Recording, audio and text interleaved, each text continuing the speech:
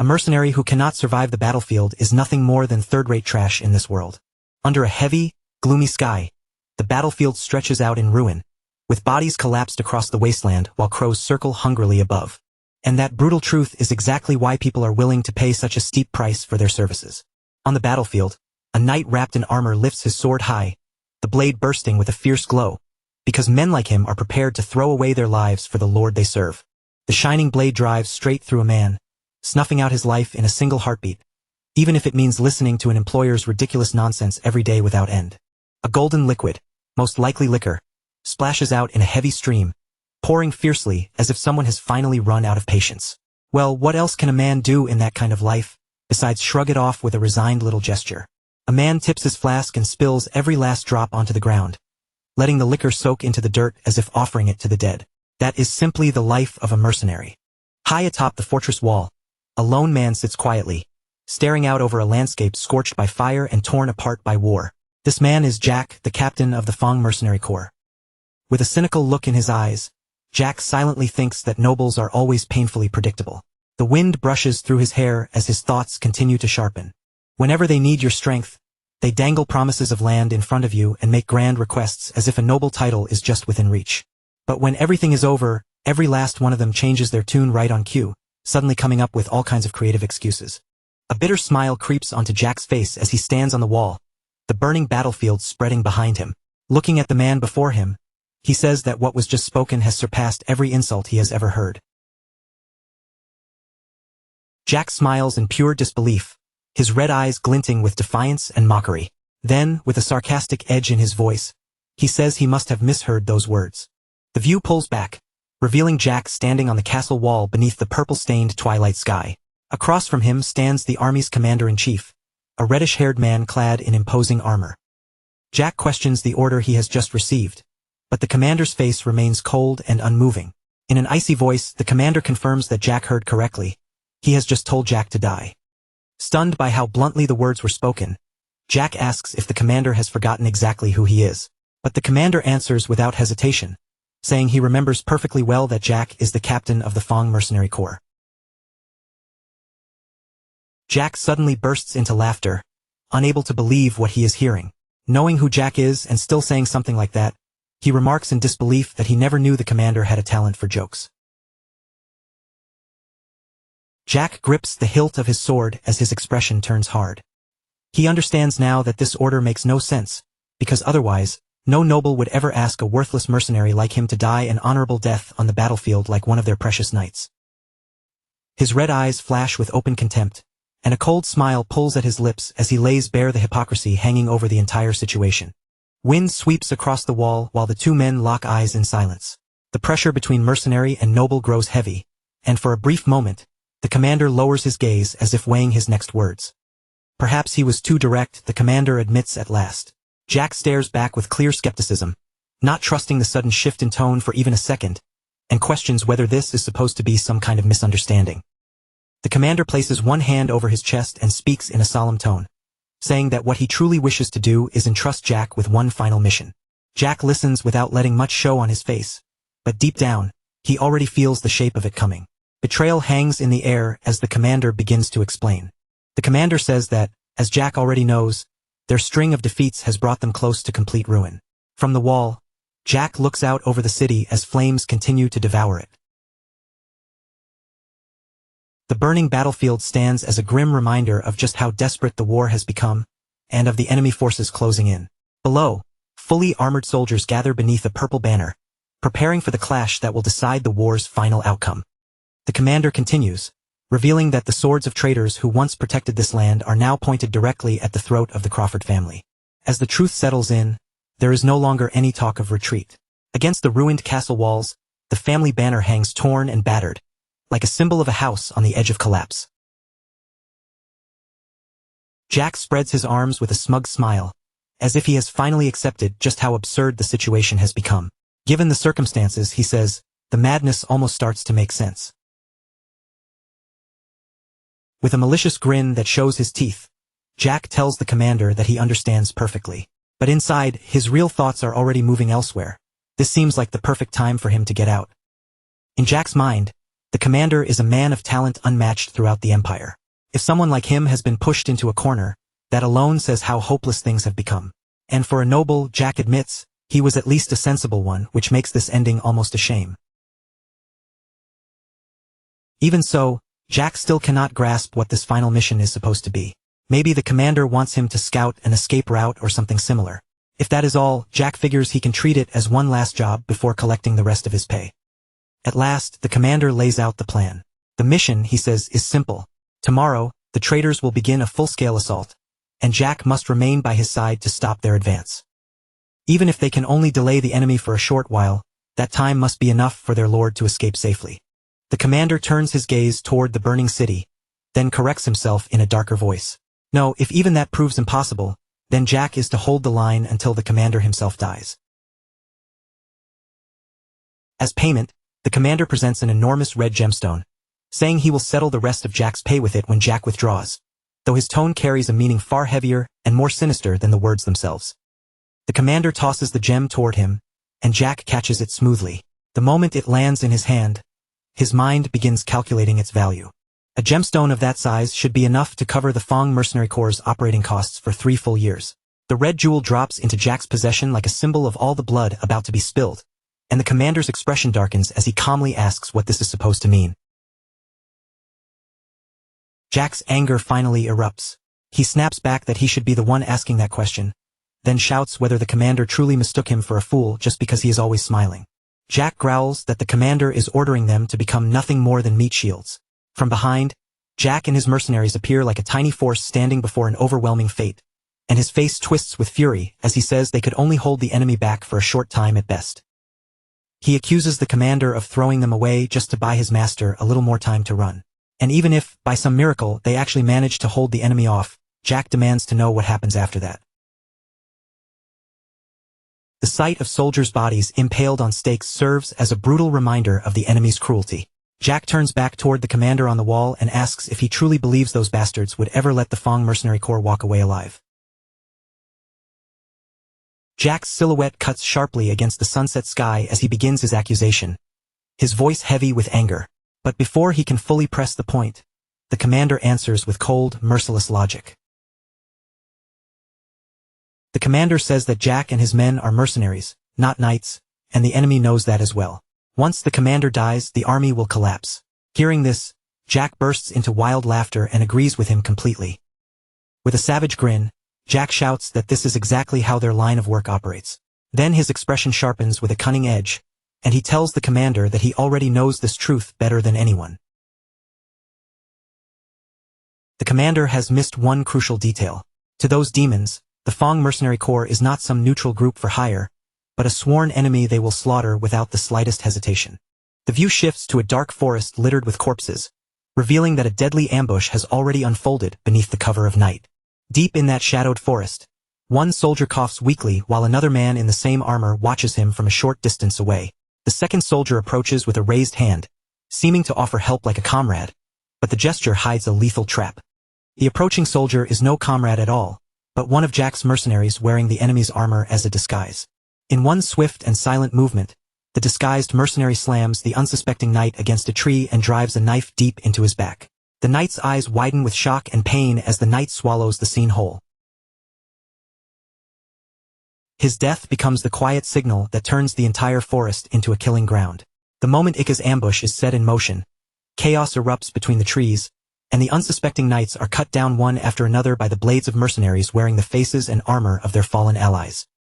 One knight watches his comrades collapse around him, and only then does the terrible truth sink in. This was never a reunion with allies at all. From behind his helmet, Jack glares into the darkness, his red eyes glowing as he shouts that they have walked straight into a trap. Fear spreads through the ranks like wildfire. The soldiers finally realize the men beside them are not comrades, but Fong mercenaries hiding in stolen disguises. One soldier screams out the truth, only for his voice to be cut off forever, while a furious commander on horseback roars in rage. "You bastards!"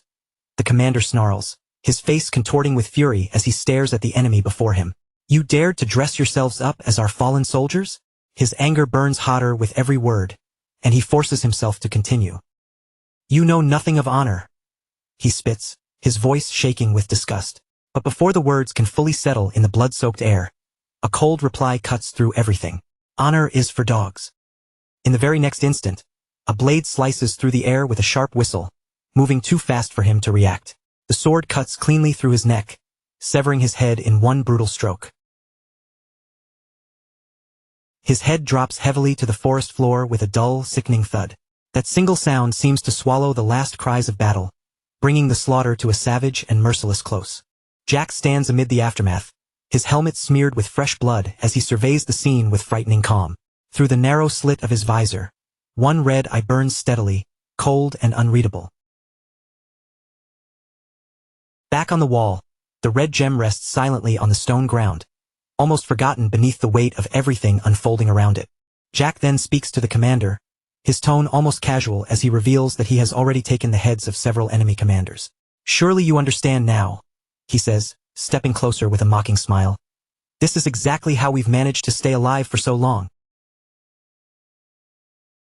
"Right now," Jack continues, his smile sharpening, "those bastards care far more about ripping us apart than they do about chasing after your lord." The commander's jaw clenches hard, his face tightening as Jack's words sink in. He is clearly shaken, not only by the revelation, but by the sheer boldness behind the plan.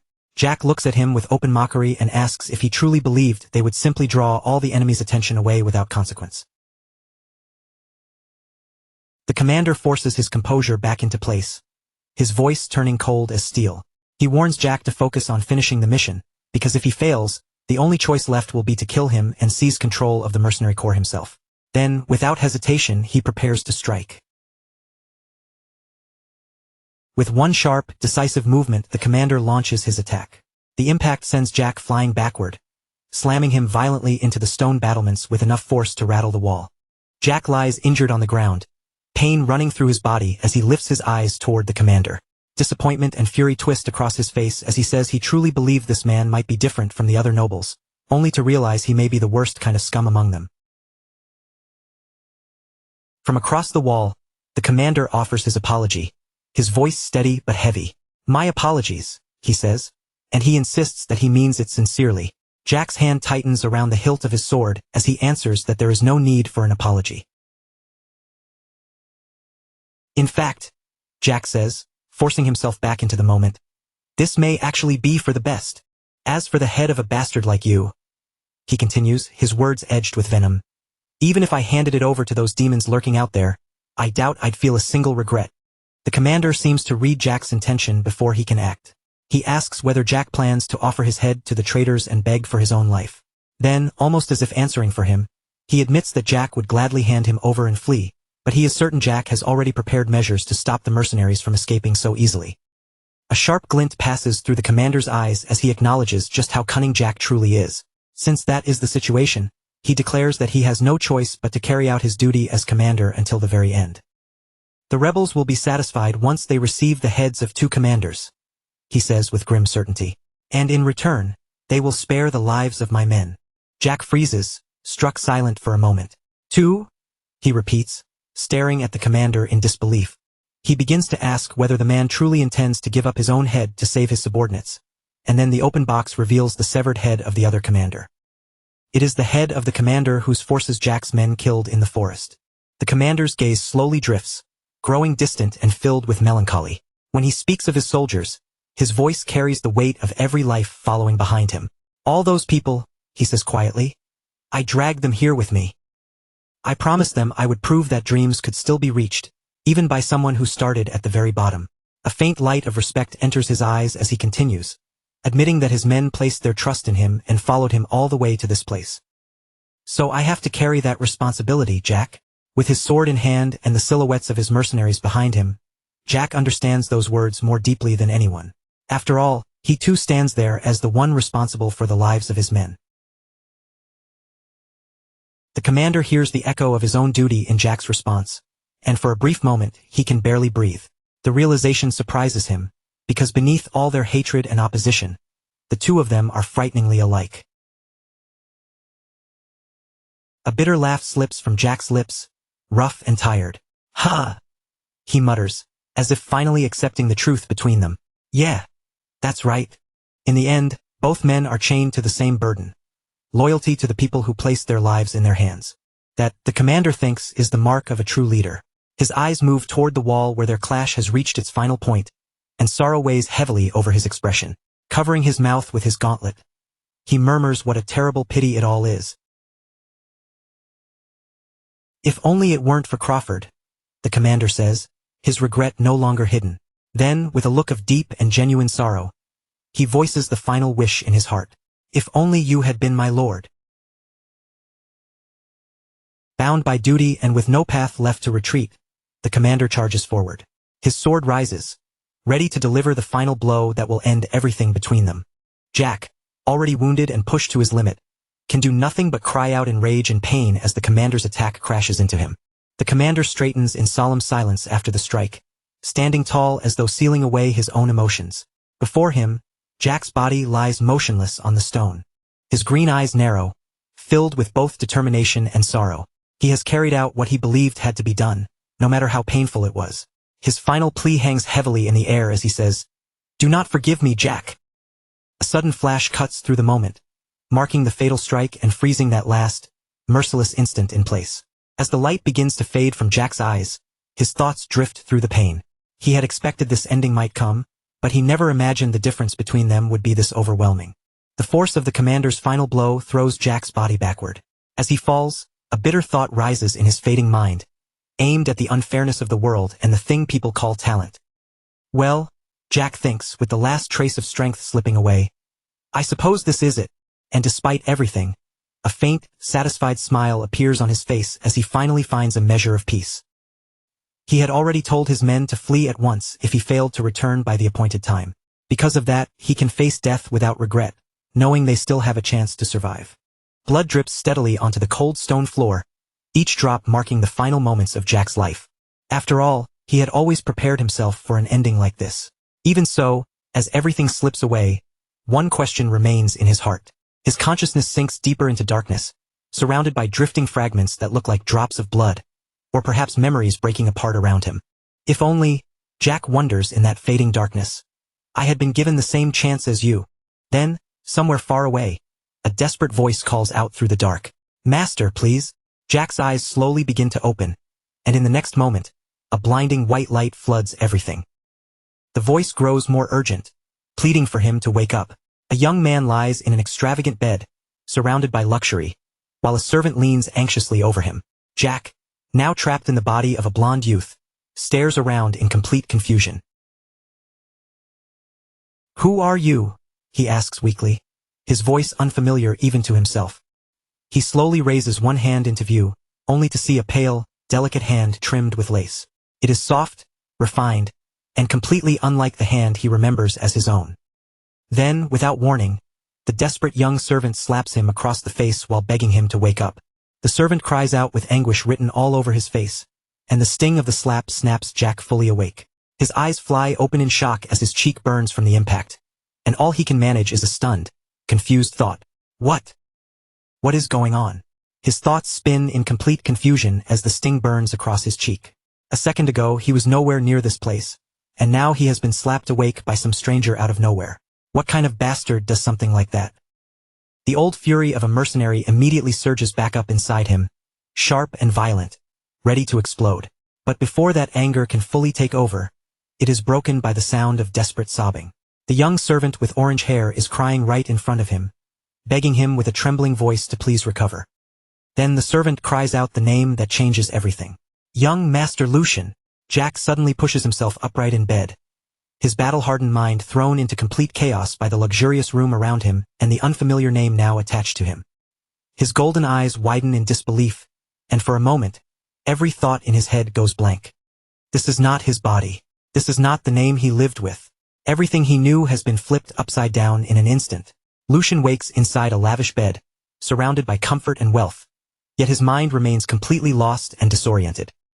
Beside the bed, the young servant looks like he has been crying for a long time, his face wet with tears and relief. But no matter where Lucian turns his eyes, only one thought keeps repeating inside his head. With panic rising across his face, he lowers his gaze and stares at his hands, suddenly realizing that something is terribly wrong. His thoughts race back to the hands he once knew as a mercenary. Those hands had been rough, scarred, and covered in blisters from years of gripping swords and surviving battlefields. So what happened to them? His eyes drop again to the hands he has now. They are not merely clean. They are delicate, pale, and soft. The kind of hands that belong to a pampered young noble who has never known the weight of real hardship. They are hands Jack never had in his entire life. As he climbs out of bed in total confusion, the red-haired servant clings to the sheets beside him, sobbing so hard he can barely breathe. Lucian cannot make sense of any of it. Who is this guy and why is he acting like this? Just a moment ago, that same servant nearly made him want to kill him, and now he is crying his eyes out like Lucian's life means everything to him. The shock hits too hard, and overwhelmed by the situation, Lucian collapses back onto the bed. The instant the servant sees him move, he breaks down even harder, but this time with tears of joy. He shouts in pure relief that the young master is alive, confessing that he truly thought Lucian had died and that his own heart nearly stopped from fear. Then his personal attendant drops to his knees beside the bed, his body shaking as he murmurs that if anything had happened to Lucian, it would not have been a problem for him alone. It would have become a terrible tragedy for the entire house, and Lucian can only listen in disbelief. Lucian has no idea what kind of nonsense this servant is talking about. Young master, personal attendant, house. Every word sounds strange and completely disconnected from the brutal life he remembers living. But above all that confusion, there is one thing he is absolutely certain of. He died on that battlefield. That final strike had been real, and it was the kind of death no one could possibly survive. He reaches up and touches his neck, only to find it perfectly intact beneath his fingers. The realization sends a chill through him as he wonders how his head is still attached after being decapitated. A heavy silence settles over the room while Lucian struggles to accept the impossible reality in front of him. With Hans still kneeling beside him, Lucian's expression gradually turns serious. Piece by piece, he begins connecting the clues, and every strange detail points toward one shocking conclusion. At this moment, he has somehow taken over the body of a complete stranger. Lucian rises from the bed with a new determination in his eyes, and a mischievous smile slowly forms on his face as he realizes that this impossible situation may also be a brand new opportunity. And this body is not ordinary in the slightest. Lucian steps in front of the ornate mirror and discovers that the face staring back at him is unbelievably handsome. He studies himself from head to toe in the reflection, taking in every refined feature and elegant detail, while Hans watches anxiously from a short distance away. Still bewildered, Lucian slowly lifts a hand and touches the mirror, as if the reflection might vanish if he looks away for even a second. Even at a glance, it is obvious that this graceful body belongs to a noble, and not just some minor noble either, but someone from a family so disgustingly wealthy that luxury seems to fill every corner of the room. Judging by the expensive furniture, the fine bedding, and the sheer elegance surrounding him, Lucian turns his attention back toward Hans. First things first, he needs information before he can make any move. Lucian clears his throat, fixes his gaze on the servant, and says, "Listen, Hans, there is something I need to ask you." Hans flinches at the sudden attention, but he immediately straightens himself, eager to be useful. With nervous devotion, he assures Lucian that he may ask him anything. Lucian goes straight to the most important question. What year is it? Hans looks surprised by the strange question, but he quickly assumes it must be the medicine leaving his master dazed. With a strained little smile, he answers that it is the year 846 of the imperial calendar. That answer hits Lucian like a blow to the chest. He stares at Hans, unable to process what he has just heard, and a stunned whisper slips from his lips. What?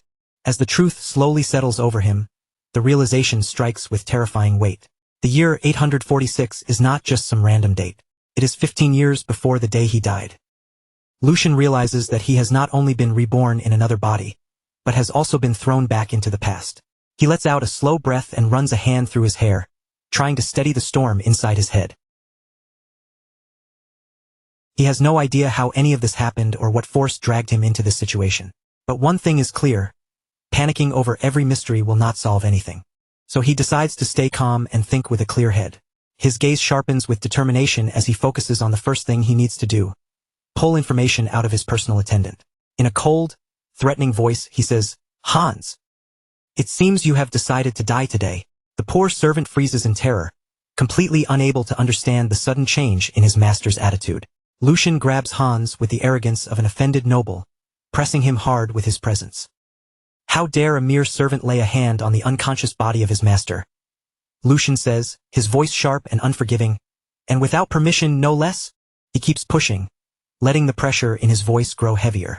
Have the rules of this place changed? Then his eyes narrow into a piercing stare so cold that it seems to freeze Hans down to his soul.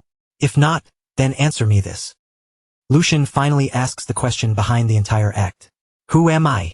Hans's eyes go wide with pure panic and confusion, unable to understand why his own master would ask such a thing. Terrified, he lowers his head in a deep bow.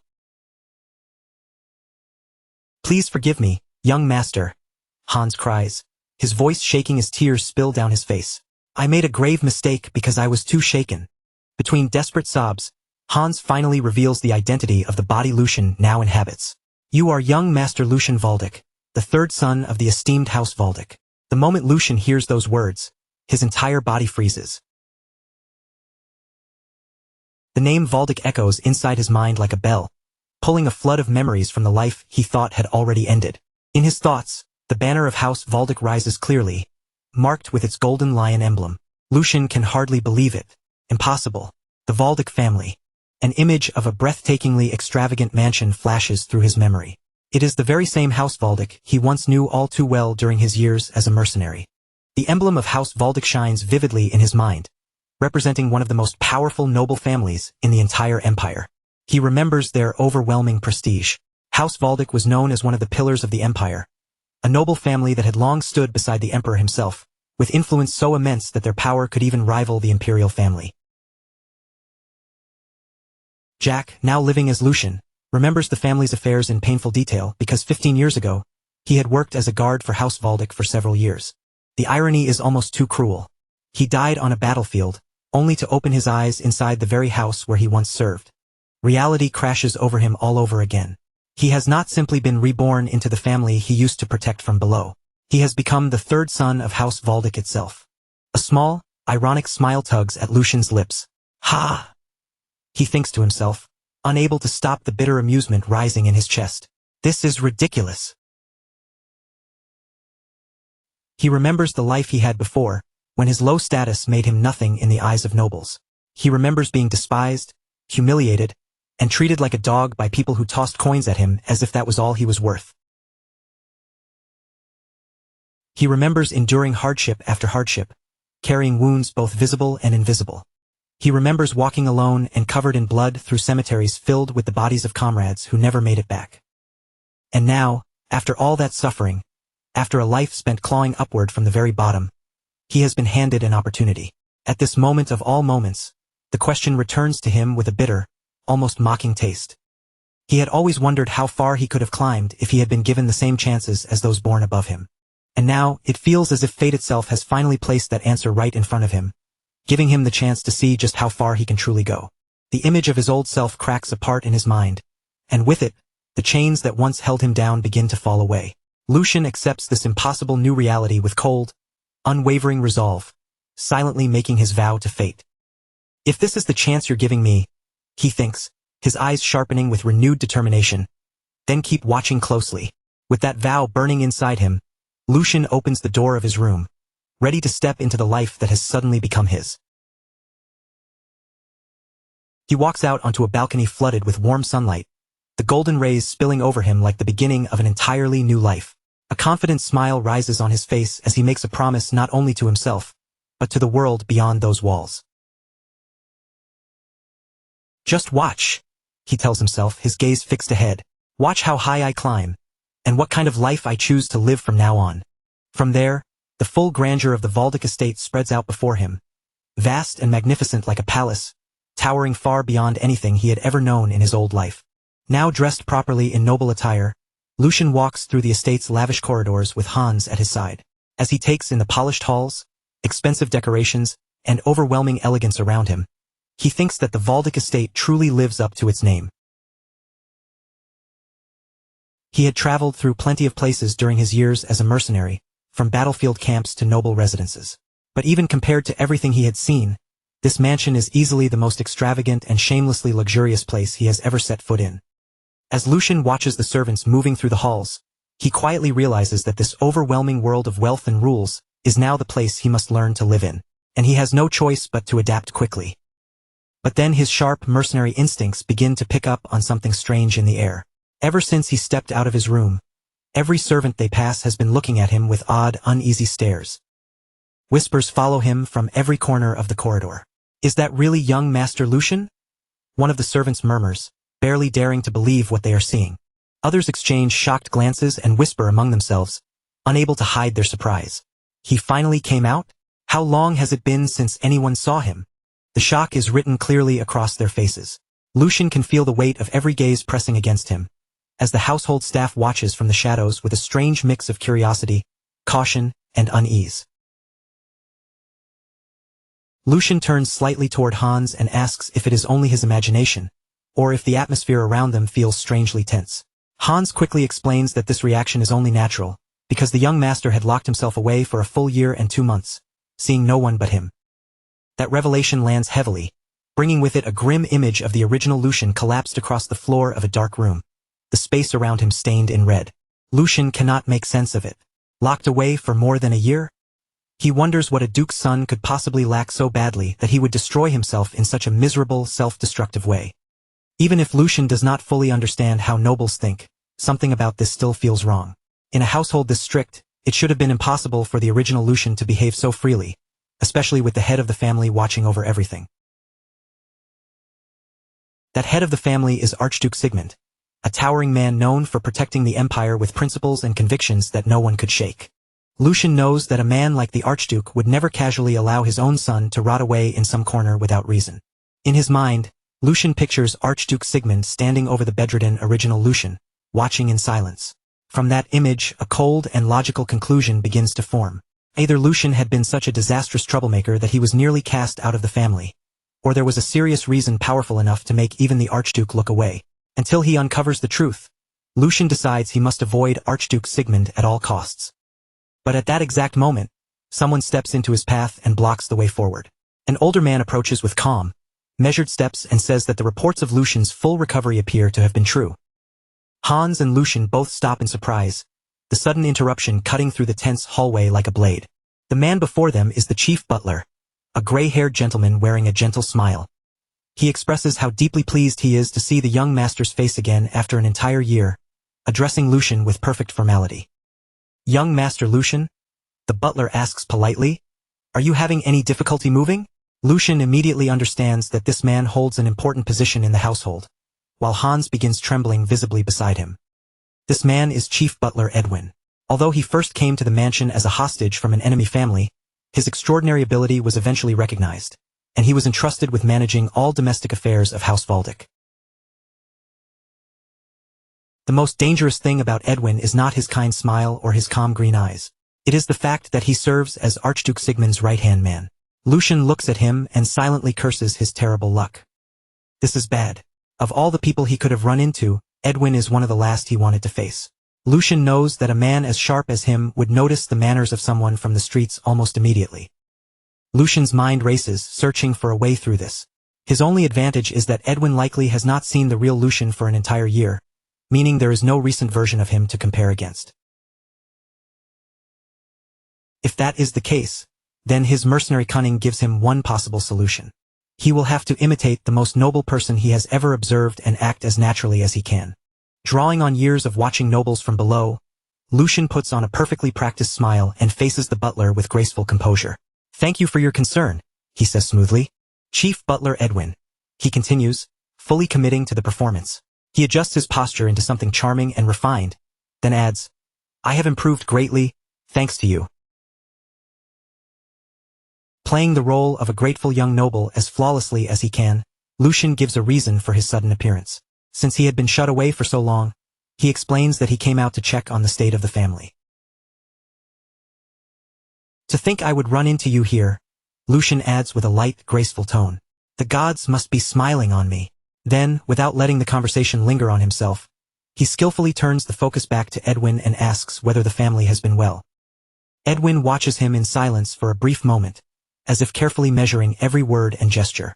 Then he answers with a courteous smile, saying that House Valdic remains as strong as ever, and that it is a relief to see both the young master and Hans doing well. Lucian laughs inwardly with relief, feeling as if he has cleared the first hurdle. Thinking about it, how could anything truly go wrong in this mansion with someone like Edwin watching over the household? Inside, Lucian decides that Edwin does not seem suspicious of him. Believing he has passed the test, he prepares to make a clean retreat. "It seems I worried for nothing," he says, turning away with a calm expression. "Then I will take my leave in peace. It is my first time outside in quite a while, and I am feeling exhausted." But just as Lucian tries to escape, Edwin's voice stops him cold. With polite bluntness, the butler asks the young master to delay his return. Lucian's blood seems to run cold in an instant. His carefully planned escape has failed before it even began. Edwin's expression turns serious as he delivers the news Lucian least wanted to hear. "Archduke Sigmund wishes to see you immediately, young master." Lucian slowly turns back around, panic flashing deep in his eyes. The very person he had sworn to avoid at all costs is now calling for him.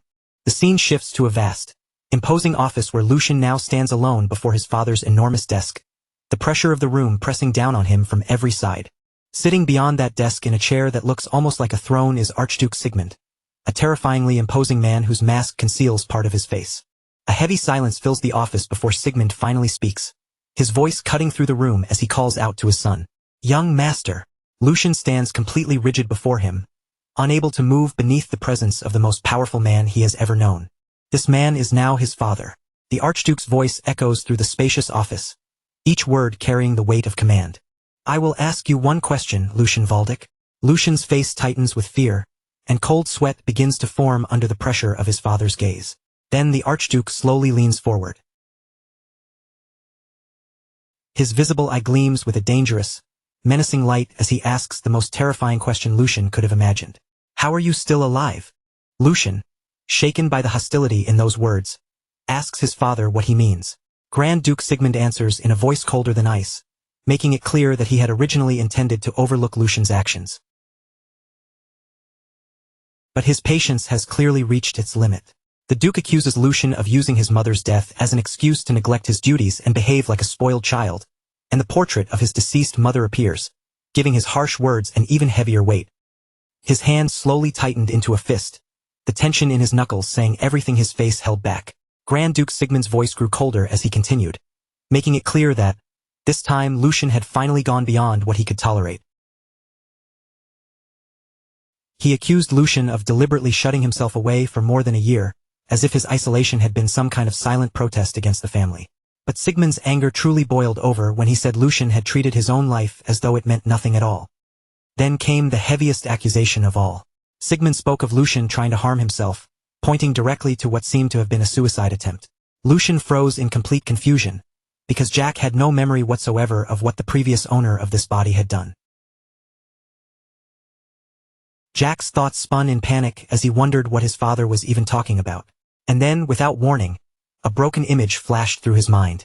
It was not his own memory, but something left behind from that moment itself. In the vision, young Lucian was lying weakly in bed, while someone beside him trembled in sheer panic. The fragment sharpened just enough for Jack to see Hans, the servant, sobbing uncontrollably beside the bed. Only then did the reason for all that chaos begin to make sense. This was what had really happened back then, an incident Jack had never known anything about until now. Back in the present, Lucian quickly tried to steady the atmosphere before it shattered completely. He addressed his father and carefully suggested that there had to be some kind of misunderstanding, but before he could explain further, the Grand Duke cut him off without mercy. Sigmund's patience had already run dry, and the weight of his authority filled the room like a wall pressing down on everyone there. With an unyielding stare, Grand Duke Sigmund ordered Lucian to stop hiding and confess what he had truly intended all along. He kept pushing, his voice sharp and relentless, asking whether Lucian's true goal had been to use that frail body of his to stir up a scandal and throw the entire household into turmoil. Then the Duke finally revealed the accusation in full. Lucian had taken sleeping pills to cause an uproar. The word struck Jack like a blow, because he suddenly understood that the original Lucian had attempted a false suicide, all just to force people to notice him. In that instant, The truth crashed down on Jack all at once, leaving no room for denial. He finally remembered why the name Lucian had never stood out to him in his past life. The missing piece, the one detail that had always felt strangely absent, suddenly clicked into place. His mind slipped back 15 years into the past. Back then, Jack had been nothing more than a guard working at the Valdic estate. During those days, he had heard whispers about the family's third son, Lucian Valdic. Lucian Valdic. The memory that surfaced with that name was devastating. Jack now remembered the reason he had never known much about him. The original Lucian Valdic had died. He was supposed to have been dead. And with that realization, the man standing before him became tied directly to those old memories. The head of the Valdic family, the ruler of the household, was Grand Duke Sigmund Valdic. Jack then recalled how complicated the Valdic family had always been. The Grand Duke had 4 children, and each of them had been born from a different mother, creating a household where tension and rivalry could easily take root. During the 10 years he had spent serving as a guard, Jack had crossed paths with the other young lords and their mothers several times. Yet, thinking back carefully, he realized he had never once met Lucian or Lucian's mother face to face. In his memories of the estate, the two of them had always been strangely absent, like shadows missing from a place where they should have been. Jack began piecing together the facts he had known back then. Lucian's mother had died from illness not long after Jack first began working at the estate. And then, shortly after her death, for reasons Jack had never understood at the time, another tragedy followed. The young Lucian had also died, as though he had simply followed his mother into the grave. Now, back in the present, Jack's thoughts raced violently. The story he had always accepted, that mother and son had simply passed away one after the other, was nothing more than a surface-level illusion. There had been something hidden behind those deaths. With the pieces finally coming together, Jack began to understand just how much pressure the original young Lucian must have been carrying alone. His mother's death, along with his unstable position inside a family filled with competing bloodlines, had become a crushing weight far too heavy for a child his age to bear. And with that, the whole truth revealed itself. Desperate for even the smallest bit of attention from his father, the fragile Lucian had swallowed a dose of sleeping pills that was nearly enough to kill him. It had not been a true attempt to throw his life away. It had been a cry for help, a desperate act from a lonely child, but that cry had ended in tragedy. As Jack followed the thought through, the grim reality became even clearer. After an entire year locked away in seclusion, the original Lucian's weakened body had no strength left to resist the drug he had taken, just to make his father look his way. The result was a fatal accident. Young Lucian had died there quietly, his desperate plea ending in a silence he had never intended. With this truth laid bare, Jack finally understood just how complicated the situation truly was. He realized that the Grand Duke's furious scolding, as harsh as it sounded toward a son he had not seen in a year, was not completely unreasonable anymore. From Sigmund's point of view, that rage made sense. His own son had played with his life, dragging his father to the very edge of fear and despair. Jack reasoned that, no matter how high Sigmund's title was, before anything else, he was still a father whose child had nearly died. The anger buried inside him had to be enormous. Even so, Jack steeled himself with iron resolve. This was not the time to worry too much about anyone else's feelings. His own survival came first, and right now it felt as if he were standing at the edge of a cliff. He recalled the Duke's last words and immediately recognized them for what they were. A final ultimatum. One careless answer, one wrong step, and everything could collapse. The pressure bearing down on him was so intense that it felt as though the ground beneath his feet was beginning to split apart. His golden future, the precious second chance at life he had somehow been given, was dangling by a thread. The danger in front of him was far too great to ignore. If his answer failed to satisfy the Grand Duke, his fate could turn miserable in an instant. He could already picture the punishments waiting for him, like being sent away as a priest to some distant monastery. He might be forced to abandon the secular world forever, or worse, be dragged off to some brutal northern territory and thrown into a life filled with hardship. A future where he had to fight the freezing cold and savage beasts for the rest of his days was absolutely unacceptable. Jack rejected those possibilities with every fiber of his being. This new life had not come to him easily. Even after losing his head in his previous life, he had somehow been given another chance, and he refused to waste it. A defiant smile crept into his thoughts as he asked himself whether he would really let another family's tragedy, the pain of the original Lucian, destroy this precious future. Once his decision was made, Lucian faced his father directly. He began in a calm voice, saying that he would speak exactly as he had been ordered to. First, He apologized for staining the Valdic name with his foolishness and for causing his father such deep worry. Lowering his head, he placed a hand over his heart and offered a sincere-looking apology, presenting himself as a remorseful son showing proper respect. Meanwhile, Edwin, the head butler, stood silently to the side. His eyes remained fixed on Lucian, unable to hide his surprise at the young master's sudden and dramatic change in behavior. Lucian continued, declaring that the fault belonged to him alone and that he had no excuses to offer. He said he would accept whatever punishment his father chose to give him. But right after that, his approach quietly shifted. He argued that speaking about blame at this point would change nothing anymore. Since what had happened could not be undone, this was the very moment they should look toward what came next. Then, with unexpected boldness, he asked his father whether it would not be right to rejoice with all his heart over the simple fact that the son he believed he had lost was still alive. Grand Duke Sigmund seemed caught off guard by the sudden turn, repeating Lucian's words in disbelief. What had happened had happened. Could not be reversed. Lucian stepped forward with growing confidence, saying that a life saved from the brink of death should not remain chained to the past forever. Instead, it should be allowed to move ahead. He brought his heels together, his posture now filled with fresh determination, as though he were preparing to make a vow. Then, in a clear and steady voice, he declared that he intended to live diligently for the future waiting before him. With a sly smile barely touching his lips, he made his daring request. He asked not as someone speaking to the Grand Duke, but as a son speaking to his father. Just one word of encouragement, he said, would be enough. Sigmund listened without softening, his expression still hard and unreadable. Lucian then pushed his final and most cunning argument forward. He claimed that when a child sincerely repented, it was a father's duty to embrace that child willingly, appealing not to rank or authority, but to the bond between parent and son. He finished by presenting his bold request not as disrespect, but as a sacred obligation between father and son, something even the laws of heaven would recognize. Watching it all unfold, Edwin was left completely stunned. Incredible, Edwin thought, barely able to process what he was witnessing. He had already sensed that Lucian's presence had changed, but this went far beyond anything he had expected. In his memory, the young master had always been a timid child, constantly shrinking back in fear and anxiety. The man now standing in front of the Duke carries himself with such calm confidence that he almost feels like a completely different person. Edwin can only stare in disbelief, wondering if this really is the same young Master Lucian he has known all this time. The change is so extreme that, for a moment, he even doubts what his own eyes are seeing. A heavy silence settles over the room, pressing down on everyone as the Grand Duke takes in every word his son has just spoken. The air grows so tense that even breathing feels difficult.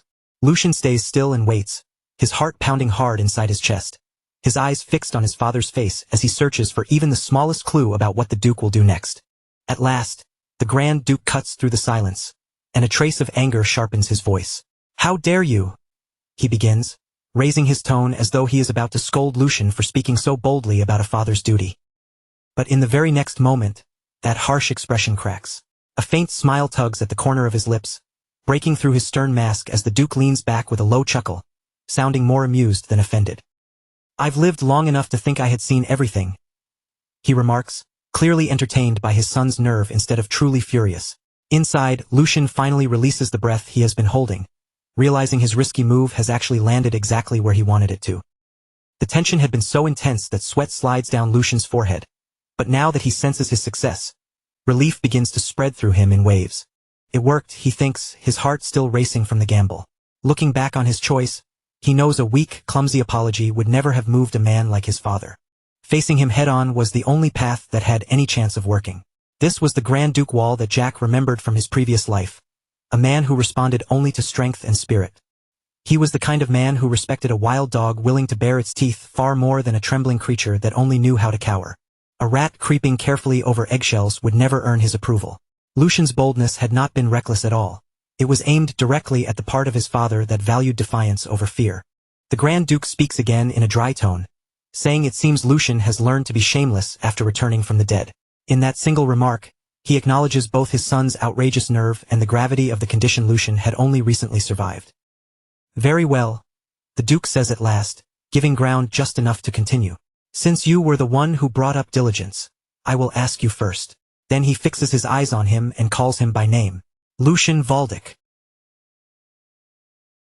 What exactly do you intend to do from now on?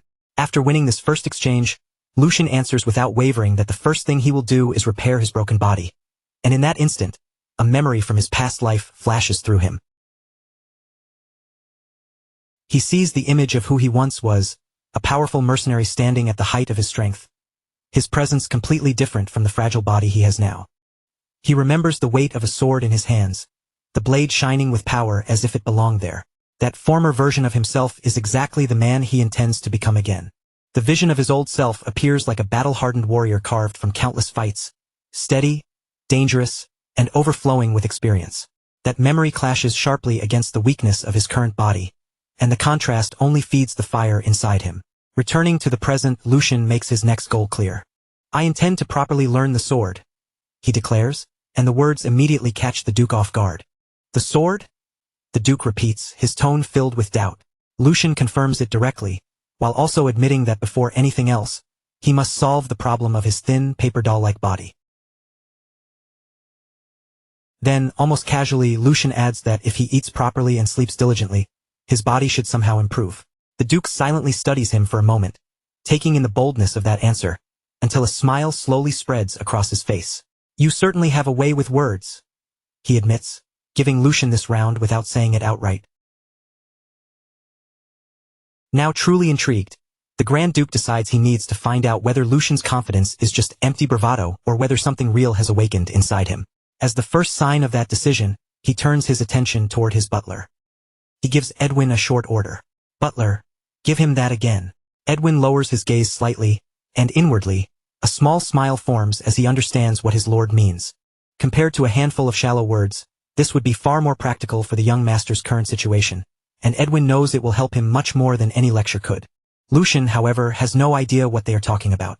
A bead of sweat rolls down his temple as he stands there completely puzzled, wondering what that could possibly mean. Edwin bows politely and confirms the command at once. Understood, my lord. I will arrange for it to be made available immediately. Later, back in his room, Lucian is still left in confusion. What exactly is that? He wonders, completely in the dark about what is coming for him. Before long, the answer arrives right at his door. Across the mansion grounds, several servants haul an enormous wooden chest forward, its heavy frame looking difficult to move with every step. The chest is so massive and heavy that the servants struggle just to bring it into Lucian's chamber. But once the lid is finally opened, what appears inside is enough to blind anyone with its shine. The inside is packed from edge to edge with gold coins, glittering jewels, and precious necklaces, all piled together like a small mountain of treasure. Lucian and his personal servant Hans both freeze in place, staring at the absurd amount of wealth before them. Ah, this is ridiculous, Lucian blurts out, overwhelmed by the sheer scale of it. Standing by the window and looking out across the vast city, Lucian finally understands what this is. It is an outrageously huge monthly allowance, the kind of wealth only a high noble could casually possess, and he scoops a handful of gold coins into his palm as the realization sinks in. He can hardly believe that this entire fortune is meant for just 1 month. With money like this, countless possibilities open in front of him, and a mischievous smile slowly spreads across his face. With this much funding, his ambitious plan might actually be possible. It is more than enough to make the attempt worthwhile. At last, his real objective becomes clear. With this wealth, he can gather the ingredients needed to completely rebuild his weak body.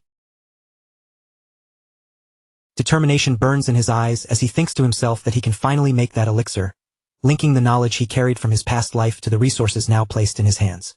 Using the experience of his former life and the wealth of this new one, Lucian can begin shaping a stronger future.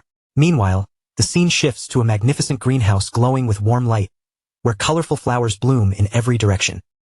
Inside that bright greenhouse, the Grand Duke, an imposing man with blonde hair and a matching beard, walks forward with his usual commanding presence. A few steps behind him follows Edwin, his loyal veteran butler. As they move through the flower-lined path, Edwin quietly remembers that this greenhouse was a place the late Grand Duchess had treasured deeply while she was still alive. He continues thinking that the Grand Duke has not stepped into this place for a long time, so for him to come here now must mean there is a special reason behind it. To Edwin, that reason is clearly the recent and remarkable change in young Master Lucian. Even though Lucian had briefly lost his father's favor, Edwin knows the Duke would never cast him aside so easily, especially when he is the son of the Grand Duchess whom the Duke loved so dearly. The Grand Duke keeps walking through the greenhouse corridor with firm, decisive steps, though his mind is far from gentle. He thinks back to Lucian's former behavior and judges it as truly pathetic. In his thoughts, the image of the old Lucian lingers clearly, refusing to disappear. He remembers a boy who was always glancing around nervously, as if frightened by everything around him, and who would whine like a wild dog the moment anyone raised their voice even slightly. Edwin then speaks to him respectfully, carefully breaking into his lord's thoughts. "My lord," Edwin says. Even while the Duke's mind remains occupied with harsh memories, he reflects that Lucian's attitude had been nothing like his mother's, and that he resembled her only in appearance. Edwin's expression shifts with surprise as the Duke's thoughts begin moving in a different direction. For the first time that day, a faint smile appears on the Grand Duke's face as he admits inwardly that perhaps he had been wrong about his son all along. Then he says to Edwin, "You saw it too, didn't you? That child looked me directly in the eyes and stated his opinion." Edwin confirms it without hesitation. Yes, there was not even a trace of uncertainty. His posture and bearing were truly resolute and confident. Looking at Lucian more warmly, Edwin thinks the young master has always had a tender heart and deeper thoughts than people realized, only hesitating a little more than the other young masters. In the end, Edwin concludes Lucian still carries his lord's blood. Even after hearing Edwin's words, the Grand Duke remains guarded and skeptical, answering only that it remains to be seen. He adds that the tasks awaiting that child from now on are not things that can be solved with a few clever words, making it clear he intends to test Lucian properly. But with a worried expression, Edwin interrupts his lord's thoughts. "My lord, however, there is a problem." The Duke's interest sharpens as he asks, "A problem?" Edwin explains that although young Master Lucian's support funds have been restored, it has now been confirmed that details about some of those circumstances have leaked outside. The truth then shifts into view. After an investigation, it appears the second young master, Geordie, is involved, and he burns a letter with a malicious smile on his face. Edwin reports that Geordie has already dismissed the head maid who had been looking after Lucian, and replaced her with someone from his own inner circle. In other words, Geordie is clearly trying to keep Lucian under watch, and the Duke can only click his tongue, admitting that while Geordie has ability, his thinking is far too narrow. With a darker look settling over his face, the Duke thinks that he understands why Geordie carries such deep resentment toward Lucian, especially because of the complicated matters involving their maternal families. Even so, he did not expect Geordie to cling to that grudge with this much stubbornness. Edwin carefully asks whether they should prepare a separate response to handle the matter, but the Duke immediately stops him. "No, Butler. Do not interfere." Edwin's concern becomes clear as he questions whether that might be too harsh for someone who has only just begun taking his first real steps forward. The Duke turns his gaze toward the pond, treating Geordie's little scheme as nothing more than a petty trick. To him, even this is part of the price Lucian must pay for failing to come to his senses over the past year.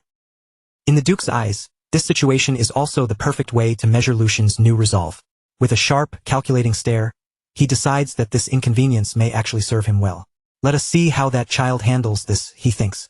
If Lucian cannot overcome something this small, then there is no reason to expect anything from him, because real strength can only be shaped by one's own hands. The Duke's thoughts settle into the image of a majestic lion, the proud symbol of the Valdic family. Even if the blood of Valdic can become the key, the door ahead must still be opened by the person standing before it. The scene then moves forward, and a sign makes it clear that several days have quietly passed since that conversation. Beneath a bright blue sky, the grand and luxurious mansion of the Valdic family stands as imposing as ever. Inside its corridors, two maids whisper among themselves while watching Hans, Lucian's servant, standing guard in front of the room. "How many days has that guy been doing this?" one of them murmurs. They continue gossiping in low voices, saying the young master has locked himself away in his room again. But Hans does not move from his post, and in a close look at his face, his fury and determination are obvious, as if he is ready to block anyone who dares disturb his master. Hans's memories then rise to the surface, showing him in a moment of panic as he recalls how desperate he had been. It has already been 3 days since the support funds that had once been cut off finally arrived again. In that memory, Lucian had calmly assured Hans that the funds were restored because his talk with the Grand Duke had gone well. Beside the large chest, both Hans and Lucian looked visibly relieved, almost unable to hide their happiness at the sudden turn of events. A closer look inside the chest shows that it is not filled with gold coins alone, but also with expensive jewels and precious treasures worth an enormous fortune. Even then, Hans cannot look at Lucian without concern clouding his face. Hans knows better than anyone that with the strained relationship between father and son, speaking to the Grand Duke could not have been easy for his young master. At that moment, Hans understands that Lucian must have summoned a tremendous amount of courage just to face his father directly like that. His loyalty and deep affection for Lucian show clearly in the way his emotions spill over. Moved by the thought that his master has finally chosen to move forward, Hans wipes away his tears, as if letting go of the sorrow that had weighed on them until now. Meanwhile, Lucian simply holds the gold coins with an almost indifferent calm. Behind him, Hans is still visibly emotional over the change in his master, but Lucian's own gaze begins to sharpen, and a powerful intensity takes over his expression. His eyes glint with fierce determination, hiding a plan that only he understands. As his fingers tighten around the coins, a sly and confident smile slowly forms on Lucian's face. With this much money, he thinks it is definitely worth trying. And with that, Lucian's true ambition comes into focus. He plans to completely rebuild this fragile, ruined body from the ground up. I can make that elixir, he thinks with certainty. The idea takes shape through the image of a shining potion and a mysterious magical herb, both tied directly to the plan he has been holding in his mind.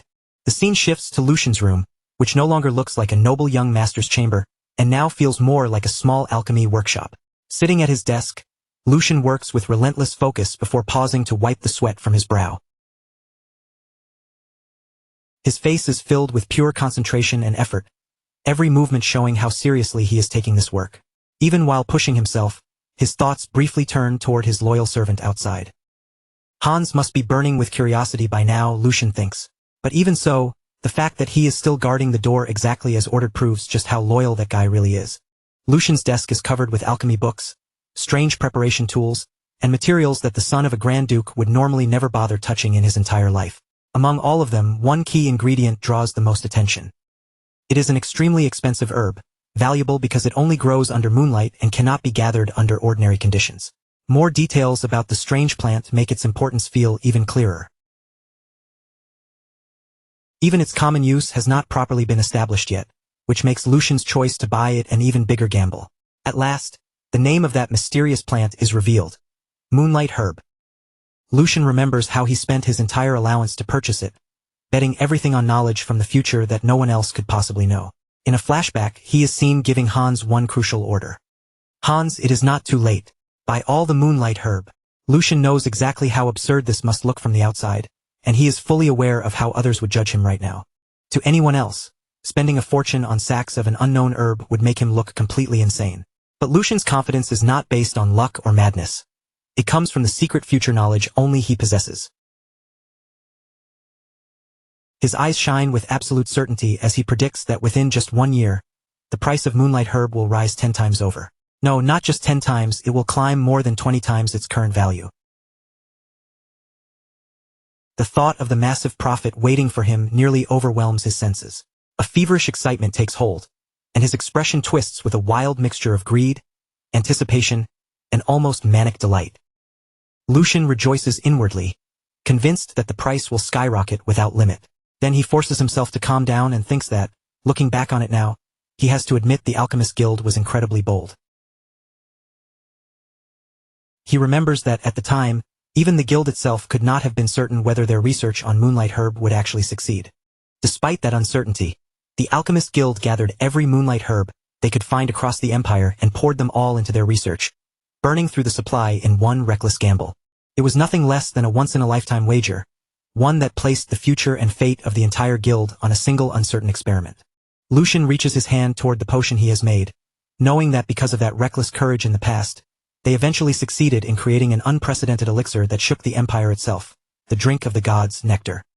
He also remembers that because they arrogantly called a mere drug something divine, they nearly brought accusations of blasphemy down upon themselves.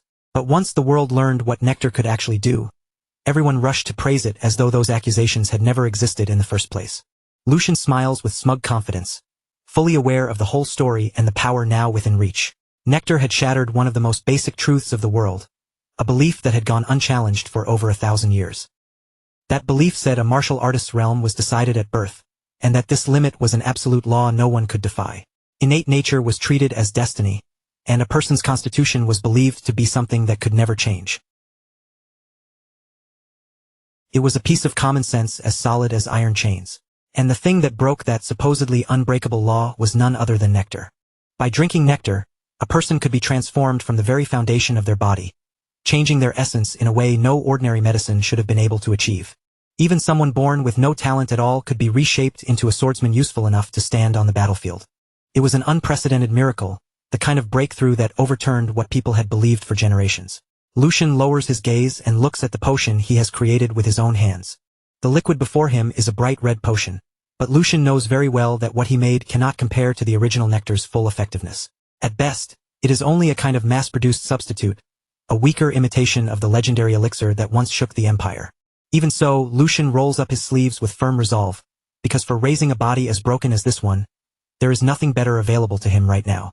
With an ironic little smile, he speaks as if addressing the former owner of the body itself. Consider yourself lucky, noble young master. He then recalls how the story of nectar eventually ended.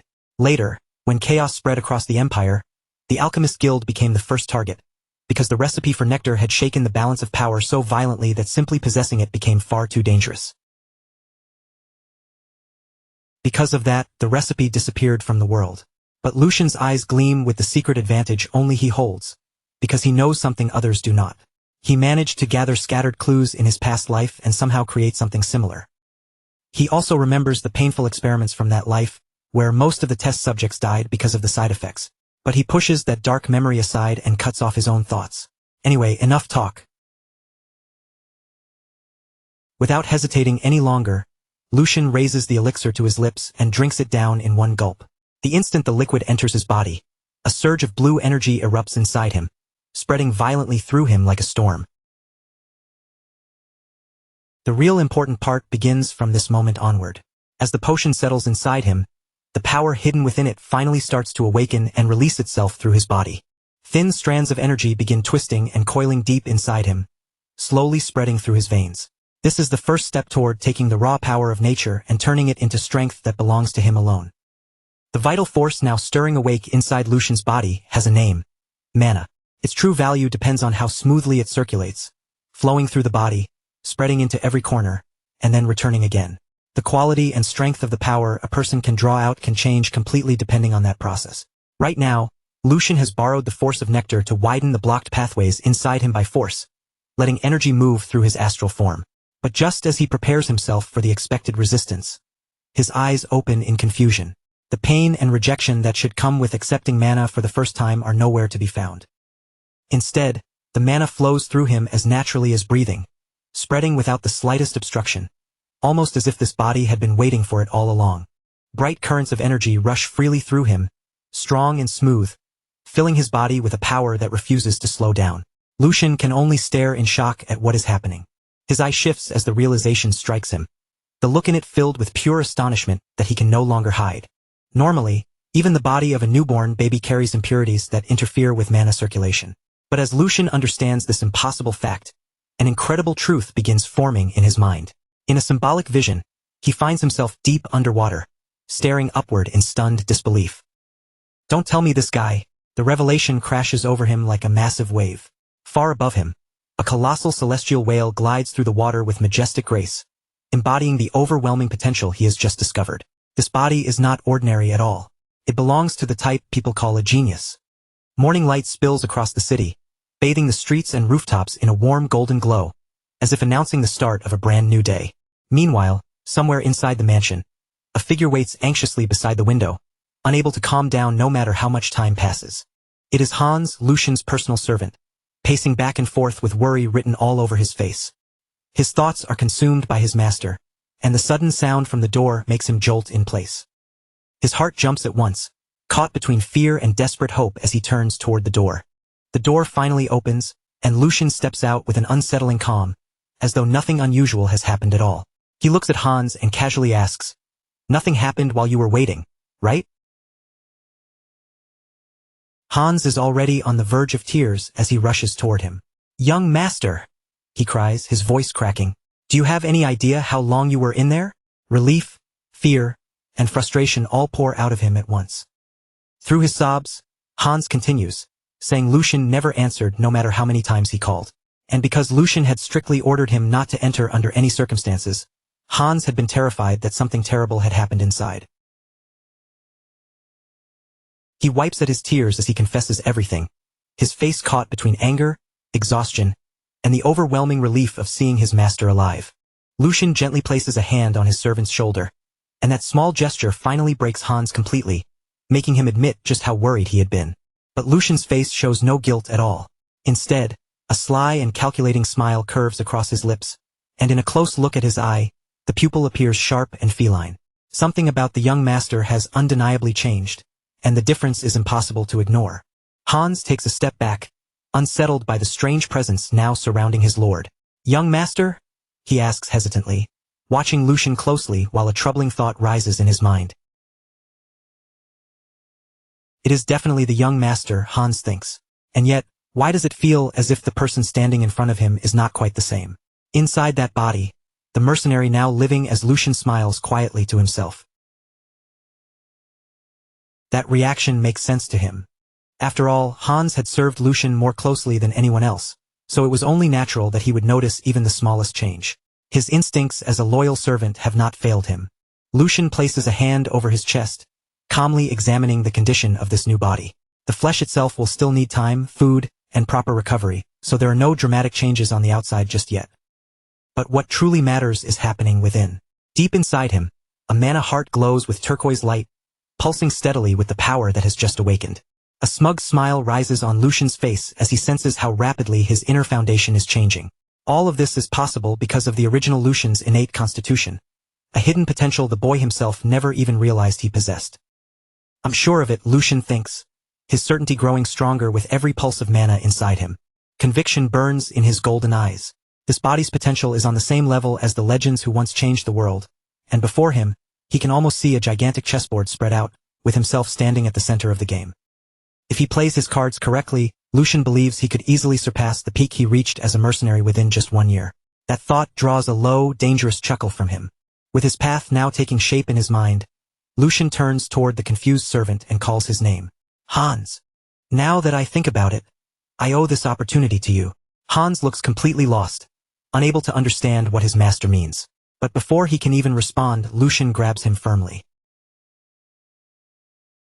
"After all, rewards and punishments must be made clear," Lucian declares, his gaze intense and unwavering, as if he is about to hand down an order that will change Hans's entire future. "Listen carefully, Hans. I'm only going to say this once." Lucian's expression grows almost wild, his excitement and confidence pushing through every word. Then Lucian commands him to gather everything he owns. If necessary, he tells Hans to sell even his underwear and bet it all on him, promising that if Hans follows him, he will guarantee him a smooth road straight to the top. He shouts it with wild laughter, overflowing with so much confidence that it feels less like a suggestion and more like a prophecy. Then, with a grand theatrical gesture, Lucian spreads his arms wide and cries out, "Let's go to the heavens together!" Hans is left completely dumbfounded, while the mercenary inside Lucian revels in the moment. I'm so jealous of you, Hans," he thinks. "Back in my time, we never had nobles like this to ride alongside." Hans, meanwhile, can only stare at him in total confusion, barely managing to say, "Young master," as he tries to process what just happened. 1 week later, the scene moves to a quiet, lush forest filled with greenery, sunlight, and the calm sounds of life all around them. Lucian and Hans walk along the forest path together. For the first time in a long while, Lucian looks genuinely relaxed, strolling with his hands behind his head and whistling lightly, while Hans follows behind him with a worried expression. This is so refreshing, Lucian thinks with a satisfied smile. Living like this feels almost unfairly easy compared to everything he once knew. He thinks back on the previous week, remembering banquets brought out with perfect timing and an endless parade of delicious food placed before him every day. His room was cleaned without him needing to lift a single finger, with maids constantly attending to every little detail around him. They even prepared a soft, cozy bed for him, the kind of comfort he had never once enjoyed in his old life. The contrast is almost cruel when he remembers how hunger used to be a normal part of his daily routine. Thinking about it now, a bitter laugh slips out of him. Because of this comfortable life, not only was he able to concentrate fully on restoring his body, but he also found the chance to settle the one question that had been weighing on his mind. His expression turns serious as he prepares himself to face that lingering piece of his past. He thinks about Jack, the guard of the Valdic family. That was the identity from his previous life, a self that now feels strangely distant and blurred. And during the past week, he had taken the time to investigate whether that past still existed here. He confirmed it with the captain of the guards. No one matching Jack's description had ever applied for the position, and even the shift Jack once worked in his memories was now filled by a complete stranger. The past he remembered simply did not exist in this reality. Lucian clasped his hands together, quietly accepting that truth and the strange new world he now stands in. Honestly, this may be the better outcome. There is nothing useful to gain from finding that version of himself, and chasing after Jack would only pull Lucian's focus away from what he needs to do now. Besides, he has to admit that he does not have the confidence to face his past self anyway. A bead of sweat forms as he imagines it, and he is certain he would die from sheer embarrassment. Back in the present, Lucian suddenly comes to a stop. A cold, sharp wave of determination runs through his body, changing the air around him in an instant. Hans looks toward him, immediately sensing that his master's mood has shifted. Lucian turns around with a firm, unwavering gaze, and Hans stiffens the moment he sees it. "Young Master Lucian," he stammers, panic spreading clearly across his face. His voice trembles as he asks, Are you really thinking of going in there?" Ahead of them, the brightly lit training grounds come into view, wide and intimidating beneath the sunlight. Hans's voice nearly turns into a plea as he reminds him. "You said you would never go anywhere near this place again because you hated it with your whole soul, Lucian." With an innocent look, Lucian tilts his head as if he has no memory of it. "I did," he asks. Hans, completely exasperated, almost shouts back, "Yes, you did." Still trembling, Hans reminds him that ever since the second young master beat him during training, Lucian had sworn he would never return to this place again. Lucian silently takes in the information. Judging from Hans's reaction alone, Lucian can already piece together what must have happened here. Since swordsmanship is a required skill for every son of the Grand Duke, the training hall must have been the perfect excuse for the second young master to torment Lucian under the harmless name of practice. In a flashback, the younger Lucian lies injured on the ground, helpless after being beaten. Seeing that image, the current Lucian realizes that his brother had planted a deep fear of violence inside him.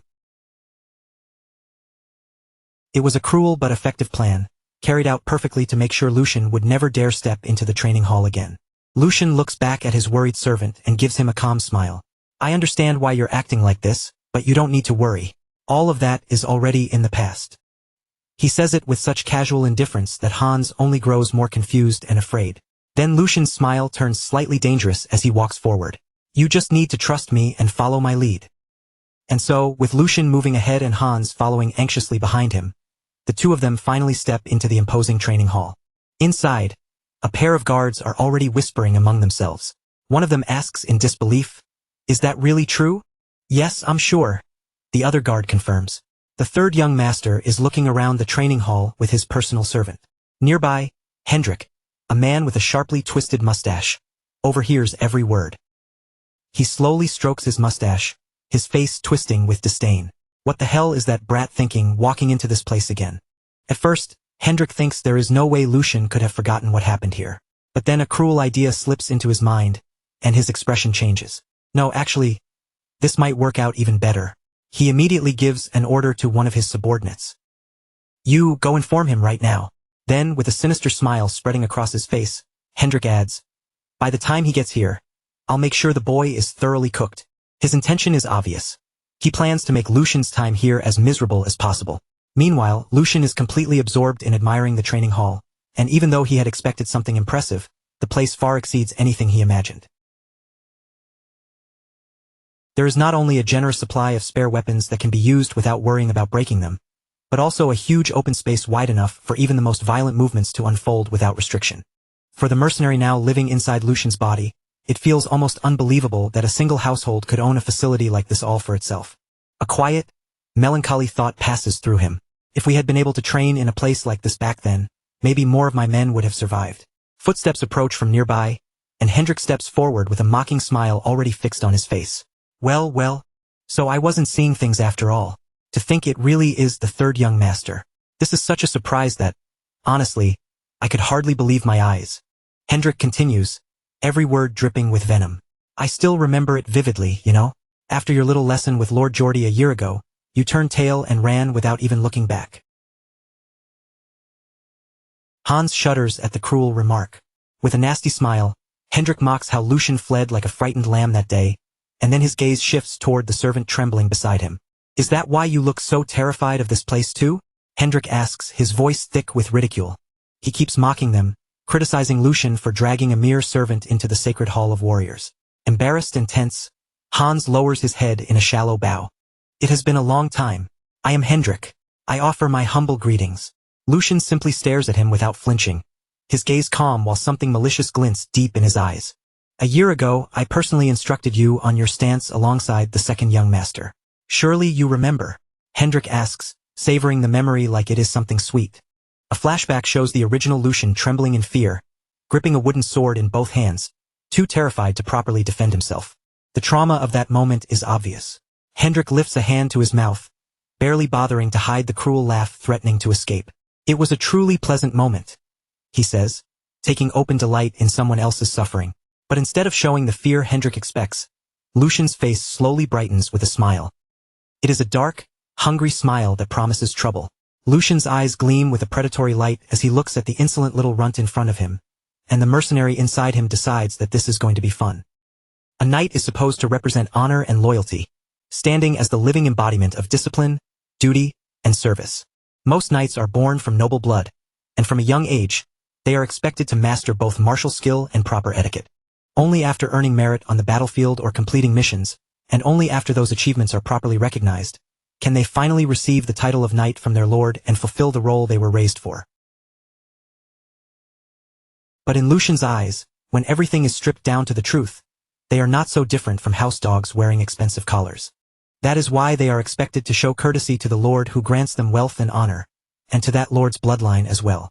Yet Sir Hendrik, with all his arrogance and rudeness, clearly seems to have forgotten that basic rule.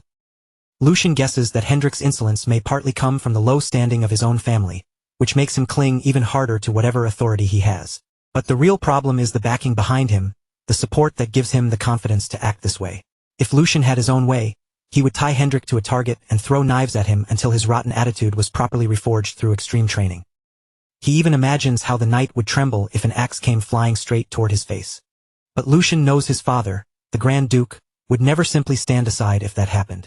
No matter how irritating Hendrik is, a knight remains a core military force and an important asset to the family. Punishing him without proper procedure would only create unnecessary conflict. Lucian clenches his fist, forcing down his impulse and deciding that now is not the right time.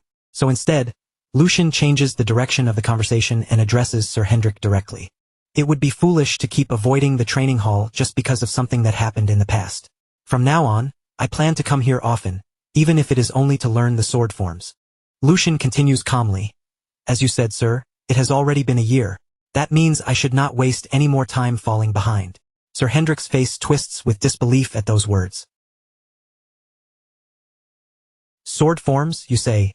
Third young master? Hendrik bursts into laughter. You really are good at joking. It is already far too late, and yet now you want to learn sword forms. Lucian asks calmly. Too late. Hendrik leans forward with a smug expression and explains. It seems you truly do not know, so allow me to inform you. Once a person passes the age of 15, they can consider it over. Sword forms are secret techniques and legacies created by our ancestors. Simply imitating their movements can grant enlightenment and evolve the physical body. They are the very essence of ancestral wisdom. But Hendrik is not finished yet. But that only applies when the path of mana is already open. Hendrik continues, speaking as if he is handing down an unquestionable truth. Since that path closes once a person turns 16, learning sword forms now would be completely useless for someone like you.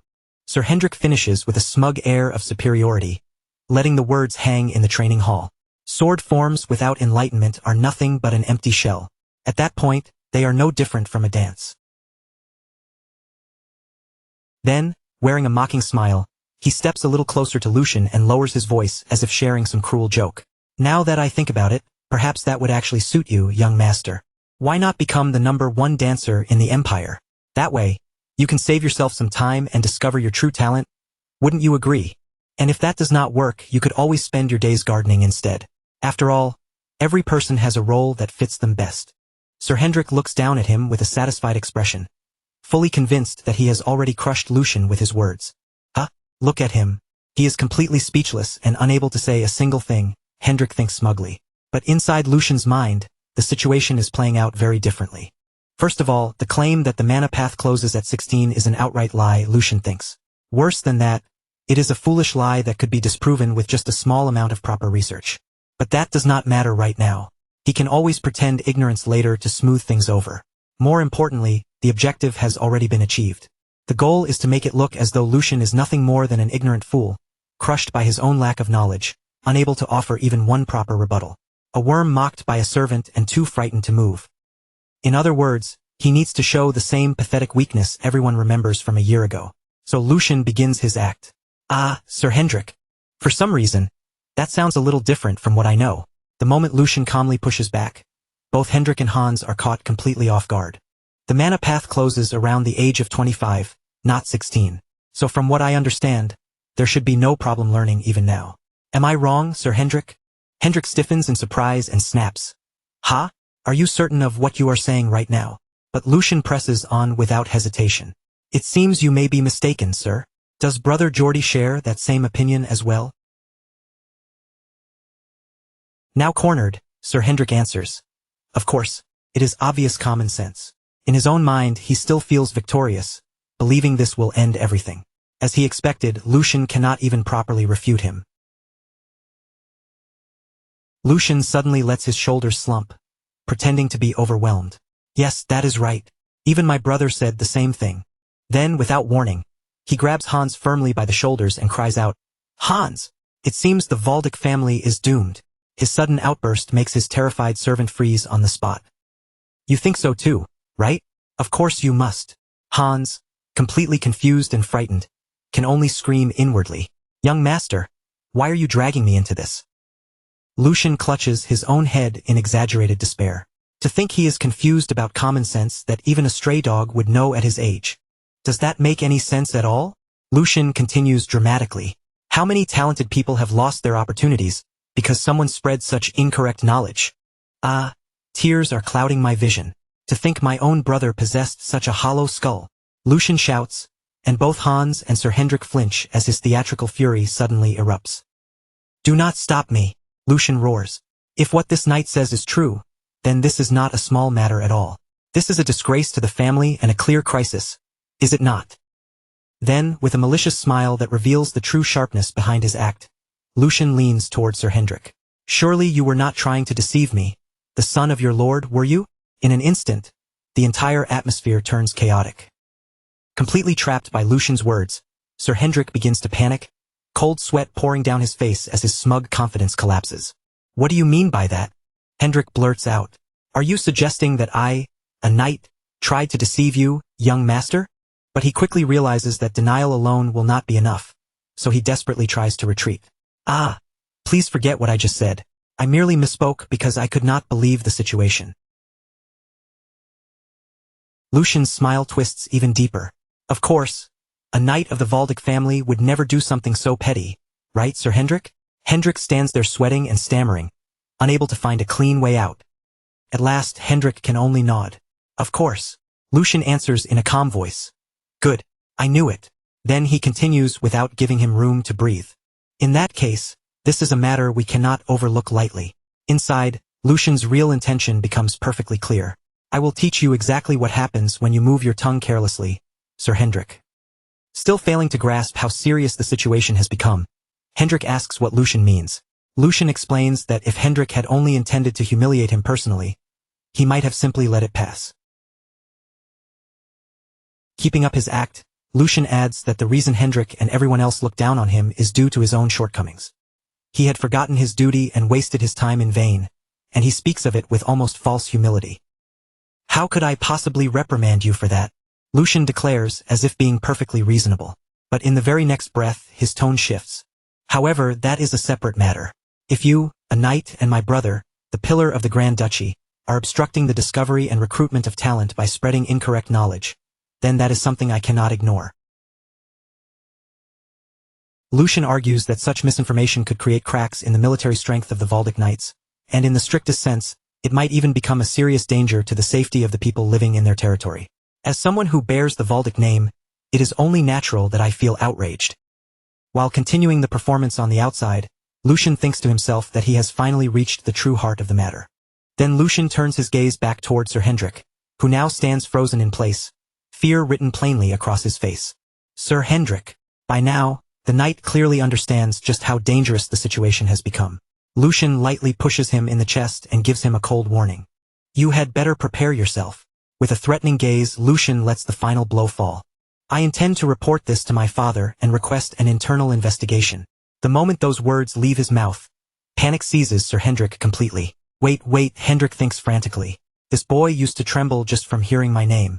Why is he turning this into such a huge matter? No, this brat was always supposed to be like that. He was fragile, timid, and frightened like a newborn lamb. But the Lucian standing before him now no longer looks like a lamb at all. In Hendrik's eyes, he feels more like a massive, threatening wolf stepping out from the darkness of the forest. At that moment, a gloved hand comes into view, calmly adjusting a ring set with a deep red gemstone. Then a new voice cuts into the commotion. What is going on here to cause such a disturbance? Sir Hendrik looks up in shock, his expression twisted with both fear and sudden relief. Lord Geordie. Lucian, however, only smiles inwardly. Right on time, he thinks. Geordie Valdic, the second son, approaches with a cold expression filled with disdain. Is it you again, Lucian Valdic? Sir Hendrik immediately rushes toward Geordie, desperate to explain himself. Second young master, I will explain. He stammers in a panic, but his fear keeps tangling his words before he can form a proper sentence. It is. The situation right now. It is. Before Hendrik can continue making excuses, Geordie cuts him off with a brusque wave of his hand and a single sharp word. Stop! Geordie cuts him off at once, the corner of his mouth lifting into a cold, condescending smile. He makes it clear with that single look that he has no interest in hearing excuses or explanations from him. Then Geordie takes a slow step forward, closing the distance until he is standing far too close to Sir Hendrik. His presence presses down on him, and with a sharp, unwavering stare, he lowers his voice into a chilling whisper. Because I saw that disgraceful behavior with my own eyes. The words land heavily, and Sir Hendrik's face twists in fear and humiliation as Geordie's rebuke continues without the slightest mercy. To be swayed by a child who has not even lived half as long as you, honestly, it is beyond disappointing. Geordie's tone remains calm, but every word carries the sting of contempt. He places a firm hand on Sir Hendrik's shoulder, his fingers tightening just enough to make the warning impossible to ignore. Then, in a voice colder than before, he tells him to control his expression.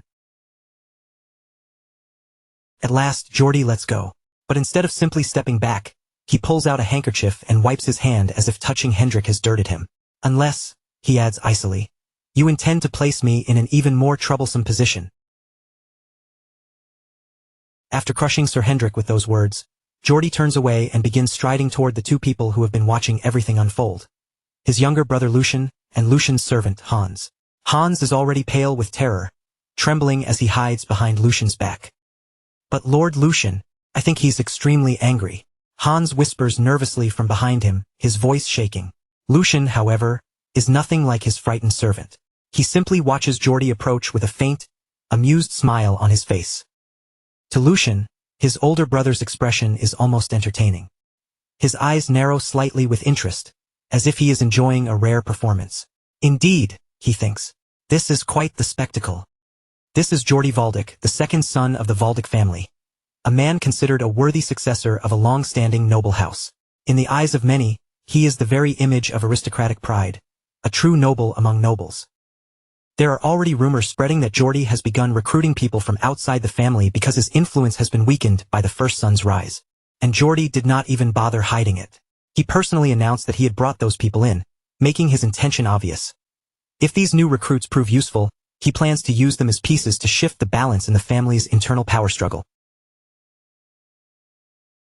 Lucian keeps up the perfect appearance of respect and obedience.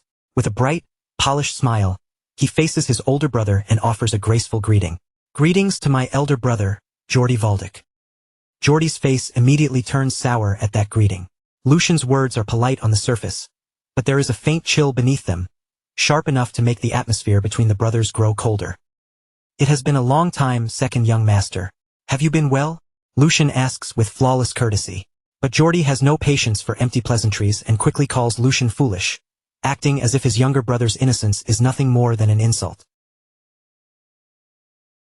Lucian tilts his head and asks what Geordie means by saying that all of a sudden. Then, still smiling, he reveals his own hand. "As for the words exchanged between Sir Hendrik and me, I was watching everything with a smile." Geordie immediately throws the accusation straight at his younger brother. "Did you truly dare to do something that damages the dignity of this family?" Geordie demands. Lucian widens his eyes in a deliberately exaggerated show of surprise, as if the accusation has completely caught him off guard. "Damage the dignity?" Lucian repeats, his expression still innocent and curious. "Could you explain it in a way that I can understand more clearly?"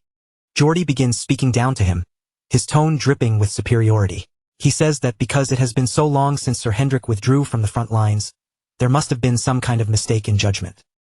He then points out that Hendrik's true mistake was using Geordie's name and creating unnecessary disorder because of it. For that, Geordie says, the knight cannot simply avoid responsibility. However, Geordie suddenly adopts the posture of a generous noble.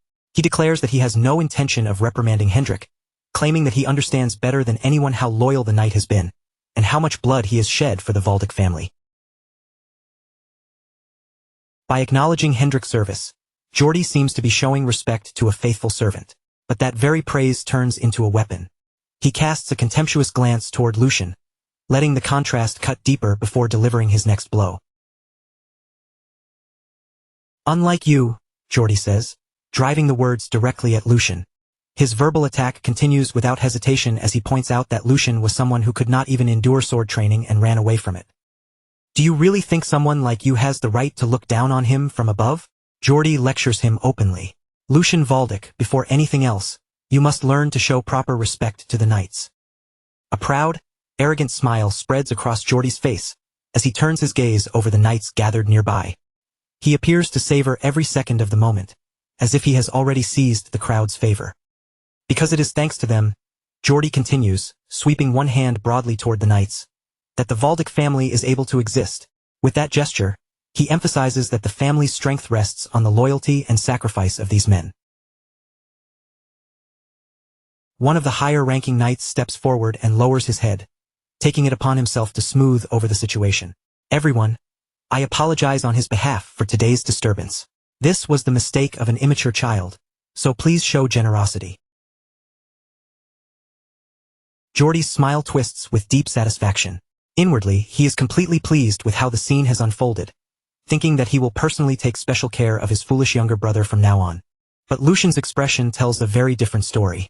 A sly smile slowly forms on his lips, and behind that innocent face, his sharp, mercenary mind is already breaking down the entire situation. "So this is the game you want to play," Lucian thinks. He understands Geordie's strategy clearly now. Even though the earlier insults had been directed only at Sir Hendrik, his brother is twisting the scene to make it look as though Lucian insulted the knights as a whole. In Lucian's mind, the pieces continue falling into place. Geordie is trying to turn a private conflict into a public offense against all the knights standing in the training yard. Not only is Geordie subtly provoking Lucian into saying something that would anger them further, but he is also using the moment to protect his own pride and save face. A nearly invisible smile touches Lucian's mouth as he decides to go along with the performance. "Fine," Lucian thinks. "I'll gladly give you that much." Then he begins his act, looking up at Geordie with a face full of false admiration. "As expected of my elder brother." Geordie is caught off guard by Lucian's sudden change in attitude. For a brief moment, he can only stand there silently, one hand placed over his chest, while Lucian pushes forward with an even more theatrical speech. "Although there was a misunderstanding between Sir Hendrik and me, the proper thing would have been for you to scold me for daring to insult you, elder brother." Then Lucian clutches at his collar as though overcome with emotion, his voice rising with exaggerated passion. "But instead of that, to think you would grant me such precious teachings." As Lucian continues confessing his supposed verbal sins with far too much drama, Hans nearly loses his mind beside him. The servant whispers in desperate panic, "Young master, please, close your mouth." But Lucian completely ignores him and carries on with his false apology. In any case, I am deeply ashamed of myself for speaking such disgraceful words. Geordi watches the entire performance with a bright, satisfied smile, fully convinced that he has pushed Lucian into admitting defeat. Then Lucian raises his fist as if announcing a grand realization to everyone present. Thanks to my elder brother's benevolence, this younger brother has learned yet another valuable lesson today. Lucian turns toward the knights and suddenly calls out to his servant. Hans, I must record my elder brother's teachings as soon as possible. Ordinary paper will not be enough. We should preserve them on the finest silk. Yet behind those absurd words, Lucian's true goal begins to surface in his mind.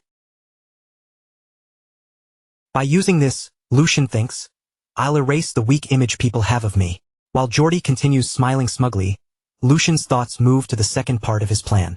And at the same time, I'll carve a clear presence into everyone's minds.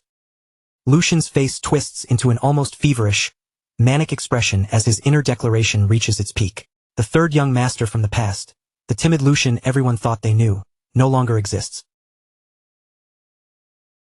Once the act comes to an end, Lucian's mask drops away in an instant. The exaggerated emotion vanishes, replaced by a chilling calm, and he turns as if to leave while asking Geordi a question that leaves him stunned. Therefore, I intend to take my leave now. Will you permit it? Lucian asks smoothly. Then, as he starts to walk away, he adds one final provocation that makes the divide between the brothers unmistakable. After all, there is no benefit for either of us in remaining together any longer. Geordi's composure finally shatters. Unable to process Lucian's open challenge, his anger bursts out. Damn it! Seems you truly aren't afraid. Do you think you can simply walk away like nothing happened? A close view of Lucian's golden eye reveals just how calm he still is. Without even flinching, he answers in a steady voice, reminding his older brother of one critical fact. You have forgotten something. Lucian then lays out his checkmate with quiet precision, forcing Geordi to face the fragile balance of power between them.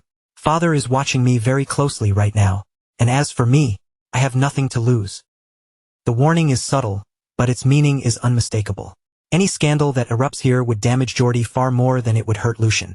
Seeing Geordi fall into stunned silence, Lucian immediately understands that the situation has turned in his favor. Lucian calmly turns his back and begins walking away. Then I will take that as your consent, he declares. With one final, dramatic farewell, he drags the still shocked Hans away from the tense scene. I will take my leave now, elder brother Geordi. Then the mood suddenly shifts into something almost comedic as Lucian hurriedly urges his servant to escape. Hans, still panicking, screams after him, Young master, you're back. Back in the training yard, the silence becomes suffocating. No one dares speak for a moment. Sir Hendrik slowly approaches the furious Geordi with extreme caution, watching every movement as if one wrong word could set him off. His back? Who has his back turned, Sir Geordi? Sir Hendrik asks in a shaking voice, carefully watching Geordi from behind. He seems terrified, yet he still cannot help wondering whether allowing Lucian to walk away so easily was truly the right choice. Geordi gives him no answer at all. But that silence is far more frightening than any furious shout could have been. In the close view of Geordi's face, the rage simmering beneath his expression becomes impossible to hide. His golden eyes burn with a dangerous light, and every line of his face promises that this humiliation will not be forgotten. The tension of the training yard fades behind them as the scene moves to a quiet path leading away from the mansion. With each step, Lucian and Hans put more distance between themselves and the conflict they have just escaped. As they continue down the path, Lucian keeps his calm posture, walking as if nothing serious has happened. Hans, on the other hand, is completely shaken, his shoulders hunched as he keeps glancing around, afraid that someone might come chasing after them. At last, Hans cannot hold himself together any longer. He suddenly stops, looks back over his shoulder, and breaks into a nervous sweat, his face filled with dread as if he is already imagining the consequences waiting for them. Finally, Hans turns toward his master, unable to hide the tremble in his voice. Young master, will everything really be all right? His anxious eyes search Lucian's face for even the smallest reassurance. Lucian stops and quietly listens as Hans continues, his fear spilling out more and more. Hans reminds him that no one should underestimate Geordi's ruthless personality, especially when Lucian knows better than anyone what his older brother is like. Hans's fear finally bursts out completely, turning into a desperate, tearful cry. In his panic, He almost shrinks into some tiny frightened animal in his own imagination, already picturing the worst possible ending for himself. I'll definitely be captured by that terrifying mustache knight, and no one will ever find out what happened to me, Hans cries, trembling from head to toe. Lucian, still perfectly composed, simply tells him to calm down and pull himself together. Lucian's expression slowly grows more serious. Hans's fear stirs up a memory from his own past life as a mercenary, and he silently understands it. Only someone who has suffered under that kind of vicious temperament would truly know how terrifying it can be. A grim memory rises in his mind, showing him trapped in a desperate situation, possibly even imprisoned. He remembers the suffocating frustration of dealing with an incompetent superior who made everything worse, only to pretend afterward that none of it had anything to do with him. A bitter half-smile touches Lucian's face, as he recalls just how miserable that feeling had been. Then his thoughts return to the present, and he looks down at Hans with steady calm. That will not happen, so hurry and get up. Hans looks up at him with tears still clinging to his eyes, but Lucian's voice remains firm. He assures him that a mere knight would never dare go that far, and even if someone tried, Lucian would not allow it. Lucian bends down toward Hans, who is still kneeling there in fear. His voice softens with an empathy that feels different from before. You have suffered a great deal because of me all this time. Around Hans, the moment feels warm and gentle, almost bathed in quiet light. Lucian thinks back on the mistakes made by the old Lucian, the foolish behavior that had forced others to bear the consequences. When a master acts like an idiot, it is always the people serving under him who end up suffering the most. With a gentle motion, Lucian pats Hans on the head. Especially since you are my personal attendant, it must have been even harder for you. Deeply moved by those unexpected words, Hans can barely whisper, "Young master." And at that moment, Lucian's expression sharpens with firm resolve. His gaze grows intense and unwavering as he prepares to make a promise. Looking directly into the eyes of the loyal servant who has stayed beside him, Lucian begins his oath. I will promise you one thing. From now on, I will never again let my foolish actions cause the people under me to be looked down on, humiliated, or forced to tremble in fear. His voice is steady, carrying the weight of a decision he truly means. That vow lingers beneath the open sky, quiet but powerful. For Lucian and Hans, it feels like the first clear step into a new beginning, one where the old weak image of Lucian will finally be left behind. Lucian then firmly takes Hans's hand, helping him rise while sealing that promise between them. In that simple gesture, a new bond of trust and protection begins to form.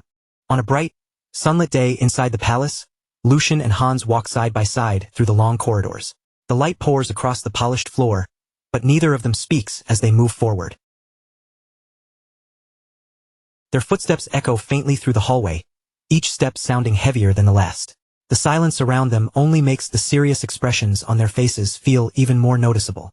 Ever since the incident at the training yard, an uneasy feeling has settled deep in Lucian's chest. No matter how calm he appears on the outside, he cannot shake the sense that something is coming. The palace has become far too quiet. Not peaceful, not comfortable, but dangerously quiet, like the stillness right before someone makes their move. Lucian knows Jordi, the second young master, better than most people do. A man like him would never swallow humiliation and simply move on. He is the type who always finds a way to strike back. And as Lucian tightens his grip around a folded sheet of paper, his suspicions are finally confirmed. His eyes scan the document one more time, and disgust openly fills his face. So this is the trick you have been preparing all this time, he mutters coldly, the paper crinkling slightly in his hand. Do you have any idea how long I have been waiting for this? Beside him, even Hans, usually timid, quiet, and careful with his words, can no longer hold back his anger. His fists clench tightly at his sides, and he raises his voice, insisting that this is something they absolutely cannot let slide. Lucian turns his calm gaze toward him and asks whether he is ready. Hans does not hesitate for even a second. With his anger still burning, he answers immediately that he is. How dare he? Lucian says, his voice turning sharp and icy. How dare he touch my allowance? Hans shouts right along with him, fully sharing his master's outrage. Then Hans adds, just as furious, that his own salary has been cut as well. That single detail makes the insult feel even more personal, and the anger between them rises even higher.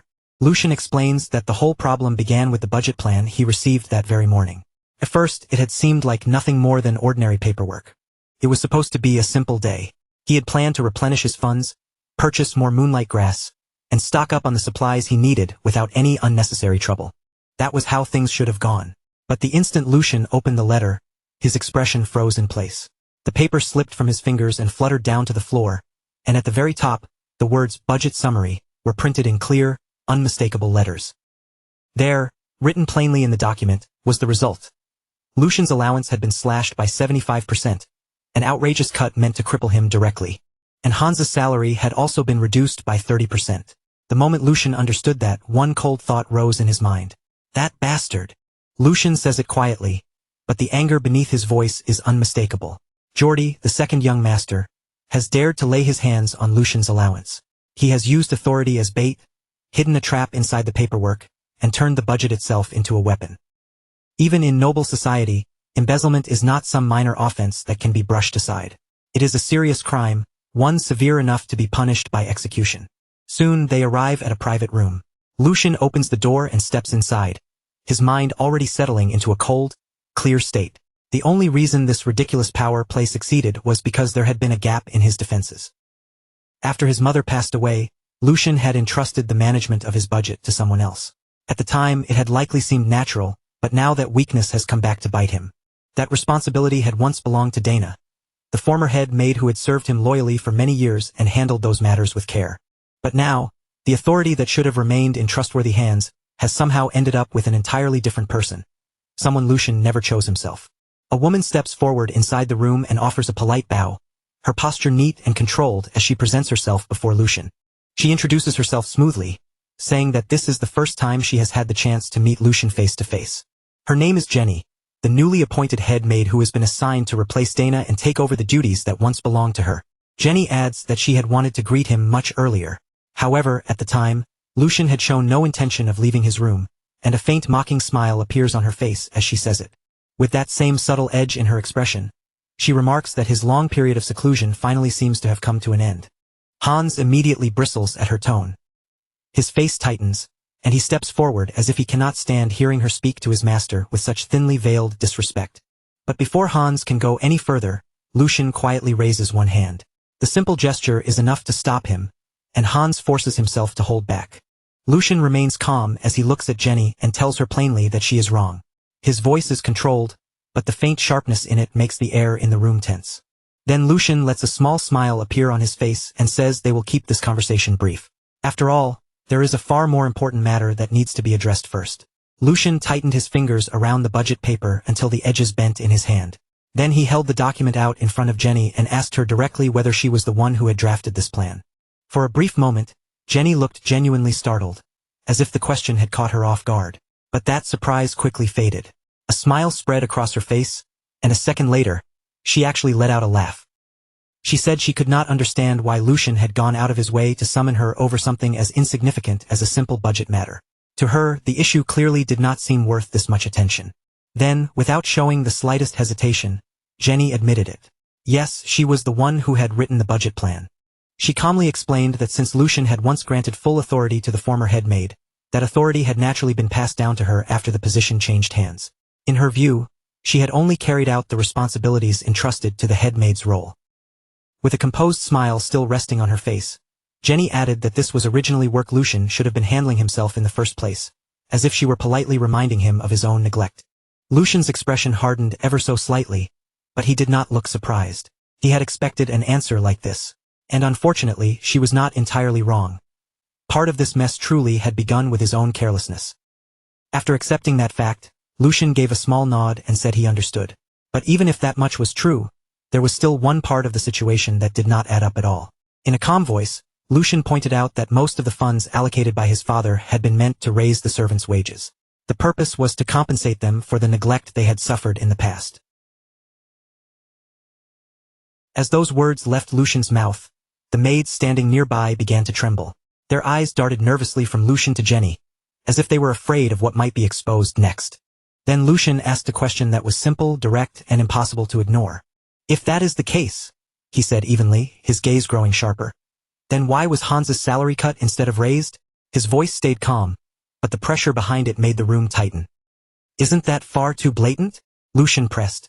Jenny, however, only smiled again, as though even that accusation was nothing more than a minor inconvenience. She put on a look of innocent surprise and claimed there must have been some kind of mistake. After all, she said, managing an entire household came with countless duties, and it was only natural for small oversights to happen. Then Jenny turned slightly toward the other staff members, her smile still fixed in place, and asked them whether they could testify to just how overworked she had been. Almost immediately, the surrounding staff began nodding one after another. None of them spoke with confidence, but every one of them moved as if they knew exactly what answer was expected. They awkwardly voiced their support, shifting the blame away from Jenny and onto themselves. One after another, they insisted it must have been a simple oversight, while Lucian remained quiet and watched the whole performance unfold. Then Lucian finally spoke. Enough! His voice was not loud, but it carried so much authority that it cut through the room instantly. The room fell silent at once. Even the faint rustle of clothing seemed to disappear as everyone froze under Lucian's gaze. Lucian stepped forward and said that while the body might belong to one master, the hands and feet were clearly moving under someone else's command. The meaning behind his words was sharp enough for everyone to understand. He started walking toward the door, as though the conversation was already over. But just before leaving, he stopped, turned back, and fixed his eyes directly on Jenny. "I will ask you one final question," Lucian said, his tone quiet but dangerous. "Answer carefully." His eyes narrowed, making it clear that this was her last chance to choose her words wisely. "Do you even know who the master you were truly supposed to serve is?" The moment the question landed, Jenny's smile finally faded from her face. Her reply came back sharp and cold. "If you want an answer," Jenny said, no longer bothering to hide the edge in her voice, "then you will have to ask Lord Geordie." The scene then shifted away from the room and into a dark alley. The path stretched forward, narrow, damp, and gloomy, with shadows pressing in from both sides. Lucian walked through that alley with steady steps, his thoughts calm on the surface but ruthless underneath. He had already decided what kind of response this situation required. Rotten flesh had to be cut away if the body was going to survive, even if the process was painful. With each step, Lucian's heartbeat grew faster, and at the corner ahead, a rowdy bar came into view. Loud voices spilled out from inside and flooded the street. Lucian and Hans entered together, both hidden beneath cloaks and disguises. Hans glanced around the noisy interior and frowned at the sight before him. "I thought you said you were going fishing to calm your mind," Hans muttered, clearly unimpressed. "This place does not exactly match that image." Lucian did not bother answering him. His gaze had already locked onto the center of the bar, where fighters were brutally brawling while the crowd roared around them. Spectators shouted bets, screaming for blood, victory, and the next decisive blow. Hans looked at the chaos, then a faint smile appeared on his face as he leaned a little closer. "Well, it does look like the perfect place to catch a big fish." The two of them made their way through the noise and headed straight for the counter. Behind the counter, the bartender wiped a glass while eyeing them suspiciously. His expression was guarded, and he warned them that this was not the kind of place where shady figures could just linger around. Lucian did not waste a single word. He simply placed a heavy sack onto the counter, and the moment it landed with a solid weight, the bartender froze. Then Lucian removed his disguise, revealing himself without any hurry. In a calm voice, he asked why a gambling bar was suddenly acting so picky about the customers it accepted. He questioned whether the man even wanted to make money. There were several reasons Lucian had chosen not to deal with Jenny, the head maid, in a rash or careless way. First, Jenny was not an ordinary maid who could be handled without consequence. She was the daughter of the nanny who had raised Geordie ever since he was an infant. If Lucian moved against her too carelessly, it would only make the situation worse. Instead of solving the problem, he would invite unnecessary backlash and give Geordie another opening. Second, and more importantly, this entire situation existed because of Lucian's own mistake from before he fully understood his position after taking over this body. He simply had not known how to handle matters like this. Without fully understanding the consequences, he had handed authority away and allowed someone else to control an important part of his household. He had assumed that such an unreasonable situation could never happen. But reality had already proven that assumption completely wrong. Lucian now realized that this problem could not be dealt with by ordinary common sense alone. It was tangled deeper than that. It required a proper response, and this time Lucian had no intention of being lenient. More importantly, there was no way the Archduke was unaware of what was happening behind the scenes. In other words, cleaning up this mess was not only necessary, it was also part of a test. And if that was the case, then Lucian would show the Archduke exactly how he handled it. While those thoughts passed through his mind, The same staff member from earlier guided him deeper through the bar again and seated him comfortably at a table. Cards were scattered across the tabletop, their worn edges and messy arrangement showing clear signs of countless games that had already been played there. Lucian calmly picked up a deck of cards, his expression unreadable as he weighed them lightly in his hand. Since he had already come this far, he figured he might as well make some money while he was here. Before long, the man sitting across from Lucian was visibly trembling. A large crowd had gathered around the table, watching in stunned disbelief as they wondered just how many rounds Lucian had won in a row. His opponent was supposed to be an experienced gambler, someone used to reading people and controlling the table. But now he looked completely crushed. At last, the shaking man forced the words out. "I quit." Lucian casually rolled a coin between his fingers, letting it flash in the light as the defeated man hurried to pull himself away from the table. "This is only the beginning," Lucian said with an easy smile, as if the entire game had barely warmed him up. "Things are finally starting to get interesting. So why not stay a little longer?" But the man's face went pale at once, and he refused without hesitation, saying it would be much better for him to leave now. Beside Lucian, Hans stood completely frozen, both hands clutching his head in disbelief. He could not understand when his young master had gained such a terrifying talent for gambling. Lucian, clearly bored by the lack of proper resistance, leaned back in his chair with a relaxed air and casually propped one leg onto the table. "Next round," he announced calmly, sweeping his gaze over the stunned crowd. "Is there really no one else here willing to play?" He had originally come to this place to spread rumors and stir the waters, but so far, the whole thing felt far too underwhelming for his taste. Lowering his gaze, Lucian thought that after taking this much money from them, it was about time for the real target to finally appear. And almost as if responding to that thought, the door opened. Lucian glanced sideways, his eyes shifting toward the entrance, and saw a man walking in while calmly adjusting the buttons of his clothing. The man wore a courteous smile, polished and harmless on the surface. But the instant he stepped inside, the entire atmosphere in the bar seemed to change. Well, the man said smoothly, his voice carrying easily through the room. "It seems I failed to recognize someone important. Please forgive my late greeting." He came to a stop directly in front of Lucian and lowered himself with practiced respect before giving his name. "My name is Hugo," he said, his smile still perfectly controlled. "I am the manager of this establishment." With a simple snap of Hugo's fingers, a butler appeared almost instantly at his side, as if he had been waiting for that signal all along. The butler bowed deeply to the room and announced that, due to unavoidable circumstances, the bar would be closing for the rest of the day. Immediately, servants began moving through the crowded room, repeating the same message and guiding the customers toward the exit one group at a time. They did not simply throw the guests out either. Each person was promised generous compensation on their next visit, softening the sudden inconvenience with careful courtesy. Then Hugo turned back toward Lucian and spoke with respectful ease. "This may inconvenience our other customers," he said, "but if Lord Lucian can enjoy his time here in comfort, then that is a small price to pay." Lucian smiled faintly at him. "It has been a long time since I last went out," he said. "You have sharp eyes." Then, as if making a casual observation, he added that such intuition was necessary for anyone who wanted to survive in this line of work. Hugo bowed once more and apologized again for greeting him so late. Lucian simply waved it off, saying that he had only come here for a change of pace and had no need for excessive formality. Hugo's gaze drifted toward the table, where coins had been piled up in a towering stack. He admitted that it was truly astonishing, since it had been a long time since he had seen any guest build a pot like that. Then Hugo looked back at Lucian and spoke again, his tone still polite. "May I ask something?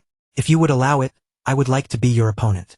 Lucian met Hugo's gaze directly, while Hugo returned that look with a calm smile that revealed almost nothing. "I would not stand a chance against the young master," Hugo said modestly. "But as the manager of this place, I have picked up a few small tricks over the years. At the very least, it should help pass the time." At that moment, Hans stepped closer to Lucian and whispered in an urgent voice, "Master, we should go home. We have already won more than enough. And I have a very bad feeling about this man."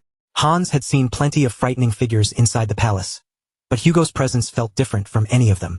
It was truly one of a kind, sharp and unsettling in a way Hans could not easily explain. Lucian gave the faintest nod, silently acknowledging that his attendant's instincts were not wrong. Hans had not become Lucian's personal attendant for nothing, and with just one glance at Hugo's hands, Lucian already understood exactly who this man was. The Black Shark. "Hugo," Lucian remembered that name clearly from his previous life, though back then, the man had been far rougher and much more dangerous. He was more ruthless, more brutal, and destined to become a name that would one day shake the entire underground world. Hugo's path had begun in the dark back alleys of the city, where survival itself depended on strength, nerve, and a willingness to get blood on one's hands. With nothing but brute force and cunning to rely on, he had crushed every obstacle that stood in his way and clawed his way upward. From there, Hugo expanded into gambling, smuggling, and even contract killings. Eventually, he became the king of the night, ruling 5 territories from the shadows. Later, when the empire fell into instability, he would exploit the chaos, declare himself a baron, and reappear on the surface as one of its warlords. But for now, Lucian noted, Hugo was still only a rookie. Even so, that did not make him harmless. If anything, it made him even more dangerous. Lucian's lips curved into a faint smile. Today, Lucian had come to this place for one reason, to catch that shark before it could grow any larger. As the cards were spread neatly across the table, Lucian suggested that they keep the game simple and easy to follow. Hugo agreed immediately, and then he removed any upper limit on the betting. "I cannot allow the young master to become bored after coming all this way," he said.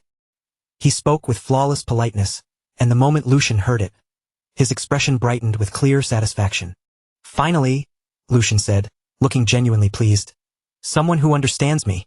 Behind him, Hans only grew more anxious, his unease deepening by the second. Hugo maintained his courteous smile, but inwardly, he had already dismissed Lucian as nothing more than a spoiled noble brat relying on the power of his family name. What Hugo did not realize was that the polite words they had just exchanged would soon become the very foundation of his own downfall. As the dealer prepared the cards, Hugo judged that the timing could not have been better. Even though his plan involving the gambler's losses had not gone exactly as expected, he still gave the table a subtle tap with his finger. The dealer noticed the signal immediately, catching Hugo's meaning without needing a single word. Hugo believed that someone like Lucian would only sink deeper the more he lost, chasing his pride and throwing in more money with every round. He intended to devour Lucian down to the bone. Across the table, however, Lucian simply beamed with cheerful innocence, as if he had not noticed anything strange at all. Hugo, growing slightly suspicious of that relaxed smile, asked whether something was wrong. Lucian answered casually that it was nothing, but before they began, he said there was one question he wanted to ask. Hugo assured him with a smooth smile that he would answer honestly. Lucian leaned back in his chair, a faint smile resting on his lips as he studied the man across from him. "Although this is the first time we have met," Lucian said, "I have to admit that I have already taken quite a liking to you. After all, a leader can be judged simply by looking at the people under him. To manage an operation of this size, even if it exists outside the law, is no simple achievement." Lucian's tone remained light, but the praise carried a sharp edge beneath it. "And if you had truly crossed the line beyond recovery," Lucian continued, his eyes steady on Hugo, "you would have been eliminated long ago." Hugo's smile stayed perfectly polite on the surface, but his shoulders stiffened for the smallest moment. "I understand my position," he said carefully, choosing each word with caution. "I always make sure not to offend those above me." Lucian let out a soft chuckle, as if Hugo's tension amused him. "There's no need to be so stiff. Even though I come from the Valdic family, we're not so rigid that we can't hold a normal conversation." He lowered his eyes to the cards in his hand for a brief moment, then asked in the same relaxed tone, "So, when are you planning to begin large-scale production?" The instant those words landed, Hugo froze. "What?" Hugo's expression tightened before he could fully hide it. "What are you talking about?" Lucian only smiled faintly and leaned back in his chair, as if he had already expected that response. "Don't pretend you don't know." Lucian's gaze sharpened as he looked straight at Hugo. "I've already seen the signs." Then he spoke the word that made the entire room feel colder. "Illegal drugs." The moment Lucian said it, the air around the table grew heavy and suffocating, as if every sound in the room had been swallowed at once.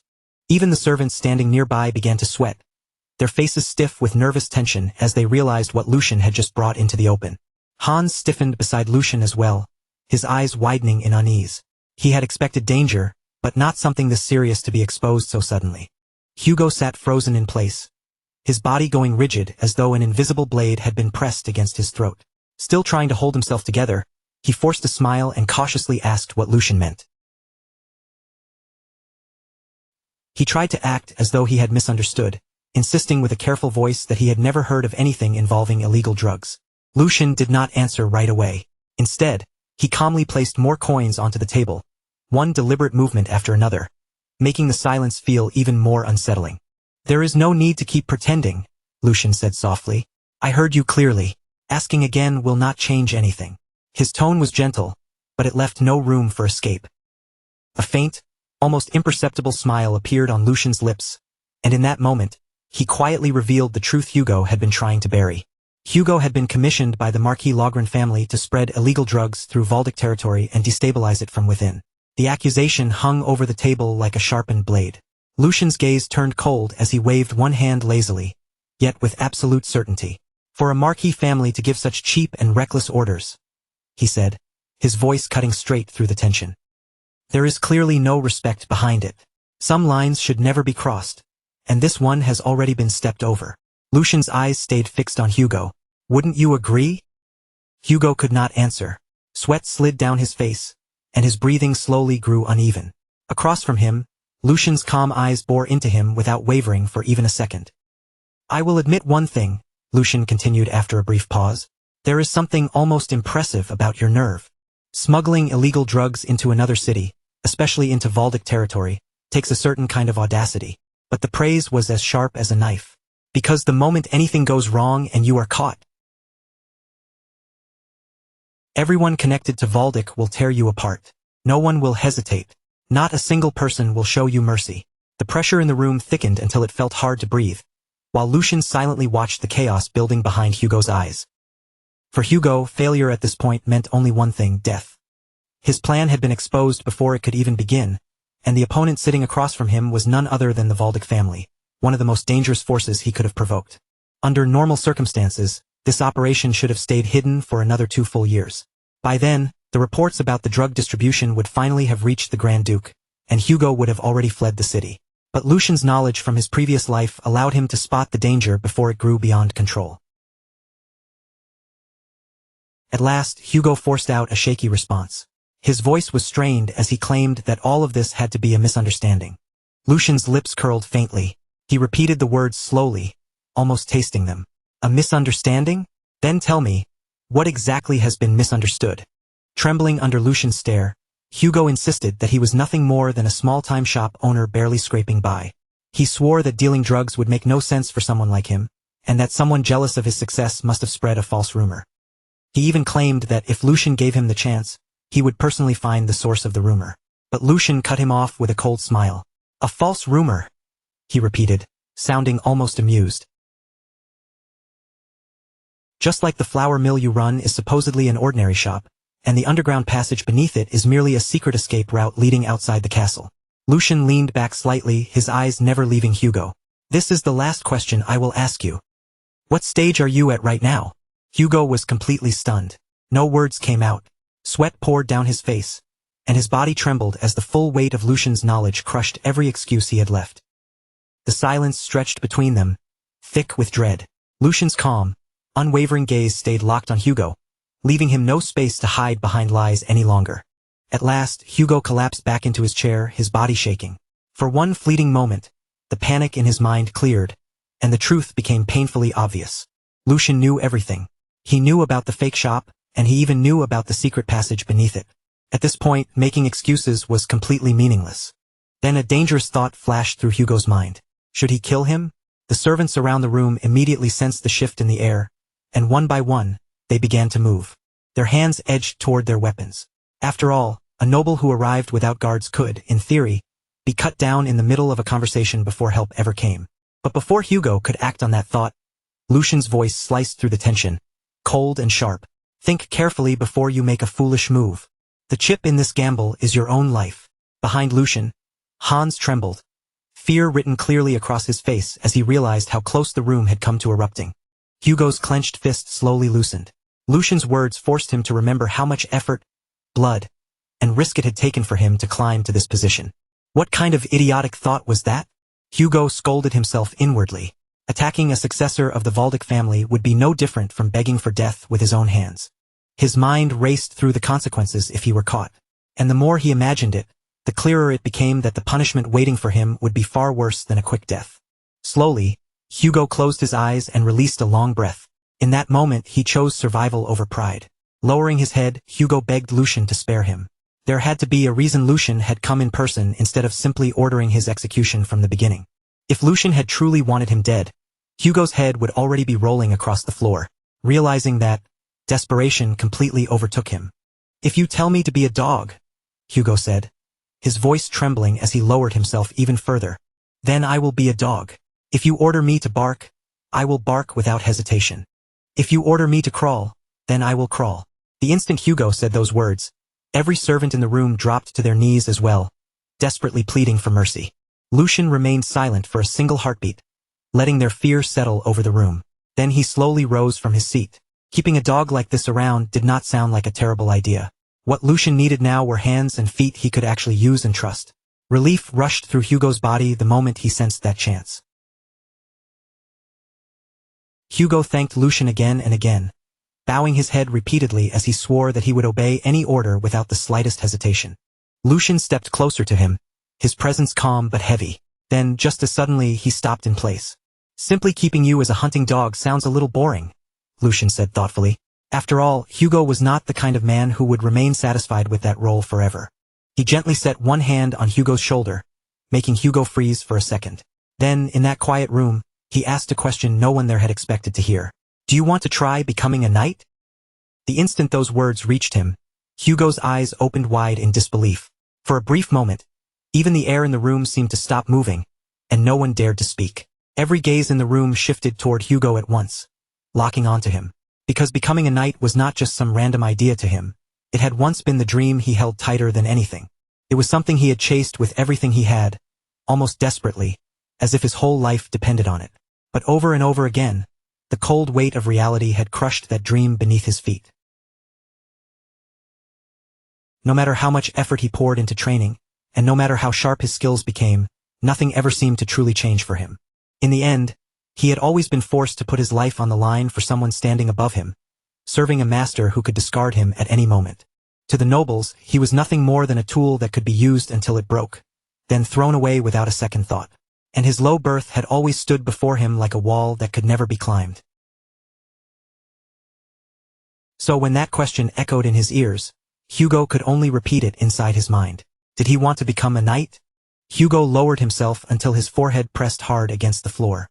Then, with a voice trembling from years of buried longing, he answered that if such a chance truly existed, he would even sell his soul for it. He begged Lucian to tell him that it was possible. And without even a moment of hesitation, Lucian gave him his answer, swearing it on the honor of the Waldig family. Lucian told him that as long as he held onto integrity and honor, and as long as he never brought shame upon himself in the future, the status of an emir would never be allowed to stand in his way. Then Lucian leaned in a little closer, his voice lowering until it sounded gentle, yet impossible to disobey. He had one final question for Hugo. Did he want to live as a human being instead of being treated like a tool?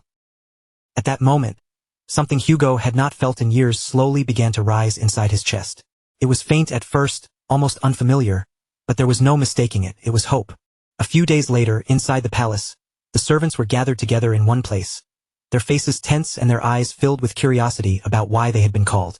Before long, Lucian appeared at the front of the room, taking his place where everyone could clearly see him. He sat there with an almost lazy confidence, one leg casually resting on the table, while Hans and Hugo stood quietly behind him like two silent pillars. Lucian slowly turned his eyes toward Hugo, and in a calm but unmistakably commanding tone, he told him to introduce himself. Hugo's body tightened for a brief instant, but he quickly steadied himself, clasping both hands behind his back with disciplined control. Then he stepped forward and spoke in a composed, measured voice. "I am Hugo," he said, making his new position clear. "Starting today, I will be assisting the Lord." As he finished, a sharp but restrained smile touched his face, like a hunter silently studying every movement around him. "I look forward to working with everyone," Hugo added smoothly. Sometime later, still inside the palace, Lucian remained seated at the center of the room with a calm expression, as if everything was unfolding exactly as he expected. The servants stood around him in a wide semicircle, watching him carefully, and Lucian brought his hands together with a light clap that instantly drew their attention. "Now that the introductions are over," he said evenly, his voice neither loud nor hurried, "bring the headmaid in." One of the servants flinched slightly, hesitation spreading across his face as he failed to hide his unease. He could not stop himself from asking why the headmaid needed to be summoned so suddenly. Lucian simply raised a finger and swung it casually, as though the answer should have been obvious. The headmaid needs to greet me, Lucian replied, his tone relaxed, but the meaning behind his words left no room for argument. For a brief second, his thoughts returned to the previous day, when the headmaid had scolded him openly without showing even the slightest restraint. That kind of behavior could not be allowed to happen again. No matter how busy she claimed to be, the servants needed to report properly first, and Lucian intended to make that rule clear. Lucian quietly watched the servants' faces, taking in every nervous glance and small shift in their posture with a calm, almost curious look.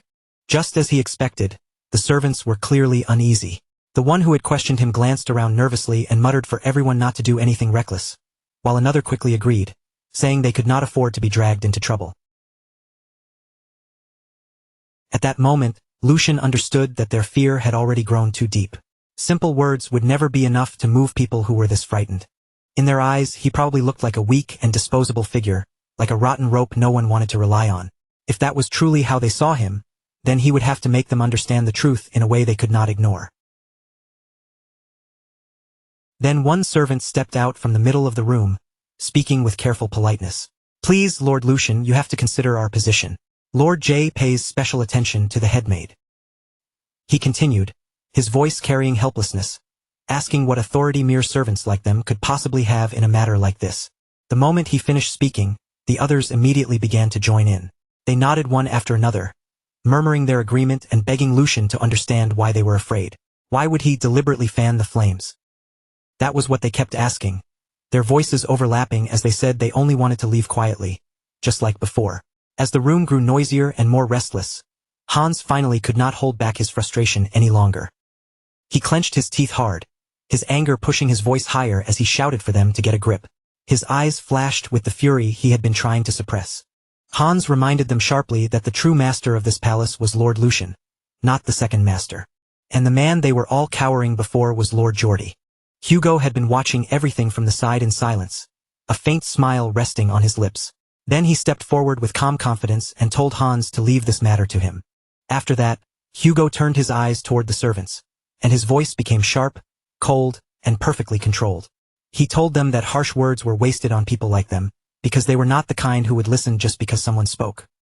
Then Hugo turned back toward Lucian and said that he had already figured out what needed to be done. Lucian lifted an eyebrow slightly, a flicker of interest crossing his face as he asked if Hugo already had an idea. Hugo's expression chilled as he answered. Handling people who did not know their place was simple. Loyalty could be beaten into them, even if the method might be a little rough. He then asked for permission to proceed. The servants' faces lost their color as the meaning behind Hugo's words sank in, while Lucian listened in silence before letting a faint smile rise on his lips. Lucian thought to himself that Hugo truly was quick on his feet. That was exactly the quality that made him worth recruiting. And in a way, luck had been on their side because Hugo had been caught early, while the drug operation was still only in its 9th stage. If things had advanced any further, even Lucian might not have been able to step in and change the outcome. So he placed a hand on Hugo's shoulder and gave him permission, because this was precisely the result he had been hoping for. With a faint look of satisfaction, Lucian watched Hugo prepare to move. A dangerous, almost villainous smile curved across Lucian's lips as he spoke, telling Hugo not to worry. He told Hugo to give them a proper show. Hugo answered in a calm and steady voice that he would follow Lucian's command, and the moment the servants heard that, a cold shiver ran straight down their backs. They stood frozen in place, their eyes locked on Hugo as he began walking toward the servant who had stepped into the middle of the room. As Hugo came closer, the servant finally understood just how heavy his presence felt. Standing before Hugo was like being a tiny ant staring up at a massive wall with no way around it. Even so, the servant forced himself to steady his breathing and calm his shaking nerves. After all, he told himself, Hugo was only an outsider, a newly recruited subordinate, so he clenched his teeth and tried to hold his ground. The servant finally forced himself to speak, his voice tight as he warned Hugo not to take another step without understanding what kind of situation he was walking into. Then he added, with a strained attempt at confidence, that if Hugo truly wanted to survive, he should hurry up and choose the side with real power behind it. Hugo's icy gaze lowered onto him, sharp enough to make the servant's skin crawl. In a quiet voice, Hugo asked if he had any idea just how cruel the people protecting him truly were, but the servant only scoffed, desperately trying to hide the fear rising in his chest. The servant sneered back that surely Hugo was not foolish enough to throw away his life over a few coins, as if that alone should make him back down. Hugo's hand slowly tightened into a fist. He murmured that those were truly pitiful last words, and the servant frowned in confusion, barely managing to ask what he meant before Hugo moved. In the next instant, Hugo's punch drove forward with frightening speed and brutal precision, leaving no room for the servant to react. The servant's body was sent flying across the hall before crashing hard onto the floor with a sickening thud. His face swelled almost immediately, twisting out of shape as his consciousness slipped away like water draining through open fingers, and the entire hall dropped into stunned silence. Hans stood frozen where he was, the color slowly draining from his face as he stared at what had just happened. The other servants instinctively pulled back in fear, making space as Hugo calmly walked past the collapsed body as if he had merely stepped over an obstacle. At last, one servant could no longer hold it in and shouted, though his voice shook with both terror and anger, saying that Hugo had gone too far and that this kind of violence was completely unacceptable. He insisted that even if the young master had brought Hugo into the palace, Hugo had no right to behave like this. Hugo slowly turned toward him, his gaze heavy with irritation, and told him to listen carefully. In a low, dangerous voice, Hugo said he had more than enough authority to act, because his specialty was teaching insane fools who did not understand their place. The servants shrank back without thinking, their bodies reacting before their minds could catch up. Then, only moments later, the deep sound of heavy footsteps began echoing through the hall. Before anyone had time to react, the large doors at the far end of the room were suddenly thrown open with a force that made everyone turn. Two servants dragged someone inside between them, and it was none other than the headmaid. She fought against their grip with all her strength, shouting for them to let her go. She snapped at them furiously, demanding whether they really thought they could get away with treating her like this. One of the servants barked back for her to shut her mouth and follow quietly, saying that if she still could not understand the situation, then she truly was foolish. Rage flared in her eyes, and she whipped her head toward him. But the moment her gaze shifted fully into the hall, the words she was about to spit out suddenly died in her throat. On both sides of the room, servants were kneeling with bruised faces and trembling bodies, completely subdued. Near the window, Lucian stood with his back turned to everyone, calmly looking outside as though nothing unusual had happened at all. One servant hurried forward and reported that, just as instructed, they had brought the headmaid before him. Only then did Lucian slowly turn around, his expression perfectly composed, with a faint smile resting lightly on his lips. "So she's finally here," he said in an almost casual tone. He added that he had only asked the servants to bring her over, though it seemed they had become a little too enthusiastic along the way. The shock on the headmaid's face lasted only a moment before it twisted into blazing fury, her eyes burning as she stared at him. She demanded to know exactly what the meaning of all this was, her voice sharp enough to cut through the frozen hall. Then she asked if he truly believed he could get away with such behavior.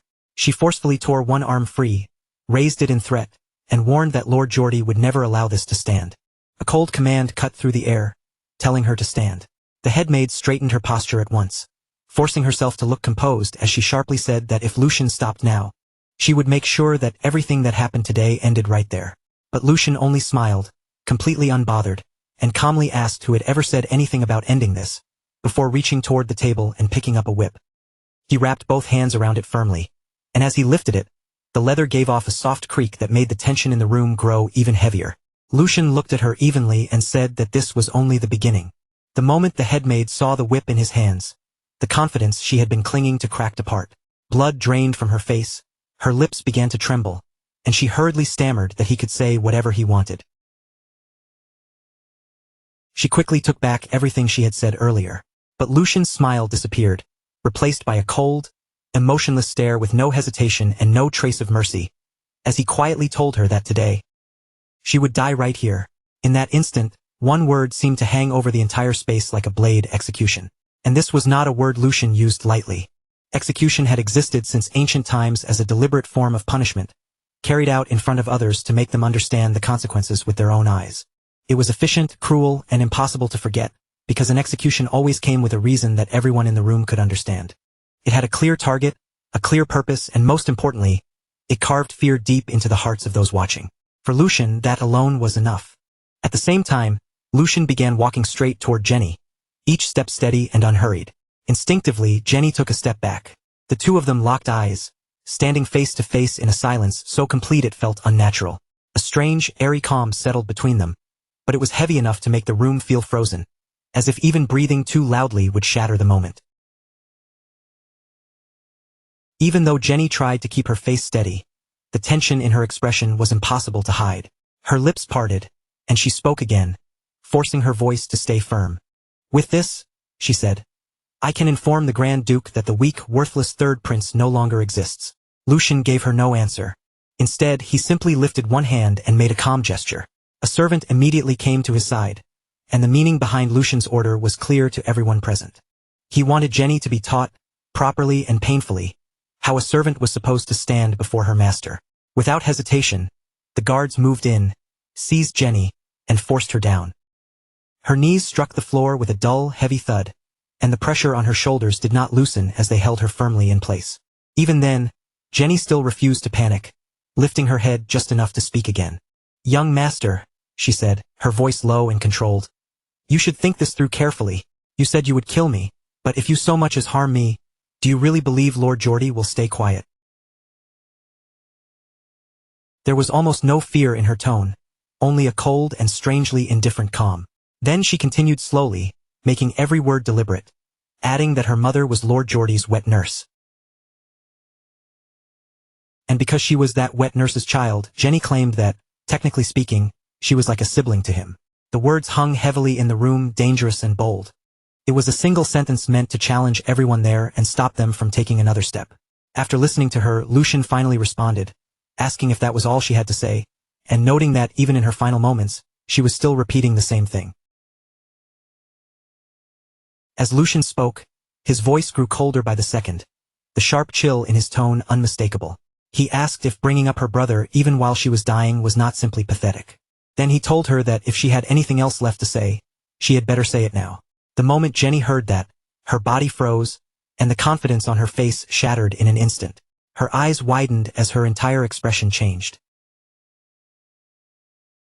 For the first time, real panic flashed clearly across Jenny's face, cutting through the arrogance she had been trying so hard to maintain. Jenny tried to speak again, desperately reaching for the same name as if it could still protect her. "Like I said, Lord Geordie." But before she could finish, Lucian stepped closer, closing the distance until the pressure of his presence alone felt suffocating. "Do you?" he asked quietly. "No." Lucian looked down at her without the slightest trace of sympathy, his voice steady and merciless as he continued. It seemed Jenny had seriously misunderstood the situation, because he already had more than enough reasons to kill her. He listed her crimes one by one. Insulting a noble, neglecting her duties, inciting others, embezzling funds, and more. His gaze sharpened like a blade as he reminded her that she had forgotten her place simply because she had grown up under the same wet nurse. Lucian leaned forward just slightly, enough to make the weight of his words press even harder on her. "Do you really believe that Geordie, the name you keep throwing around, can save you?" His tone sank colder as he said that, at most, Geordie would only be able to beat him a few times. And once that small outburst was over, the entire matter would end there, without changing Jenny's fate in the slightest. Then, with a cruel calm that made the whole room feel colder, Lucian added that things could become even worse for her. He let the words stop there, allowing the silence to become more terrifying than any direct threat, before saying that if his father stepped in, Geordie would not even be able to do that much. Lucian paused for just a brief moment, then corrected himself with a colder edge in his voice. Rather, his father might even reward him. And as he spoke, the expression on his face slowly began to change. Whatever small trace of warmth had been left in his eyes disappeared completely, replaced by something colder and far more ruthless. Because in Lucian's eyes, he was not crossing a line. He was properly dealing with a troublesome person. His eyes locked firmly onto Jenny as he reminded her that Geordie was only one of the heirs, just like the person standing in front of her. Each word landed heavier than the last as he told her that he had already given her a chance. But Jenny was the one who had chosen this ending for herself, and by now, her hands were trembling so badly she could no longer hide it. Fear surged up from deep inside her chest and swallowed all the arrogance she had been clinging to. Her breathing became uneven, panic finally breaking through as she cried out in desperation that she had been wrong, begging the young master to forgive her. Lucian gave her no answer. He did not hesitate and he did not waver. His expression remained perfectly calm, And then, in the next instant, his energy erupted as he attacked, telling her to blame her own bad luck. The strike landed, and blood spilled across the floor in a horrifying splash, far more than anyone expected. As Jenny's body went limp, the silence that followed became absolute, and the scene shifted away from that blood-soaked room. Outside the residence, chaos broke out as Prince Geordie charged forward at full speed, racing toward Lucian's estate with his knights rushing closely behind him. His breathing came out ragged and uneven as he shouted that this could not be happening. His thoughts raced wildly, because only a few days earlier, Lucian had been the one forced to back down. Lucian had been the one who endured humiliation at Jenny's hands. Yet now that same man had suddenly gone mad, even declaring that he would kill her. Geordie clenched his teeth as dread twisted tighter around his heart. Something about Lucian had clearly changed, and a terrible feeling told him he might already be too late to stop it. As he kept running, Geordie's thoughts only grew darker. That was not the only strange part. To prepare for this kind of situation, he had already stationed servants at the separate estate where Lucian lived, and his breathing grew heavier with every step. Those servants should have stopped Lucian before things reached this point. But if the situation had already become this serious, then there was only one conclusion, and by now Geordie had already reached the door of the room. His body was exhausted, sweat running down his face as his legs trembled from the sprint. At the same time, the realization struck him like a blade. Lucian had taken control of the servants. Before Geordie could think any further, one of the knights stepped forward and tried to calm him, saying that the report had to be wrong and that the young master should take a moment to settle himself.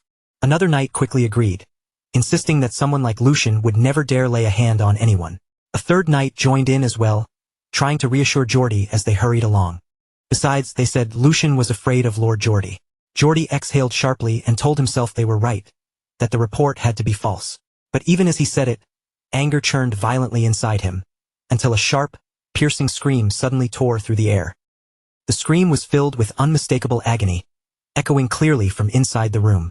Geordie's expression froze on the spot, and in that instant, he understood exactly what had happened to Jenny. Inside the room, blood dripped slowly onto the floor, one heavy drop after another. The whip in Lucian's hand was stained, making it clear who had delivered the punishment. Blood marked the scene around them, trailing down and pooling beneath Jenny as Hugo held her firmly in place with overwhelming strength. She struggled weakly against him, but her resistance was completely useless. Even after witnessing all of this, Lucian showed no reaction at all. His expression did not shift, and his breathing stayed calm and even. To him, the bloody scene in front of his eyes changed nothing. He stood there cold, still, and unmoving, like an executioner who had already handed down judgment. And in that moment, one thing became painfully clear. Whatever fear Lucian once carried was gone now, and in its place only absolute control remained. Seeing everything unfold before his eyes, Geordie finally snapped. Rage exploded from him as he shouted, demanding to know what the hell Lucian was doing. Lucian only turned his head slightly, his face calm. He looked almost bored as he coolly asked what had brought his esteemed brother all the way here.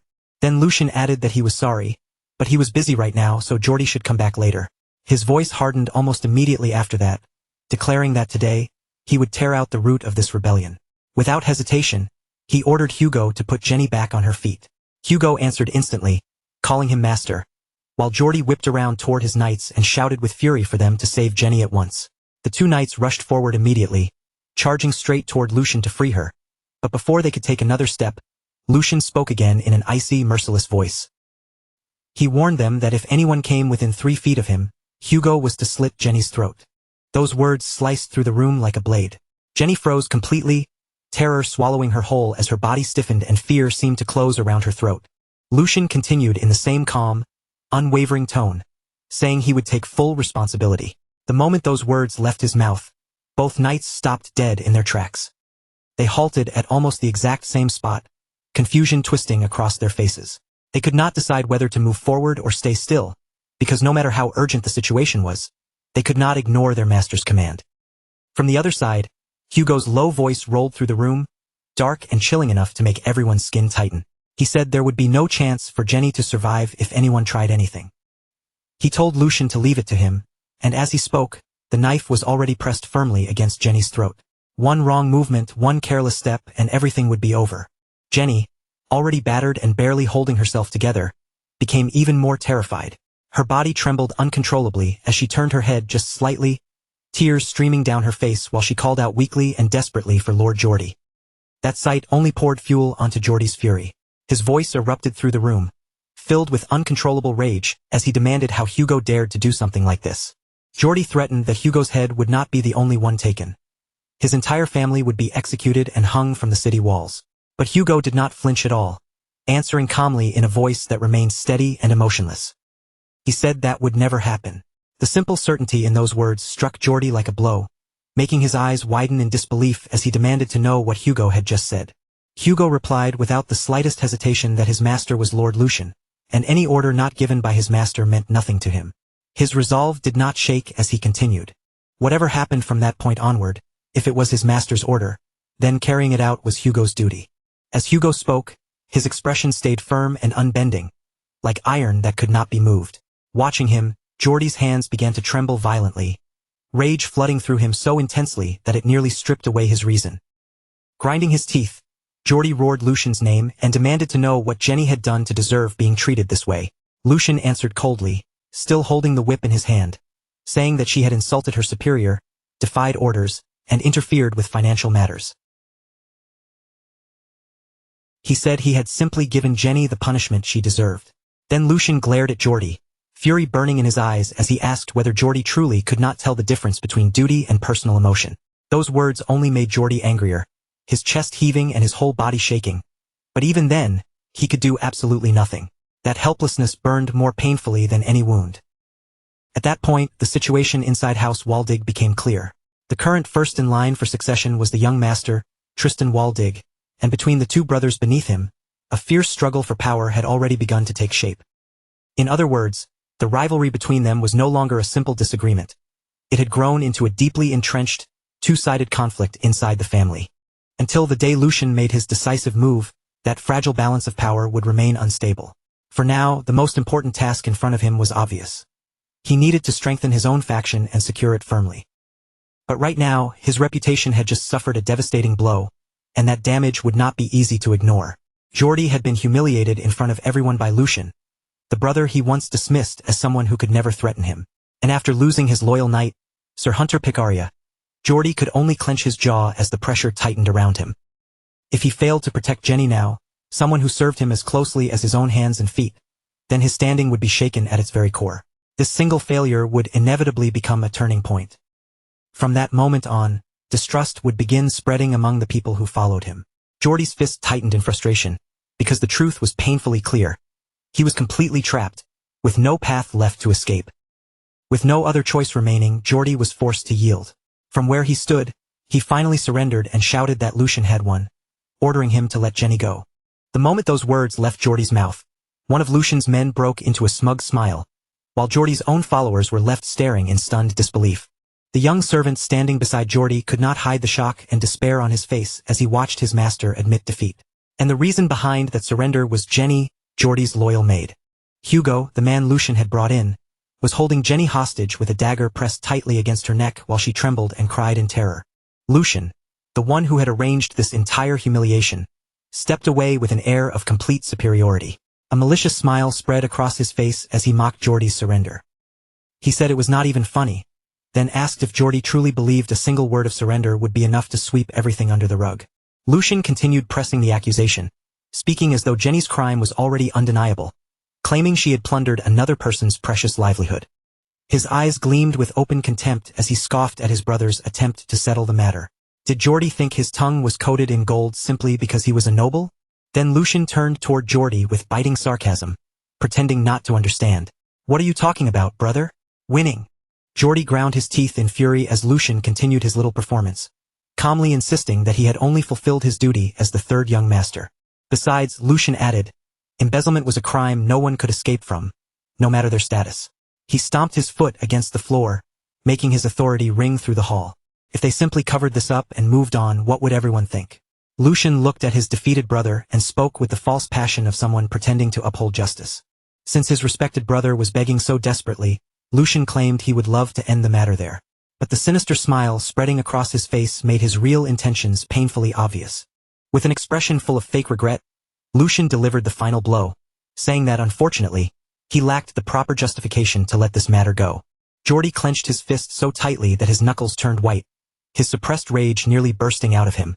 Unable to endure the humiliation any longer, he finally demanded to know Lucian's price.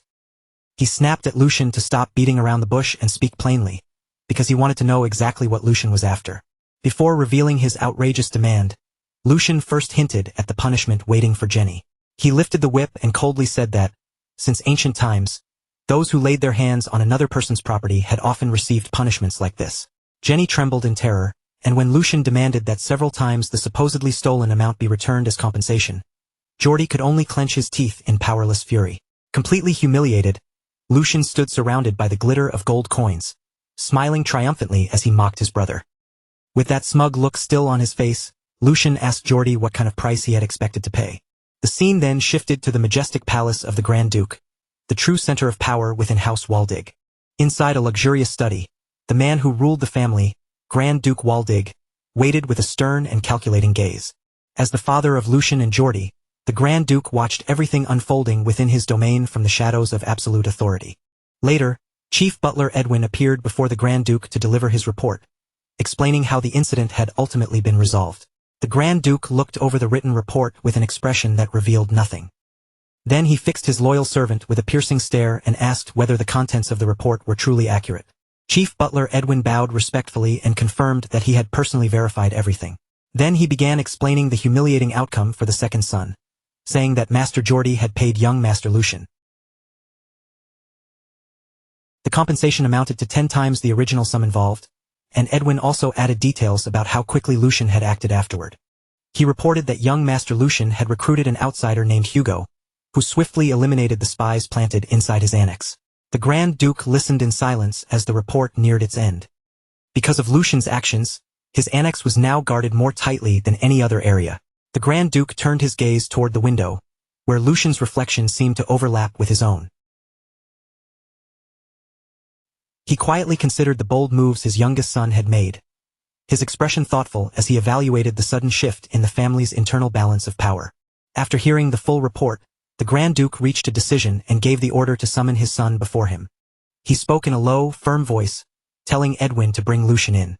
The doors opened soon after, and Lucian stepped into the study like a man entering a lion's den, presenting himself before his father. The Grand Duke turned to face him, his expression carrying the weight of authority and sharp scrutiny. Lucian stood in the vast study while the tension between father and son thickened in the air. Almost immediately, he sensed that something between them had changed. He wondered silently what this feeling was, because his father's gaze felt completely different from the way it had before. For the first time, his father was truly looking at him as a player in the family's struggle. Then the Grand Duke spoke first, his voice carrying unmistakable authority. He said Lucian had caused quite a stir recently. Lucian, however, remained calm and replied that it was nothing extraordinary. He had merely disciplined servants who failed to recognize their own master. The Grand Duke placed one hand on his desk, his gaze growing harder as he pointed out that, as a result, Lucian had disgraced his brother. Then he challenged him directly. He warned Lucian that Geordie would not forget this humiliation for a long time, then asked whether Lucian was truly prepared to bear the consequences. From across the room, Lucian's answer came as cold and firm as steel. He said there was nothing for him to handle. With unwavering confidence, Lucian justified everything he had done as a simple matter of restoring the proper hierarchy.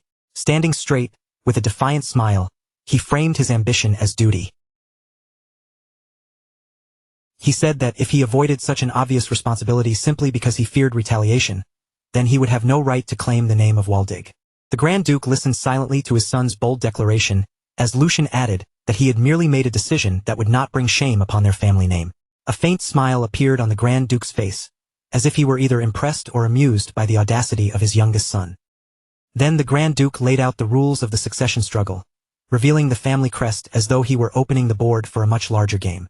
He told Lucian that if Geordie continued to provoke him, then Lucian was free to strike back. With those words, the Grand Duke officially gave Lucian permission to fight for his place. But that freedom came with a harsh condition, and Lucian listened carefully as his father continued. The Grand Duke warned him that if the conflict escalated too far and caused damage to the family, he would side with Geordie regardless of who was right or wrong. Lucian was visibly taken aback by such an unfair and biased condition. In disbelief, Lucian blurted out, extending a hand as he tried to question his father's logic. "Father, what the hell?" But the Grand Duke cut him off at once. his expression almost mocking. The Grand Duke looked at Lucian as if his reaction itself was strange. "Why are you so surprised?" he asked, before laying out his reasoning with cold clarity. Geordie might have a reckless streak, but over the years he had still made real contributions to the family. Then he contrasted that directly with Lucian's own past, the image of his once weak and idle self hanging heavily between them. Unlike Geordie, Lucian had spent an entire year doing almost nothing, wasting time while others worked. As the head of the family, the Grand Duke said, choosing the son who had actually contributed was only natural. Lucian fell silent for a moment, quietly absorbing the weight of his father's ultimatum. But then, instead of shrinking back, a sly smile slowly began to form on Lucian's lips. He had caught the deeper meaning hidden underneath his father's words. To Lucian, that was not simply a restriction meant to hold him down. If he was reading it correctly, it sounded more like an order to crush his brother beneath him and rise higher. His father's next words only seemed to confirm that interpretation. He told Lucian to build his strength and become someone useful to the family. Once he reached that point, the answer to his question would reveal itself. The message behind it was unmistakable. Lucian had to prove his own worth. And with his sharp mind, Lucian quickly began piecing together the situation. He realized his father was deliberately increasing the pressure on him, using that sense of crisis to push him forward. And if the Grand Duke was speaking so firmly, then there had to be a deeper reason behind it. That could only mean the structure of the succession would be decided soon. As that conclusion settled in, a confident smile spread across Lucian's face. He understood the game his father was playing perfectly, and instead of fearing it, he found it almost amusing.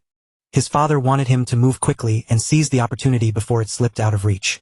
Lucian found himself wondering, with a faintly ironic smile, whether all fathers were this manipulative with their sons. Then he reached into his jacket and pulled out a document, thinking that if his father cared so deeply about him, he might as well live up to those expectations. Drawing the Grand Duke's attention again, Lucian called to him and boldly placed the document on the desk. "What if I've already prepared my move?" Then, with a triumphant smile tugging at his lips, Lucian added that it was not just any move, but a very big one.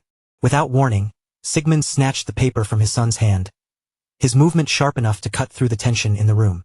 The instant his fingers closed around it, he crushed the document into a tight ball, then tore it apart without the slightest hesitation. The torn fragments scattered down to the floor like pale snow, but the atmosphere only grew heavier.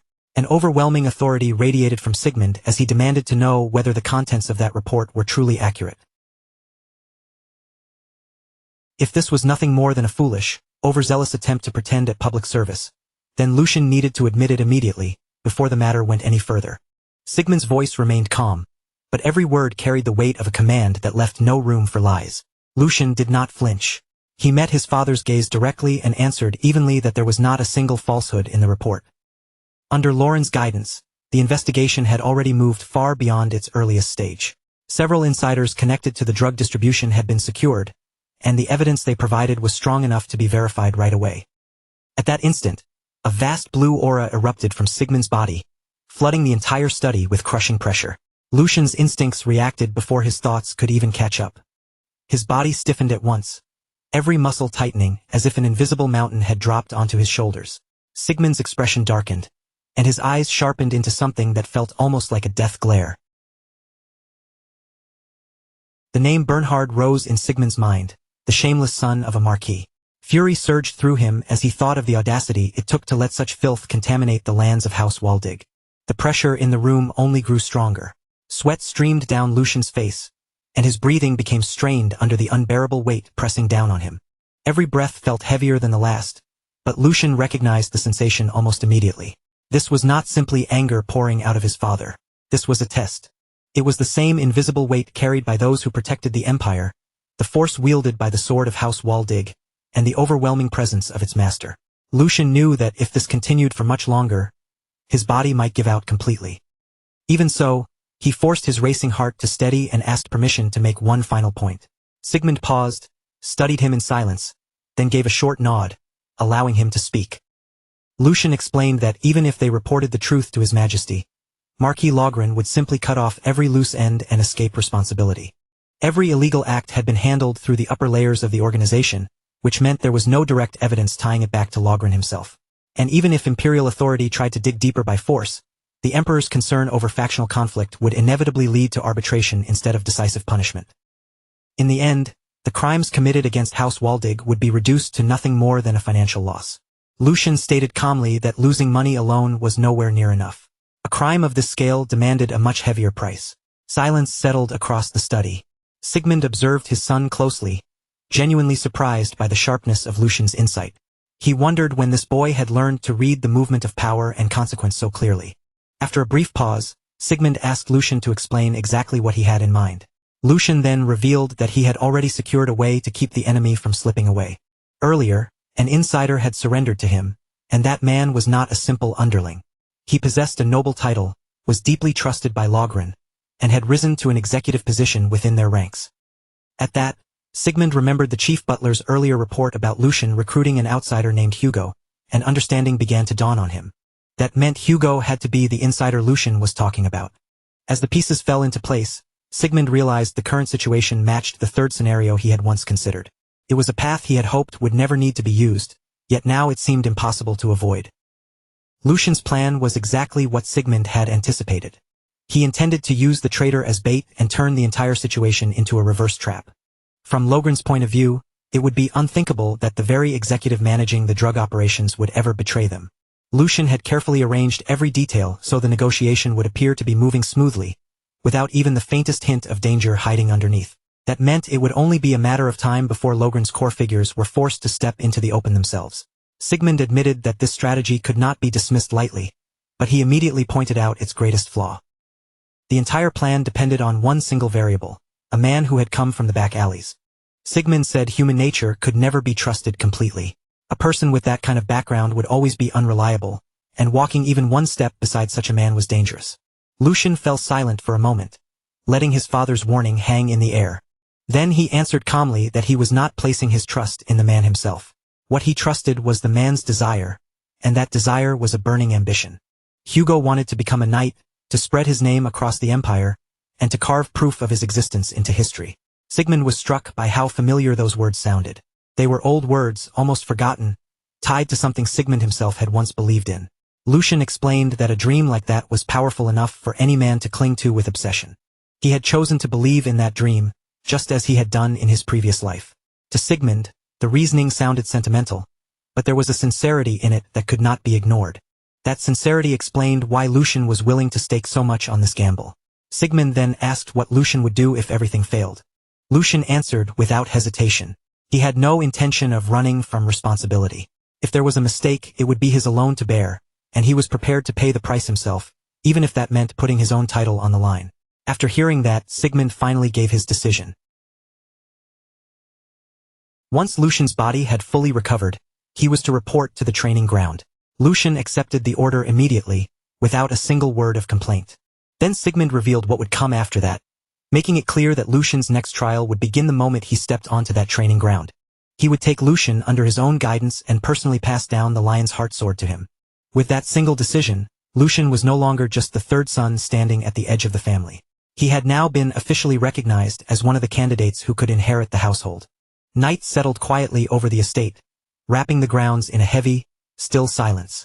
Inside his chamber, Sigmund stood alone by the window with a document in hand. Pale moonlight poured through the glass, stretching across the floor and softly lighting the shadowed corner of the room. The head butler stepped inside without making a sound, then lowered himself in a deep, ashamed bow. In a strained voice, he lamented that something so disgraceful had happened in Melheim, the very center of the Waldig family's power, right under their own watch. Sigmund stopped him before the apology could go any further and placed the responsibility on himself instead. He admitted that he was the one who had ordered the butler to devote all attention to the border situation, and because of that, the defenses inside their own house had grown weak. The fact that his third son had uncovered the truth before anyone else was not something they could call skillful management. In Sigmund's eyes, it had been nothing more than luck.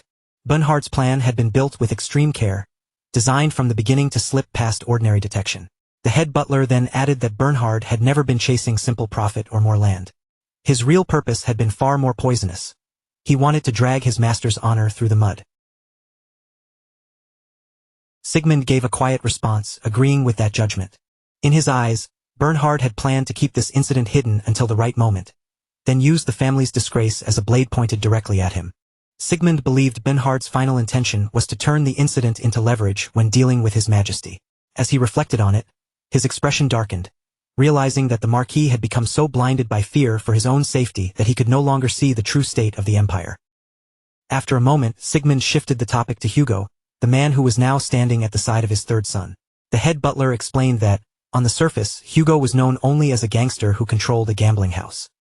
But the truth beneath that reputation was far more impressive. Hugo was actually the leader of a newly formed organization that had already sent waves through the underworld. He was not the kind of man who would casually bow his head and serve someone else.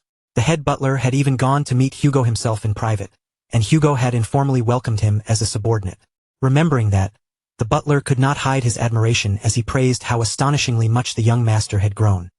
Sigmund softly repeated the word growth, as though weighing its meaning in his mouth. His thoughts naturally turned to Hugo, a man who had survived in a world ruled by schemes, cruelty, and sharpened instincts. Someone like Hugo could never have lived this long by trusting empty promises. In that harsh underworld, a man that sharp and ruthless would have been crushed long ago if he lacked the judgment to recognize what was truly valuable. And Hugo had seen something in Lucian. He had recognized Lucian's potential and found in him the image of a lord worth staking his life on. That one fact alone said more about Lucian's value than any ordinary praise could. Sigmund then told the head butler that although this was happening earlier than he had originally intended, he had decided to open the path for his third child.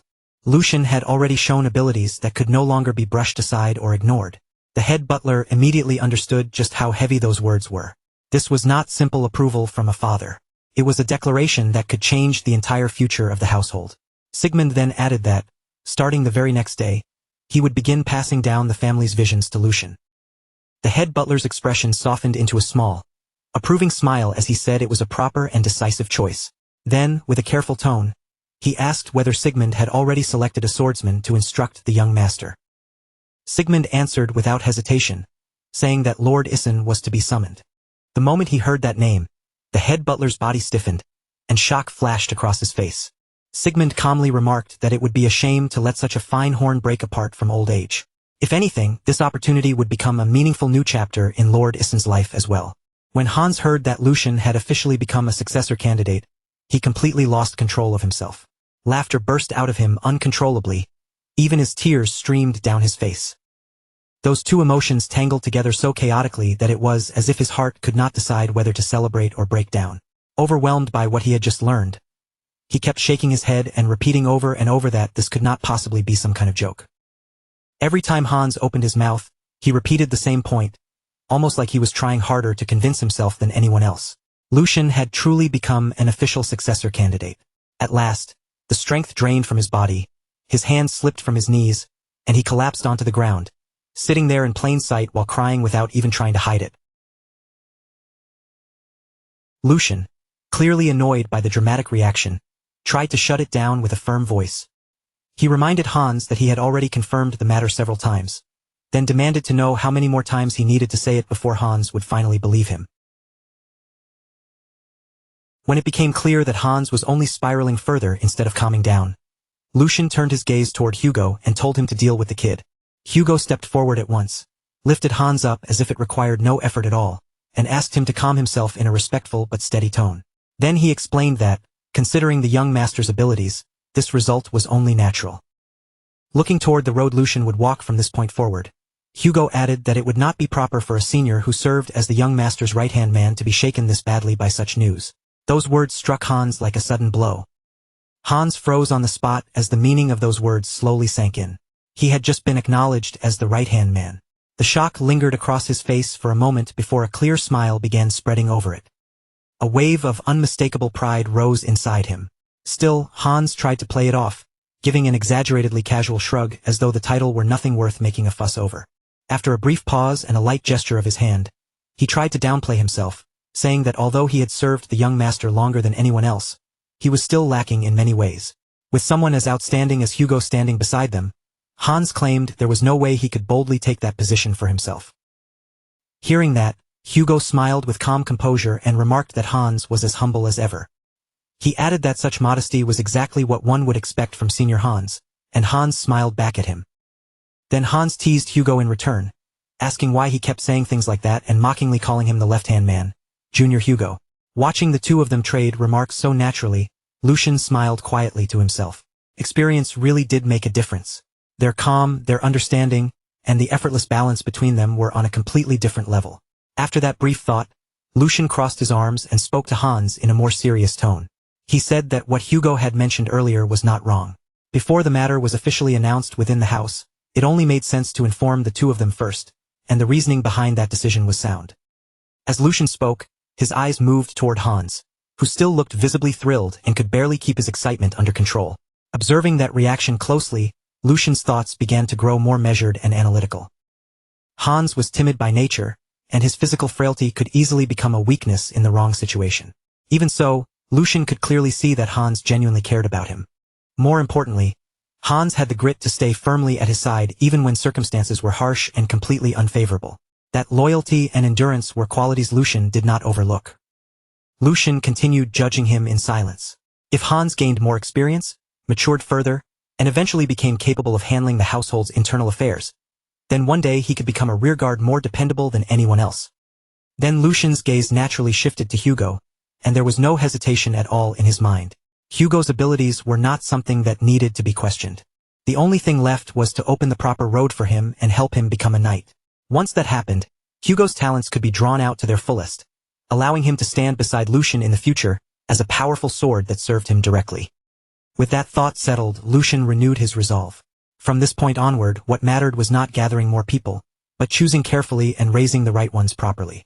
One by one, he only needed to build them up the right way. As that decision became firm in his heart, the scene moved forward to the next morning within the peaceful castle. Warm sunlight spilled through the quiet halls, passing through the tall windows and stretching deep into the castle's interior. Lucian stood there alone with his eyes closed, his breathing even and calm, while his thoughts drifted far beyond the present moment. Before he even realized it, his mind had wandered back to the memories of his previous life. They were memories of the time when he had searched every corner of the continent, chasing after one single goal with relentless determination. What he had pursued back then was the true essence of the ancestors' martial arts, a power said to raise the very realm of swordsmanship itself. Those teachings were built around sword forms, structured paths of mastery that guided how a swordsman grew and advanced. And among all of those forms, there existed a higher realm that stood a full step above the rest. It was known as the advanced sword forms. But no matter how desperately he struggled, no matter how many hardships he endured, and no matter how deeply he lowered himself, even living like a dog just to survive, what he ultimately obtained was still far from the power he had been seeking. He had never obtained the advanced sword forms he had yearned for so desperately. In fact, he had not even managed to reach the intermediate sword forms that were usually reserved for knight captains. What he had barely managed to get his hands on instead was only a weakened, degraded version, the kind of form meant for apprentice knights who were still standing at the entrance of the path. And to be honest, for someone like him, a mere mercenary without noble blood, even being allowed to learn any kind of sword form at all had once been almost impossible. Just being granted the chance to touch a sword form should have been considered nothing short of a miracle. But even after receiving that miracle, the reality waiting for him had still been brutally unforgiving. People weaker than him continued to climb higher simply because they had status behind their names. They were allowed to learn higher-ranking sword forms, and one after another they passed him by. On the battlefield, they crushed him with techniques he could not imitate, could not understand, and could not properly defend against. Every time that gap kept him from protecting the members of his squad, the thirst inside him dug even deeper. His desire for sword forms never disappeared. Instead, it sharpened, twisted, and burned more painfully until it became a torment that followed him constantly. As those old memories rose back to the surface, Lucian clenched his fist without even noticing it. His knuckles tightened as if he were trying to grab hold of something that had always slipped just beyond his reach. But now, fate had placed a completely different opportunity into his hands. This time, someone like him had been given the chance to reach something far beyond what he once thought possible. It was something only a successor candidate of House Valdic and the closest aides around them could ever hope to touch. An ancient sword form, a true legacy, one that surpassed even the advanced sword forms he had once chased so desperately. The Lion's Heart Sword. Even the name alone carried a weight that pressed heavily on the heart. The sheer scale of that swordsmanship filled Lucian with awe, and before he knew it, a tight electric tension began building through his entire body. The training had not even started yet. The time scheduled for him to learn it was still a little ways off, but his excitement was already rising so strongly that he could barely contain it. Lucian let out a quiet, almost self-mocking smile when he realized that he had been pacing around since dawn without even noticing. He had been so restless from anticipation that his body simply refused to stay still. Admitting that to himself, He decided he needed to calm his mind before the lesson began. Slowly, he lowered himself to the ground, crossed his legs, and allowed a gentle smile to settle on his face. As he began circulating his energy, his thoughts naturally turned inward. In his previous life, he had learned swordsmanship without any proper order or system. There had been no teacher guiding him, no foundation laid out for him, and no clear path to follow. All he had possessed were stolen techniques, scattered fragments of knowledge gathered from wherever he could survive long enough to seize them. Because of that, he had never once had someone he could truly call his master. But that realization did not leave him bitter. Instead, his smile deepened just a little. To live a second life and receive such a chance was something truly extraordinary. Yet Lucian did not know that he was not alone. Some distance away, hidden quietly within the shadows, a figure was watching every movement he made with calm, unwavering focus. Time passed in silence before the watcher's identity finally became clear. It was Sir Eisen himself. A faint smile slowly appeared on Eisen's face. He watched the young master sitting there in composed silence, his gaze steady and thoughtful. In Eisen's eyes, there was quiet approval, and within his mind, one clear impression began to surface. A considerable amount of potential was already beginning to take shape. Some time had passed since Lucian sat down, and yet he had not wavered even once. His posture remained stable, his breathing stayed even, and there was not the slightest trace of hesitation or imbalance in him. As Sir Eisen continued observing, he started noticing certain details that stood out more and more. There were subtle qualities in Lucian's composure and control that could not simply be ignored. They were the kind of traits that deserved close attention. Eisen found himself thinking that guiding Lucian would not only be meaningful, but might also provide a brief bit of amusement for him as well. Back when Sigmund had listened to the request calmly, he had acknowledged that if the Duke himself had spoken so highly, then Lucian's talent could not possibly be ordinary.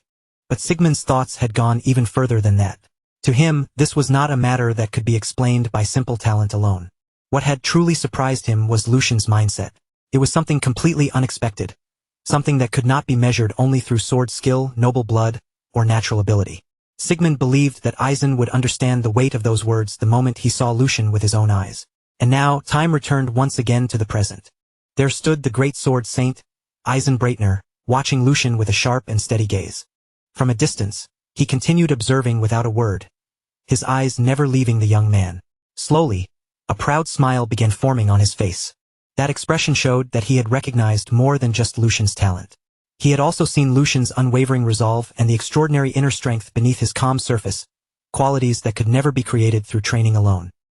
A sword saint was an existence born only when a person pushed their circulation to the absolute limit, refining both body and mana to the furthest possible edge. It was not merely a title people used out of respect.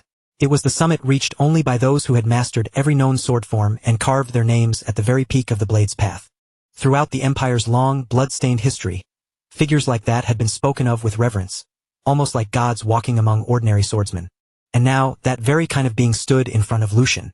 For a brief moment, Lucian almost forgot how to breathe. He stayed rooted in place, his eyes widening and his lips parting slightly as that immense presence settled over him. The pressure was unlike anything he had ever experienced before. It was not violent or suffocating, not like the killing aura of a veteran who had crossed countless battlefields. Instead, it felt calm, vast, and endlessly deep, like standing beneath a boundless night sky. It was overwhelming, yet strangely tranquil.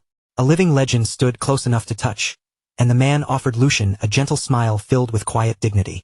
Then he placed one hand over his chest and bowed.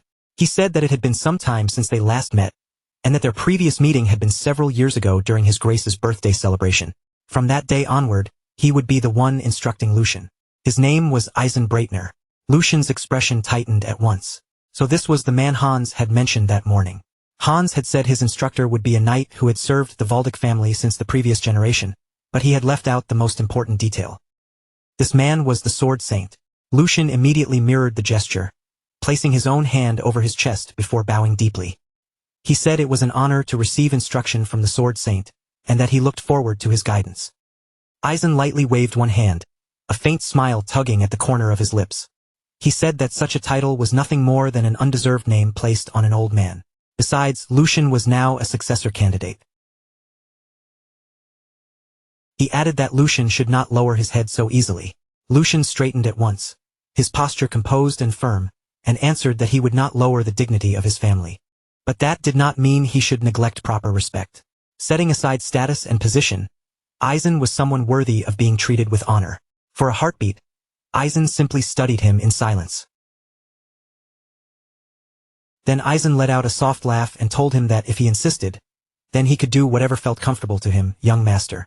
Lucian inclined his head slightly and thanked him for understanding. The warmth in Aizen's expression slowly faded, replaced by a sharp, focused look. Aizen then said they should begin the training immediately, without wasting any time. Lucian stepped forward and replied that it sounded good. Aizen gestured toward the outdoor training grounds. Sunlight was spilling across the wide perimeter of the grounds when Aizen looked toward Lucian and asked whether the young master would like to run around the perimeter. The moment those words left Aizen's mouth, Lucian dropped straight into a runner's stance, his body lowering and coiling with readiness. He looked prepared to launch forward at any second and asked if he should start right away. Aizen blinked, visibly caught off guard by the immediate response. He quickly told the third young master to wait a moment. Lucian straightened again, a flicker of confusion crossing his face as he asked if something was wrong. Aizen looked at him carefully and asked whether he had no questions at all about why he was being told to run, or what purpose this exercise was supposed to serve. Lucian answered with a small, relaxed smile. Of course he was curious. But if Aizen had given the order, then it had to be necessary. To Lucian, that simply meant there was a reason Aizen had chosen not to explain it yet. Lucian placed one hand firmly over his chest, and when he spoke, his voice carried a steady conviction that did not waver. A student receiving instruction simply had to follow. To him, the master's words were enough. That answer made Aizen's gaze sharpen slightly, because the clarity in Lucian's eyes was completely different from what he had seen in other young masters. There was no hesitation in him, no injured pride from being given such a simple command, and no childish demand for an explanation. What remained in his eyes was only a pure, straightforward longing for the sword itself. A faint smile slowly curved across Aizen's lips as he finally understood. So this was what the Duke had been talking about. With that realization settling in, he nodded and told the young master that they would begin. The instant Aizen finished speaking, Lucian shot forward like a streak of lightning across the training ground. Excitement surged through his entire body as he ran, the wind slicing past his ears while his feet carried him faster and faster. From above, Aizen watched him closely without missing a single movement. With both arms folded behind his back, Aizen continued observing in silence. Lucian's speed did not weaken at all. If anything, with every lap around the grounds, he only became faster. His strides grew lighter and smoother, each step flowing into the next with an almost effortless rhythm. It looked as if the ground itself were pushing him forward from beneath his feet. Even while running, Lucian's thoughts remained sharp, calm, and completely deliberate. There was another reason he had obeyed without asking questions. This run was not just ordinary training. It was an evaluation, a test meant to judge whether he had the qualifications to become a disciple. In his previous life as a mercenary captain, Lucian had used the same method before. Back then, he had often tested new recruits in exactly that way.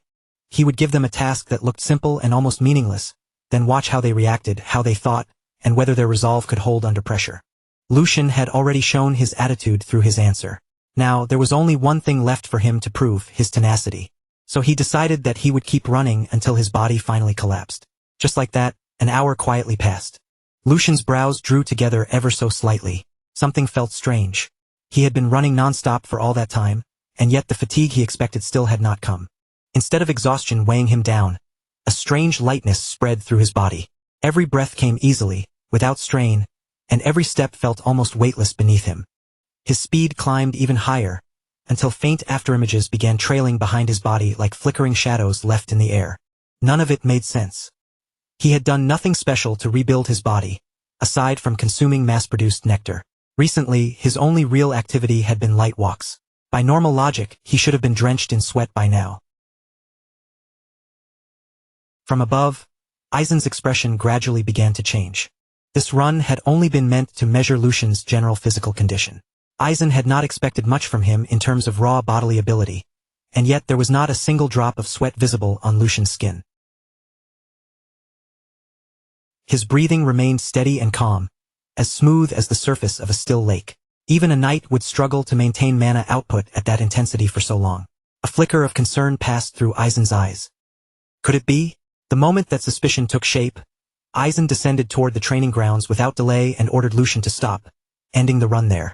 Lucian halted immediately and turned back with clear confusion on his face. A small sound of surprise slipped from him. He asked if something had happened. Aizen stared straight at him, his gaze sharp enough to pierce through the surface, then called him the third young master. Aizen told him there was one question he needed to ask. The method Lucian had used earlier that morning to calm his body and mind was not meditation. It was circulation. Lucian nodded without trying to hide it. If Aizen was talking about what he had done in the indoor training hall, then yes, it had been circulation. He added that there was nothing better for clearing one's thoughts. The moment Aizen heard that, he froze. A thin layer of sweat formed along Aizen's brow. His suspicion had been correct after all. He stepped closer to Lucian, his voice firm but carefully controlled. He apologized first, then said that he needed to examine Lucian's physical condition, and that even if something felt strange, Lucian must not move. Aizen placed one hand on Lucian's shoulder and carefully guided his mana into the young master's body. Slowly and with absolute care, he began tracing the internal flow inside Lucian. He followed the pathways of circulation with the precision of a master craftsman inspecting a priceless blade, checking every subtle movement and every hidden current. A tense silence passed. Then Aizen's eyes widened with disbelief, as if he almost feared what his own examination had just confirmed. Lucian had already reached the very end of circulation. It was the absolute limit that most martial artists spent their entire lives trying to reach. But even that was not the end of what shocked him. What lay within Lucian was not merely the perfected state Aizen himself had once attained. It went even beyond that.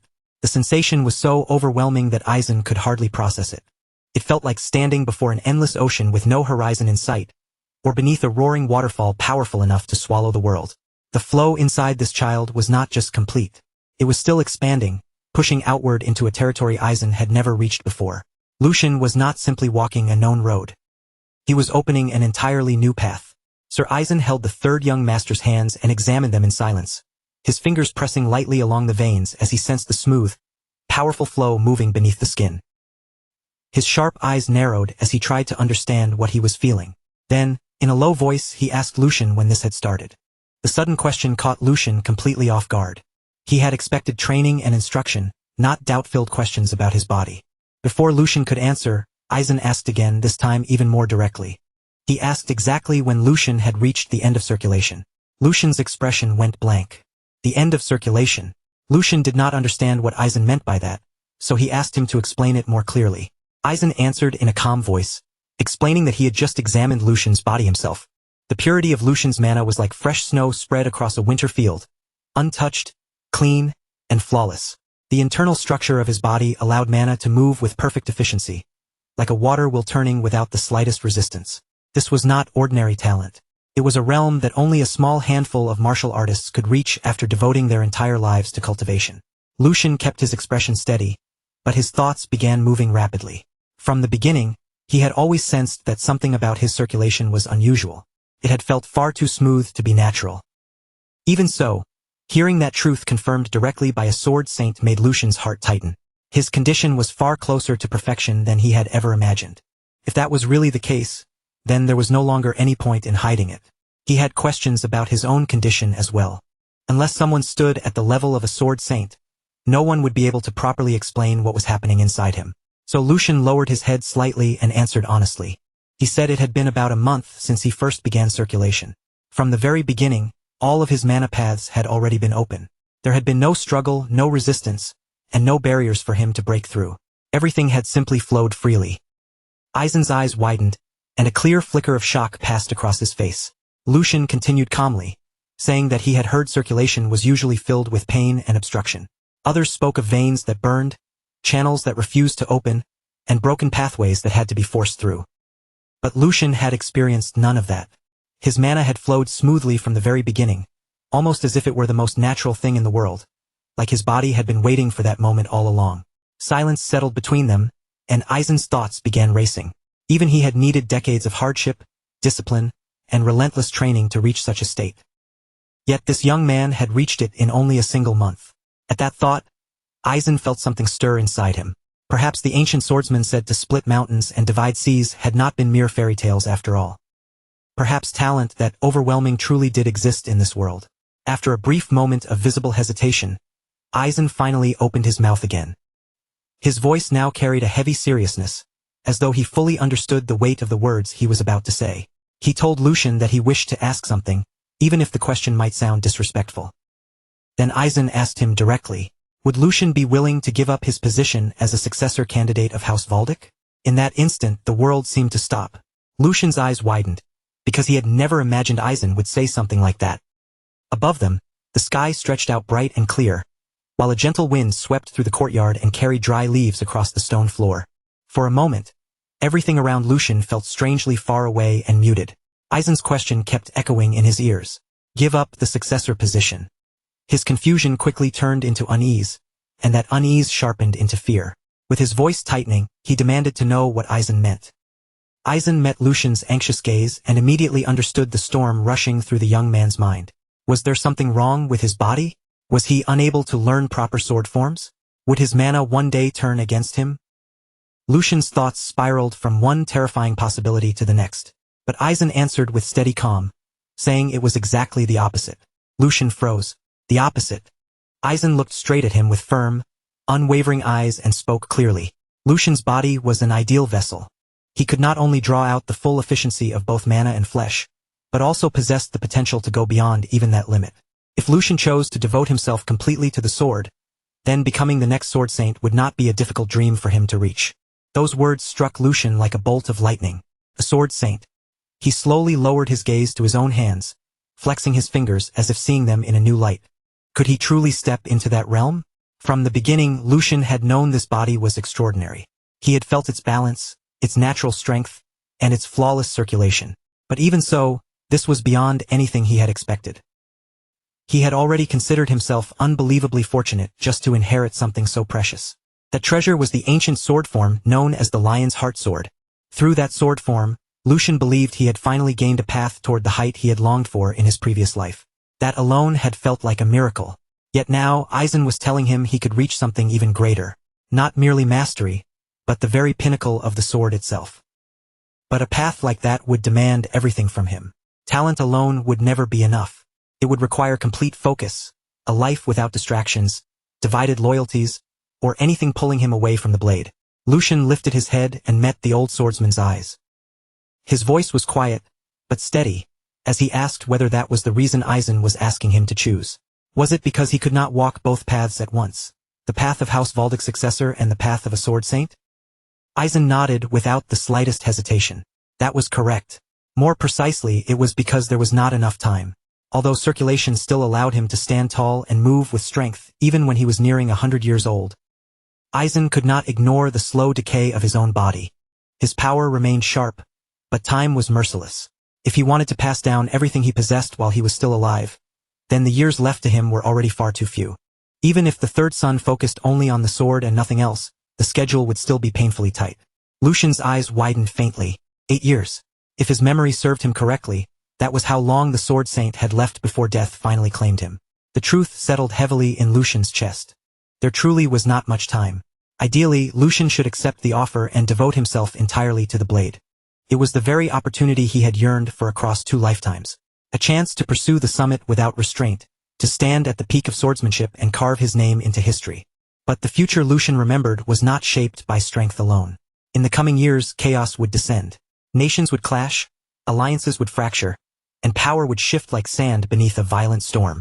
Those who survived would not simply be the strongest warriors.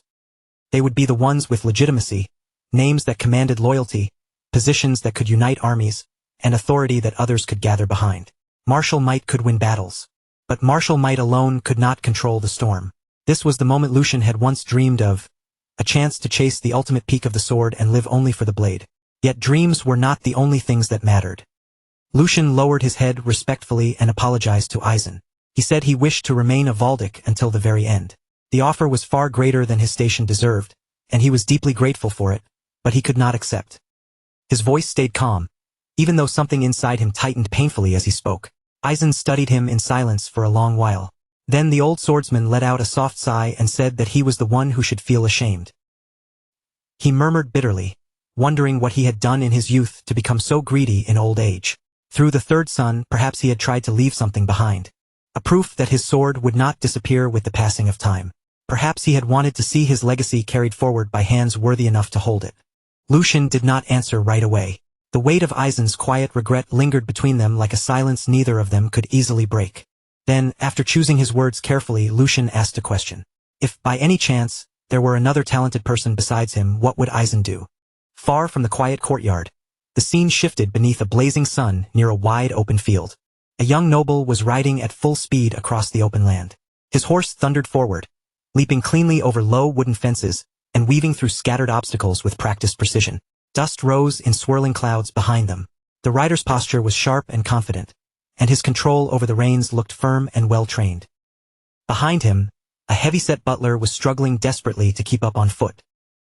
His face was flushed red as he shouted into the wind, breathlessly reporting that the news about the third son had been confirmed. The rider immediately pulled hard on the reins, bringing the horse to a sharp stop. He turned back with disbelief written clearly across his face. So those ridiculous rumors had actually been true. That fool had really been recognized as a new successor candidate.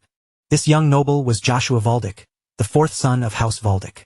Joshua stepped down from his horse and wiped the sweat from his face with a towel. The butler, still trying to catch his breath, explained that everything was exactly as the rumors claimed. The Duke had officially included the third son in the line of succession. And that was not all. Lucian was now under the direct guidance of Aizen and had already begun formal swordsmanship training. Joshua's expression darkened from start to finish. Lucian had already been a stumbling block, and it was difficult enough for Joshua to build support as things stood. After all, while being overshadowed by his two older brothers, every ally had to be earned carefully, and every neutral faction had to be persuaded one by one. But now, those people had another option to consider. His anger flared at once. Unable to hold it in, Joshua threw the towel aside in frustration. Why couldn't Lucian have simply stayed hidden away in the corner of his room like before? Would it really have been so impossible for him to remain useless, silent, and out of everyone's way? The butler nervously urged Joshua to be careful with his words, but that warning only poured more fuel onto his anger. How was he supposed to stay calm? What if the fragile loyalty he had barely managed to gather started wavering because of Lucian? Political support was like glass. Once even a single crack appeared, it could never be restored perfectly to its original shape. And the very thought of calling Lucian his brother was enough to make Joshua's blood boil. They were only a few months apart in age. Yet now, that small and meaningless difference had suddenly gained political weight. Joshua forced himself to breathe, because rage alone would not solve anything. He lightly bit at his nail, his thoughts turning quickly. He could not simply sit still and watch this happen. There had to be a way to deal with it. Then, at last, an idea formed, and his eyes sharpened. Since Lucian had started learning the sword, he would eventually need someone to spar with. That was only natural for a young master undergoing formal training. Joshua turned toward the butler and ordered him to prepare 2 sharp swords. Not wooden practice blades, but real weapons, live steel meant for actual combat. The butler froze in shock, while Joshua's lips curved into a thin, controlled smile. He only needed to teach his dear brother one very simple lesson. Back with Lucian and the Sword Saint, Lucian looked at Aizen calmly and asked what he would do if someone with genuine talent appeared before him. Lucian made it clear that he meant someone besides himself. It might take some time to find that person, but he was certain the talent was enough to make up for the delay. A man gifted enough to leave a scar on the Sword Saint's legacy even 100 years from now. When Aizen heard those words, a faint smile quietly appeared on his face. Then he answered in a gentle tone that carried a trace of weariness. His heart felt heavy, he said, as if he were placing an unnecessary burden on the young master's shoulders. He was already more than happy just knowing that Lucian thought so fondly of an old man like him. So Aizen asked Lucian not to trouble himself with such matters any longer. Then, with quiet sincerity, he thanked the young master for his kind words. After hearing that, Lucian responded softly by calling him sir, but deep inside, his thoughts were moving in a different direction. Just as he had expected, Aizen must have thought the whole thing sounded like nonsense. Even a famous swordsman would not easily be enough to catch the Sword Saint's eye. So it was only natural that Aizen doubted him, especially when someone who had only just begun training was claiming he could present the Sword Saint with a true disciple. Even so, Lucian believed Aizen could look forward to it. If Lucian himself was a heaven-sent vessel acknowledged by the Sword Saint, then surely there had to be another person sent by the heavens as well. Someone blessed with a gift meant entirely for the sword. In fact, even though that person's body was frail and his swordsmanship was still inferior for now, talent alone would one day allow him to become the very embodiment of the blade. He would become a figure who swept across battlefields like a storm made of steel. Sword Demon Felix. One day, he would become Lucian's most powerful follower, and also the disciple who would inherit everything Aizen passed down. After some time had passed, the scene shifted once again. Lucian and Aizen had arrived at the training grounds. The air around them was calm, but beneath that quiet atmosphere, a faint tension seemed to hang in place. Aizen began speaking in a steady, instructive voice. Before beginning the lesson on swordsmanship styles, Aizen said they would first check how much Lucian had improved. He directed the young master toward the wooden training dummy. He told Lucian to perform vertical, horizontal, and diagonal strikes. And since Lucian had truly practiced circulation, he should also be capable of manipulating mana. Aizen explained each point carefully, making sure Lucian understood exactly what he needed to demonstrate and leaving no important detail unsaid. Then, after a brief pause, he added one final requirement. He wanted Lucian to show him a strike infused with mana. Hearing that, Lucian turned his thoughts inward. This would be the first time he had ever held a sword using Lucian's body, so he needed to control his strength carefully. But Lucian had studied swordsmanship before, and with that thought steadying his mind, he prepared himself. His fingers tightened around the hilt, settling into a firm grip. His stance lowered and stabilized, and without hesitation, he brought the sword down in a clean vertical strike. The wooden dummy trembled lightly from the force. Right after that, he followed with a precise horizontal slash and then a sharp diagonal cut, each movement flowing a little more naturally than the one before it. Finally, Lucian drew in a quiet breath and focused his mind, channeling mana into the blade. A powerful surge of energy began gathering around him. And it was not only the sword that reacted. An intense light seemed to flare within Lucian's eyes as well, as though the energy itself were burning behind his gaze. In the next instant, he stepped forward and unleashed the final attack. The mana-infused blade cut through the air with overwhelming force. The training statue in front of him could not withstand the impact. It shook violently, then collapsed down onto the ground. Struck down by the sheer power of that blow, the wooden dummy lay fallen before him. Lucian looked at it with a faint smile slowly spreading across his face. In that moment, he felt as though he had performed remarkably well. After all, this was his first attempt using this body, and inwardly, he reflected on the result with quiet satisfaction. Since it was his first attempt in this body, his movements had still been a little lacking. But surely his form had been decent for a beginner. Then he wondered whether Sir Aizen had perhaps expected even more from him. A small flicker of doubt began creeping into Lucian's mind, although he still believed he had performed fairly well.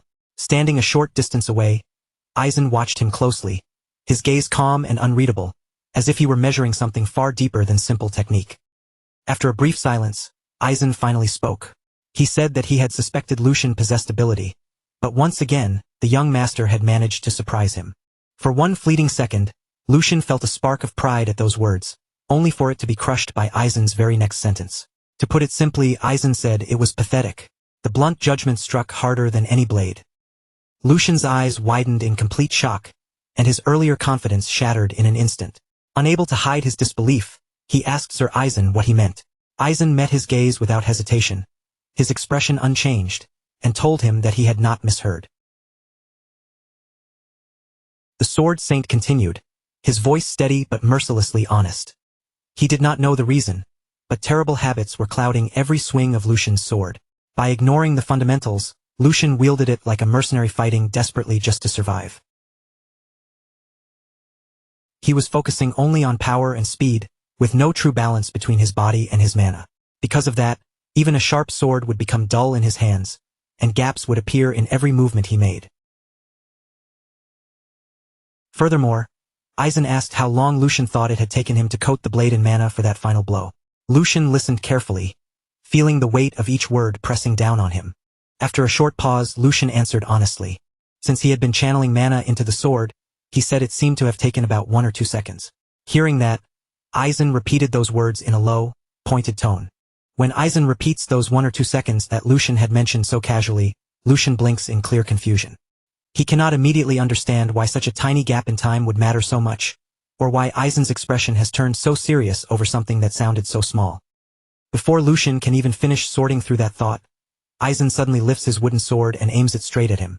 The movement is sharp, clean, and deliberate, as if the blade itself is forcing Lucian to recognize just how dangerous those 1 or 2 careless seconds can truly become.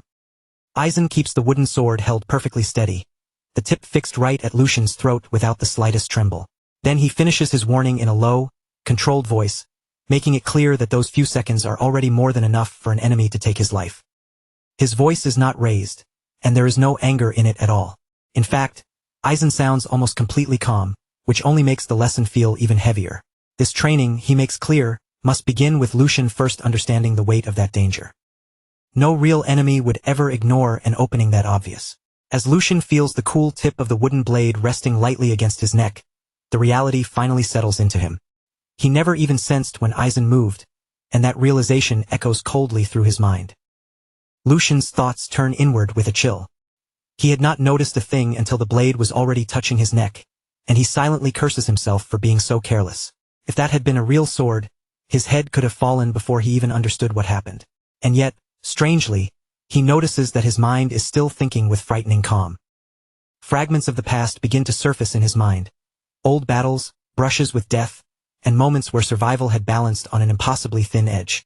Again and again, he remembers how the difference between living and losing everything can be nothing more than one heartbeat, one mistake, or one wasted second. Slowly, Lucian lowers his eyes as if accepting the lesson deep inside himself, then lifts his gaze again with a much sharper seriousness than before. He tells Aizen firmly that he will remember those words, and that before anything else, he will correct both his habits and his mindset. Standing before him, Aizen remains silent, watching not only Lucian's skill, but the resolve beginning to harden behind his eyes. After hearing that answer, Aizen speaks again, his voice firm and unshaken. He tells the young master that a gifted body alone cannot accomplish everything, and that raw physical ability will never be enough to defeat an experienced mana user. He continues by explaining that if the body cannot properly support the mana flowing through it, then all that energy will only be wasted. Worse than that, the wasted power will create openings, and on a battlefield, those openings are no different from inviting death straight to your throat. Every word carries the weight of experience, as if Aizen is drawing the lesson from countless real battles. As he continues, mana begins to rise from his blade, not violently or wildly, but with a smooth, controlled flow like a quiet current moving beneath still water.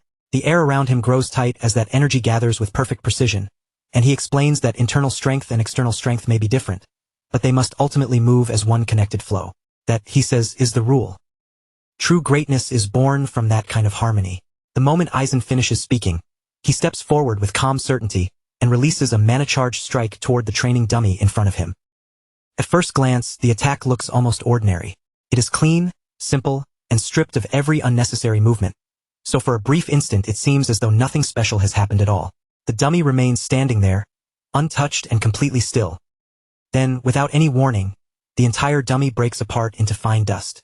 Its shape vanishes in an instant, scattering through the air as if the solid target had never truly existed in the first place.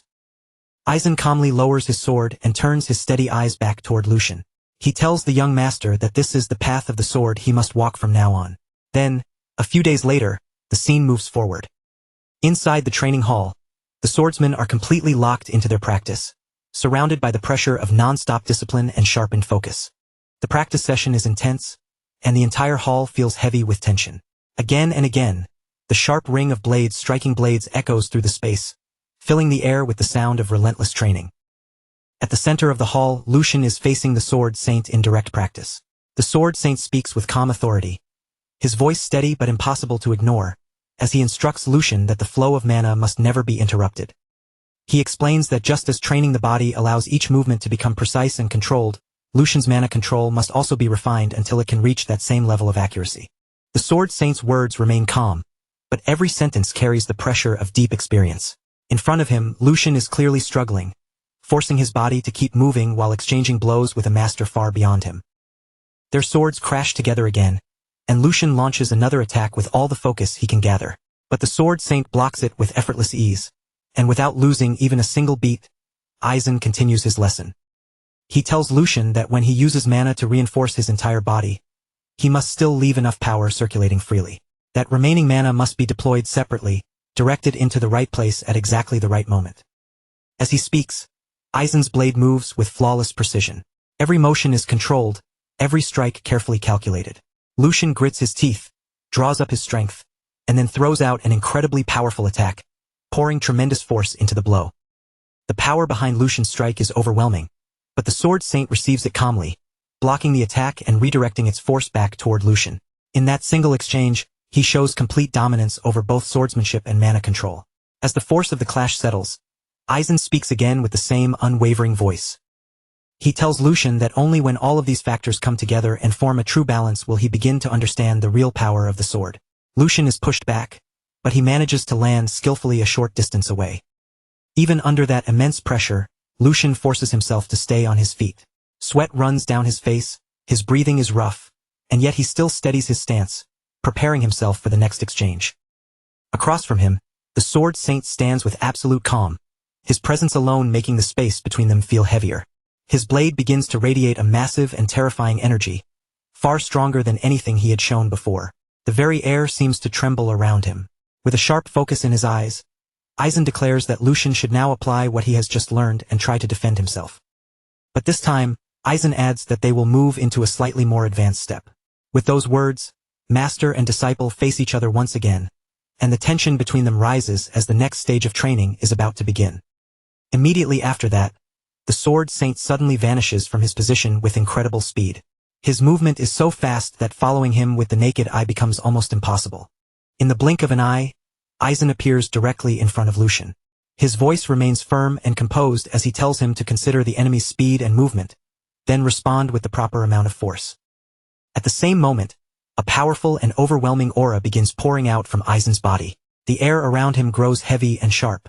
He raises his sword in one smooth motion, and in the very next instant, he unleashes a terrifying attack packed with tremendous force. As Lucian sees that monstrous wave of energy rushing toward him, his thoughts begin racing.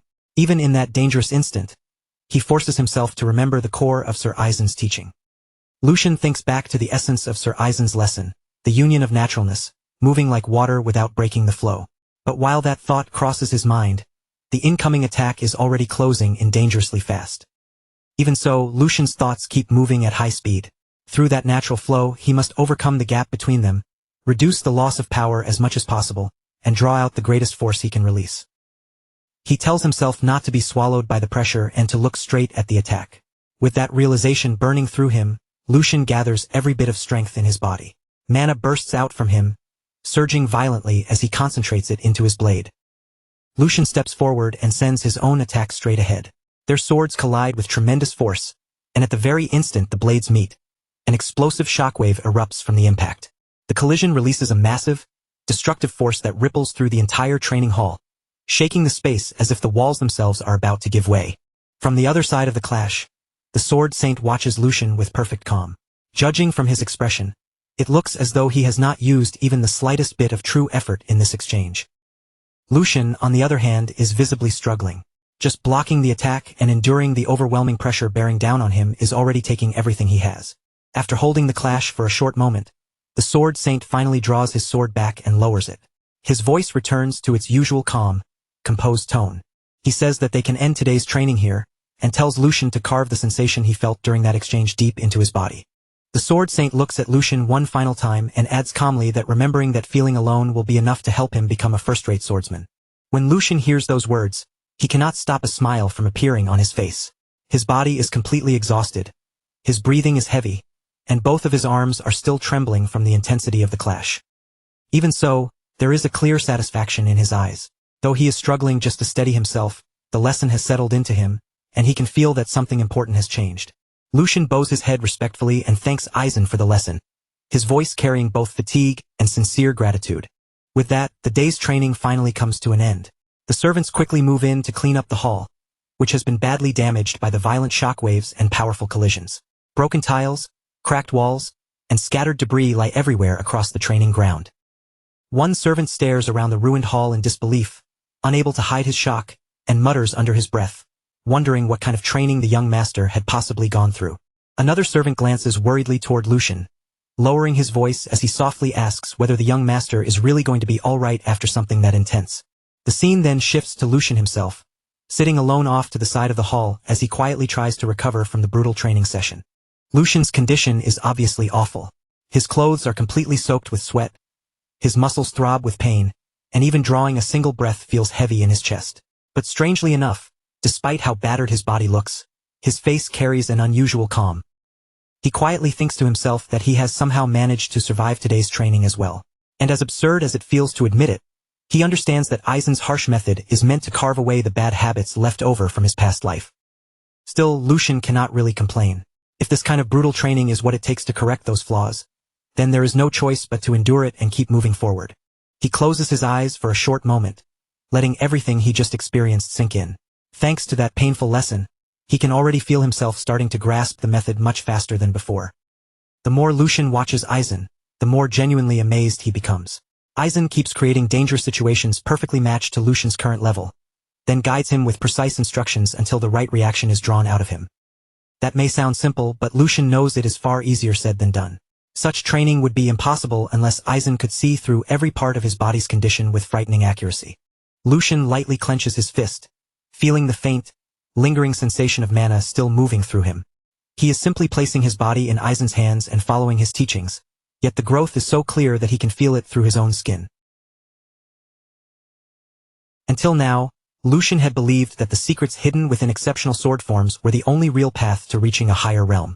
But today's training has forced him to understand something much deeper. Real strength is not only about mastering impressive techniques. It also comes from refining the foundation, tearing down old flaws, and rebuilding everything from the very core. Lucian lowers his gaze as a quiet thought echoes through his mind. He has never considered things like balance, reserve power, and flow this deeply before, not even in his previous life. What truly mattered had always been inside him from the start. And as that realization settles in, Lucian cannot help but wonder what might have happened if he had learned these teachings back in his past life. For a brief instant, faint visions from that previous life flash across his eyes. Blurred battlefields, fierce clashes, and moments stained with the pressure of life and death. He remembers unfinished duels, chances that slipped through his fingers, and the heavy regret of never reaching the height he had once chased so desperately. Those memories feel distant, almost like fragments from another world, yet the pain inside them remains painfully vivid. Then, little by little, Lucian's mind returns to the present. Lucian lets out a slow breath and continues thinking to himself. If he had possessed this understanding back then, wouldn't he have at least been able to exchange a few proper blows? Ending things like this today feels a little shameful to him. As he sits there recovering, another thought rises in his mind, whether there might be a perfect opponent somewhere for him right now.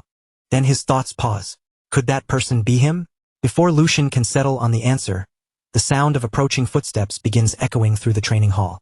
A voice announces that the fourth young master has arrived, immediately drawing attention toward the entrance of the hall.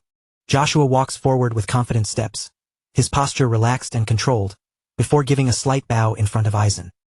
He greets Aizen politely, asking whether his master has been well, and introduces himself with respectful formality as his disciple, Joshua.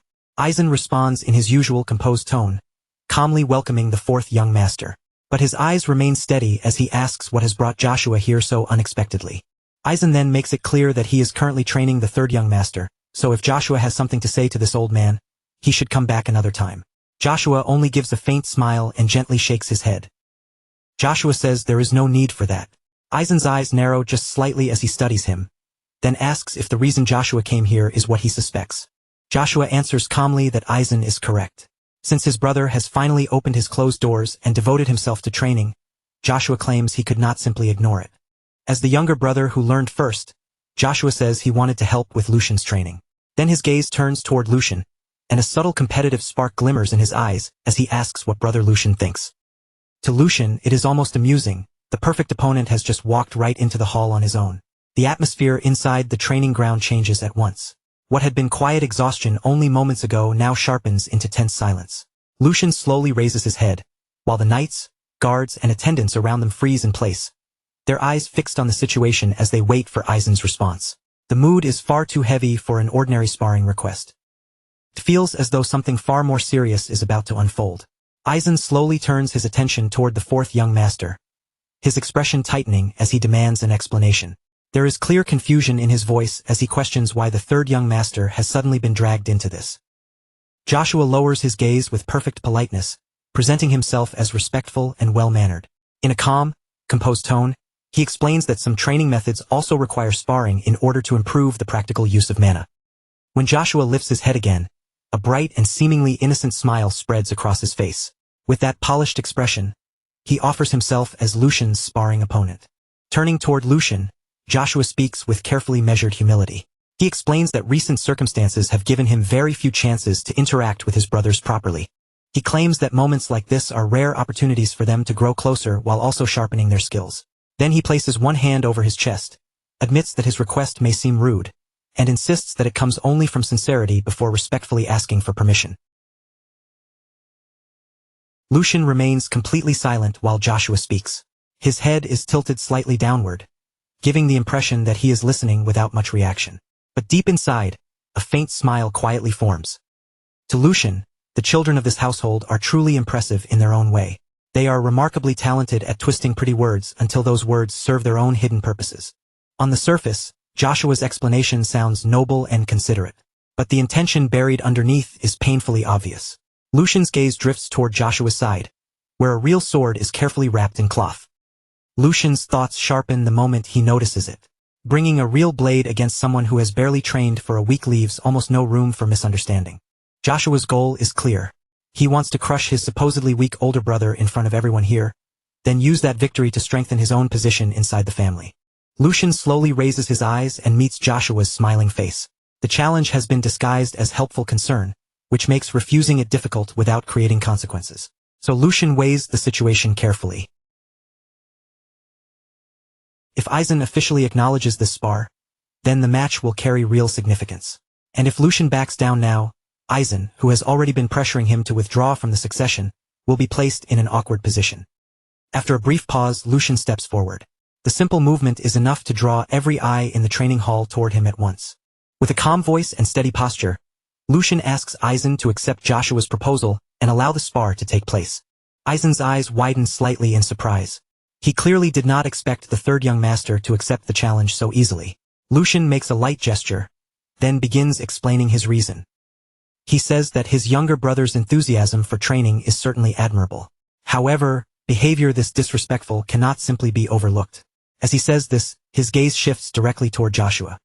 Since that is the case, Lucian declares that he will personally teach his immature younger brother a proper lesson. The moment those calm words leave his mouth, Joshua's expression stiffens.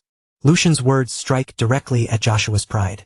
Anger immediately begins to rise inside him, but he forces it back down, struggling to keep his face under control. Lucian continues in a steady voice, telling Joshua that today will be the last time he tolerates this kind of childish behavior. Causing more trouble, he adds, will only put Aizen in a difficult position. As the exchange continues, Aizen watches both brothers carefully. He understands Joshua's intentions perfectly, and yet the third young master has still chosen to step directly into the trap. After thinking it over for a moment, Aizen grants permission, but only under strict conditions. The spar will happen just once, and if it becomes dangerous at any point, he will stop it immediately. Both brothers place their hands over their chests and agree to Aizen's conditions. Their voices polite even as tension continues to press heavily between them. Lucian then turns toward Joshua with a calm smile and suggests that the two of them have a good sparring match. As Lucian finishes speaking, he casually pats Joshua on the shoulder, as if they are simply friendly brothers. That small gesture irritates Joshua at once, and although he forces out a laugh in response, the annoyance on his face is impossible to fully hide. A little while later, Lucian, Joshua, and Aizen stand together at the center of the training ground. Aizen steps forward between the two brothers, his posture calm and dignified, and begins clearly laying out the rules for the spar. He makes it clear that this is not meant to be a fight where they injure each other. This is only a sparring match, a controlled exchange meant to test their progress and reveal what each of them still needs to improve. Then Aizen turns his attention toward Lucian and reminds him that this will be his very first proper spar. Instead of obsessing over victory, Lucian should treat the match as a chance to learn, observe, and sharpen himself through experience. After that, Aizen looks toward Joshua. Since Joshua is the more experienced swordsman, Aizen reminds him that he has a responsibility to conduct himself with dignity and restraint. Finally, Aizen addresses both brothers at once, his voice carrying through the training ground as he instructs them to protect the honor of their house while crossing blades. The signal will begin once both of them draw their swords. That moment finally arrives, and the sound of steel sliding from its sheath rings out as the two brothers raise their blades into position. The air turns tense in an instant. Joshua fixes his eyes on Lucian, and frustration begins boiling inside him. The name Lucian Veldic echoes through his mind, irritating him more with every passing second. He cannot understand when his older brother started behaving like a proper elder brother.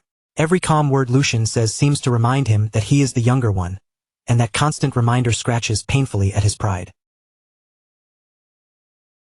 In Joshua's eyes, the difference between them is only a matter of being born slightly earlier. Yet Lucian keeps acting as though that alone places him far above Joshua. Joshua tightens his grip around the sword handle until his knuckles start turning pale. Fine, he thinks, letting that anger harden inside him. If Lucian wants to act superior, Then this spar will decide who truly has the right to stand above the other. By the time this is over, Joshua intends to tear away that confidence completely. His rage grows so intense that even his reflection in the blade seems twisted and distorted. To Joshua, today will prove once and for all who is truly superior. Across from him, Lucian calmly studies Joshua's expression, and even against real enemies, he rarely remembers seeing such raw, uncontrolled emotion. Lucian adjusts his grip around the sword, feeling the cold and familiar weight of the weapon settle into his hand. It has already been 2 months since he last held a sword properly, yet the sensation returns to him almost naturally. For a brief moment, memories from his previous life rise to the surface. Memories of ruthless battles where winning mattered far more than honor or fairness. A faint smile touches his lips, but he knows that today is different. Today, he is not standing here as the man he used to be. He is standing here as the third young master of House Veldic. His gaze briefly shifts toward Aizen. If Lucian carelessly uses the techniques from his past life, the Sword Saint will certainly notice something strange, so he quietly reminds himself to be cautious. Joshua may be arrogant, but in the end, he is still a child, and now he is Lucian's younger brother. So Lucian decides to restrain himself within a reasonable limit. But that decision breaks apart the moment Joshua suddenly lets out a mocking laugh. Joshua glances around with a sneer and taunts Lucian, asking where all that earlier confidence has gone now that they are holding real swords. He goes on to say that accidents can happen in a real spar, but only when both sides are evenly matched. Then, with an even more insulting tone, Joshua suggests that if Lucian is afraid, they can always switch to wooden swords instead. Lucian watches him in silence for a moment. Then, without saying a single word, he throws away the idea of going easy on this disobedient younger brother. At this point, a proper beating may be the only kind of lesson Joshua will actually understand. Joshua's irritation grows even worse as Lucian's calm tone makes him feel like the younger one all over again. His eyes widen with anger, and without waiting any longer, he steps forward and lowers himself into a combat stance. In the very next instant, Joshua bursts forward, charging straight at Lucian with fury burning in his eyes. Lucian calmly raises his sword into a defensive cross, the blade coming up in front of him as he prepares to receive the attack. Even as Joshua rushes in, Lucian's mind stays perfectly calm, quickly reading the situation in front of him and measuring his opponent's level. Joshua has clearly received proper training. His fundamentals are solid, his movements are stable, and Lucian knows he cannot afford to underestimate him. At the same time, Lucian understands his own condition very well. Most of his mana has already been drained during the brutal training session from earlier. However, Joshua's lack of real battle experience is painfully obvious. The fact that he fell for such a simple provocation already proves how easily his emotions can control him. Lucian adjusts his stance, sliding his rear leg back into position. Mana gathers quietly around that leg as he applies Aizen's teachings, focusing power with careful control, while Joshua continues charging toward him. Then, in a single instant, blue mana erupts from Lucian's back leg. Lucian's body launches forward like a released arrow. He disappears from where he was standing, leaving streaks of blue light behind as he closes the distance in the blink of an eye. That sudden burst of speed shocks everyone watching, making the entire training ground seem to freeze for a heartbeat. Aizen's eyes widen slightly, and even the guards standing nearby are left frozen in disbelief by what they have just seen.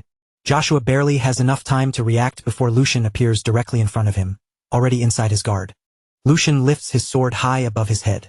In that brief moment, he decides to seize complete control of the match, and his blade comes crashing down in a powerful vertical strike. Joshua instinctively looks up, barely managing to move as the attack descends toward him. Lucian's voice cuts through the air, cold and steady, warning Joshua to grit his teeth and block properly unless he wants his jaw shattered by the impact. The next instant, steel crashes against steel with a deafening force.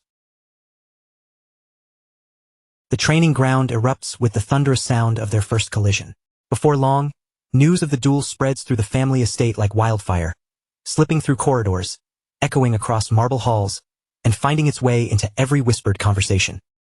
Inside the mansion, a small group of servants gathers in a quiet corner, speaking in hushed but excited voices. One of them leans in and asks if the others have heard what happened. Another servant blinks in confusion and asks what he means. The first servant quickly glances around, then reveals the rumor that young Master Lucian completely overwhelmed young Master Joshua, and the words immediately hang heavily in the air. Not far away, several maids continue with their chores, but their attention is clearly nowhere near their work. They whisper among themselves, barely holding back their laughter, while one maid covers her mouth and giggles softly. She says that the fourth young master had entered the duel full of confidence, only to leave looking completely miserable. Another maid adds that when she first heard the story, she nearly cried from laughing so hard. With every retelling, the story grows more dramatic. Each person adds a little more flavor, making the rumor louder, sharper, and more exaggerated as it travels from one mouth to another. And at the center of all that spreading excitement is Yuko, moving through the estate with perfect timing. Everywhere he goes, he shares the story with enthusiasm, giving every detail just enough life to make people lean in closer. At one point, Angus approaches him and remarks that the timing could not have been better. He has already heard whispers that even the Sword Saint acknowledged Lucian's talent. Yuko then leans in closer, lowering his voice as if he is about to reveal a forbidden secret. Since the story has already spread this far, he says, he might as well tell them what really happened. But he warns them that it is strictly confidential, which of course only makes the rumor spread even faster. Soon enough, Angus is retelling the story with even greater excitement, describing how Lucian utterly crushed Joshua and casually took his sword as if it were nothing, leaving everyone who witnessed it completely stunned. Meanwhile, far away from all the noise, gossip, and excited chatter, Lucian stands quietly beside the window in his room. A faint hum slips from his lips as he looks outside, his expression calm and almost indifferent. He knows very well that rumors are swirling through the mansion, and because of that, a subtle smile slowly forms on his face. For rumors like these to spread, today is truly the perfect day. As Lucian stands by the window, his thoughts slowly drift back to the duel. Lucian could still picture Joshua from that moment, looking up at him from below with fear carved all over his face. Only after being cornered did Joshua finally call out to him as his brother, his voice trembling as if that word could save him. Back then, Lucian had lifted his sword high above him, his expression cold, firm, and completely unyielding as he stared down at Joshua. So now, Lucian had said sharply, with no warmth in his voice at all, he was finally being treated as Joshua's brother. Only after being driven into a corner did Joshua remember that relationship. And the very next moment, Lucian's blade came crashing down in a powerful vertical strike.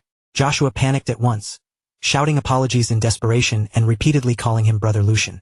But by then, Lucian's sword was already falling, and it was far too late to stop it. The strike landed cleanly, cutting straight through Joshua's weapon with overwhelming force. Joshua's blade split apart and shattered into two broken pieces. Lucian slowly lowered his own sword afterward, looking down at Joshua with quiet authority as he warned him never to try something like that again. Next time, Lucian told him the result would be far uglier. Those words alone were enough to break Joshua's remaining courage, and his legs gave out beneath him as he collapsed to his knees, trembling uncontrollably. Lucian looked down at him with a faint, grim smile and told him to learn his place. If Joshua understood, he should nod. And Joshua immediately nodded without the slightest hesitation. He nodded again and again, completely swallowed by fear, as if even a moment of delay might bring Lucian's blade down on him once more. Back in the present, Lucian's gaze slowly moved away from the window and settled on the document resting on the table. He figured that should be enough to keep those troublesome young masters quiet for at least a little while. With the internal tension temporarily handled, Lucian turned his attention toward a far more urgent matter. This time, his focus was on the issue surrounding Marcus Rogrand's house. Not long after, that very document was placed beneath the Duke's hand while the two of them sat across from each other in the garden. The Duke studied the paper in silence for a moment, his eyes moving across the contents before he finally raised his gaze toward Lucian. He asked if this was the letter Lucian had received from Yuko, his tone calm but carrying the weight of careful attention. Lucian nodded and calmly explained that within a week, Yuko was expected to meet someone from the Logran faction in Vestra territory. At the mention of Vestra, the Duke's brow tightened slightly as he repeated the name with a faint frown. The Duke lightly tapped his finger against the table while thinking it over. Vestra had lost much of its importance over time, but it was still dangerously close to Kalovitz. After a moment, he muttered that the choice of location was absurd. Lucian agreed, explaining that the place had most likely been chosen for that exact reason. Because it had become less important, it could slip past the Duke's attention more easily, making it a perfect blind spot. The Duke fell silent for a short while, then looked straight at Lucian. He asked him to speak honestly and tell him the real reason he had brought this matter forward, reminding Lucian that he had already entrusted the entire affair to him. Lucian answered without hesitation. He needed power. The Duke's eyebrow lifted slightly at that, and he repeated the word back to him. The Duke then asked what kind of power Lucian was talking about. Lucian met his father's gaze directly, his expression steady and unreadable. Lucian explained that catching a beast in a trap did not automatically mean he had the proper tools to finish it off. The meaning behind his words was clear without needing to say much more. The Duke leaned back slightly, understanding Lucian's intent at once. So Lucian had come to the one person who possessed those tools. He studied Lucian carefully before adding that the decision was rational. However, for someone who claimed he wanted to prove himself, it sounded dangerously close to leaning on the Duke's authority instead. The Duke then asked whether people would truly view the result as Lucian's achievement if he relied on someone else's power. Lucian remained silent, and the Duke continued speaking in a firm voice. A man earns his reputation by bringing down his prey with his own strength. If he cannot do that, then no matter how successful the result appears, it is still nothing more than a half-finished accomplishment. The Duke reminded Lucian that he had already given him both the authority and the opportunity to resolve this matter on his own. And yet, Lucian had chosen the safer path. Suddenly, the Duke's hand struck the table with a sharp sound. He demanded to know if this was truly the best Lucian could do. Lucian lowered his gaze for a brief moment, carefully weighing his answer. Then Lucian lifted his head again, calm and unwavering. If that path guaranteed success, he said, then he would take it without hesitation. His voice did not shake in the slightest. He continued by saying that the royal road the Duke spoke of was only open to those who possessed overwhelming power. Everyone else had no choice but to move through the shadows beneath it. Lucian said that calling reckless bravery courage was nothing more than arrogance. Even if such recklessness succeeded, it would still remain reckless, and if it failed, everything would be lost. He paused for a moment, then added in a thoughtful voice that, to him, the true essence of a hunt was not the kill itself. What mattered most was what the hunter was trying to protect, and what he was reaching out to secure beyond the prey. Lucian gently plucked a nearby flower and held it between his fingers. If he could eliminate the threat completely, he asked, then why should it matter if others dismissed the method as half-baked? That being said, Lucian made it clear that he had no intention of pretending to be some noble saint either. If the person who claimed the credit one day could no longer even draw his bow, then the one destined to inherit that position would already be decided. The Duke listened without interrupting. Then, after a quiet pause, he let out a low chuckle and turned his attention back toward his cup, saying that Lucian's answer was sufficient. He admitted that he could not remember the last time someone had spoken to him like that, and he certainly had not expected such an answer to come from Lucian. A faint smile touched the Duke's lips. The Duke said that it was a good answer. A small sense of relief settled inside Lucian, but before he could relax fully, the Duke continued. A man, the Duke said, must carry conviction in the path he chooses. If he falters just because of a single word, then he will never achieve anything meaningful. Lucian asked if this had been a test, and the Duke confirmed it without hesitation. He had wanted to see whether Lucian would waver when pressured by authority. It was understandable to hesitate when one did not know the answer, he said. But no one would ever follow a person who could not protect his own convictions when it truly mattered. Someone like that was unfit to lead and unworthy of being called a man. Lucian reflected quietly, realizing that he had suspected something like this from the beginning. There were no easy shortcuts when dealing with his father. Even so, Lucian knew this conversation had gone in a favorable direction. When Lucian moved to ask about support for the operation, the Duke cut him off before he could properly continue. The Duke calmly corrected him, telling him to call him father. Then he continued, saying that he would give Lucian the tools he needed. However, sending a large force would draw too much attention, and the Rogran faction would also be moving. That meant Lucian would have to move with a small elite group, just as the other side would. Lucian nodded in agreement and requested a few skilled knights from within the family. The Duke looked at him for a moment, then gave his answer. He would lend Lucian the Black Lions. The Duke leaned forward slightly, his voice growing heavier. If Lucian wanted to understand the true burden carried by the one who sat in that seat, then he should go out and experience it for himself. 1 week later, Vestra stood as a hollow remnant of what it had once been. The city had long since lost its purpose, its empty streets buried beneath a heavy silence, while neglected buildings slowly crumbled with time, even though the territory sat dangerously close to Kalovitz. Vestra no longer had any real value left to its name. There were no resources worth protecting, no thriving people, and no reason for anyone to defend its existence. It had once been prepared as a reserve city, but time had swallowed that purpose, leaving it abandoned except for the occasional vanguard passing through. Now, the place felt less like a city and more like a graveyard wearing the shape of one. The silence hanging over it was too deep, too unnatural, and that unsettling stillness made it the perfect stage for schemes that needed to stay hidden. As Lucian and Yuko walked through the deserted streets, their footsteps echoed faintly against the cracked stone beneath them. Lucian's eyes moved calmly across the ruined surroundings, and he quickly noticed that there was not a single person in sight. Something about the emptiness felt wrong. It was too quiet even for a forgotten place like Vestra.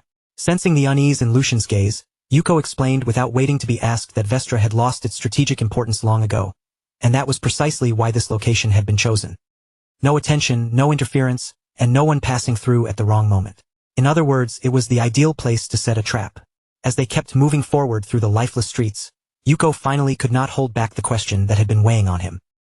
He turned his eyes toward Lucian, his voice edged with sharp curiosity, and asked how Lucian had managed to uncover the plan with such terrifying accuracy.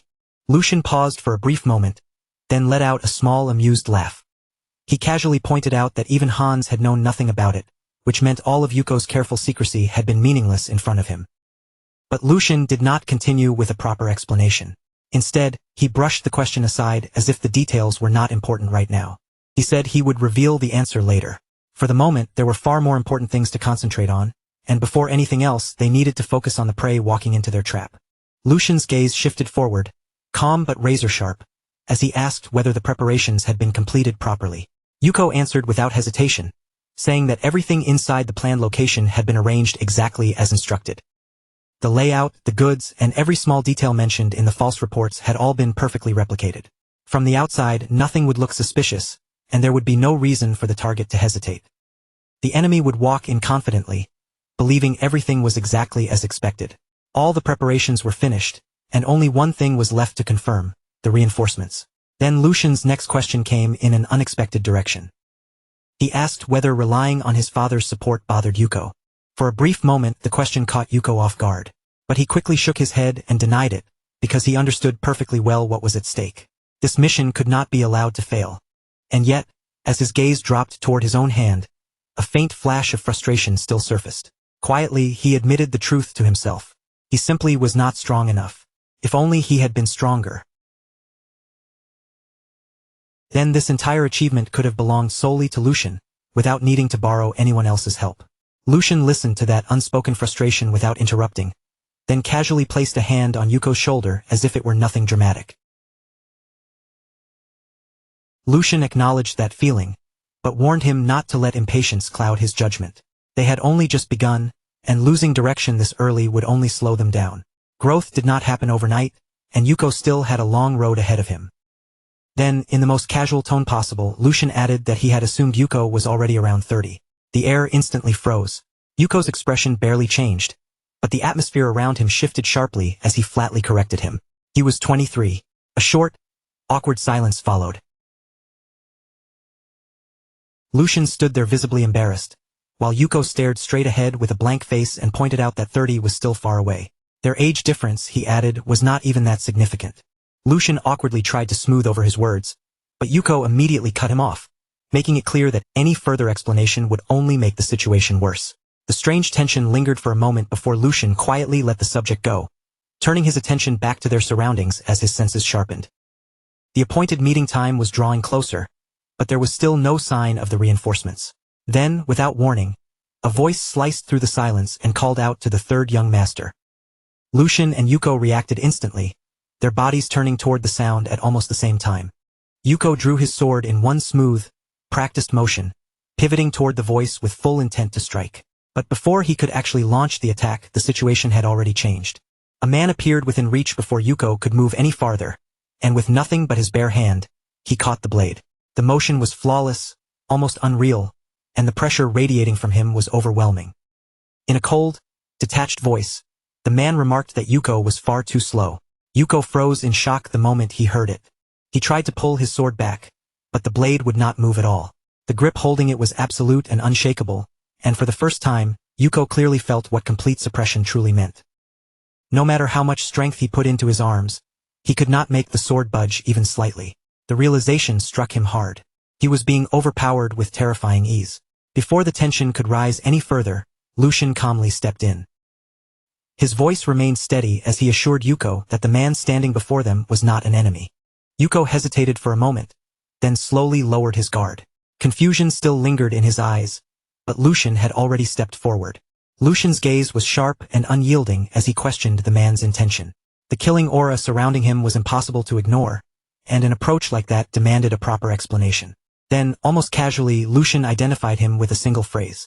He was one of the Black Lions. The moment those words left Lucian's mouth, the atmosphere changed completely. Yuko took a step back as understanding finally dawned on him. These were the reinforcements Lucian had mentioned, the Black Lions, the hidden force of the Veldic family. They were warriors who operated from the shadows, mobilized only under direct authority, as if they existed to answer a silent command from the family's true power. One after another, more figures emerged from the surroundings, appearing without a sound as if they had been part of the ruins all along. Within seconds, they had formed a complete perimeter around Lucian and Yuko. Every one of them carried a presence that was perfectly controlled, yet terrifying enough to make the air feel heavier. An older man stepped forward from among them, his posture composed and his bearing clearly marking him as their captain. Placing one hand over his chest, he greeted Lucian respectfully as the third young master. He explained that the brief clash from earlier had only been a test, meant to evaluate their reactions and readiness. There had never been any true hostility behind the move, only a cold and efficient way to measure them. Lucian observed the Black Lions carefully, his mind remaining sharp. Even in his previous life, their existence had always been uncertain, spoken of only in whispers like ghost stories. But now that they stood right in front of him, there was no room left for doubt. He had not sensed them at all before they chose to reveal themselves. And even now, while they were standing nearby, their presence remained almost perfectly concealed. Their auras were completely suppressed, impossible to read from any angle. Each one of them was a monster hidden beneath absolute control. Lucian quietly acknowledged just how overwhelming this level of support truly was. His father had not merely sent ordinary reinforcements. He had sent something far more dangerous, something that could change the entire weight of the operation. Some time passed, and they gathered inside a ruined house that had been repurposed as their temporary base. Lucian sat calmly while the Black Lions stood around him, every one of them focused on his words. Yuko remained nearby as well, still processing the overwhelming scene he had just witnessed. Lucian began explaining the mission with quiet clarity. House Logren had already taken the bait and was on its way, which meant the trap had worked exactly as planned. From this point on, the objective was simple: capture the leader alive, and eliminate everyone else if necessary. Lucian's tone stayed calm, but the meaning behind his words was absolute, leaving no room for mercy.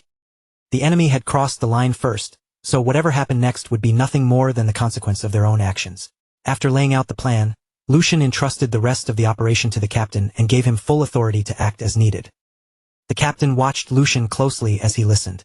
At first, he had assumed this mission was merely an easy achievement being handed to the young master. But now, he understood that assumption had been wrong. Lucian was not depending on luck or hiding behind protection.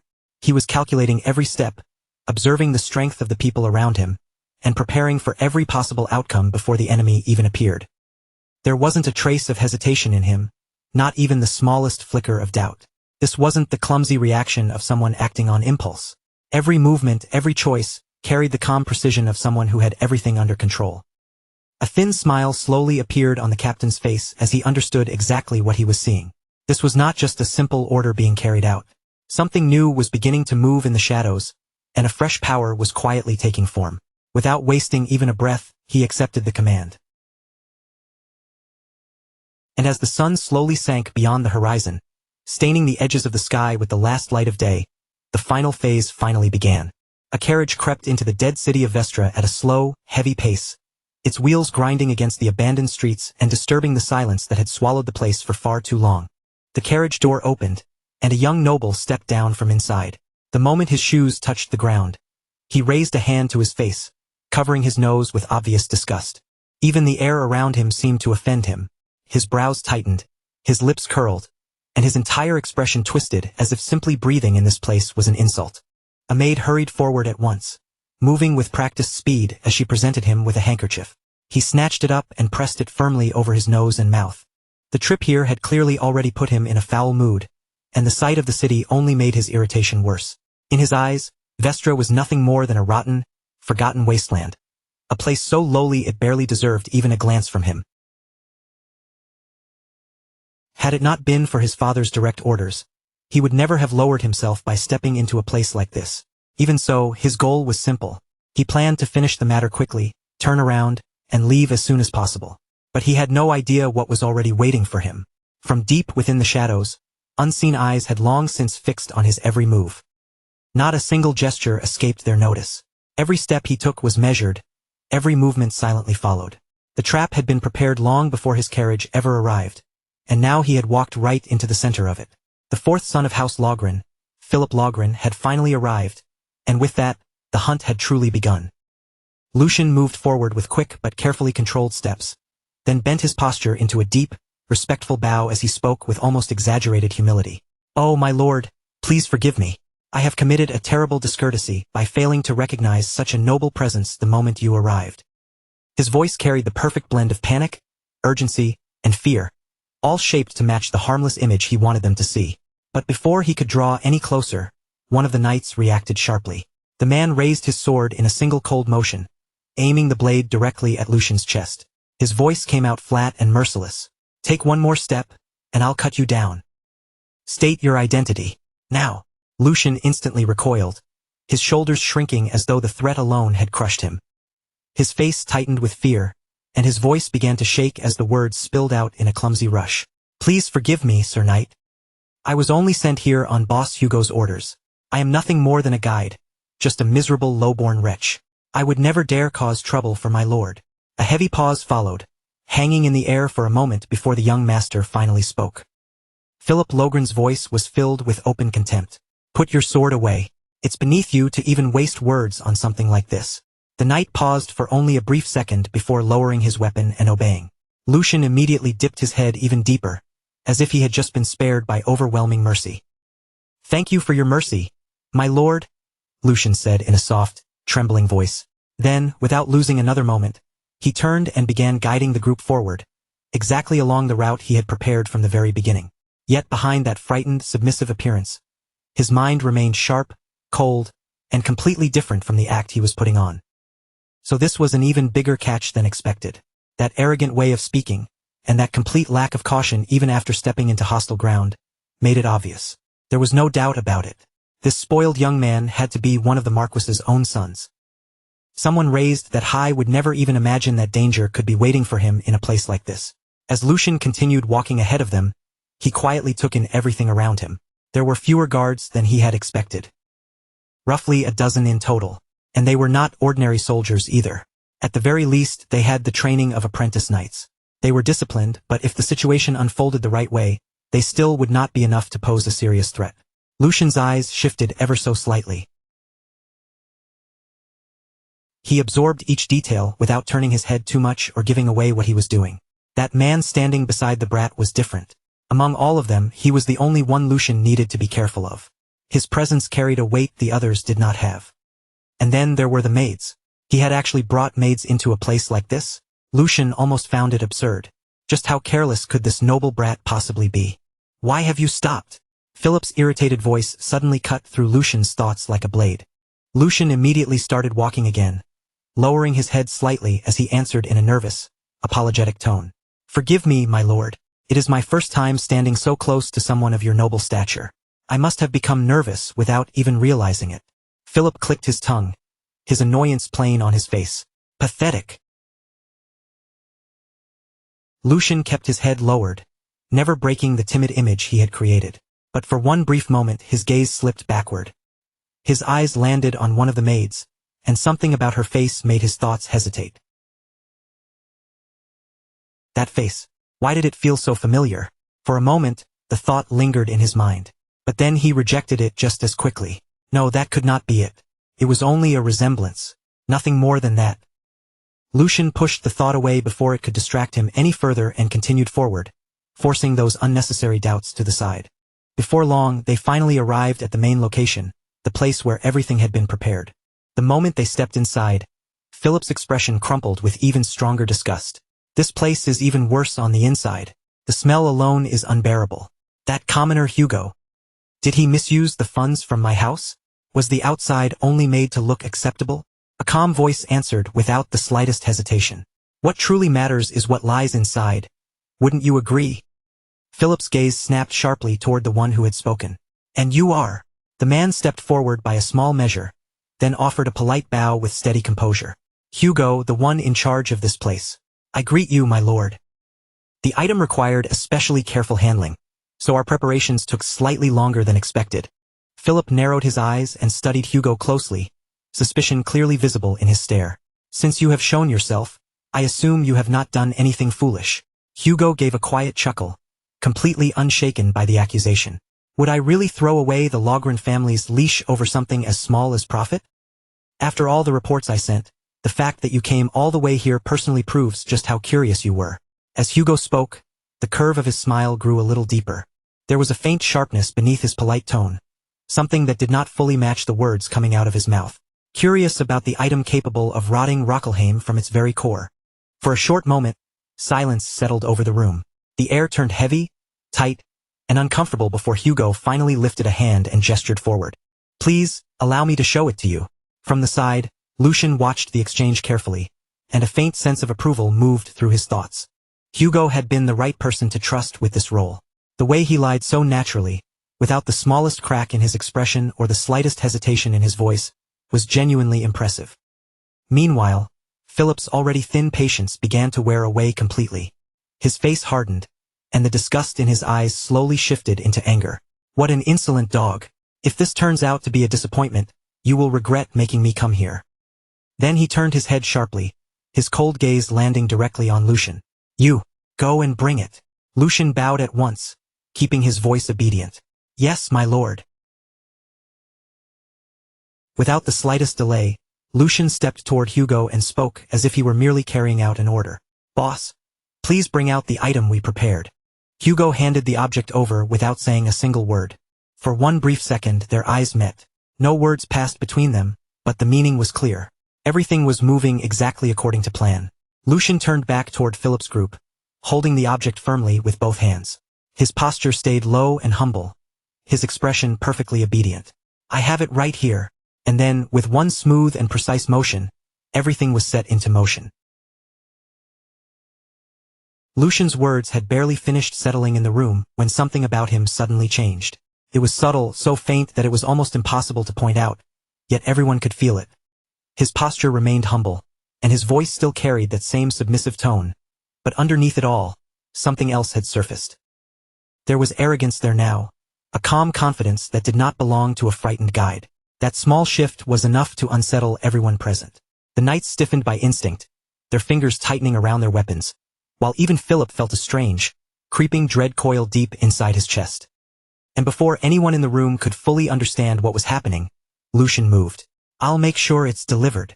In the very next instant, he hurled the object straight toward them, and the entire situation exploded at once. You bastard! What do you think you're doing? Philip's voice broke into a furious shout, but panic was already tangled inside his anger. Have you lost your mind? Do you even know what that thing is? But the moment had already passed beyond anyone's control. As the object cut through the air, something struck it mid-flight with flawless timing. The hit was so fast, so clean, and so precise that it was almost impossible to see with the naked eye. The item shattered instantly. From within, an overwhelming burst of light detonated outward, flooding the entire space in one violent surge and swallowing everything within reach. The guards reacted purely on instinct, throwing themselves in front of Philip and forming a protective wall around him. Young master, stay behind us. The light doesn't fade. Instead, it grows even stronger, swelling brighter and brighter until the glare becomes almost impossible to endure. It burns straight through closed eyelids, swallowing every shape, every shadow, and every sense of direction at once. In only a few seconds, sight becomes completely useless, as if the entire world has been erased by white fire. I can't see. What's happening? Panicked voices rise from every direction, crashing over one another as confusion spreads through the room. But no one can understand what is unfolding around them, because the chaos has already swallowed every trace of order. In the middle of that blinding confusion, Philip drops his body lower, desperately trying to steady himself and figure out where he is. His voice shakes with fury, but beneath that rage is unmistakable fear. You useless fools! I'll have every last one of you punished when we return. Why is no one answering me? But no reply comes back to him. There is only that suffocating brilliance pressing in from every side, and with it, the slow, horrifying realization that something has gone terribly wrong. Then, cutting through the chaos, a voice suddenly calls out, Young master! Philip reacts instantly, shouting back with desperation already taking over. Yes, I'm here. Hurry up and protect me. His voice cracks as he demands help, clinging to the protection he had always taken for granted. He forces his eyes open even though the pain is sharp enough to make him flinch. The glare still overwhelms his vision, but little by little, faint shapes begin to appear, blurry and twisted like shadows trying to crawl back into form. Right in front of him, he can barely make out a figure standing there, indistinct and almost ghost-like in the fading light. The face is impossible to see clearly, but the voice is much sharper, urgent and strained as it shouts something toward him. That voice is telling him to run, telling him to get away while he still can. At the same time, another voice tears through the room, filled with shock and furious disbelief. He betrayed us. Before Philip can even understand what those words mean, a man collapses right in front of him. The heavy thud of the body hitting the floor sends a cold jolt of terror straight through him. His breath catches in his throat, and his thoughts begin spiraling wildly, but he has no time to gather himself or react. All around him, one guard after another begins to fall. In the blinding aftermath of the light, movement is impossible to follow, but death is clearly moving through the chaos with frightening speed and absolute certainty. The members of the Black Lion group strike with brutal precision, cutting down the disoriented knights before they can recover their sight or raise their blades properly. Philip's mind races, and broken pieces of understanding begin forcing their way through his panic. A flash magic stone. A tool that releases blinding light the instant it takes an impact. It is rare, costly, and difficult to handle, but for stealing someone's sight in a single moment, there is almost nothing more perfect. Even so, to wipe out all of the Marquis's guards within that tiny opening should have been impossible. But before Philip can finish that thought, it is violently cut short. A man steps forward out of the chaos, his presence calm and completely controlled, untouched by the fear spreading around him. His voice remains steady, carrying a quiet authority. All threats have been neutralized. I will escort the women and the one in charge to Kelheim.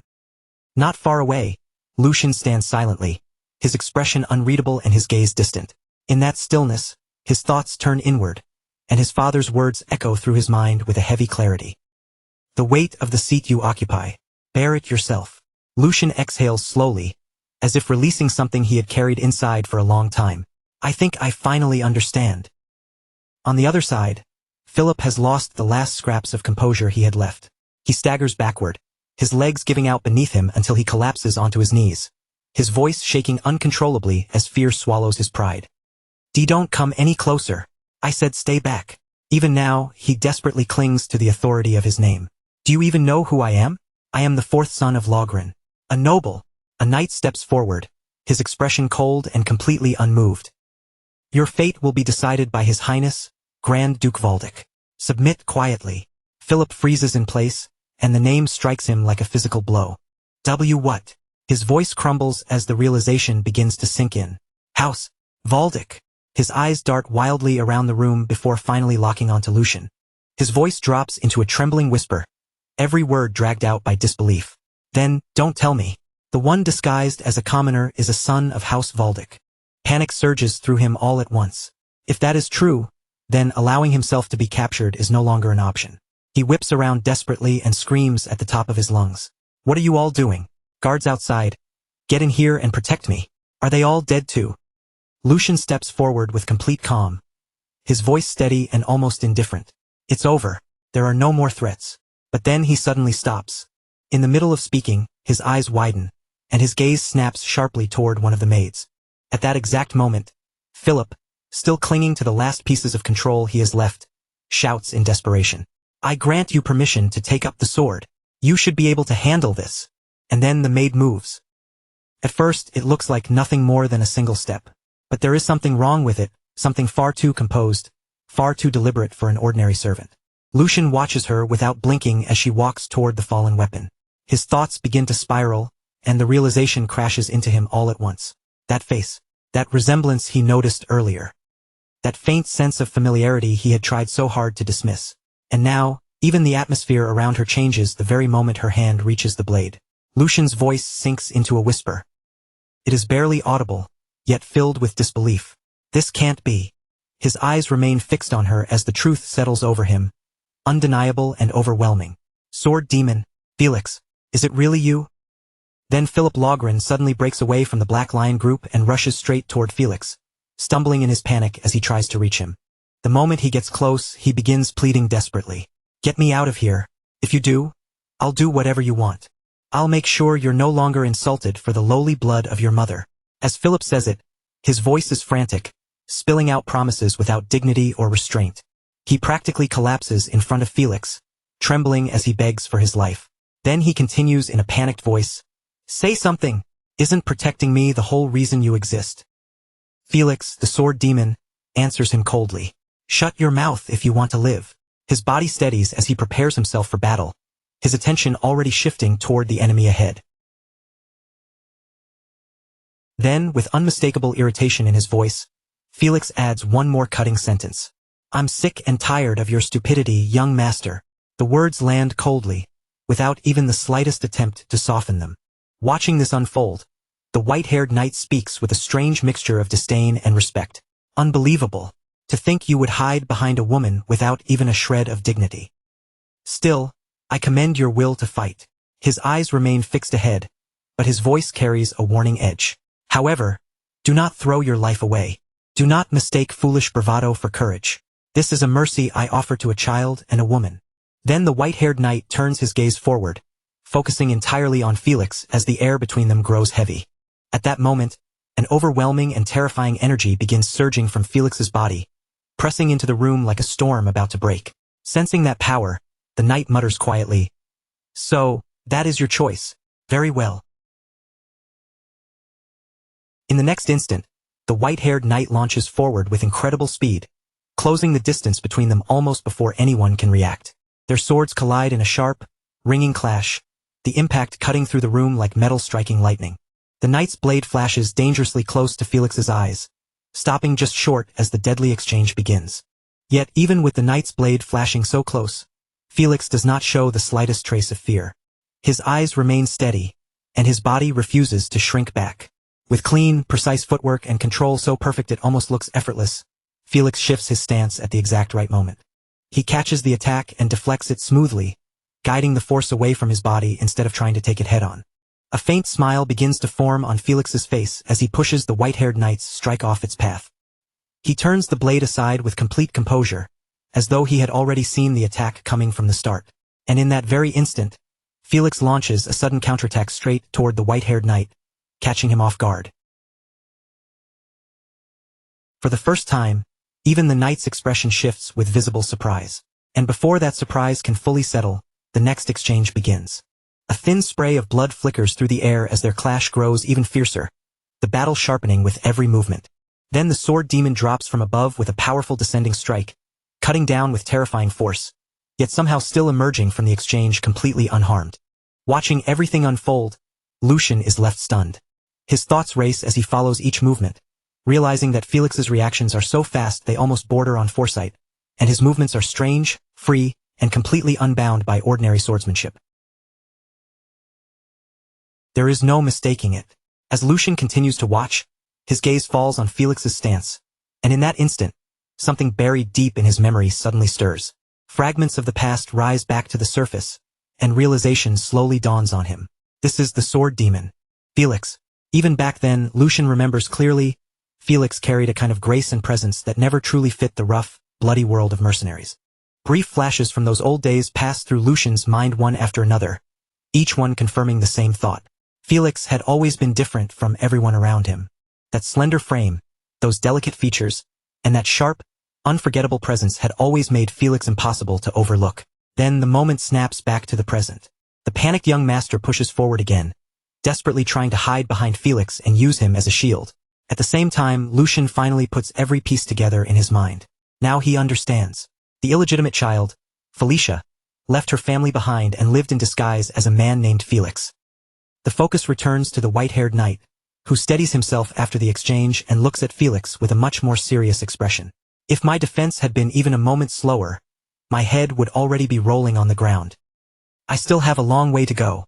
I underestimated her without even noticing the hidden fangs beneath the surface. His tone changes as he speaks, his pride giving way to a colder, sharper resolve. Then he declares with rising intensity, "I will swallow my pride and treat you as a true enemy." In that moment, a terrifying surge of energy begins pouring from the white-haired knight, and his presence grows heavier with every passing second. Across from him, Felix continues facing the knight head-on, but even he cannot hide the trembling in his body under that crushing pressure. Deep down, Felix accepts the harsh truth in front of him. This opponent is a master several levels above him, someone he cannot defeat with his current strength. He can no longer rely on a lucky opening or a sudden surprise. And worse than that, there is another swordsman of the same caliber waiting upstairs. His gaze instinctively shifts upward toward the leader above, and the weight of the situation becomes even clearer. Beyond those two, there is still someone who surpasses them entirely. There is no realistic chance of surviving this. For one brief moment, the outcome feels absolute and inescapable. And yet, instead of falling into fear, a calm resolve settles inside Felix. If this is the final strike he is allowed to make, then he will put everything into it and leave behind no regrets. With that thought fixed in his heart, Felix steadies his breathing, tightens his grip on the sword, and prepares himself for what may be his final attack. From above, the leader watches with sharp interest, and his voice cuts through the tension with clear admiration. Amazing! She still isn't wavering, even in this situation. The man beside him agrees without hesitation, adding that she is taking Nixon's killing intent head-on.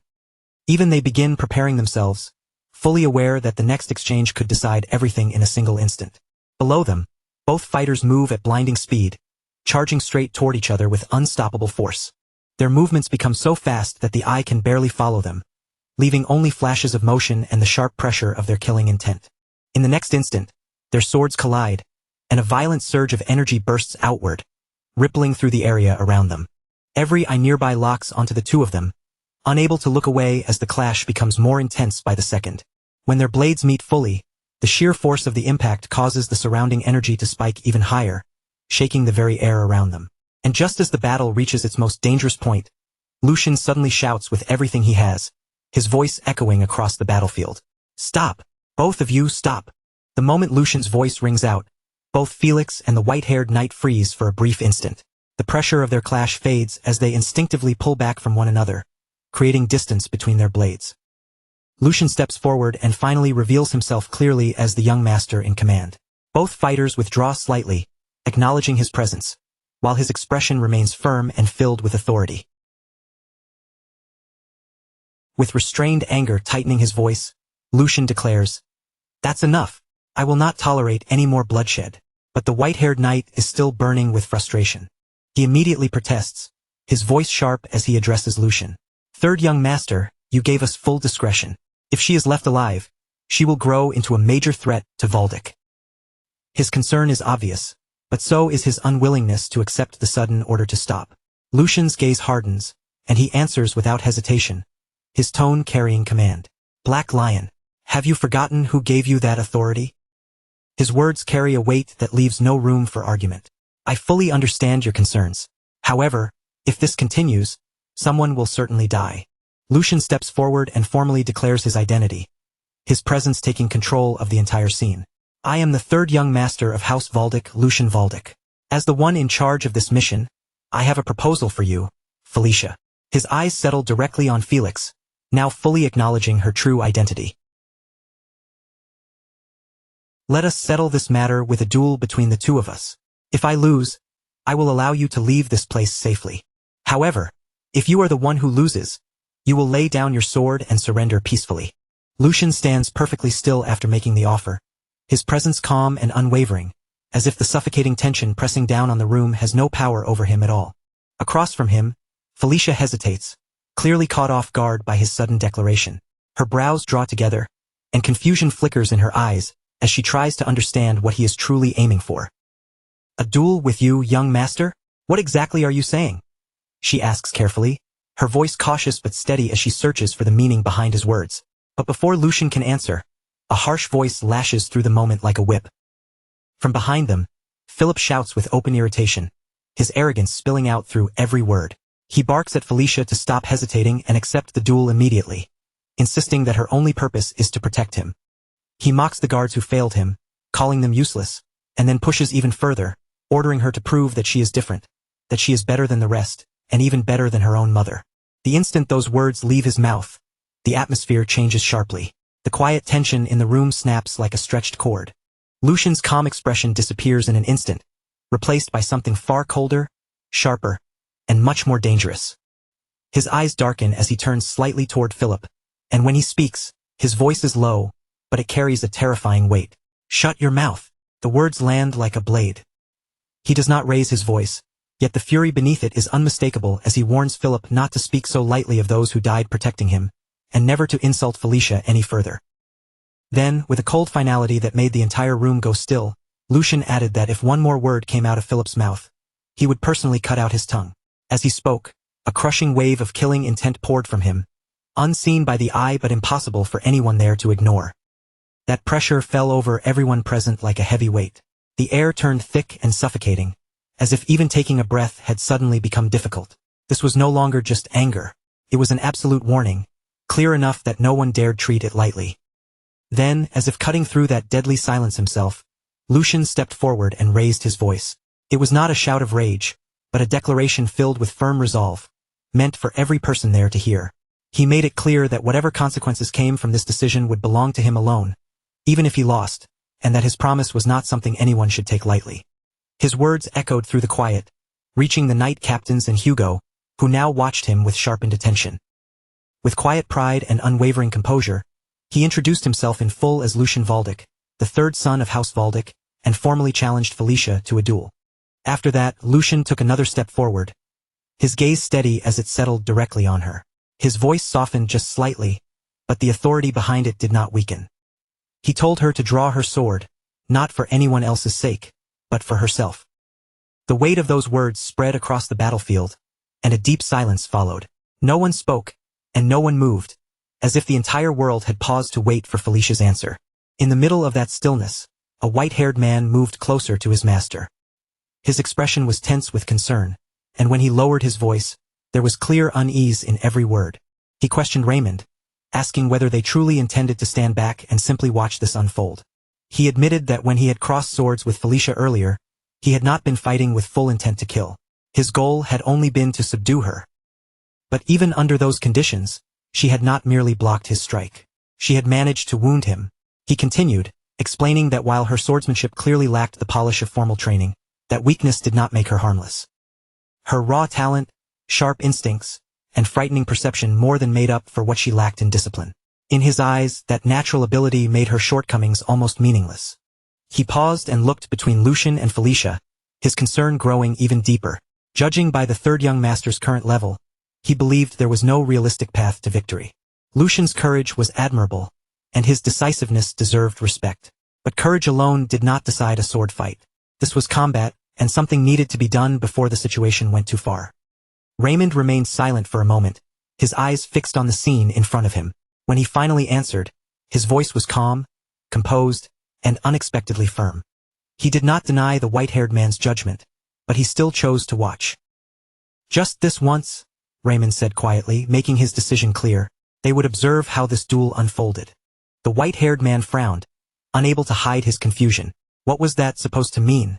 Raymond's gaze shifted slightly, thoughtful but certain, as if he had already seen something the others had missed. He explained that when Lucian borrowed his sword earlier, Lucian had already spoken about the exact same things the white-haired man had only just realized. During that brief clash with Felicia, Lucian had already recognized her extraordinary talent and her sharp instincts. That meant he was not stepping forward blindly. He understood exactly what kind of opponent stood before him. And so Raymond reached his conclusion. For now, they would wait. They would watch without interfering. They would see what kind of outcome the third young master was trying to create, and what role Felicia would have in that outcome. As Raymond's words lingered in the air, Felicia quietly repeated the name in her mind, Lucian Valdic. To her, this young noble felt completely different from every other noble she had ever encountered. He had hidden his identity and disguised himself as a mere servant just to observe Logren's forces from the inside, and now he was stepping forward to fight a duel that, by ordinary logic, seemed completely unnecessary. Nothing about him made sense to her.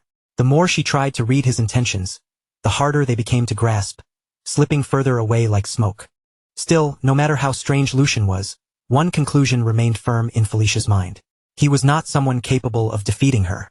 Even so, she straightened her posture and spoke with quiet respect. She thanked him for granting someone like her this opportunity, and promised that if she managed to subdue him, she would accept the shame placed upon her and leave without a trace. She would disappear as though she had never existed at all. But Lucian did not hesitate for even a moment. His reply came instantly, cold but steady. If he was the one who subdued her instead, then she would come with him to Helheim. His eyes stayed locked on her as he spoke. He said it as if the matter had already been decided. Then he added that it seemed she had already made up her mind as well.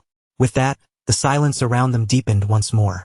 This time, the quiet carried the unmistakable weight of an approaching clash. The air between them turned sharp as Lucian and Felicia stood face to face, their gazes locked without wavering. Both of their bodies remained perfectly still, yet every part of them seemed ready to explode into motion at any second. This was no longer just an exchange of words. It was a battle waiting to erupt. Inside her mind, Felicia made her final decision. She did not want to leave any unnecessary wounds on him. She would neutralize him in a single strike. Her eyes sharpened, and a cold glint flashed through them as her focus reached its peak. In the very next instant, Felicia moved. Her figure blurred forward with incredible speed, crossing the distance between them in the space of a heartbeat. Her blade sliced through the air in a clean, decisive arc as she launched a precise attack straight toward Lucian. But Lucian reacted just as quickly. With perfect timing, he raised his sword and met her strike head-on, stopping the attack before it could reach him. A flicker of surprise flashed through Felicia's eyes. He blocked her attack. The thought echoed sharply in her mind, but she did not allow herself to freeze. The moment Lucian tried to launch a counterattack, Felicia immediately sprang backward, creating distance between them with one smooth, fluid motion. Her landing was light and controlled, her stance already prepared for the next exchange, and her eyes never left Lucian for even a second. The duel had only just begun, yet the intensity between them had already climbed to a level where neither side could afford to underestimate the other. As the clash continued, a sharp and unsettling thought echoed through Felicia's mind. His breathing and reaction speed should not have been able to keep up with her movements at all. So how had he managed to block her sword? The question stayed with her, refusing to disappear, and doubt slowly began to creep in. But before she could reach an answer, her eyes widened slightly. In the next moment, Lucian was already right in front of her, closing the distance with terrifying precision. His sword came down without hesitation. Caught off guard, Felicia barely managed to lift her blade in time, struggling to block the strike. The impact sent a sharp jolt through both of her arms, forcing her to tighten her grip and steady herself. From that point on, the duel began escalating at a frightening pace. Their swords collided again and again in a relentless exchange, each impact ringing sharply through the air. Every clash seemed ready to scatter sparks, and despite Felicia's skill, she found herself being driven backward step by step. Every movement of Lucian's blade carried pressure, forcing her into a defensive position she had never expected to take against him. Amid the storm of clashing steel, Lucian's calm voice cut through with chilling clarity. He told her that the reason she was being pushed back was because she was exhausted after overusing her mana during the clash with the Black Lions.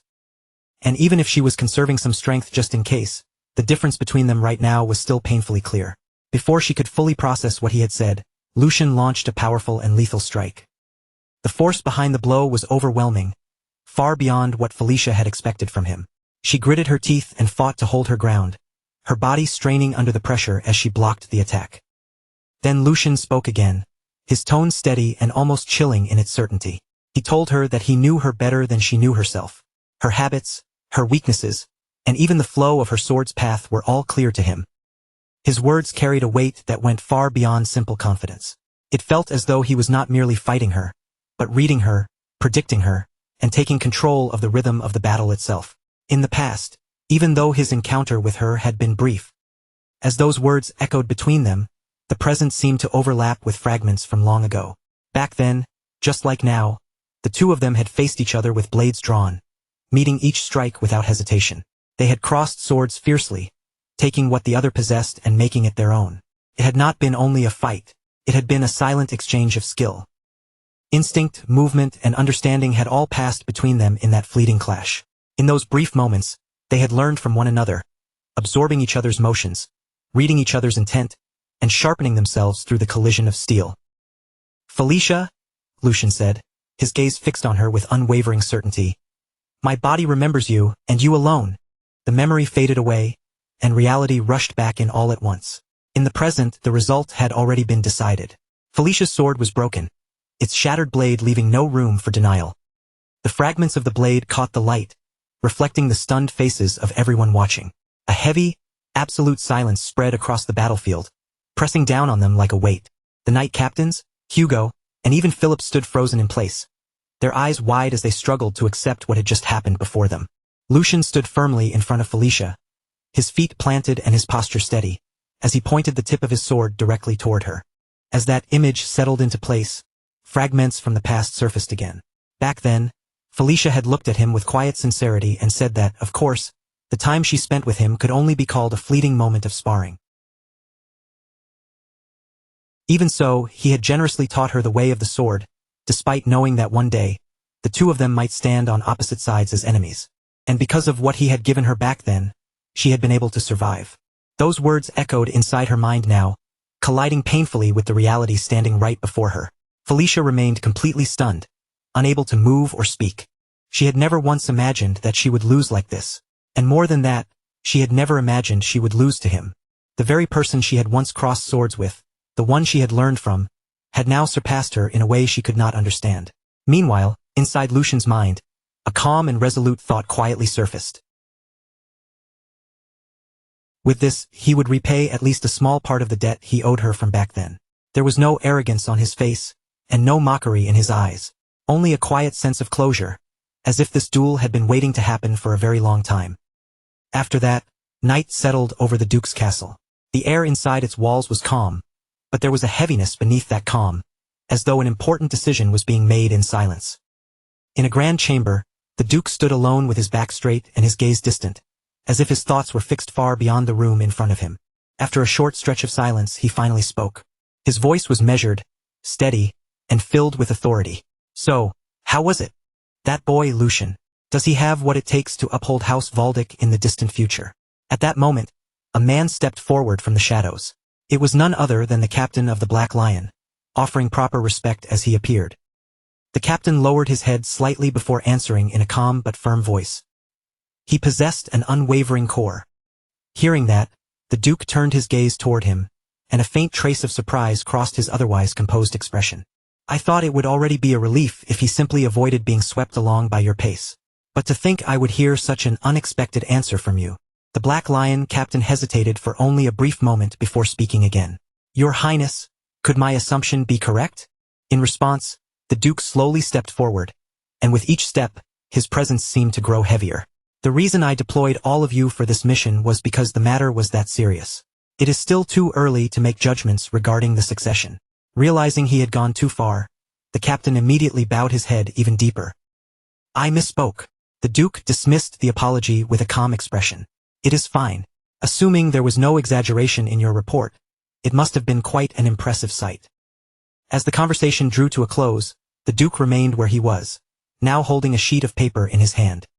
His eyes moved carefully across its contents, but his expression stayed unreadable, as if the future itself had been pressed into those written words. After that, the Duke walked straight up to the Black Lion captain and placed a firm, almost familiar hand on his shoulder. His voice lowered slightly as he said, "If only for your sake." Hearing that, the captain let out a faint breath before replying. I suppose I can humor the boy for a while. The Duke's expression softened just a little as another thought crossed his mind. Come to think of it, it has been quite some time since you and I last shared a drink. I recently acquired some fine liquor. Would you care to join me? It is the vintage you always enjoyed, so I imagine it should suit your taste. At those words, the Black Lion captain gave a small, knowing smile and answered, Your Highness, you may soon regret saying that. One night will not be nearly enough to hear the full story of this mission. Then the scene shifts to the following morning, when the darkness has lifted and the journey begins again. Lucian's entire team has already set out, leaving the area behind as they begin their return after successfully completing the mission. The atmosphere becomes more reflective as the events of the previous night settle into place. Right after her bout with Lucian came to an end, Felicia collapsed from exhaustion, the aftermath of pushing her mana circulation too far finally catching up with her. To help her recover, Lucian sent Felicia and her maids ahead to a nearby city. Meanwhile, in another part of the group, Philip Logren was trapped inside his own thoughts. Dread filled Philip's mind as he imagined what waited for him. No, he was definitely going to be kicked out of the family. That fear gnawed at him, heavy and unavoidable. As for that man, the one who displayed the deep-rooted arrogance of a noble until the very end, Lucian forced him to dig his vassals' graves with his own 2 hands. What followed was a grim sight. Rows of graves stretched across the land, each one marking a soldier or knight who had lost his life that night. The air around the graves was silent and heavy, filled with the weight of death and loss. Lucian had done it all with one purpose in mind, hoping Philip would finally understand what it truly meant for a life to be extinguished. Lucian rode forward calmly on his horse, leading the group as they continued along the road. The morning air was quiet around them, but that fragile silence did not last for long. Suddenly, a loud, furious voice erupted from behind and shattered the calm. It was Philip Logren, shouting at the top of his lungs with unrestrained anger. "Hugo, you bastard! I will never let you get away with this. Did you really think you could betray us and survive?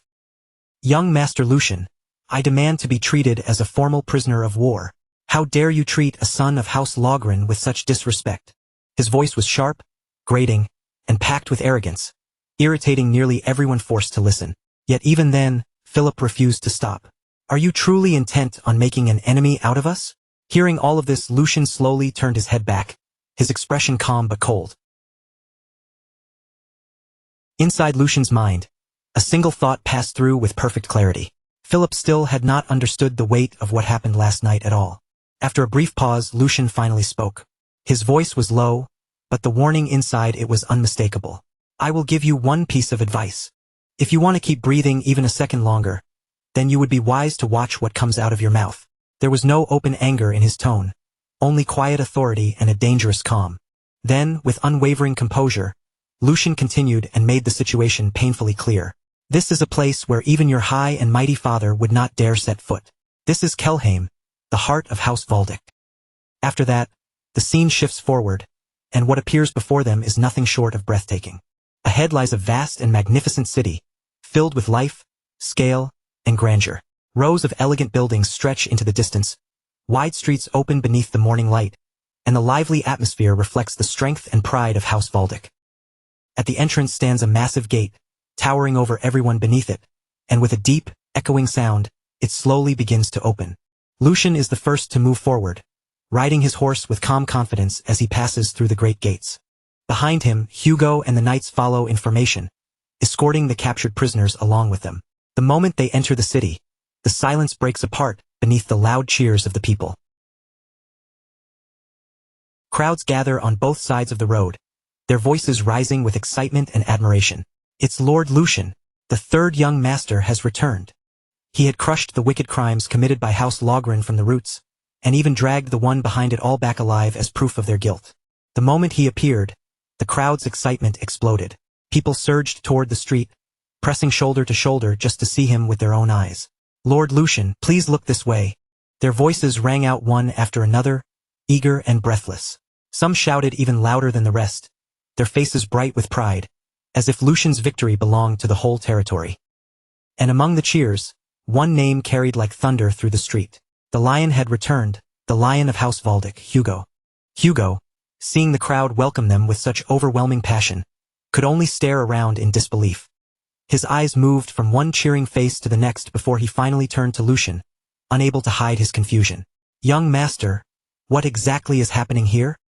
Even while the cheers rolled over them like a storm, Lucian stayed calm, his expression barely wavering. In a low, composed voice he answered, "I did send a letter asking for a chance to reveal House Logren's atrocities, but it seems Father chose to support us far more openly than I expected." Then Lucian looked toward Hugo and spoke with quiet certainty. "Stand tall and accept this welcome. This is the first great achievement you have earned." Those words struck Hugo deeper than any cheer from the crowd. A warm rush of joy rose inside him, and his chest slowly swelled with pride as he finally allowed himself to take in the weight of that moment. As the grand procession continued moving through the city streets, the celebration carried on around them, and the view slowly shifted away from the cheering crowd. Far above the city, from the highest point of a tower, the Duke stood watching everything unfold below.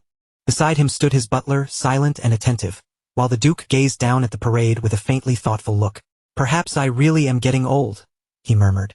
"To think I would arrange a victory procession simply because my son asked for one."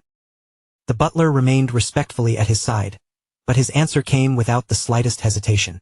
"Did young Master Lucian not accomplish something grand enough to deserve it? In my opinion, this procession is entirely justified." Then, with the same calm and steady manner, the butler continued. "And beyond that, young Master Lucian's letter was not written merely to strengthen his own standing.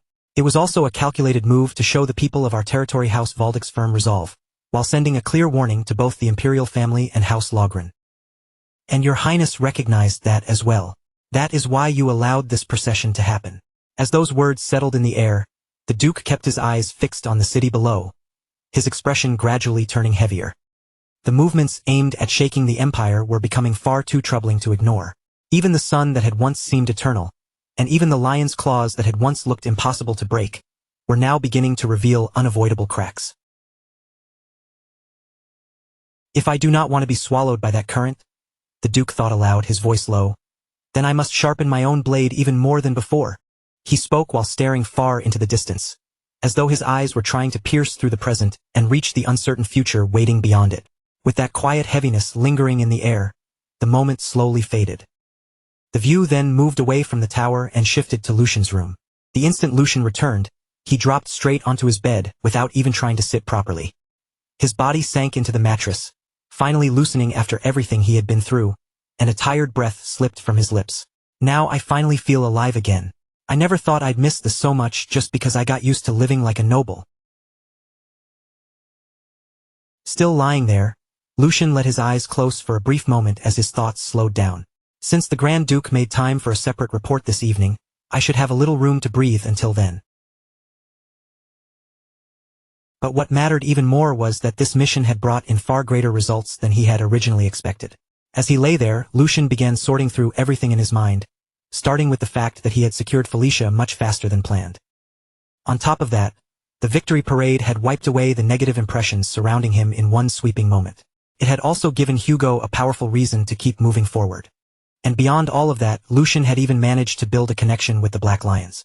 All of those separate gains, which had seemed scattered at first, were now beginning to line up one by one. Together, they formed a single stepping stone beneath his feet, just enough to bring him one careful step closer to the seat of power that had once felt impossibly far away.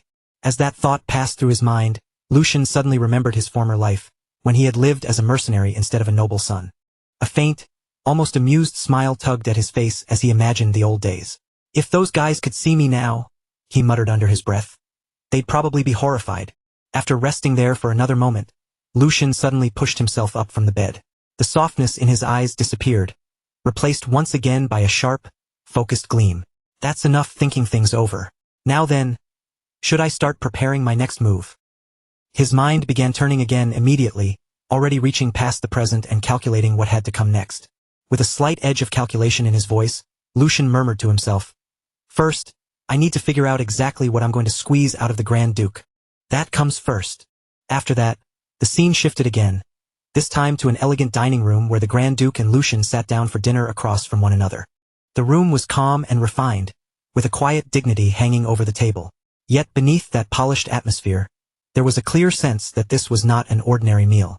As they faced each other, the Grand Duke spoke in a composed, authoritative voice and praised Lucian for the mission he had completed. He told Lucian that he had been blessed with remarkable luck on his very first assignment. After carefully comparing and verifying the information, they had confirmed that the child Lucian captured alive truly was the offspring of the Marquis family. According to the Grand Duke, there could be no stronger evidence than that.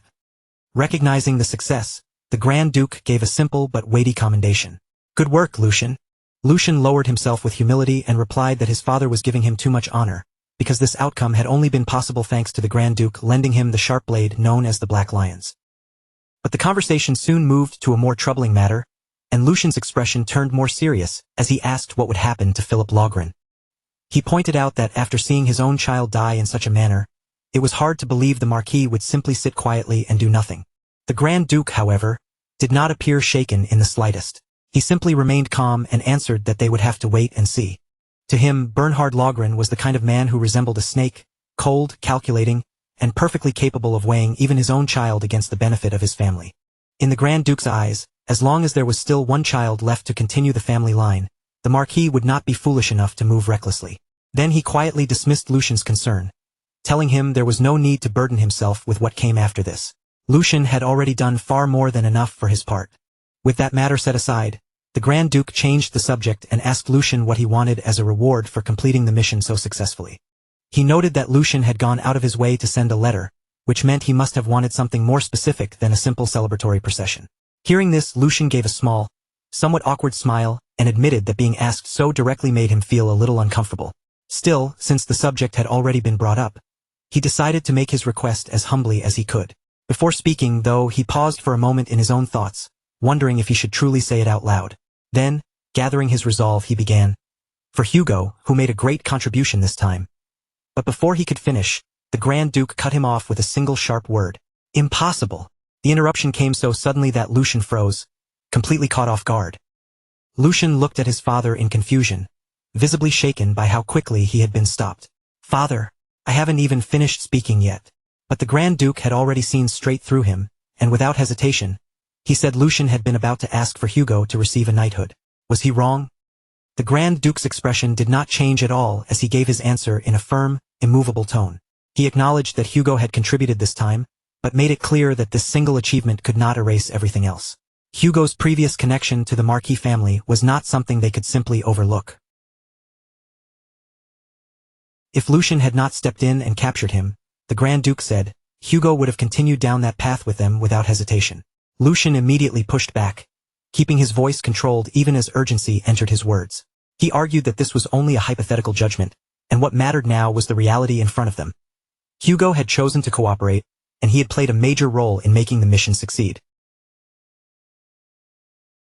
But before Lucian could press the point any further, the Grand Duke cut him off again. Calling his name in a sharp tone, he told him that was enough. There was no room for argument in the Grand Duke's voice as he explained that a knight must forge his own honor and pile up merits so undeniable that no one could question them. Then, fixing his gaze directly on Lucian, he asked whether Lucian truly believed Hugo already possessed those qualifications. At that question, Lucian fell silent. A faint trace of disappointment passed over his face, though he managed to keep his composure. Deep down, he had expected this answer from the beginning, but hearing the rejection spoken so bluntly still left a sting in his chest. Inwardly, he admitted that the answer really was no. Meanwhile, the Grand Duke continued in the same measured, practical tone and offered other possibilities. If Hugo wanted wealth, he could be rewarded with chests filled with gold coins. If needed, the Grand Duke could even prepare an entirely new identity for him. But making Hugo a knight was impossible, at least for the time being. The Grand Duke made it clear that the timing simply was not right. Lucian, realizing there was no room to push any further, quietly lowered his expectations and swallowed his disappointment. In his heart, he apologized to Hugo, thinking they would have no choice but to wait for another chance later. On the outside, Lucian gave a calm nod and accepted his father's judgment. He admitted that the Grand Duke was right, and that perhaps he had been too impatient in making such a request. Seeing that Lucian had backed down, the Grand Duke told him to ask for something else instead. Something more reasonable this time. Lucian stayed silent for a short moment, as if carefully choosing his next words.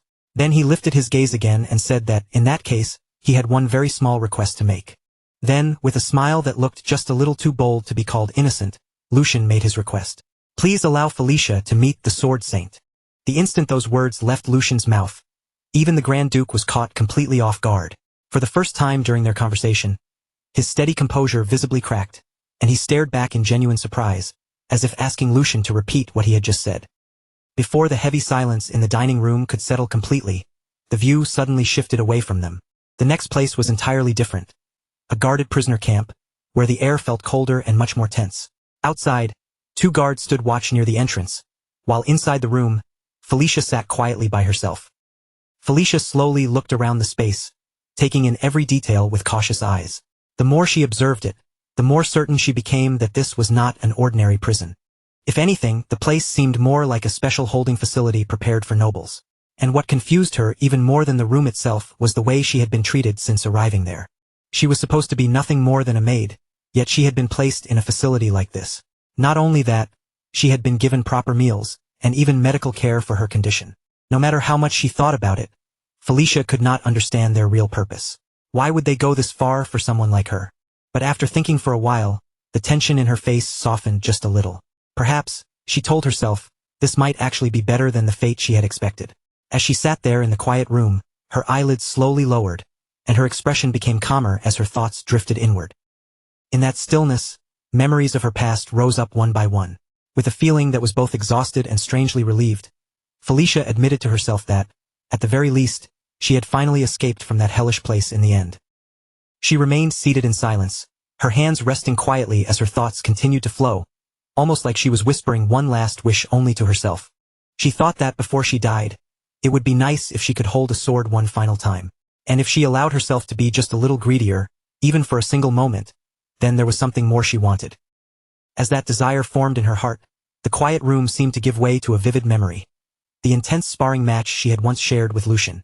The sharp clash of their blades, the fast footwork, the pressure in the air, and the tension of each exchange all returned to her mind as clearly as if she were standing there again.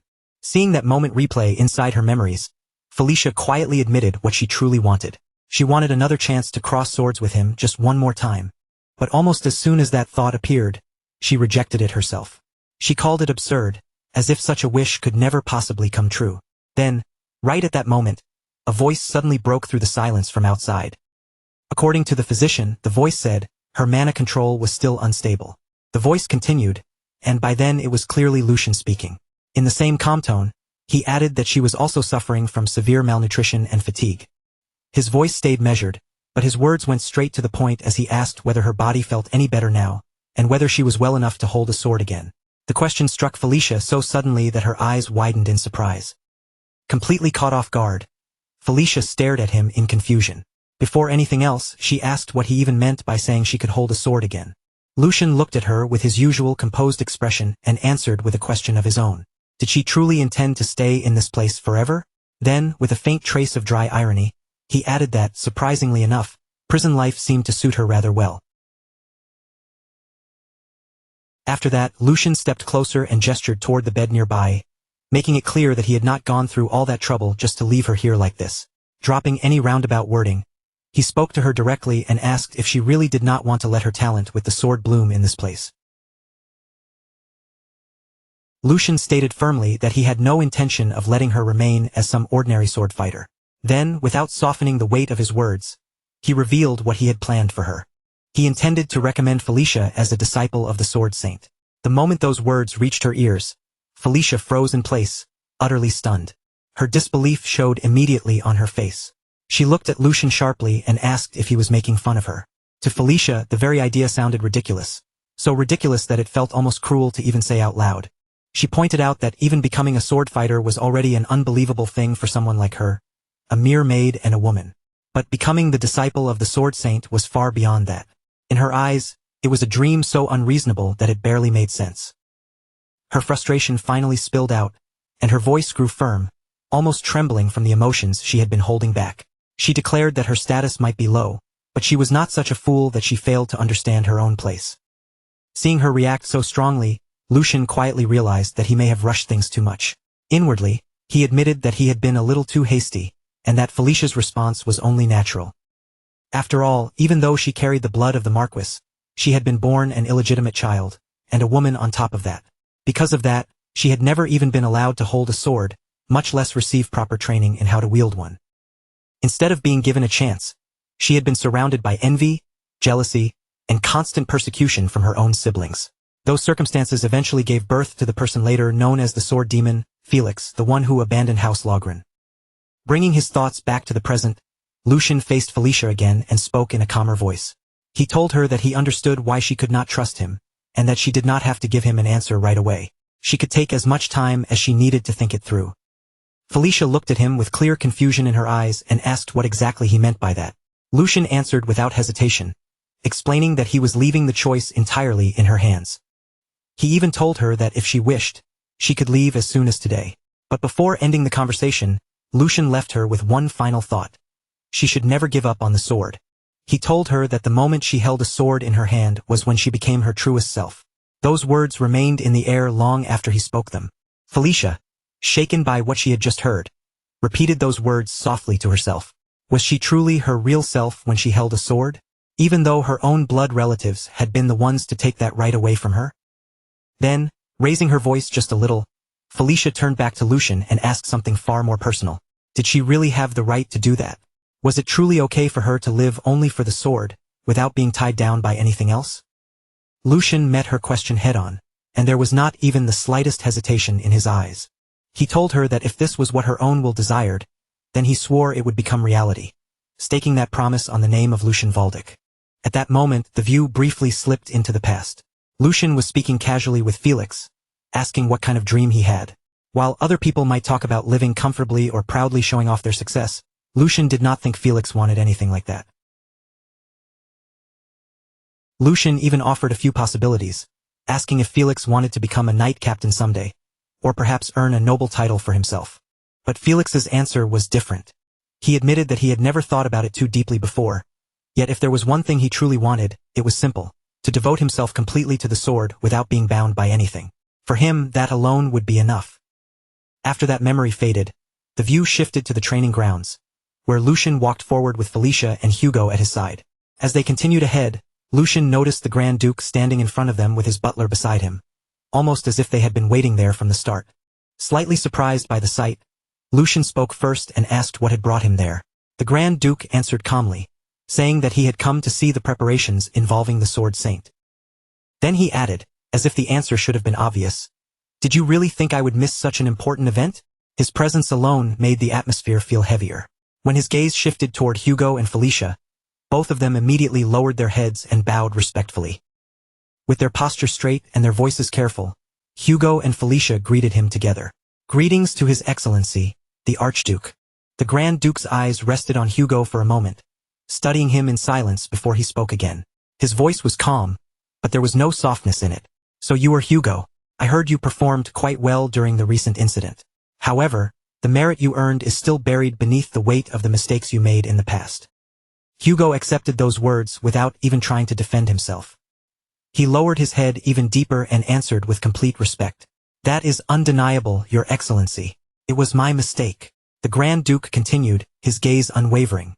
"And yet, even knowing that, your master still insisted that you be made a knight." At that moment, Lucian tried to step in, as if he wanted to stop the conversation before it went any further. But the Grand Duke did not give him the chance, and his words continued without pause. He even went as far as giving up his own reward to make it happen. The moment Hugo heard that, his eyes widened slightly. Deep inside, emotion stirred violently as he realized the young master had done all that for him. Lucian truly intended to keep the promise he had made. Even so, Hugo forced himself to remain steady on the outside. Then the Grand Duke delivered his decision in a clear, decisive voice. "Hugo, this may disappoint you, but I rejected that request. The reason is simple. I do not believe you are ready yet to carry such a burden." His words were not spoken with cruelty. They were simply absolute. "So from now on, focus on building more achievements, until the day comes when I can personally guarantee your honor." The training ground fell into a heavy silence, the weight of his judgment pressing down on everyone present. "I will be waiting for that day." The instant those words ended, Hugo raised his head and declared in a loud, determined voice, "I will definitely meet your expectations." His voice rang across the training ground, filled with resolve. Only then did the Grand Duke turn his attention toward Felicia. "Felicia," he called. She was still bowing respectfully in front of him, her back stiff and her entire posture tense with nerves. Startled by his voice, she answered carefully, "Why yes, Your Excellency." The Grand Duke did not soften his gaze as he continued, his tone sharp and probing.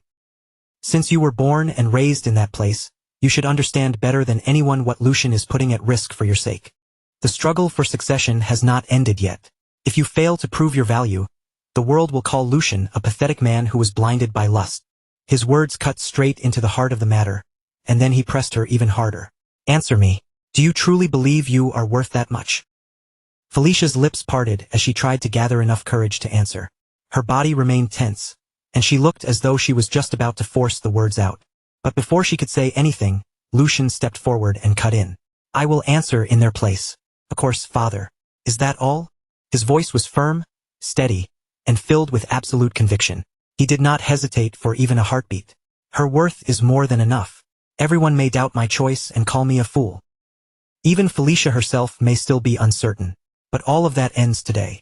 Lucian kept his gaze fixed forward, his expression unwavering as he continued. "Because today, everyone will finally see it. They will see that she is a diamond in the rough, held back only by her status and her gender." Then Lucian turned slightly toward Felicia, and his voice became more direct, almost urging her forward. "What are you doing, Felicia? Hurry up and say that you're sure."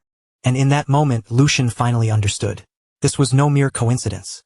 The Archduke had truly been waiting here for them, watching everything unfold from the beginning. The Grand Duke remained silent for a while, his expression giving away almost nothing while his thoughts ran far deeper beneath the surface. He had come to see with his own eyes the vassal his son had chosen, hoping to give Lucian's first attempt at taking flight just a little more wind beneath his wings. That was the true reason he had appeared here. Then the Grand Duke broke the silence and spoke firmly to Lucian.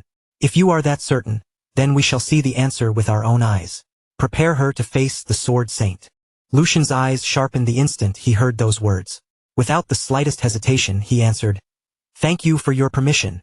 In that moment, the determination in his expression was impossible to miss. His posture, his gaze, and even the air around him all seemed to carry the same unspoken feeling. "Thank you very much, Father." Then the view shifted again. Standing at the center of the training ground was the Sword Saint. He stepped forward with a calm presence that still felt overwhelming, and a faint laugh slipped from him. "Haha, not only is the third young master here, but even the Duke himself." His words trailed off slightly as the Grand Duke approached him. The Grand Duke stepped forward and greeted him with a firm handshake. "In any case, this is an important event for our family. As a gentleman, I simply could not suppress my curiosity.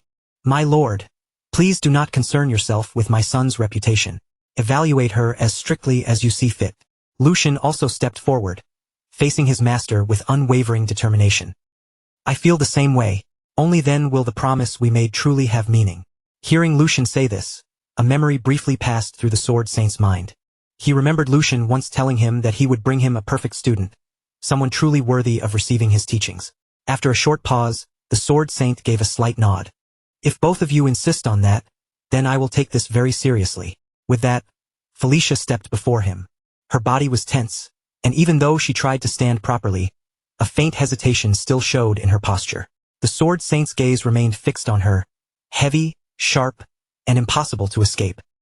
A moment later, the two of them stood facing each other on the training ground. Inside Felicia's mind, the weight of his presence pressed down on her. She could feel it clearly. This man truly was the Sword Saint. Just standing in front of him made her feel as if the very air around them had changed. Gathering her courage, Felicia straightened herself and spoke with respect. "It is an honor to meet the Sword Saint. My name is Felicia." But before she could properly finish her greeting, the Sword Saint slowly raised his sword and settled it with calm authority, cutting off her introduction before it could continue. His voice was cold, sharp, and absolute. "Your name does not matter. Let your sword speak for you." For a brief moment, silence fell between them as his piercing gaze seemed to look straight through her. "Your name can wait until later. Take up that wooden sword." At those words, the attention shifted slightly to the side, where Lucian and the Grand Duke stood watching in silence. The atmosphere tightened around the training ground, as if everything had been building toward this single moment. Lucian thought to himself that the real test had finally begun. Lucian calmly began judging the situation in his head. If Felicia could concentrate her mana into the tip of the wooden sword and push it deeper, then it should work. But if she relied only on brute strength, the task would become difficult. With proper mana circulation, however, there should not be any serious problem. Even so, a faint uncertainty remained in Lucian's mind. What would actually happen now? All he could do was watch and see. Across from them, Felicia tightened her grip around the wooden sword. A trace of nervousness still lingered inside her, but her determination burned far stronger. She understood that this was a chance that might never come again in her entire life. She told herself that she had to be careful. Taking a slow, steady breath, Felicia focused inward. If she concentrated mana into her hands just like Philip had done, then maybe she could manage it. Bit by bit, she guided her energy, carefully following the method she had learned. And then, she succeeded. The mana moved exactly as she intended, without any major problem. A flicker of surprise flashed through her mind as she realized she had actually done it. For a brief moment, relief washed over her. But that relief quickly turned into uncertainty. Now that she had managed the first step, what was she supposed to do next? Just as that question rose in her mind, the Sword Saint suddenly spoke. "That is enough. There is nothing more to see." Felicia was caught completely off guard, and her eyes widened in confusion. What? What do you mean?" "I did exactly as you ordered. I drew the sword." But before Felicia could continue speaking, the Sword Saint stepped forward and firmly seized her hand. His grip was steady and impossible to shake off. "The reason is obvious," he said, his voice calm but absolute, as if the answer should have been clear from the start. The Sword Saint tightened his grip slightly as he looked at her, his expression turning even more severe. "Your circulation shows that you ignored your internal condition out of fear of pain, and your mana management completely disregards the state of your own body." His voice became sharper, and every word landed with heavy force. "This is the typical result of arrogance. the kind seen in those who rely only on their natural talent. The Sword Saint paused for a brief moment, his eyes never leaving Felicia's face. Then he continued in the same unwavering tone. You are standing before the Black Lions with the body of a woman. So yes, there is no doubt that you possess talent. But talent alone is not enough. Flaws rooted in a person's character are far harder to correct than flaws in technique. His voice grew colder, pressing down on her like a blade. Is that explanation sufficient for you? Go back and properly understand the words of the master who taught you. The first thing you need to learn is how to listen. As he spoke, the Sword Saint turned slightly away, as though the matter had already reached its end. I have nothing more to say. But then Felicia's voice suddenly cut through the air. I never had the chance to have a teacher.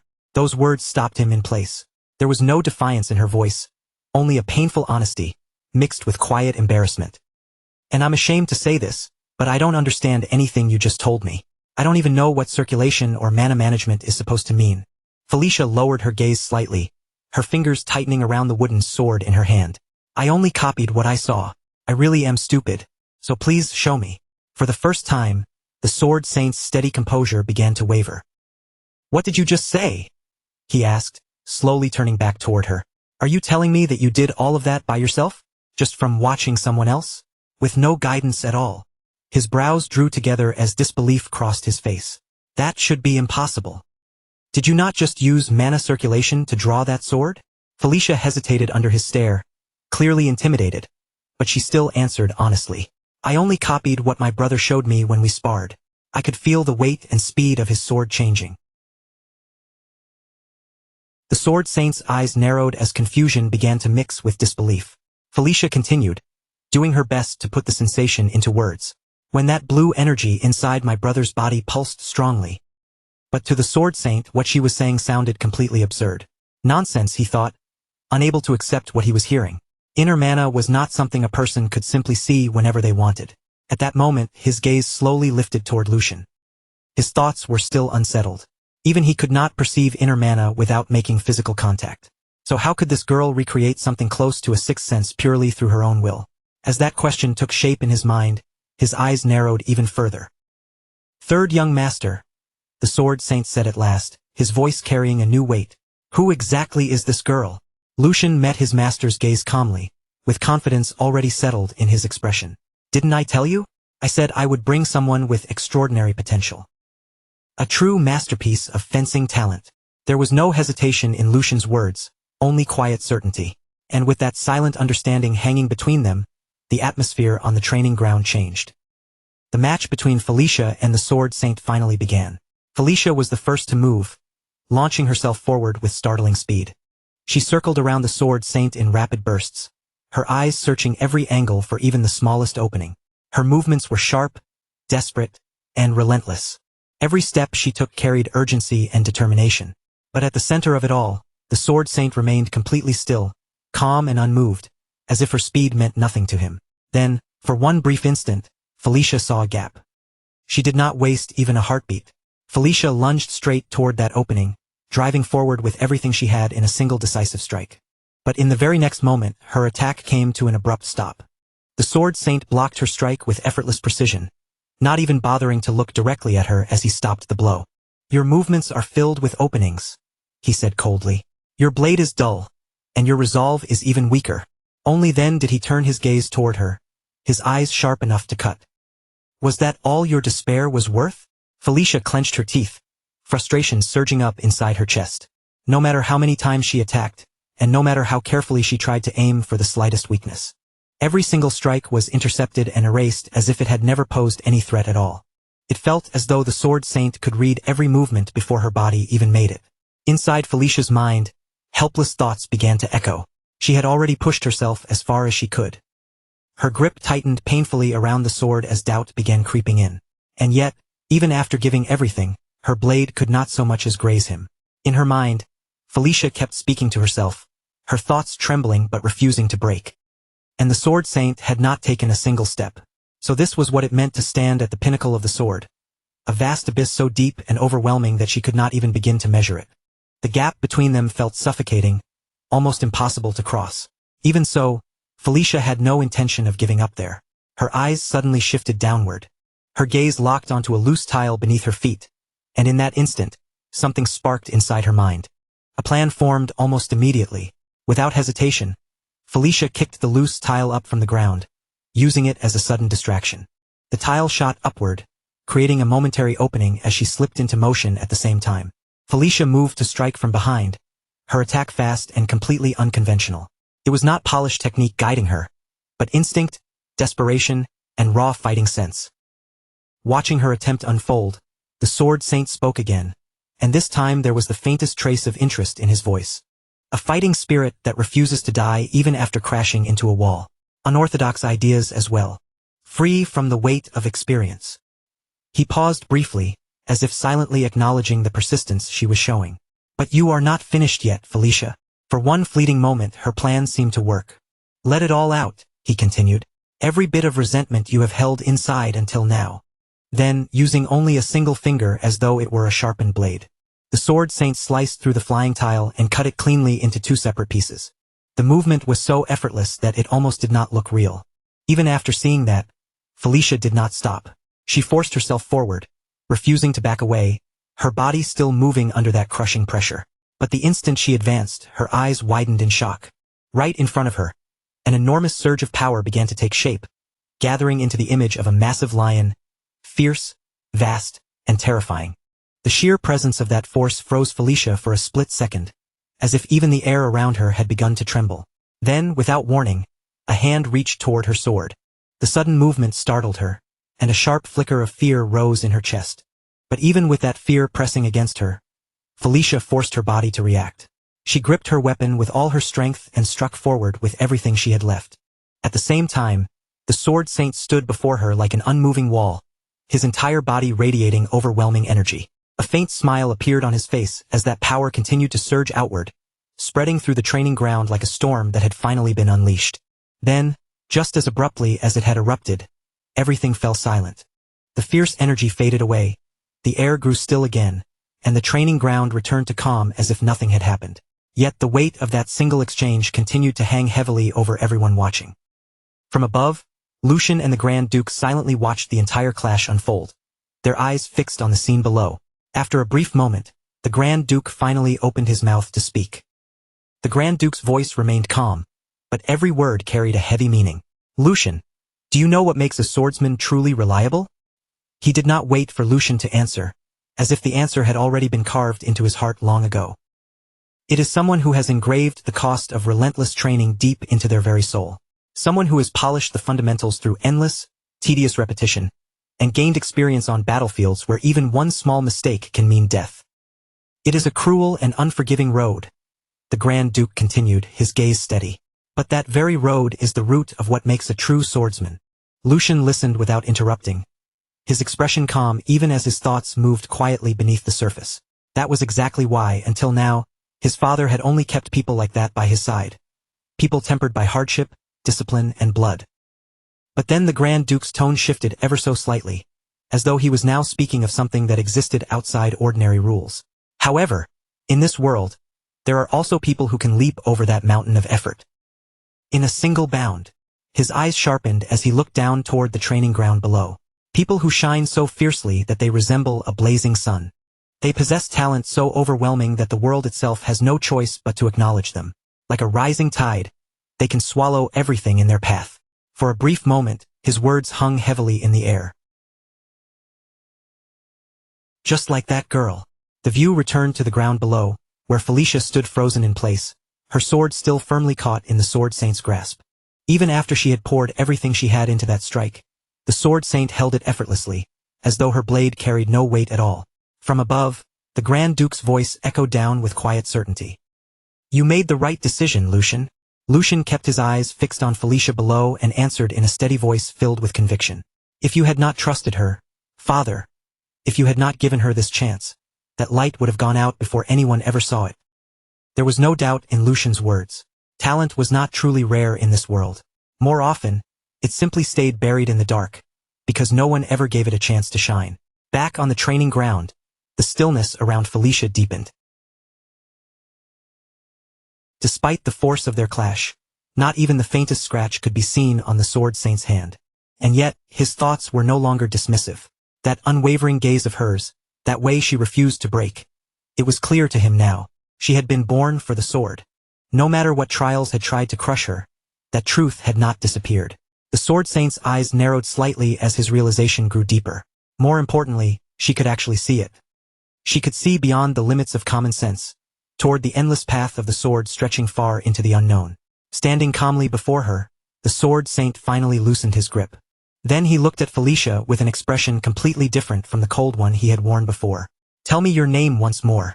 His voice was no longer dismissive. This time it carried the weight of acknowledgement. "Today, you proved your courage with your sword. From this moment onward, no one here will doubt the name you speak. Say it with pride."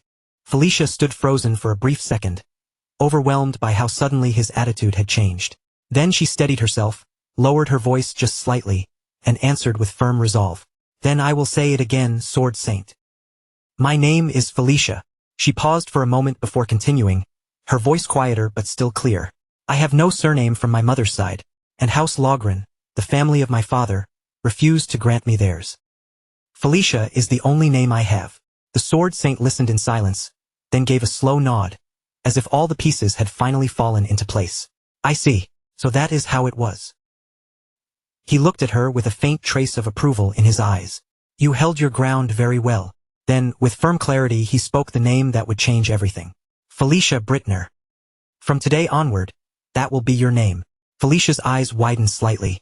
The Sword Saint continued without hesitation. "From this day forward, I will take you in as my adopted daughter. I will teach you everything, from swordsmanship to noble etiquette." His tone remained steady, but there was not the slightest uncertainty in it. "It will be exhausting. Not a single moment of it will be easy. Are you prepared to endure that?" Felicia did not hesitate. She immediately dropped to her knees before him.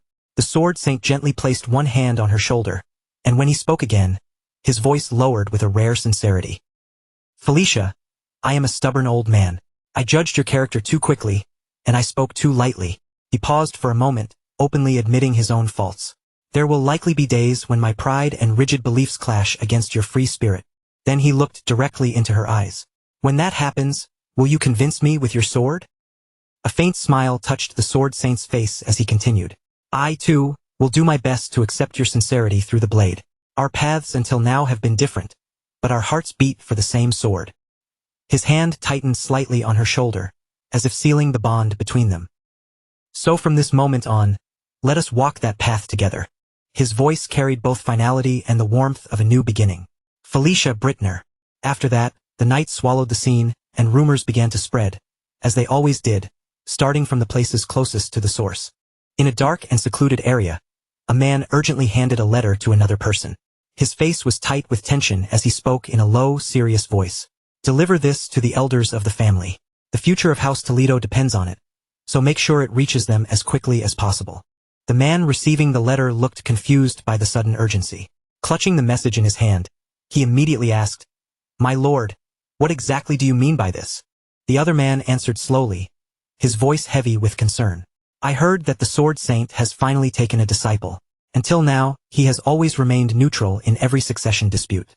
But the will of his disciple cannot possibly remain neutral forever. If the child backed by the Sword Saint chooses to support one side, then the balance within House Valdic will only be a matter of time before it is overturned." He paused briefly, and when he continued, his voice had grown colder. "If the ship we boarded, the one named Geordie, can no longer carry House Toledo to greater heights, then it would be wiser to abandon it before it sinks completely. Instead, we should move toward the one who has recently built great merit and brought the Sword Saint's disciple onto his ship. That man is Lucian Valdic." The instant Lucian's name was spoken, the view shifted again without pause. This time, the scene moved into a room inside the Valdic mansion. Inside the luxurious chamber, the Grand Duke sat calmly, his presence steady and imposing. Nearby, his butler stood respectfully as he delivered his report. "As your grace predicted," the butler said in a composed tone, "not only have the elders continued sending letters of concern, but the maternal relatives of the young masters have also begun sending letters of their own." The head butler continued, and this time worry could be heard beneath his controlled voice. "I have already taken measures on my end, but they are not the sort of people who will simply stand aside and watch. Would it not be better to act before these sparks spread any further?" Even after hearing those concerns, the Grand Duke remained perfectly calm. His expression showed no fear, no hesitation, and no surprise. After a short silence, he finally opened his mouth and spoke in a deep, steady voice. If they truly intend to make their own children the head of the family, then they are exactly the type of people who will do anything, without even realizing that their actions are slowly ruining the very children they wish to elevate. The air inside the room grew heavier as the Grand Duke continued. Head butler, summon every child within the domain for a family dinner. If there are complaints, then all we need to do is offer them a fair opportunity. Is that not right? A cold, imposing aura began to spread from him as he declared his decision. A true man must know how to open doors with his own strength. And if he carries the name of Valdic, then he must speak with his own blood. We shall see who truly possesses the lion's fangs. Right after those words, the view shifted once more, moving into the quiet night inside the Grand Duke's mansion. At that same time, Lucian was walking calmly through the grand halls of the estate, accompanied by a servant at his side. As he moved forward with steady steps, the eyes of countless servants immediately turned toward him. Their faces were filled with shock and disbelief, as though they still could not fully accept the sudden change in the way everyone now looked at him. Then, almost at the same time, every servant lowered their head respectfully and greeted him in unison. Greetings to young Master Lucian. Lucian calmly looked over them without showing even the slightest hint of arrogance. In a composed and gentle voice he replied, "You have all been working hard. Do not mind me. Please continue with your duties." Lucian let his gaze drift across the servants gathered around him. Taking in the way they stood straighter and watched him with careful respect. Quietly, he thought to himself that it was not only the annex where he lived that had changed. Even here, in the main house where his father stayed, the servants' attitudes had shifted far more than he had ever expected.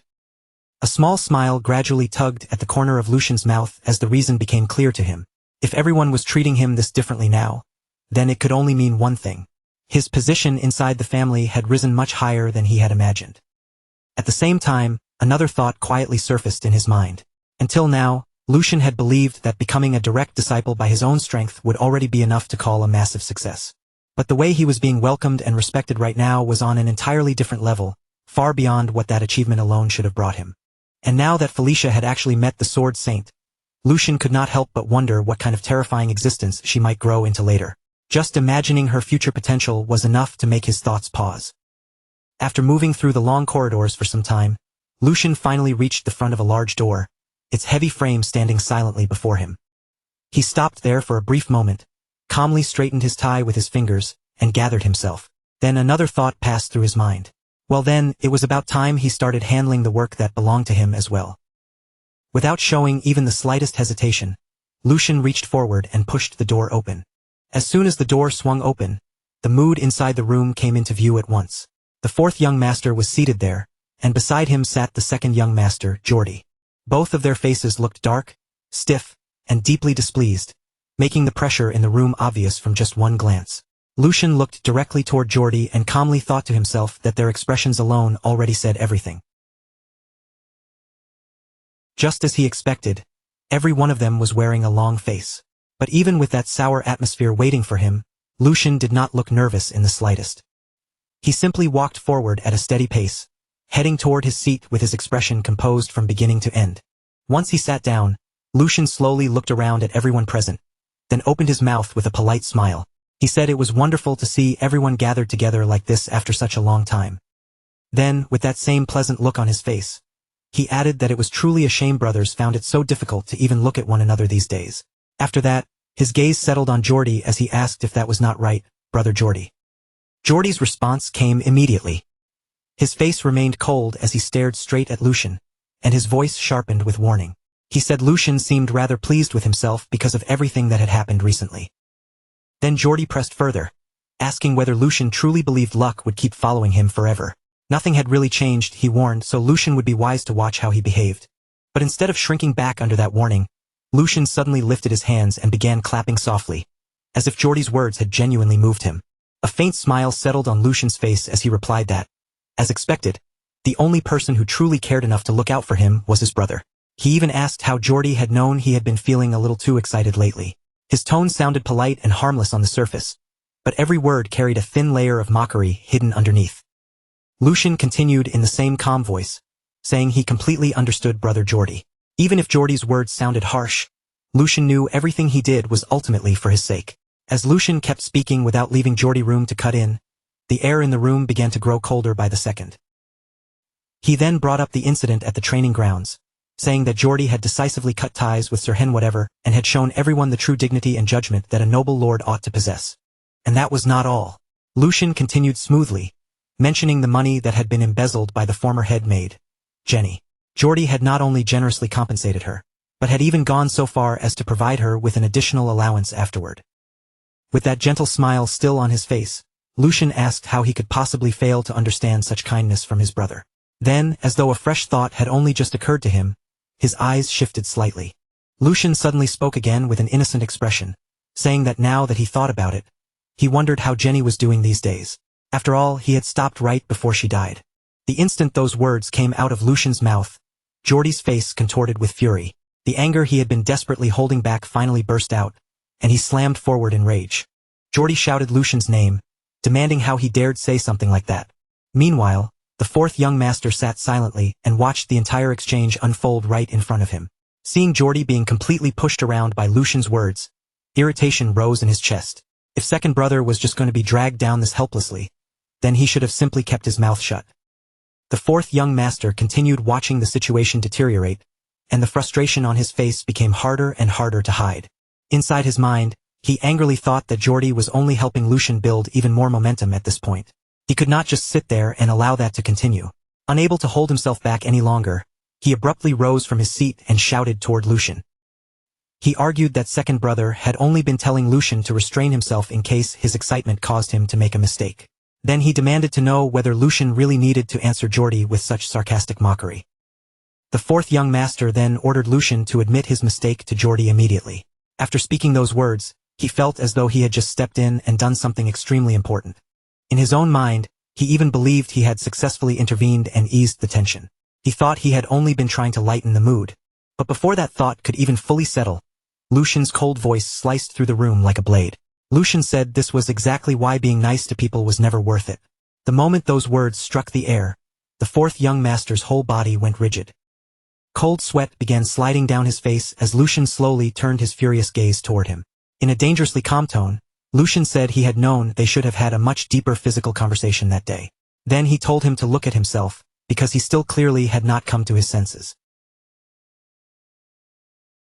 The pressure filling the room became suffocating as Lucian continued.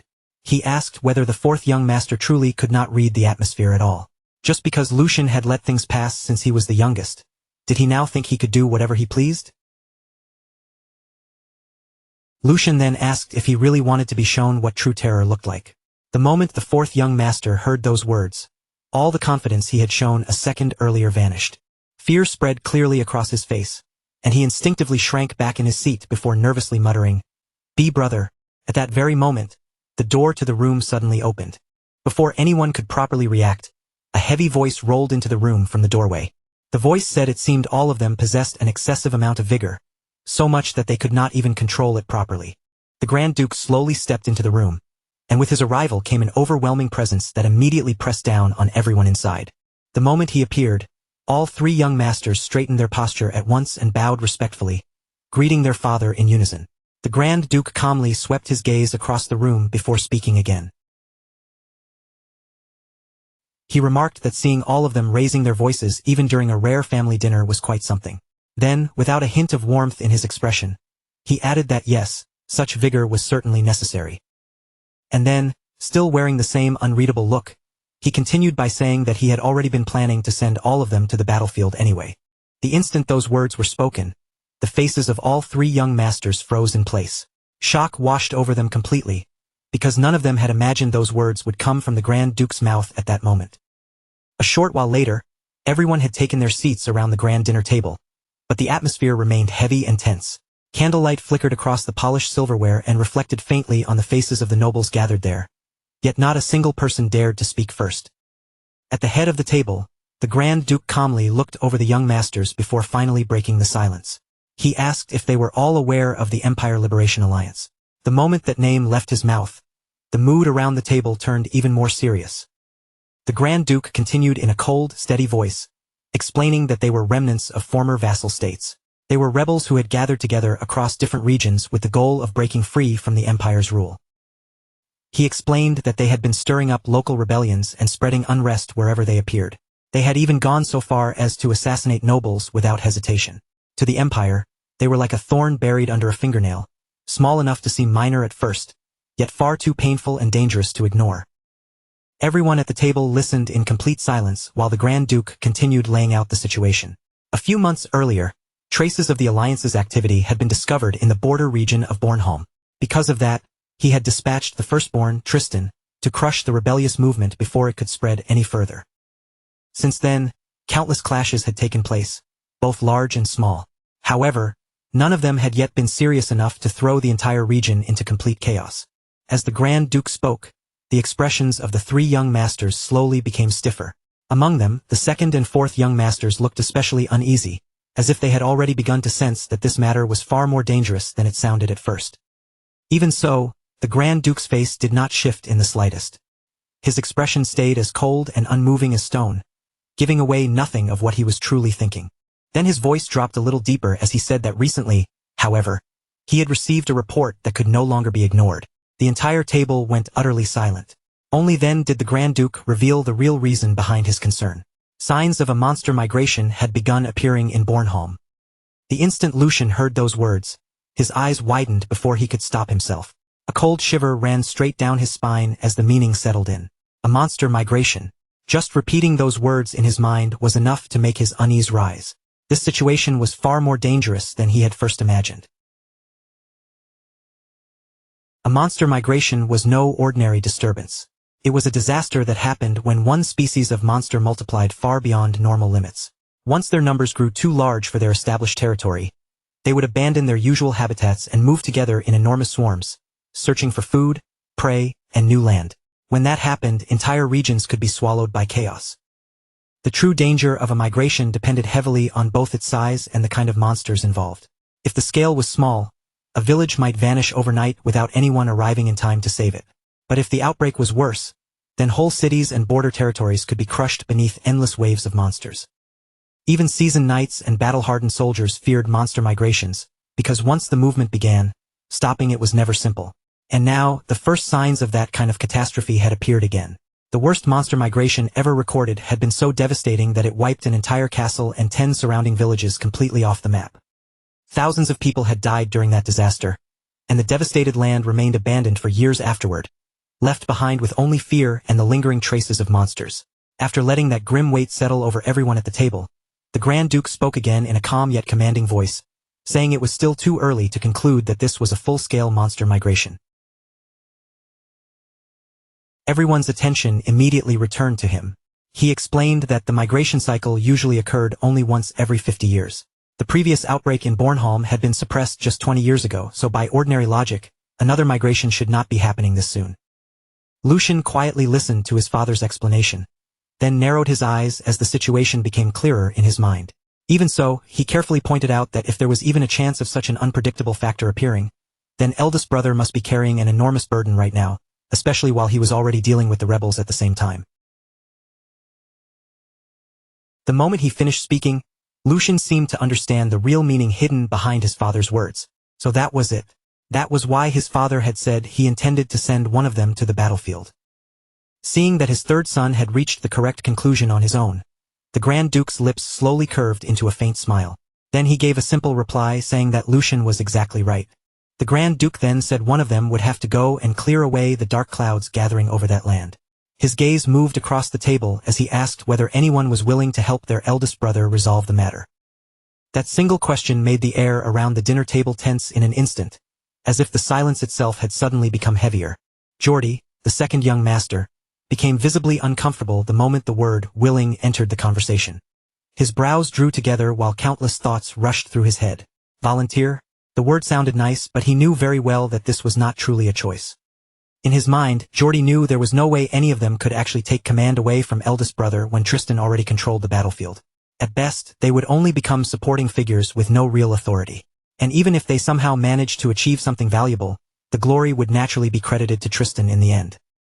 After sorting through his thoughts, Geordie finally opened his mouth in front of the Grand Duke. In a respectful tone, he asked whether it was truly necessary for one of them to step forward personally, since none of them had proper battlefield experience yet. Rather than involving themselves directly in such a dangerous situation, Geordie said he believed it would be far more efficient to send their knights to support eldest brother instead. Then he turned his head toward the youngest sibling seated nearby and pulled him into the conversation. Geordie asked whether the youngest agreed with him. The fourth young master hesitated for a moment, clearly nervous beneath the pressure at the table, before carefully answering yes to their father. The fourth young master added that if he could genuinely be of help, then of course he would want to step forward. But even so, he also believed second brother's suggestion was the more reasonable choice. Before the discussion could continue any further, however, Lucian suddenly cut in. Lucian calmly said that such a plan would probably be impossible. He then explained that if they deployed additional troops from the main house now, the lords surrounding Bornholm would be the first ones to react. And if they were not careful, Lucian continued, those lords might begin suspecting that House Valdic was using the rebel situation as an excuse to hide some other motive.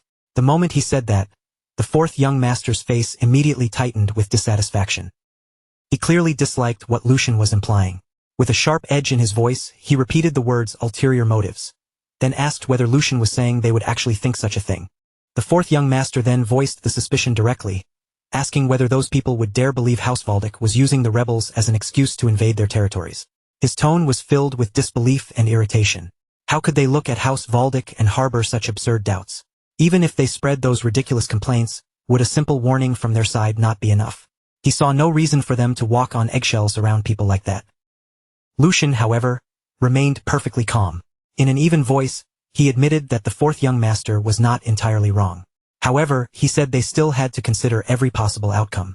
As he spoke, his gaze became slightly sharper. Then Lucian asked what would happen if His Majesty the Emperor himself came to hold those same suspicions, even for a brief moment. And beyond that, what if the Marquis's faction seized this chance to twist the situation and use it for their own benefit? Those words made the atmosphere around the table grow heavy all at once. The Grand Duke slowly nodded in agreement, then firmly stated that Lucian was correct. He explained that even with the strong relationship their house shared with the imperial family, any large-scale movement of troops would inevitably make others uneasy. Furthermore, if the noble faction chose to use the situation against them politically, His Majesty would certainly be placed in a difficult position. The Grand Duke then folded his hands together, his sharp eyes sweeping over each of his sons. In a deep voice that echoed quietly through the dining hall, he asked what they suggested they should do now. Under the current circumstances, an official military deployment was impossible. At the same time, however, they still needed forces capable of responding immediately if some unforeseen development occurred. As he said this, the Grand Duke's expression hardened ever so slightly. What they needed was a method that could stabilize the region without spreading needless anxiety or tension among the surrounding territories. Silence followed his words, and all three young masters sank into thought, each trying to find an answer worthy of the problem before them. The Grand Duke demanded to hear their thoughts. Meanwhile, Lucian had already reached a clear conclusion in his own mind. If those were the conditions, then there was only one possible answer. The forces they needed had to satisfy several requirements at once. They had to be people with genuine combat experience, people who would move regardless of politics or personal interest as long as the pay and conditions were good enough. More importantly, they had to be natives of the region itself. They needed an armed force that could act without provoking unnecessary suspicion or controversy from the surrounding territories. And among all the options available, only one group fit those requirements perfectly. Lucian said they had to make use of Bornholm's mercenaries. His eyes narrowed slightly as he continued organizing the plan in his head. Even if the goal was only to gather those unruly groups together and keep them from scattering in every direction, the blood of House Valdic would still be necessary. Lucian's voice rang clearly through the dining hall as he volunteered for the position.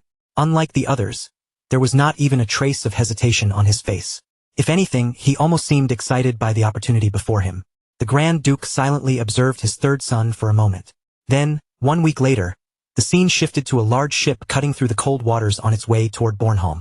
Sea wind roared around the vessel, waves crashed hard against its sides, and Lucian stood quietly on the deck beside Hugo throughout the long journey. Even during the voyage, Lucian remained lost in thought. As the cold wind brushed past him, he calmly reflected that the only thing truly capable of making mercenaries move was money. But Lucian also knew that money alone was never enough to truly bind people like them in place. A faint smirk appeared on his face as memories from both this life and his previous life surfaced one after another. Mercenaries were the kind of people who changed their words whenever the situation demanded it, then tossed aside yesterday's contract as casually as if it had become today's joke. That was the breed of people known as mercenaries, and Lucian understood their nature far better than most nobles ever could. After all, he had once been a mercenary himself. Even knowing that, he could not help but feel impressed by the brutal simplicity of their way of thinking. For mercenaries, survival came before absolutely everything else. To them, abandoning even their own employer the moment a situation turned hopeless was not considered shameful. In fact, that kind of cold judgment was often seen as the mark of a proper mercenary. Lucian's gaze drifted toward the distant horizon beyond the rolling waves. Of course, dealing with difficult personalities was nothing new to him. Managing a mercenary group itself was not the true problem here. Then his eyes narrowed slightly. There was only one reason his father had sent him all the way to Bornholm, and the image of one particular man immediately surfaced in his mind. The first young master, Tristan Valdic. The moment Lucian thought of his eldest brother, his expression twisted with open annoyance. That bastard had absolutely no flexibility whatsoever. Painful memories from his previous life began rising in his mind one after another. From the guards' uniforms to the exact timing of their breaks, Tristan was the type of person who enforced every single rule with merciless precision. Even the smallest violation was enough to bring immediate disciplinary punishment. Back then, dealing with someone like Tristan had been exhausting beyond words. Lucian let out a quiet sigh. Considering Tristan's personality, there was no chance he would willingly negotiate with mercenaries who were trying to exploit the Empire's crisis for profit. But at the same time, Lucian understood the mercenaries themselves just as well, perhaps even better than anyone else in House Valdic. And because of that, he knew there was no way the mercenary groups would ignore an opportunity like this. With the situation shifting, political instability spreading, the threat of monsters growing, and desperate nobles willing to pay fortunes for hired blades, Bornholm had become exactly the kind of place mercenaries would swarm toward.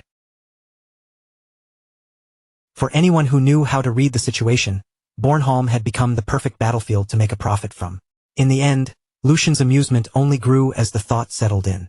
To him, this entire crisis looked less like a disaster and more like a banquet prepared just for him. A strange grin slowly spread across Lucian's face, and a sharp excitement flickered in his eyes. It had been a long time since he had been given a proper chance to show what he could really do. Just wait for me, he thought, aiming that grin toward the unseen mercenaries. You mercenary bastards. Standing nearby, Hugo quietly stared at his master with a deeply puzzled look, unable to understand the sudden change in Lucian's mood. What in the world had gotten into him all of a sudden? Not long after that, the ship finally reached the port and slowly came to a stop. As Lucian stepped down from the vessel and onto the port, a familiar figure was already waiting there to greet him with proper respect. Lucian immediately recognized the man before him as Sir Raymond, captain of the Black Lions. With a composed expression, he thanked him, saying that thanks to him, the journey had been extremely comfortable. Lucian gave a small nod, then said he had heard Sir Raymond had voluntarily applied to accompany this mission as well. The captain's expression remained confident as he answered him. Sir Raymond explained that since Lucian had taken on such an important assignment, he believed an escort suited to the mission would be necessary. Then he moved on to the current situation, saying that the members who had previously carried out the Vestra mission with Lucian had already arrived ahead of them. Those members were currently gathering information and assessing the situation in the area, so they would meet up with Lucian later at the designated rendezvous point. After giving that report, Sir Raymond respectfully asked whether Lucian would like to head directly to the first young master for the time being. Lucian answered with a light smile, telling him yes, and asking him to lead the way. But before they could move any farther, sudden shouts erupted from the nearby streets, cutting sharply through the air. Someone yelled that the bastards from the Empire Liberation Alliance were there and ordered the soldiers not to let them escape. A group of men was desperately running through the streets, while armed soldiers chased them from behind with urgent footsteps.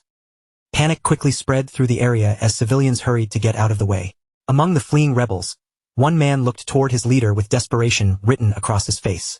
He warned that at this rate it was only a matter of time before they were caught, then offered to stay behind and buy time so the squad leader could escape. But the squad leader rejected the idea immediately, snapping that he should not say something so foolish. He asked how long the man thought he could survive alone against House Valdic soldiers. Then, in the middle of that desperate exchange, both men suddenly looked ahead. Standing in the distance was a young boy with the appearance of a noble, accompanied by only 2 escorts. One of the rebels noticed him and muttered darkly that there was a noble-looking kid right in front of them. The rebel quickly decided they would take down the escorts and use the brat as a hostage to buy themselves time. As soon as the thought formed, his hand moved toward the sword hanging at his waist. He told himself he would not make a single mistake. In the next instant, the rebel swiftly drew his blade and prepared to rush forward. But at that exact moment, Lucian had already appeared right in front of him.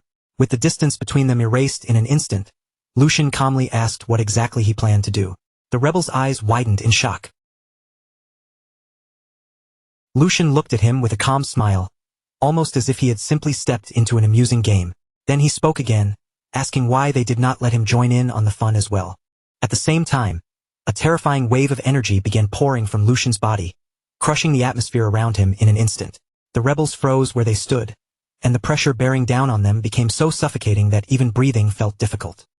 After that, the lingering mist slowly spread across the battlefield, curling through the tense air while Lucian remained standing calmly in front of everyone. His sword rested quietly in his hand, and despite the calmness of his posture, the pressure surrounding him made the entire scene feel frozen in place. The very man who had tried to attack him moments earlier could do nothing now except stare in complete shock, unable to process what had just happened before his eyes. At the same time, the squad leader tightened his grip on his sword and shouted in confusion, demanding to know what this meant. But before anyone could properly respond, another man behind him called out to him nervously, his trembling voice revealing just how much fear had already taken hold. Deep inside his mind, the squad leader had already realized the horrifying truth.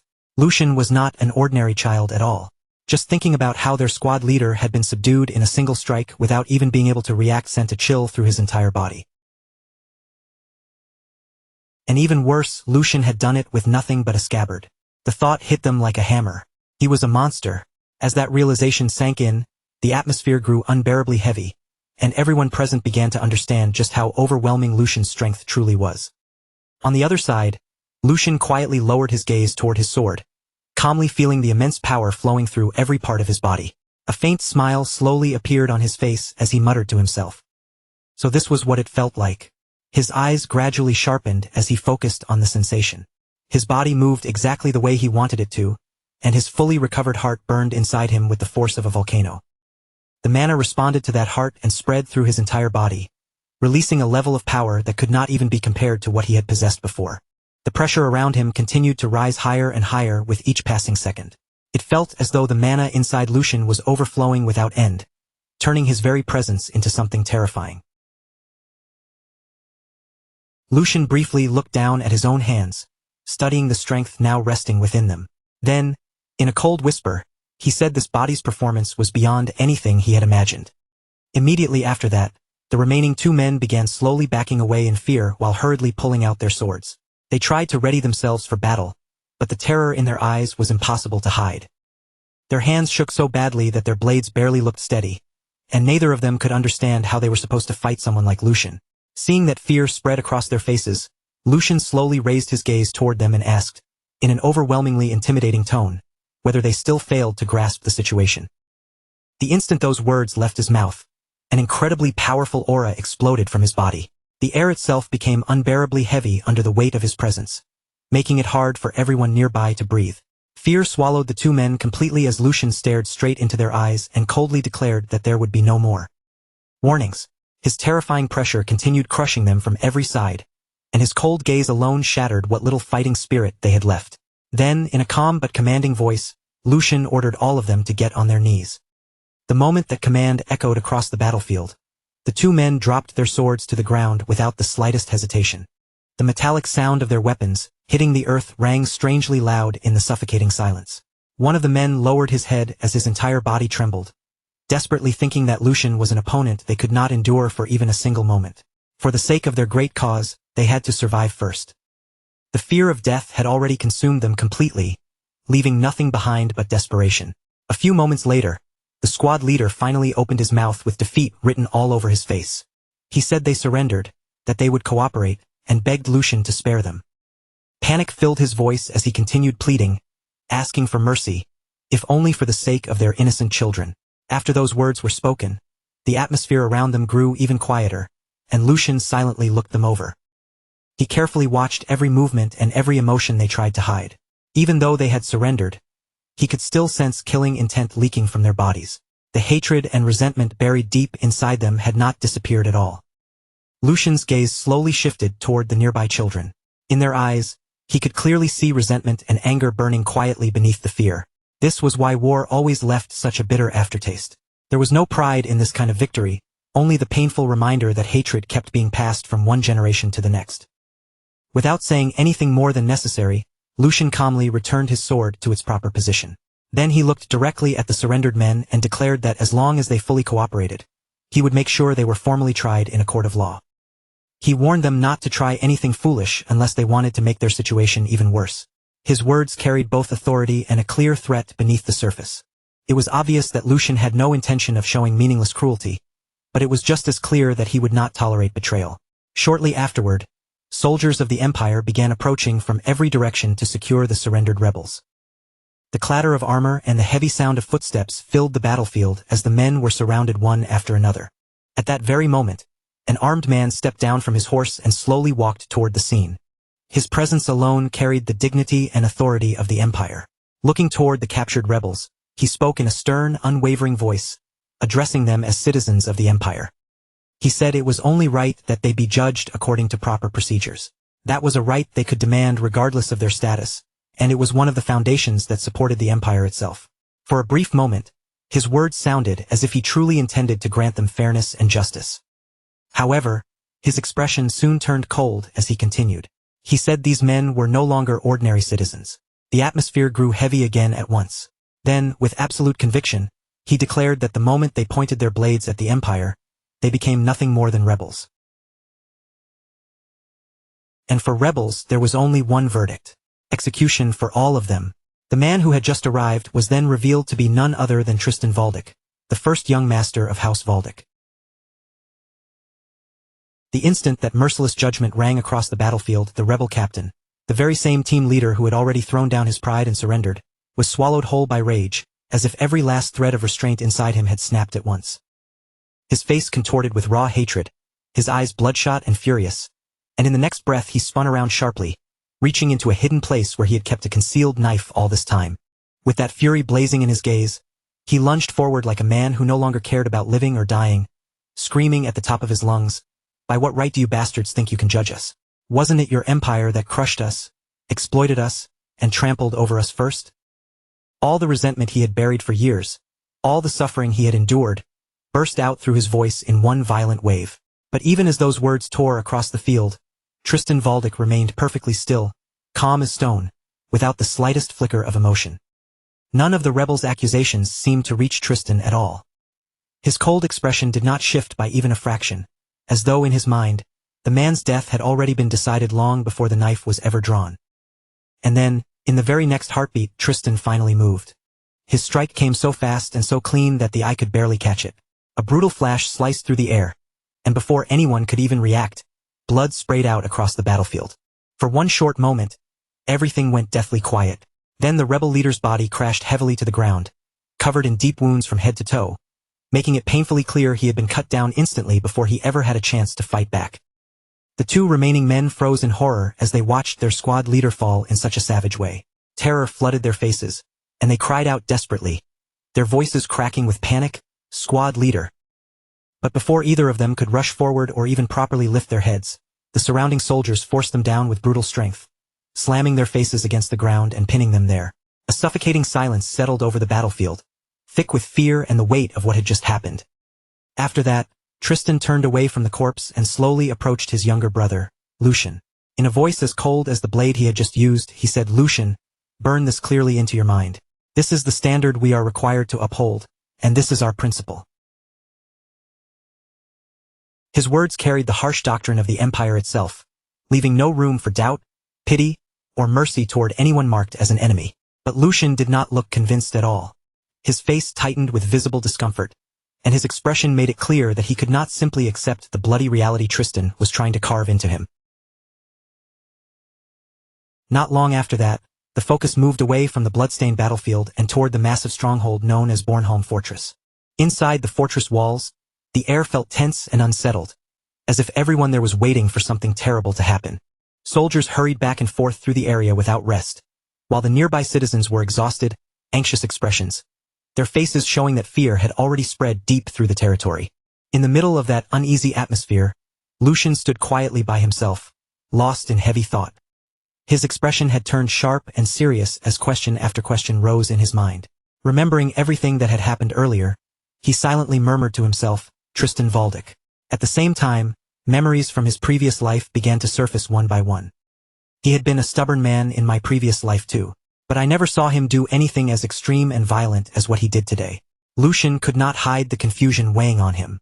The Tristan he remembered had always been strict, rigid, and unyielding, but the brutality he had just witnessed went far beyond anything in his past memories. As that thought continued to gnaw at him, Lucian's face darkened even more. Come to think of it, I have no memories of Bornholm from my past life. Even though I was serving on active duty during this very period, the moment he realized that, a deep unease rose in his chest. An incident this large should not have slipped past him. If something on this scale had truly happened back then, there was no way I wouldn't have known about it. So what is it? Is there something here that I still don't understand? The more Lucian considered it, the more suspicious the whole situation felt, almost as if a crucial piece of history had been erased from his memory. While keeping a careful eye on the fortress and everything happening around it, Lucian calmly spoke his assessment aloud. The atmosphere here is worse than expected. With the Empire Liberation Alliance running rampant and the citizens of the territory drowning in anxiety, this situation seems far more serious than the reports made it sound. His sharp gaze continued moving across the surroundings, checking the soldiers, the empty spaces, and the exposed pathways before he added, "This is not just a simple manpower shortage. Isn't the security perimeter practically empty?" From one glance, it was clear that the fortress defenses were dangerously thin for a crisis of this level. The shortage of soldiers around key areas made the entire fortress feel exposed, as if it was only barely holding itself together. Hearing Lucian point this out, Tristan answered immediately in a calm but grave voice. "You're right." He did not try to soften the truth or deny how bad things had become. Most of our main forces are currently locked in a standoff with the rebel main forces. The Empire had already committed the bulk of its military power elsewhere, leaving Bornholm dangerously weakened. Tristan then continued, "The troops left here are barely enough to maintain public order. The soldiers who remained were clearly being stretched to their limits, and keeping the territory stable was becoming harder by the moment." Then Tristan revealed another serious problem pressing down on them. "That is why we hired mercenaries to fill the gap." But as he said it, his expression grew noticeably colder. "They're ignoring the contracts they first agreed to and are now demanding new negotiations." Greed and opportunism had clearly made the situation even more unstable. Tristan narrowed his eyes slightly and finished in a low voice. "They plan to use the Empire's danger as leverage so they can line their own pockets." After listening to Tristan's explanation, Lucian fell silent again. His face stayed composed, but inside, he had already grasped the real flaw behind the way the problem was being handled. "That's nothing more than the logic of nobles," he thought to himself. That kind of thinking would never work on mercenaries. Nobles might care about honor, authority, pride, or loyalty, but mercenaries lived by a completely different rule. To them, survival and profit came first, and war was simply another chance to earn money. Lucian slowly turned toward Tristan and spoke his thoughts calmly. "To them, this probably just looks like a chance to make a fortune." Then, with complete certainty in his voice, he added, "They simply don't realize that you have no intention of negotiating with them again." "Brother," Tristan answered without even the slightest pause. "At least not here while I am the one in command." His tone was as firm and cold as ever, leaving no room for argument. Even with the fortress under pressure and the Empire facing danger on every side, Tristan had no intention of lowering imperial authority just to appease greedy mercenaries. After that, he looked straight at Lucian and added, "Even with things being the way they are, I do not expect much from you." The words came out bluntly, almost dismissively, as though Tristan still did not truly believe in Lucian's ability to handle anything important. Then he continued in a practical tone, "You were probably half forced into coming down here anyway." It was obvious that he assumed Lucian had only appeared because of political pressure or their father's orders. Tristan then laid out the simple role he expected Lucian to take. Just keep watch over the mercenaries and make sure they don't run away if things take a turn for the worse. The Empire situation was already unstable enough, and if the mercenaries abandoned their posts in the middle of battle, the fortress could collapse into total disorder. Tristan continued, "As long as you are nominally in command, they will not be able to act too recklessly. That is all I am asking from you." In Tristan's eyes, Lucian's presence was mainly useful as a symbol of authority, something that could keep the mercenaries restrained by name alone. But after hearing everything, Lucian simply looked back at his older brother with steady eyes and replied, "You seem to be mistaken about something, eldest brother." Tristan's eyes narrowed slightly. Mistaken? Lucian did not flinch as he began to explain. "First, I was not forced to come here. I volunteered to go." The moment those words left his mouth, the air between the brothers shifted, because there was no hesitation or uncertainty in his voice at all. Then Lucian continued in the same calm tone, "Second, I know how to resolve this situation." At that very moment, he took out an official letter and held it forward, the document carrying a weight of authority that could not be ignored. Looking directly at Tristan, Lucian declared, "Since father has delegated full authority over the mercenaries to me, from this moment onward, their negotiations and control fall under my jurisdiction." His calm confidence made it clear that he had not come unprepared, and that his plan had already been set in motion before this conversation ever began. Then, with absolute assurance, Lucian finished, "So please put your mind at ease." Immediately after that, the focus shifted again, and Lucian's silent thoughts rose clearly within him. His eyes sharpened with determination, and one firm conviction echoed through his mind, "Because I will definitely resolve this." After that, the scene moved to a completely different place, where a large group of mercenaries had gathered together and were spending the night in loud celebration. Food and drinks were scattered everywhere, cups clinked together one after another, and the mood around them grew louder, rowdier, and more cheerful with every passing moment. At the center of the gathering, a red-haired mercenary lifted his drink high into the air and shouted with a broad grin, "Eat and drink as much as you want, because we can squeeze plenty of money out of that noble lord." The moment he said that, the mercenaries around him burst into roaring laughter and excited cheers. They raised their cups again and again, shouting, "Long live the captain! Long live the captain!" their voices echoing through the night as they celebrated without the slightest sense of danger. In the middle of all that excitement, a green-haired mercenary looked at the captain with clear admiration in his eyes. Unable to hide how impressed he was, he grinned and said, "Captain, you're seriously incredible. To have the nerve to pull something like this against House Valdic. There probably isn't anyone else in the entire empire who could do it." To him, openly provoking such a powerful noble house was the kind of gamble most people would never even dare to imagine. And yet their captain was handling the whole thing as casually as if it were nothing more than another job. Hearing the praise, the captain calmly lowered the cup in his hand, his posture relaxed and his expression full of confidence. "Because we are not the ones sweating bullets right now. The people above us are already on the verge of clashing with the current Empire Liberation Alliance. On top of that, with demonic beasts moving so strangely these days, an unprecedented boom has arrived for mercenaries like us." His words were calm, but they carried complete certainty. The Empire was being pressured from several directions at once, and because of that, hired fighters had become more valuable than ever. The nobles needed manpower badly, and the mercenaries understood exactly how much bargaining power that gave them. The green-haired mercenary quickly caught on to what the captain was getting at.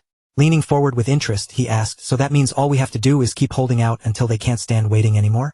The captain's expression immediately curled into a satisfied smile, as if the man had finally understood the heart of the plan. With a slow nod, he replied, "Right on. When they finally come to us carrying bundles of money, that is when we slowly start opening the door for them. I've already spoken with the other mercenary group stationed around this area, so now all we have to do is wait." The confidence in his voice made it obvious that, in his mind, everything was moving exactly according to plan. The mercenary groups had already formed their own agreement behind the scenes, and all of them were simply waiting for the nobles to grow desperate enough to accept their demands. But just outside the entrance, two silent figures stood in the darkness. The campfire light barely reached them, only outlining their shadows from a distance. Those two figures were none other than Lucian and the captain of the Black Lion. A moment later, the green-haired mercenary suddenly sensed that something was off and turned his head with a puzzled look. His gaze shifted toward the entrance, but before he could even speak, a slow, deliberate clapping sound rang out through the noisy gathering. The cheerful mood instantly began to fade as several mercenaries turned toward the source of the sound. One of them frowned, narrowing his eyes at the entrance as he muttered, "What's with that crazy bastard? There are some guys at the door I've never seen before." The sudden appearance of strangers immediately put the entire group on guard. Before the mercenaries could make their next move, the newcomer calmly stepped into the light.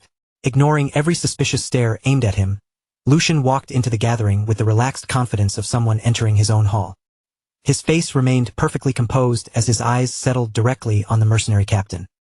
Then, in a calm voice that almost sounded approving, he said, "For all your rough appearances, you actually have a pretty good sense for business. If I were leading a mercenary group, I might have chosen the same method." Anyone who commands people should understand how to grab an opportunity when it appears in front of them. But that only applies before a contract has been finalized.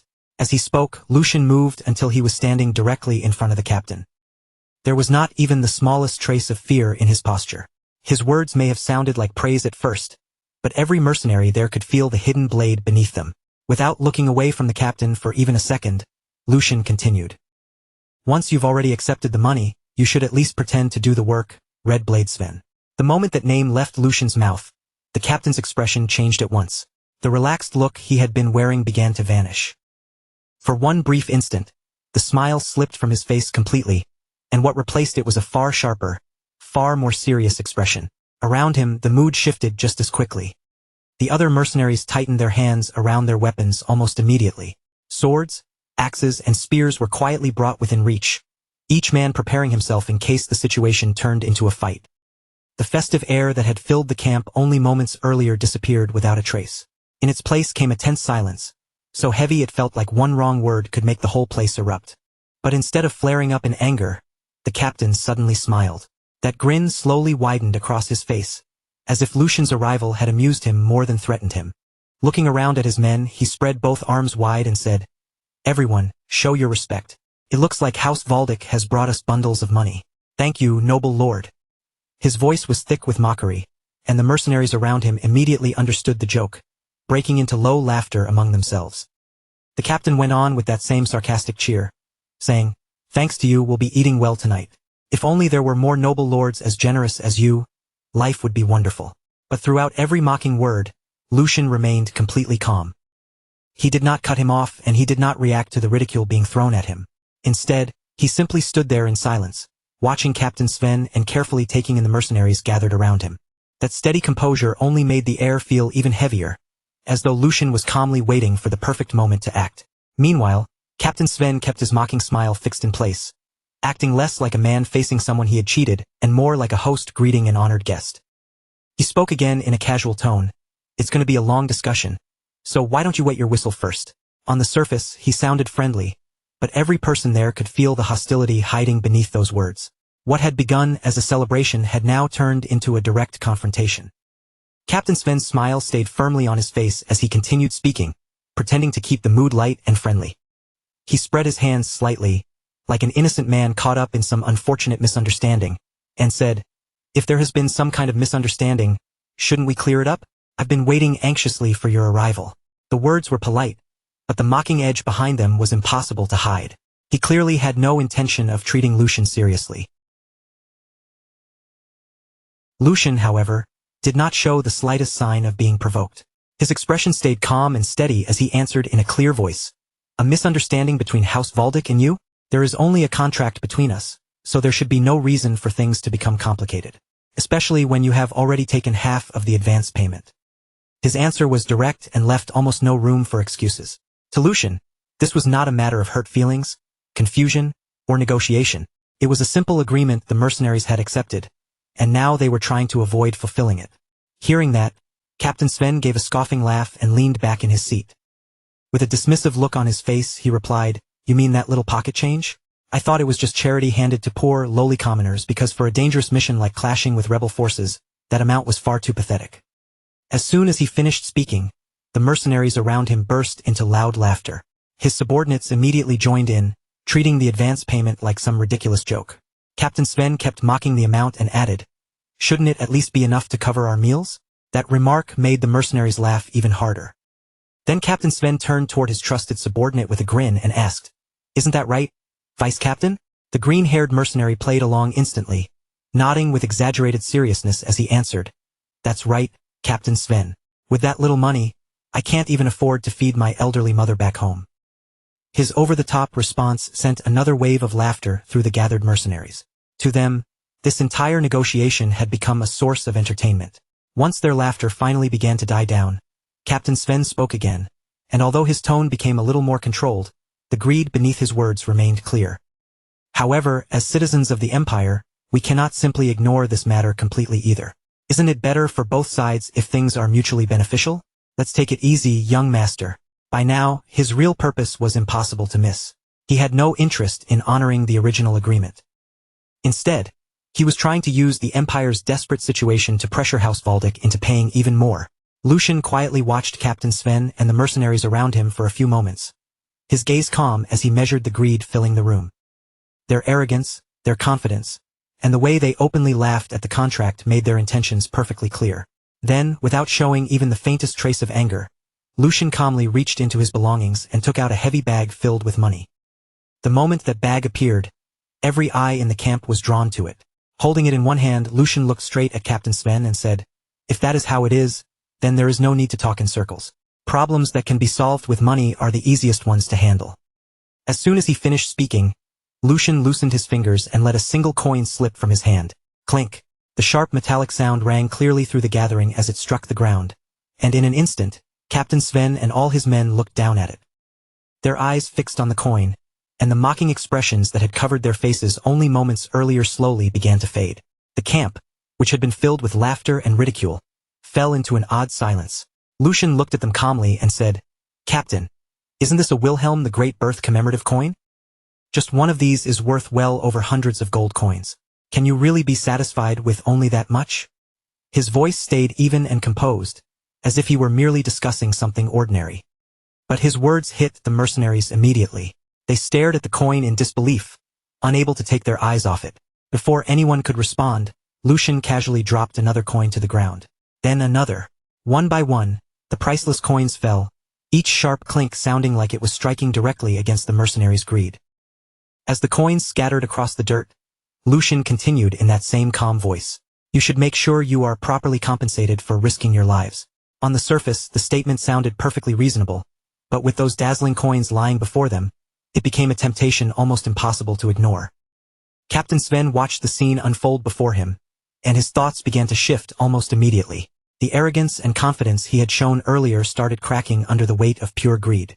Deep inside, he thought to himself, "This guy is a complete pushover. With that much money, we could live even more luxuriously than the lord of a small castle." The amount of wealth being thrown onto the ground so casually was far beyond anything Sven had expected to squeeze out of them. Almost at once, Sven's attitude changed completely. The hostility vanished from his face, replaced by an exaggerated expression of respect. Rising from his seat, he spoke in a tone that was completely different from before. "I have committed a grave discourtesy by speaking so arrogantly to such a generous and open-minded young master. From this moment on, I will put my life on the line for any task you give me. With just one word from me, all the mercenary groups around here will gather." His sudden transformation was so extreme it almost looked ridiculous. Only moments earlier, he had mocked Lucian and demanded more money without shame. Now he was acting like Lucian's most devoted supporter. As he spoke, Captain Sven even reached his hand forward, as though he intended to shake Lucian's hand and seal their cooperation. But before he could actually do that, he suddenly bent down toward the ground. His eyes remained glued to the scattered commemorative coins, unable to look away, as he greedily reached toward them. While lowering himself, he said, "But first, allow me to tidy up these precious coins." Captain Sven had only just managed to pick up one of the platinum coins, when Lucian's calm voice rang out clearly through the entire gathering. "In the name of Valdic, I issue a request to all of you. Kill Red Blade Sven. The reward will be all of these platinum coins." The moment those words landed, the entire camp fell into complete silence. For a moment, not a single person moved.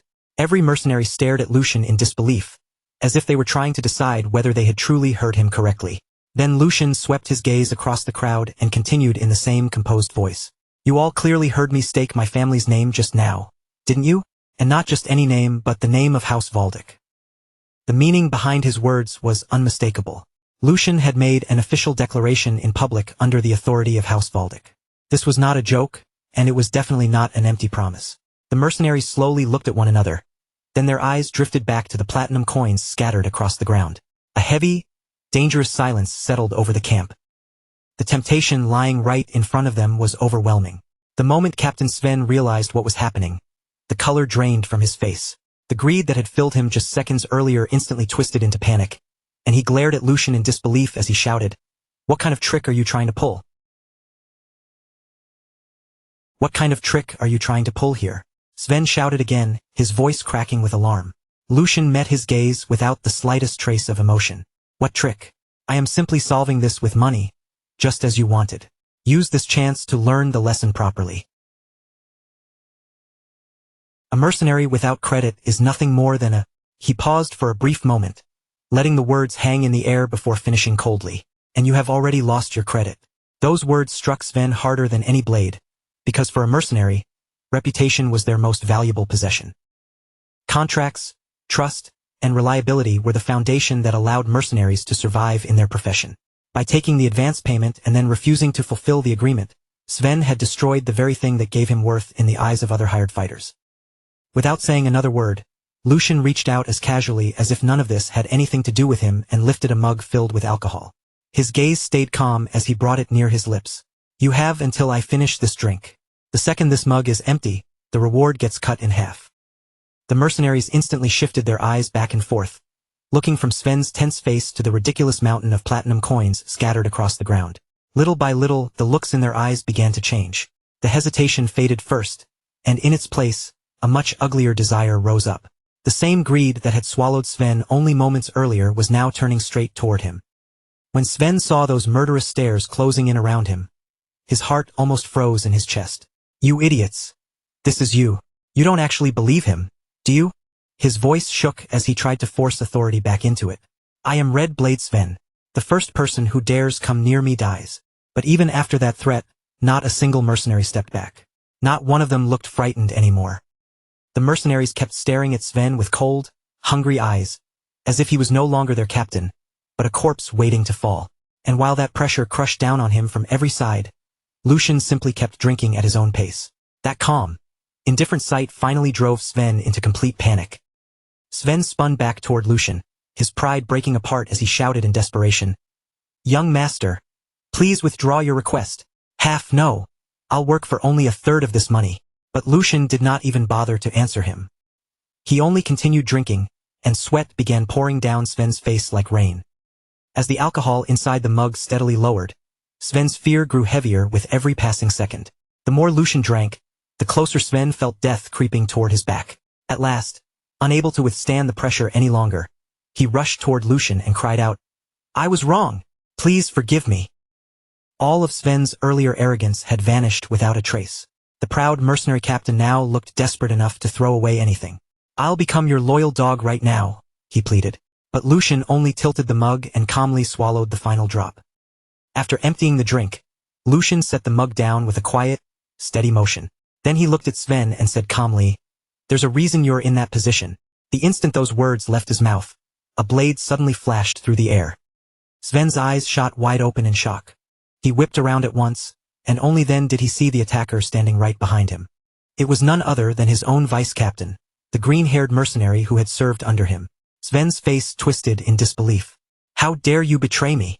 Sven roared, unable to accept what was happening. But the green-haired mercenary stared back at him without the slightest remorse and said, You climbed into your position the exact same way. This time, I simply struck first. A cold smile slowly spread across his face. You've worked hard all this time, Captain. In the very next instant, he ended it. His attack landed cleanly, and Captain Sven's body lost its strength before collapsing to the ground. Sven's lifeless body slammed against the floor with a heavy thud. The feared leader of the mercenary group had not died in battle against some powerful enemy. In the end, he was cut down by the very greed festering inside his own subordinates. For several long moments, silence filled the area. No one spoke, and no one moved carelessly. All that remained in plain sight was the glittering pile of platinum coins scattered around Sven's corpse. The green-haired mercenary calmly wiped the blood from his weapon, then turned toward Lucian with a respectful bow of his head. Young master, I handled it swiftly. The promised reward will still be honored, right? His voice carried obvious expectation. After all, he had just murdered his own captain for the sake of that reward. Lucian quietly looked at him for a moment, his expression unreadable. Then he answered, Of course. A faint smile appeared on his face as he added, Congratulations on your retirement. The words sounded strangely ominous, as if they carried a meaning the mercenary had not yet realized. Right after that, the green-haired man moves without hesitation, snatching up the heavy bag packed with money before turning sharply and bolting straight for the door. He doesn't waste a single second looking back. The moment he gets out, he tears away from the building as fast as his legs can carry him, desperate to put as much distance as possible between himself and that place, because he has already sensed it. Whatever comes next will be nothing but trouble. The air has grown too heavy, too dangerous, and if he stays there any longer, he knows he'll be dragged right into the middle of it. Lucian watches him flee with a faint, almost amused smile tugging at his lips. Then he lightly remarks, "Oh my," and here I was about to offer him a celebratory drink, but it looks like he's got somewhere to be. In that case, why don't we at least take a generous share for ourselves and raise a toast to our retired vice-captain? Around the room, every mercenary stays rooted in place, silently watching the situation unfold right in front of them. No one speaks for a moment. The room falls into a strange, uneasy quiet as they all try to understand what they have just witnessed. Lucian then lowers himself into a seat with complete composure, acting as though he has all the time in the world, before speaking again in a calm voice filled with relaxed confidence. "Don't look so disappointed, everyone. I have no intention of letting this night end here. As you can plainly see, when a mission is handled properly, I'm more than willing to give out the rewards that are deserved. In fact, I don't mind paying far more than expected. Now that I think about it, your former captain wasn't exactly wrong. This is dangerous work, after all. Going up against the Empire's most heinous criminals." Lucian lets the words hang there for a brief moment, giving every person in the room time to feel the weight behind them. The mercenaries keep their eyes fixed on him, listening carefully to every word that comes from his mouth. Then Lucian's smile slowly widens, and as his gaze moves across the crowd, he finally reveals the offer he has been holding back. He says, "However, starting from this moment, every one of you will be determined to track those bastards down. 1 platinum coin for each head." The instant those words are spoken, the entire mood inside the room begins to shift. Lucian remains seated in front of them, smiling calmly at the gathered mercenaries, already knowing exactly what kind of fire his offer is about to light inside them. A reward that enormous immediately gives them a reason strong enough to move. For men like these, the promise of platinum is more convincing than any command, and in that moment, the night suddenly feels far from finished. Lucian continues speaking without losing that calm smile. Looking over the mercenaries gathered before him, Lucian adds, "And if you bring them back alive, there will be a bonus." As soon as those words leave his mouth, the men begin glancing at one another, their eyes widening with disbelief and excitement. For one brief moment, silence settles over them again as they try to process just how unbelievable the reward in front of them really is. Then, almost all at once, the entire crowd explodes into cheers. Their voices ring through the space as the mercenaries begin shouting with excitement, "Long live the young master!" The energy in the room surges so high that none of them can hold it back anymore. What had started as a stunned, uneasy atmosphere quickly turns into noisy excitement. Conversations break out all across the room as the mercenaries crowd together, throwing around ideas, making guesses, and talking over one another about what they should do next. They begin discussing how they will track down the targets, where they might search first, and how they can be the ones to claim the massive rewards now waiting for whoever succeeds. Lucian watches the whole scene unfold in front of him with a quiet smile. Everything is moving exactly according to the path he had set. Then the scene shifts away from the excited mercenaries and turns toward the captain of the Black Lions. Raymond sits off to the side by himself, quiet and still, reflecting on everything that has just taken place. As he turns the events over in his mind, an earlier memory slowly rises to the surface, a conversation he had with Lucian before they ever arrived at the hideout. Back then, before heading to the enemy's hideout, Lucian had spoken to him directly and said, "Sir Raymond, before we go there, I have one request. No matter what those bastards say or do, just stay quietly by my side and watch. At this point, when they won't even listen to the eldest brother, what we need isn't bloodshed. What we need is honey sweet enough to rot them from the inside out." As those words echo again inside Raymond's mind, he finally starts to see what Lucian had been aiming for from the very beginning. After thinking through everything that has happened, Raymond quietly realizes, "I thought he was simply trying to buy them with money, but from the start, his real plan was to use their greed against them.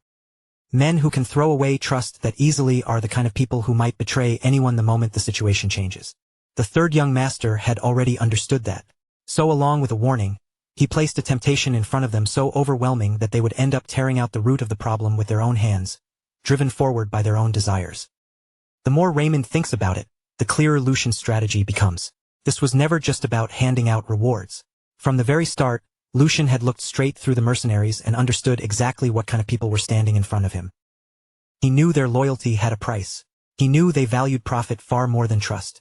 And he knew that if the reward was tempting enough, they would abandon whatever principles they pretended to have. Instead of threatening them with fear or forcing them to obey through authority, Lucian chose a far sharper method. He placed a reward before them so irresistible that their own greed would become the force pushing them forward. With that single move, he transformed them into willing hunters. They would chase the targets with far more hunger and determination than any direct order could ever create. Without drawing his blade or shedding even a drop of blood, Lucian had guided them exactly where he wanted them to go. And now, those mercenaries were eagerly walking down the road he had prepared for them from the very beginning. As that realization settles in, Raymond quietly mutters to himself, "The third young master. He is far more intriguing than I expected. Rougher and cruder than I imagined. Yes, but at the same time, he is chillingly meticulous." As the words leave Raymond's mouth, his expression grows more serious. He gazes off into the distance, and the scene changes once more. Now, spread across the ground, the aftermath of greed is laid bare. Platinum coins lie scattered inside pools of blood, their cold shine standing out against the brutal mess around them. The sight alone tells a grim story without anyone needing to say a word. Standing in the middle of that aftermath is the green-haired vice-captain. To secure everything for himself, he has slaughtered every companion who followed him there. The greed Lucian had carefully fed has now reached its inevitable end. But even though the green-haired man has seized the treasure, his hands are trembling uncontrollably. His breathing comes out uneven and strained, and bit by bit, the full weight of what he has done begins pressing down on him. Trying to convince himself that everything was worth it, he slowly sits down among the bodies and mutters, "Finally, I did it. Finally, it's over." A smile slowly spreads across his face, twisted and unstable, as he starts speaking to the corpses around him as if they can still hear him. It almost sounds like he is trying to justify the blood on his hands. "Did you really think I'd just lie down and accept it like the captain did? Do I look like the same kind of brainless meathead as him? If you were going to die this pointlessly, you should have just taken one platinum coin each and walked away. But no, you didn't know your place. You let yourselves get blinded by useless greed." His words hang heavily over the blood-soaked ground. Yet while he condemns the others for being swallowed by greed, he fails to see that he has become the greatest victim of that very same hunger. At that exact moment, a shadow falls behind him. The figure standing there is Hugo. The green-haired mercenary senses the presence almost instantly. His entire body stiffens before he can even turn around. And before he has the chance to react, Hugo calmly answers the words he had just spoken. "I tend to agree with that." The green-haired man's smug confidence disappears in an instant. The crooked smile on his face collapses, replaced by raw fear. Realizing that he is completely trapped and at Hugo's mercy, he begins pleading desperately for his life. "Spare me. I'll give you half. Even half of this is still an enormous amount of money. I don't even know who you are, but it's not like you have some personal grudge against me. So please, just let me live." Hugo does not move an inch at the desperate offer. His expression stays cold and unchanged as he answers without hesitation. "I've never entertained such soft thoughts." The moment he hears that, the green-haired mercenary understands that there is no way out. A bitter smile creeps across his face as he accepts what is about to happen. "So I messed with the wrong person. Huh, figures. There was no way my life would actually turn out this well." In the very next instant, Hugo strikes. The confrontation ends almost as soon as it begins, leaving the green-haired mercenary with no chance to fight back or resist. With the last obstacle finally dealt with, Hugo calmly collects the scattered money and gathers the recovered belongings together, making sure nothing is left behind before quietly leaving the blood-stained area. A little while later, Hugo reaches his destination and sets the recovered money bag down on the table with a solid thud. Waiting there in silence is Lucian, who has clearly been expecting his return. Everything has gone exactly according to plan, and the mission has been brought to a clean finish. As Lucian looks down at the returned bag, his expression softens slightly, and he speaks with genuine gratitude in his voice. "I owe Hugo a great debt." The words are brief, but they carry real weight. Lucian's plan had successfully pushed the mercenaries to betray and destroy one another through their own greed. But in the end, it was Hugo who stepped in and made sure the entire matter was wrapped up without leaving any loose ends. The greed Lucian had dangled before them as bait had swallowed every last victim whole. And after all the bloodshed, all the betrayal, and all the desperate scrambling for wealth, the very money that had caused everything returned to the hands of the man who had set the entire trap in motion. And the very money that had dragged so many people into bloodshed and chaos quietly circled back to the man who had planned the entire scheme from the very beginning. The scene soon shifted back to the fortress, where the entire place was already alive with movement. Soldiers marched through the grounds, workers hauled supplies from one area to another, and mercenaries carried out their duties with sharp focus, filling the fortress with a tense but orderly sense of purpose. From a higher vantage point overlooking the fortress, Tristan and Lucian stood side by side in silence, their eyes fixed on the busy scene spreading out below them. After observing the flow of activity for a while, Tristan was the first to break the quiet between them. His tone stayed calm, steady, and full of authority as he acknowledged that the work had been handled exceptionally well. Then he continued, making it clear that if Lucian had let his hunger for recognition or personal achievement interfere with his judgment and cause the operation to fall apart, Tristan would not have hesitated to make him answer for the consequences. But since everything had gone according to plan and the outcome had met his expectations, there was no need to take things that far. And then Tristan said something Lucian never thought he would hear from him. From this point forward, the command of the mercenaries would be placed in Lucian's hands. The moment those words reached him, Lucian lowered his head at once and answered with proper respect. He replied calmly that he understood, addressing Tristan as his brother. On the surface, Lucian looked composed, obedient, and perfectly controlled, but deep inside, his thoughts were already spinning in complete disorder. One thought after another rushed through Lucian's mind as he tried to make sense of what had just happened. It was almost hard to believe that the day had finally arrived when Tristan, the very person whose approval he had chased for so long, would openly acknowledge his ability. But instead of feeling pure satisfaction, Lucian found himself unsettled. He could not help wondering if Tristan truly believed that giving up part of his own achievements was acceptable, as long as it eventually led to an even greater gain. The more Lucian thought about it, the stranger the whole situation felt. No matter how strong or talented a successor candidate might be, even one defeat could be enough to overturn the entire balance of power. A single wrong move could wipe away years of effort, destroy carefully built influence, and change everything in only an instant. Because Lucian understood that reality, Tristan's actions became even harder for him to accept. Not only had Tristan handed over authority over the mercenaries, he had done it at a time when the situation was unstable and the stakes were unusually high. The longer Lucian turned it over in his mind, the less he could grasp what his brother was truly planning. After a short moment of thought, Lucian chose to set that question aside and focus on something else.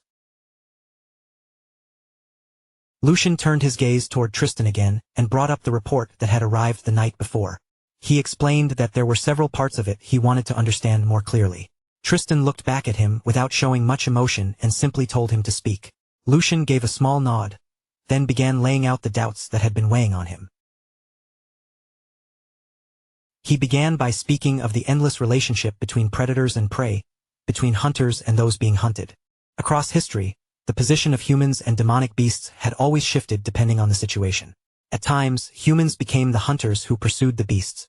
At other times, those same beasts turned around and hunted humans instead. But even with those roles constantly changing, one truth had never changed. The blood-stained cycle between the two sides had never once been broken. Their relationship had always been built on fear, conflict, and the brutal need to survive. For generation after generation, humans and demonic beasts had continued killing each other without end, and that cruel reality had long been accepted as one of the unshakable laws of the world. That was exactly why the contents of the report were so difficult to believe. According to the information they had received, members of the Empire Liberation Alliance had built a camp deep inside territory occupied by gnolls and kobolds. That fact alone was already shocking. But the report did not stop there. It claimed that the Alliance members were not simply hiding in that dangerous region, nor were they barely surviving while avoiding contact with the demonic beasts. Instead, they were supposedly living alongside them. As Lucian continued thinking through the contents of the report, his expression grew noticeably more serious. After a brief silence, Lucian looked straight at Tristan and asked his question with both caution and doubt in his voice. He wanted to know whether Tristan was absolutely certain that there was not even a single false statement hidden anywhere in that report. Tristan remained calm and composed as he answered. He said he understood exactly what Lucian was trying to point out, but he also made it clear that this matter had not been left to loose rumors or unreliable second-hand accounts. The details had been personally confirmed by his aides, people whose skill and loyalty he trusted without question. On top of that, Tristan added, the situation was not quite as impossible as it might appear at first glance. According to Tristan, there were practical explanations for what had been observed. He explained that gnolls and kobolds were demonic beasts with an extremely sharp sense of smell, and much of their ability to detect intruders depended heavily on scent. Because of that, people who possessed certain magical tools or ancient relics could hide their presence well enough to avoid drawing those creatures' attention. With the right methods, it was possible to slip through their territory, avoid their attacks, and pass unnoticed without suffering serious losses. Tristan believed the rebels had most likely used that kind of magical method to settle themselves inside the region. But his explanation did not end there. He went on to point out that although it was rare for different species of monsters to mix together, it was not completely unheard of during large-scale monster migrations. As an example, he mentioned orcs and goblins, two species that could sometimes be seen moving together under certain conditions. Based on that precedent, Tristan argued that the reported coexistence was unusual, but not entirely impossible. Lucian listened without letting any emotion show on his face, but inwardly, his suspicion only deepened. Tristan's explanation sounded reasonable on the surface, yet something about it did not sit right with him. In his mind, he could not ignore how unlike Tristan this reasoning felt. His brother was usually meticulous, sharp, and unwilling to let even small inconsistencies slip by unnoticed. But now, Tristan seemed strangely prepared to accept a scenario that should have been highly unlikely. Lucian carefully turned over the examples Tristan had used. Orcs and goblins might be different species, but the relationship between them was very specific. Their groups often operated under a clear master and servant structure, which allowed them to move and function together. Even then, those cases were exceptions, not the standard rule. What the report described was something entirely different. Gnolls and kobolds did not share that kind of relationship at all. They held completely different places in the natural order and belonged to separate food chains. Their instincts, habits, and ways of surviving were fundamentally incompatible. In reality, coexistence between them should not have been possible. If those two groups crossed paths in the wild, they would not calmly ignore each other or live side by side. They would attack, tear into each other, and try to kill one another immediately. The more Lucian thought about it, the more certain he became that something important was being overlooked. At last, he gave voice to his thoughts. He said that putting those two species together was no different from placing a starving predator next to a defenseless human child. Anyone could see how that would end. No matter what precautions were taken, creatures like that could never truly be kept in the same cage. Their very nature made peaceful coexistence impossible. And as Lucian said those words aloud, his mind began moving toward a completely different conclusion. If ordinary explanations could not account for what was happening, then perhaps the answer had to be something far from ordinary. His eyes narrowed just slightly as a new possibility rose in his thoughts, one with consequences that could reach far beyond this single report. After a short pause, Lucian looked toward Tristan again and spoke in a more careful, measured tone. In that case, there was another possibility they could not afford to ignore. If creatures that should have been natural enemies were somehow living together without ripping each other apart, then perhaps there was a force behind them that could control or influence their instincts. A force powerful enough to twist the natural order itself. With that possibility pressing on his mind, Lucian finally asked the question that had been forming inside him. Could mages be involved in this rebellion? The moment that suspicion appeared, the true weight behind Lucian's words became clear. Magic was not simply another kind of strength. It was a forbidden art that rejected the natural order and forcibly bent the causality of the world.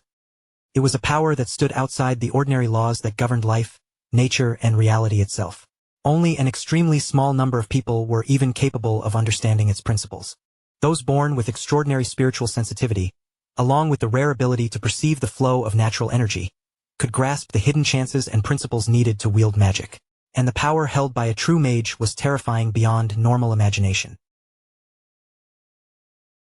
Once a mage reached a certain level of mastery, they became a living disaster, powerful enough to destroy an entire castle on their own. Their presence alone could shift the course of wars, overturn military plans, and bring ruin to entire regions. 300 years earlier, mages had thrown the empire into one of the darkest eras in its history. A rebellion led by them had pushed the empire all the way to the edge of destruction, nearly collapsing the very foundations of imperial rule under the chaos they unleashed. Only after enormous sacrifice and desperate struggle had the empire finally managed to crush that uprising and survive. From that day onward, the empire never forgot just how dangerous mages could be. For 3 full centuries, mages had been officially treated as enemies of the state, no different from the leaders of subversive plots against the empire itself. Their very existence was seen as a direct threat to imperial stability. Because of that, any matter connected to mages was handled with extreme seriousness. If even the smallest trace of evidence suggested that mages were involved, the empire would not hesitate to mobilize every resource it had. Armies would be sent out, noble houses would be called upon, and entire regions could fall under military control. Even if everything on that land had to be wiped away, the empire would never allow such a threat to grow unchecked. After hearing Lucian's speculation, Tristan's expression hardened at once. He warned Lucian to choose his words carefully. His voice remained calm, but beneath that calm tone was a clear and unmistakable warning. If Lucian carelessly voiced a suspicion with no solid proof, he could bring down a disaster far beyond anything he was prepared to handle. The severity in Tristan's tone made it obvious that this was not just a simple scolding. He was warning his younger brother about the consequences of letting such suspicions spread. The entire empire was already unstable and filled with unrest. In a time like this, even one tiny spark could turn into a raging fire. Tristan continued, his eyes staying fixed on Lucian the entire time. The authority their father had given Lucian extended only to the management of the mercenaries. His duty was simple: lead them properly and make sure the fortress could be defended if an emergency broke out. Then Tristan's words grew even firmer. He made it clear that whatever happened here would be resolved under the name of Valdic, no matter what. The meaning behind his words was obvious. Anything that occurred within this territory would remain under the control of House Valdic, and no outside force would be given an excuse to interfere. Finally, Tristan asked Lucian if he understood. But for several moments, Lucian did not answer him at all. He simply stood there, staring at Tristan in silence.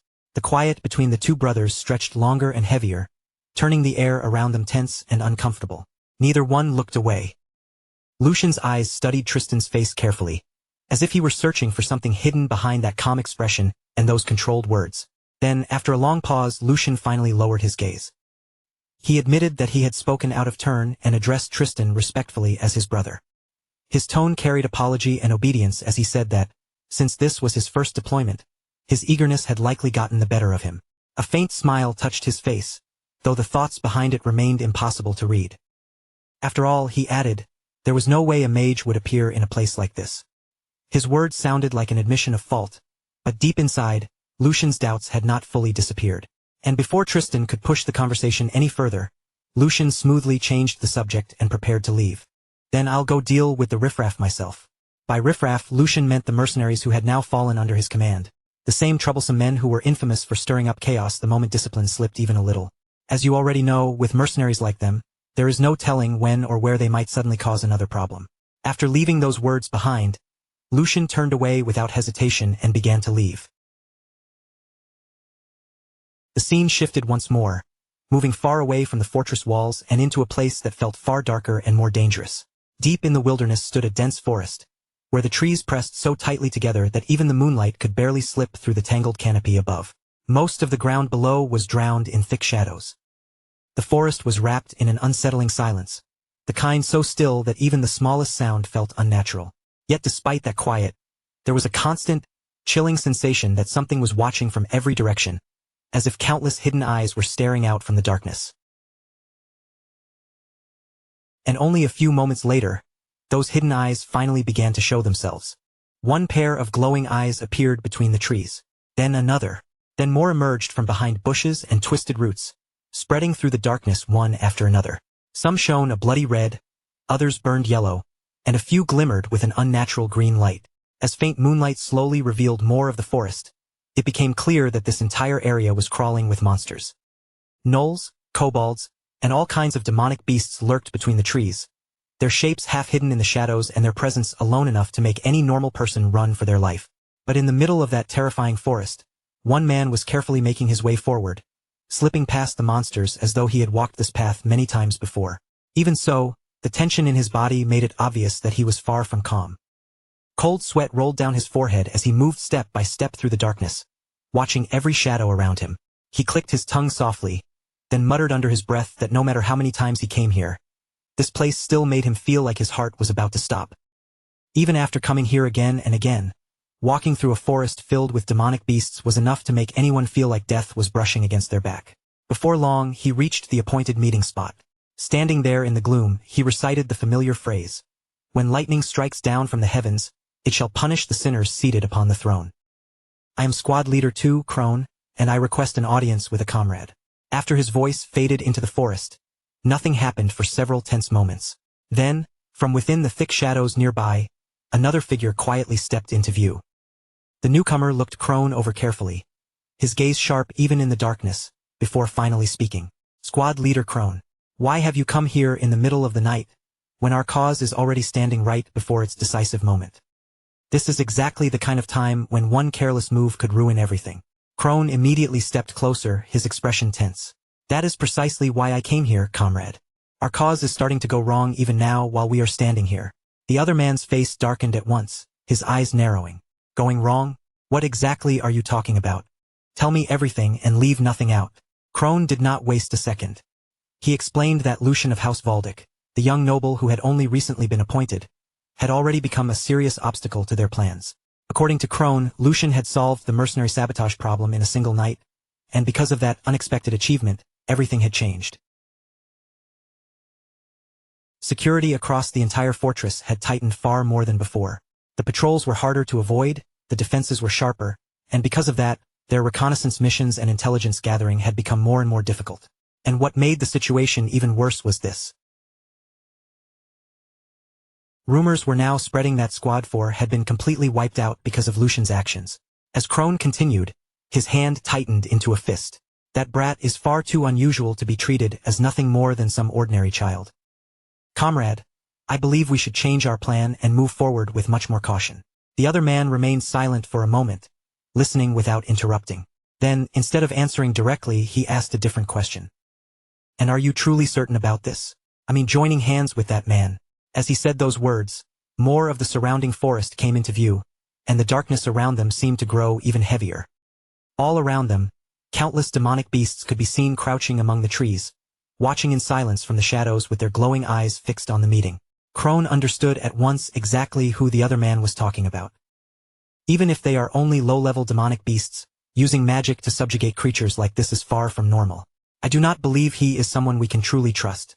The other man gave a slow nod, as if he had already thought the same thing many times. I understand your concern, comrade. To be honest, I do not trust either of them myself. His eyes shifted toward the monsters gathered around them, lingering on the beasts hidden between the trees. However, the reality is that Valdic's elite forces have already arrived. With only our own strength, we can no longer handle the situation properly. As long as our objectives still point in the same direction, then whether we like it or not, we have no choice but to use one another. A faint smile slowly crept across his face, thin and unsettling in the dim forest light. And that is exactly why the plan must remain unchanged. Crone frowned as soon as he heard that. What do you mean by that? The mysterious man's smile widened even further, and the look in his eyes grew colder. Because this is not a setback. This is a golden opportunity. A dangerous gleam flashed through his gaze as he spoke. A golden opportunity to get rid of Valdic's 2 lion cubs at the exact same time. But the moment those words left his mouth, a completely new voice suddenly echoed through the forest, cutting straight into their secret conversation. The voice was calm and casual, almost relaxed, yet the instant it rang out, it sent a chill down everyone's spine. I thought this might be simple, but of course it would not be that easy. There was even a faint trace of amusement in that voice. Bad feelings really never missed their mark. Both men froze where they stood. Crone's eyes shot wide open in shock, and he spun toward the direction of the voice almost immediately. How in the world did someone get here? Panic spread across Crone's face as he looked around the dark forest. I was extremely careful to make sure no one followed me. Even the other man could no longer keep his composure. How did he get past the gnolls and kobolds guarding this place? His voice quickly filled with anger. You bastard. Stop hiding like a rat and show yourself. For a brief moment, the forest sank back into silence, with only the monster's eyes glowing in the darkness. Then, from behind a massive tree, a figure slowly stepped out into the open. Moonlight slipped through the branches and fell across his face, revealing Lucian. Somehow, he had infiltrated the very heart of the enemy's secret meeting place, without alerting the countless monsters guarding the area. Even while standing surrounded by enemies and demonic beasts, his expression stayed completely relaxed. You do not need to rush me. Lucian continued walking forward as if he were taking a casual stroll, not stepping into a deadly trap. I have business with you people as well. His eyes moved across the 2 men standing before him, calm but sharp, though I suppose there is no need to waste time talking to both of you. A cold smile touched his face. First come, first served. One person should be enough. At that exact moment, an intense aura began pouring out from Lucian's body. The energy gathered and took the shape of a wolf around him, looming with a terrifying pressure that made the air itself feel heavier. At the same time, Lucian lifted his arm and pointed his dagger straight ahead. At the very same moment, he slowly raised his dagger and pointed the sharp blade straight ahead, his posture steady and completely fearless. By then, The fight between Lucian and the squad leader had already erupted into full force, the atmosphere around them instantly turning tense and violent. Right from the opening exchange, Lucian kept giving ground step by step, sliding backward while the squad leader aggressively pushed toward him with one brutal attack after another. Even so, every single strike the squad leader threw out was intercepted flawlessly by Lucian, who mirrored his movements with astonishing accuracy and composure. As the battle dragged on, the pressure between the two fighters intensified rapidly, neither side willing to yield even a single step.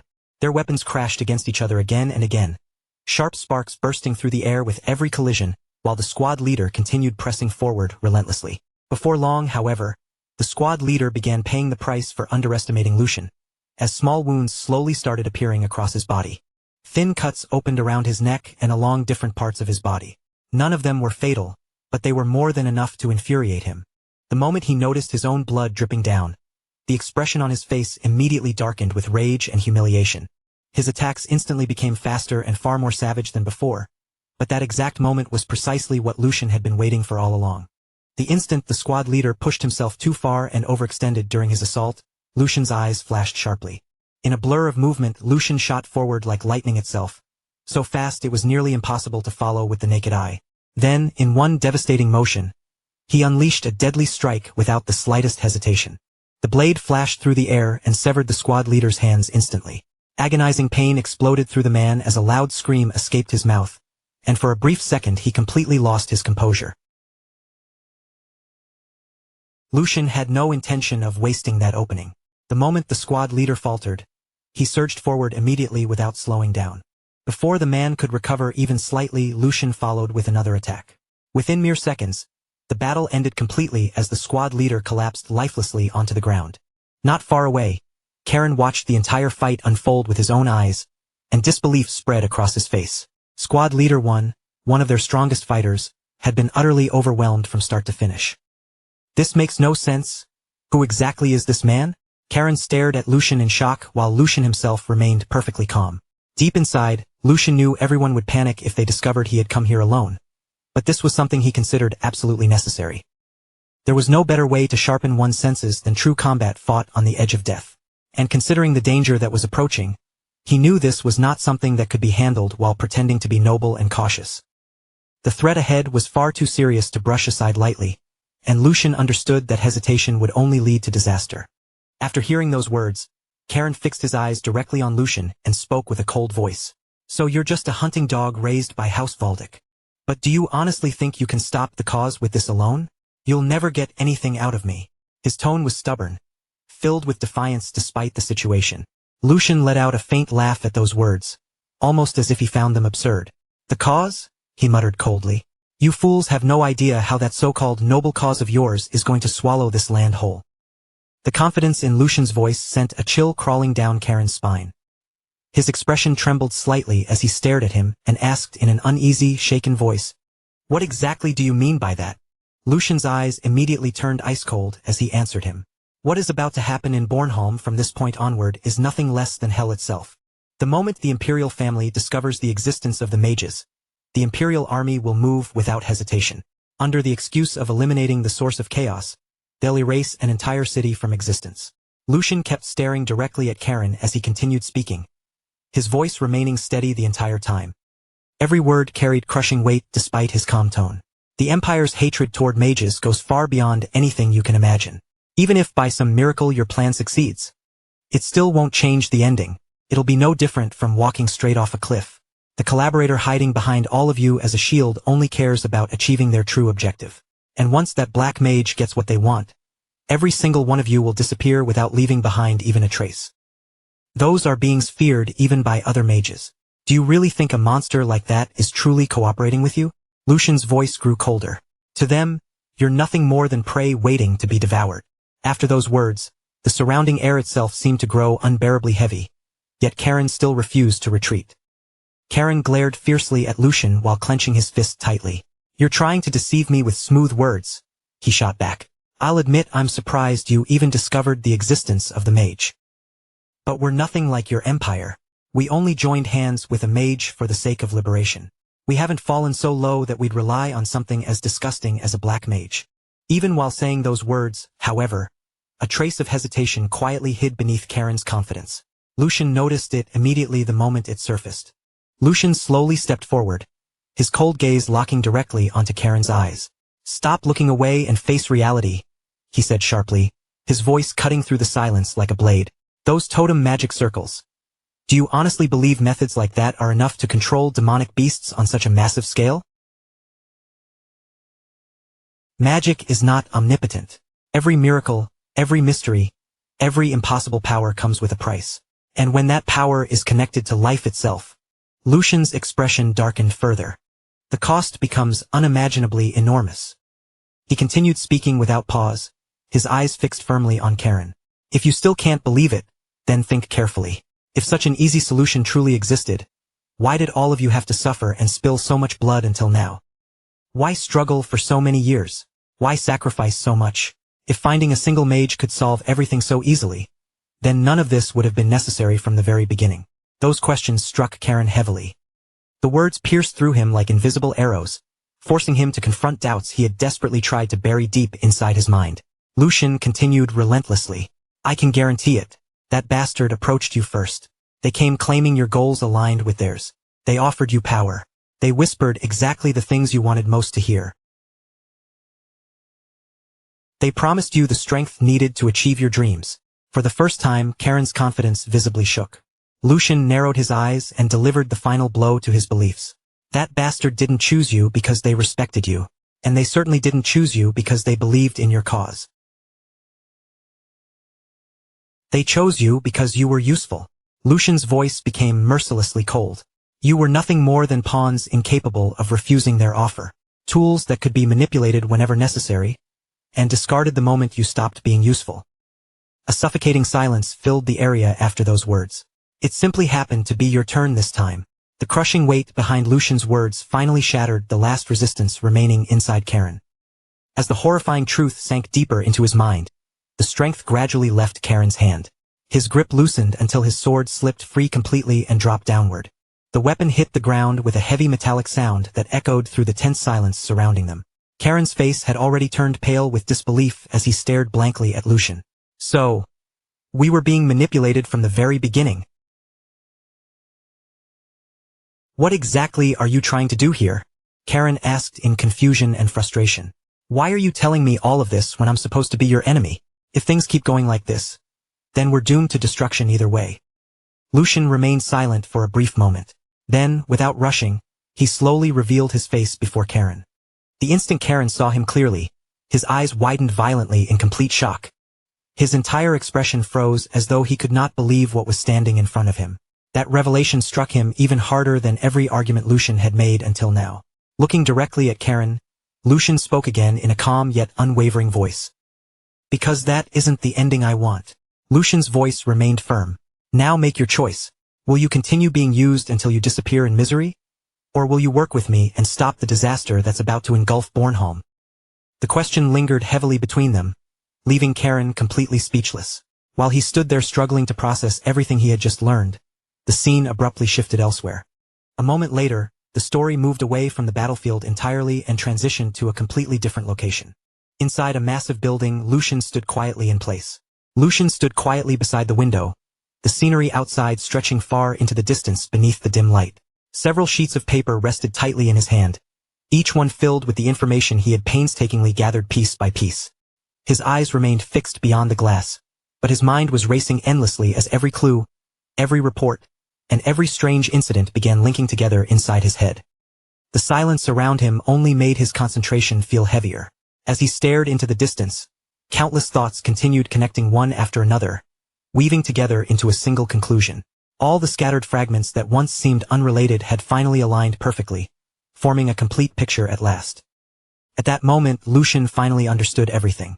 The truth behind this entire incident had revealed itself to him completely. His eyes narrowed sharply as his grip tightened around the papers in his hand. "I figured it out," he said in a cold voice. "The true enemy hiding behind the Empire Liberation Alliance." A dangerous intensity filled his gaze as the realization settled in. "We're going to catch that bastard." The instant those words left Lucian's mouth, the members of the Black Lions standing nearby reacted immediately. The mood inside the room shifted all at once. Their leader stepped forward with a grave expression, clearly shaken by the weight behind Lucian's declaration. "Third young master, could you explain what you mean?" he asked carefully. "What exactly do you mean by the real enemy?" Before Lucian could answer, Hugo suddenly froze as an old memory resurfaced in his mind from a conversation they had some time ago. Back then, Lucian had made a strange request that hadn't made much sense at the time. "Could you get me some relics that can ward off kobolds and gnolls?" The memory flashed vividly through Hugo's head, and his eyes widened the moment the pieces connected together. "Young master, don't tell me," Hugo muttered in disbelief. "That request for those relics. Was it so you could personally infiltrate the forest where those Empire Liberation Alliance bastards were hiding?" Shock spread clearly across his face as he stared at Lucian. "Why would you do something that reckless?" Hugo demanded, unable to hide his frustration. "You could have simply ordered me to handle it. If necessary, you could have even hired mercenaries for the job instead." His voice carried both anger and genuine concern over how dangerous such an act had been. But Lucian showed almost no interest in defending himself. "You can save the nagging for later," he replied calmly. "Once this mission is over, I'll listen to all of it." Then his tone grew much heavier, the seriousness in his eyes becoming impossible to ignore as he continued speaking. "I absolutely needed to confirm everything with my own eyes and ears." Lucian spoke firmly without hesitation. From the unnatural signs behind the massive demonic beast migration, to the real reason a rebellion broke out in Bornholm, a fortress the entire empire believed could never be breached. Every word carried the weight of certainty he had earned himself. Lucian slowly turned to face everyone gathered inside the room. The atmosphere immediately tightened as every pair of eyes focused on him. "And now," he said quietly, "I finally know the truth." The tension became suffocating. Then he revealed the name behind everything. The Black Mage, Jude de Grec. The moment that name was spoken aloud, several people visibly stiffened in fear. Even among seasoned fighters, the name alone carried an unsettling reputation. "He possesses an abnormal form of magic," Lucian explained grimly. "A power that allows him to control demonic beasts and forcibly twist them together into grotesque fused creatures." The horrifying behavior of the monsters appearing throughout the region suddenly began making terrible sense. "All of the strange demonic beast activity happening across this territory," Lucian continued, "has been orchestrated according to his design." Silence swallowed the room completely after those words. As the true scale of the situation became clear, the expressions around him slowly darkened with shock and dread. Without the slightest hesitation, Lucian continued speaking. "To someone like him, even the Empire Liberation Alliance is nothing more than disposable pawns." His voice was cold and merciless, carrying no doubt whatsoever. "If we fail to stop him now, this land will soon become the site of an unimaginable massacre." Everyone present could hear the urgency hidden beneath Lucian's calm tone.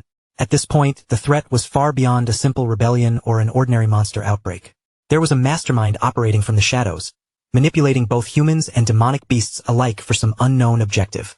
After letting those words sink in, Lucian delivered his final decision to the room. "From this moment onward, we will operate independently."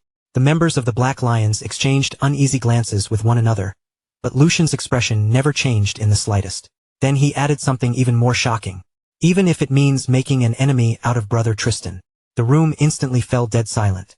The moment those words were spoken, everyone understood there was no turning back anymore. The hunt for the Black Mage Jude de Grec had officially begun, and no matter who tried to stand in his way, Lucian was fully prepared to challenge them all in order to stop the catastrophe rapidly drawing closer. He refused to allow Bornholm to descend into bloodshed and collapse into ruin beyond salvation. Story shifts once more, this time plunging deep into a pitch-black forest where the night hangs heavy and still. Beneath the vast, silent sky, a lone hooded figure stands completely by himself among the trees. His gaze never leaves a single star burning above the dense canopy. He studies that distant light with unnerving focus, watching every flicker and every subtle change as though the fate of something far greater rests within it. That star is meant to determine the final fate of Bornholm. Yet instead of fading away as it should, its glow only grows stronger with each passing moment. Slowly lowering his eyes, Yu looks down at the strange mark deeply carved into the center of his palm. A sour, bitter expression settles across Yu's face as he silently reflects on his situation. If he had never entered that binding contract with the old man, Jude de Grec, he would have abandoned this cursed place without hesitation long ago. From the very beginning, you knew getting involved in this matter had been a mistake. He should never have allowed himself to become tangled in something this dangerous. An overwhelming sense of dread slowly tightens around his heart. You begins wondering whether the situation has truly become as disastrous as it appears, and whether there is even one remaining path that could let him escape alive. Grinding his teeth in frustration, you curses the day he became involved with the Empire Liberation Alliance. No matter how desperately he tries to avoid trouble, fate always seems determined to drag him straight into another disaster. As he stares into the darkness, one final thought crosses his mind. The people currently working beside him have no idea what they have really done. None of them realize that they signed a contract with a black mage. To those fools, one mage may seem no different from another. But the truth is far more sinister than they understand. Black mages are the closest thing this world has ever known to pure evil. As that thought settles in his mind, Yu's attention shifts toward a lonely house hidden between the trees. Then, from somewhere inside that dark and isolated house, terrified cries suddenly tear through the silence of the forest. Inside, a young girl desperately begs a man for only a single sip of water. Tears stream down her face as she explains that her little brother is slowly losing consciousness. Nearby, the boy shivers helplessly against the cold, weakly whispering that he is freezing. They are only innocent children, yet the man begins walking toward them with a terrifying purpose in his eyes. Seeing that there is no one else left to protect him, the older sister throws herself in front of her brother. She cries out apology after apology, begging the man to spare the little boy's life. She pleads with him to take her instead, insisting that he can do anything he wants to her as long as her younger brother is allowed to live. Her desperate sobs fill the house and echo through the empty rooms, but none of her cries change the man's heart. Without even the faintest trace of mercy, the cold-hearted man kills both children with horrifying precision, leaving the room drenched in silence. When everything finally becomes still, he calmly kneels beside their lifeless bodies. A small crimson orb begins rising from them, glowing faintly in the darkness, and he reaches out to collect it. Fresh blood completely covers his hands. Dark red mana pulses around his body as he stares down at the crimson orb without a shred of emotion. In a low, indifferent voice, he remarks that the quality of this harvest is acceptable, but it is still nowhere close to being enough. Even after harvesting every child throughout the entire mountain valley, this pitiful little orb is all he has gained. Without the slightest hesitation, he swallows the crimson sphere whole. The moment it vanishes into his body, a violent wave of dark red energy explodes outward and wraps around him like a raging aura. His laughter bursts through the forest, loud, twisted, and completely insane. With sickening pride, he declares that true progress has always required sacrifice. And now, at last, the time they have been waiting for is drawing near. The beginning of an event powerful enough to shake the foundations of the entire world is almost upon them. His unhinged laughter continues rolling through the valley as his eyes gradually begin to change. The whites of his eyes turn completely black, while his pupils ignite with a disturbing crimson light. That demonic crimson glow burns inside his eyes. The following day, the story shifts dramatically to the harsh borderlands known as the Halian Front, where an enormous military encampment sprawls across the barren, unforgiving land. Inside the commander's tactical tent, a military aide stands respectfully before Tristan. With his posture straight and his voice carefully controlled, he begins delivering the latest intelligence report. He informs Tristan that every remaining member of the Valdic Knights stationed at Bornholm Fortress has officially departed. According to the report, they are expected to reunite with the main army in exactly 3 days. The aide then brings up another critical development. The third young master has recently been buying unusually large quantities of specialized relics, all of them specifically designed to repel gnolls and kobolds. Their investigation also reveals that the young master has personally contacted numerous local mercenary captains. Through those meetings, he has assembled a fighting force far larger than anything that would normally be needed for simple peacekeeping work.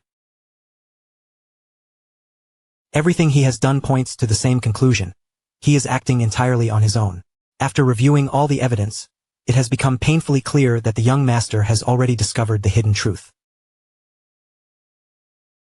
Tristan absorbs every word without showing even a flicker of surprise. After a long pause, he calmly remarks that the boy managed to uncover that much after all. To Tristan, it is only natural. The young master carries the proud blood of the Valdic family, and someone born with that blood could never have the submissive nature needed to return home empty-handed. Tristan then gives a calm and simple order. Leave the third young master alone. In his eyes, the more recklessly the boy moves, the more useful he will eventually become. The young master is nothing more than a perfect stepping stone for the greater objective Tristan has in mind. Hearing that, the aide respectfully lowers his head in understanding. But Tristan soon turns his sharp eyes back toward him and quietly asks whether he still has any doubts lingering in his mind about the entire operation. The aide hesitates for a brief moment before honestly admitting that he still cannot fully grasp Tristan's true intentions. He carefully lays out his concerns, explaining that a rebellion on such an enormous scale is far beyond anything the Empire Liberation Alliance could accomplish through its own strength alone. Their investigation has already uncovered deeply abnormal movements among both the gnolls and the kobolds. Entire tribes are behaving in ways that completely ignore the long-established balance of power across the region, strongly suggesting that a massive war is about to erupt. Every clue they have gathered points toward the direct involvement of powerful mages.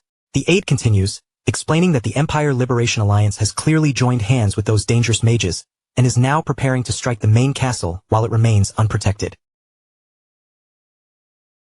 Yet even with all of that information in hand, Tristan never ordered troops to defend the castle. Instead, he commanded the entire army to launch an all-out offensive against the rebellion's central force. The aide admits that eliminating the rebel leaders is important, but warns that leaving the castle exposed under these conditions will almost certainly turn it into a living hell. The moment those final words leave his mouth, Tristan's expression turns cold as ice. He looks directly at his subordinate and calmly calls him by name, Edwin. Then, with his face giving away nothing at all, Tristan asks him a single quiet question. Tristan fixes his eyes on Edwin and asks, in a calm and emotionless voice, why any of those concerns should matter in the first place. The coldness behind those words sends an immediate chill through the entire tent. Edwin instantly catches the terrifying flash in his commander's eyes. Before Edwin can even organize another thought, Tristan slowly rises from his chair. The pressure radiating from him becomes almost unbearable, crushing the air inside the tent. Edwin instinctively drops into a deep bow, his entire body trembling as he hurriedly apologizes for speaking beyond his place. He desperately begs Tristan to forgive him, terrified that he has crossed a boundary he never should have touched. Tristan begins walking toward him without any hurry, but every step carries an invisible weight that makes the silence inside the tent even more suffocating. When Tristan finally stops in front of his subordinate, he calmly admits that Edwin's strategic assessment is completely reasonable. His concerns are logical, well-founded, and not wrong in the slightest. But then Tristan's expression grows colder than before. He quietly adds that every one of Edwin's arguments would only matter if the current Bornholm still possessed any value worth protecting. Without softening his tone, he begins explaining the brutal political reality. Bornholm is blessed with vast natural resources, hugely profitable sea routes that support international trade, and an extremely valuable strategic position. It stands as one of the Empire's most important border regions, a place whose location alone gives it enormous military and political significance. Because Bornholm holds such importance, the Empire poured endless wealth, military strength, and constant support into the region for countless years. Every bit of that investment was made with one expectation in mind. Bornholm would stand as an unbreakable shield against hostile foreign nations. Instead of protecting the Empire's interests, the local lords betrayed the trust placed in them. Behind closed doors, they joined hands with one another and used every piece of imperial support only to strengthen their own position. They used that support to expand their influence and feed their endless greed. According to Tristan, peace has lasted for far too long. When peace continues without resistance, corruption inevitably spreads, and collusion eventually gives birth to dreams of independence. Those greedy nobles have become no different from the rebels themselves. While the rebel army attacks from beyond the borders, these selfish lords have been slowly devouring the empire from within. That is why Tristan declares that the time has finally come for a complete and merciless purge. Once their lands are devastated and their people are driven into unbearable suffering, those arrogant nobles will lose every scrap of political power they possess. Then they will have no choice but to accept whatever chains the imperial throne decides to place around them. Tristan openly admits that countless innocent people will die, but to him, those lives are simply the unavoidable cost of reaching a far greater goal. With absolute conviction in his eyes, Tristan gives this ruthless strategy one chilling name: total purification. The story suddenly shifts away from the military camp and moves to an entirely different place. High above a magnificent coastal city, a lone man stands silently on top of a windswept hill. Far below him, endless green forests and wide open fields stretch toward the sparkling sea, creating a breathtaking view across the distant horizon. Strong winds sweep over the hill as the man watches the city without saying a word.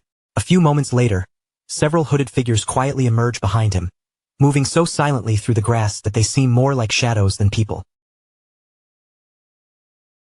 They stop a short distance behind the lone man.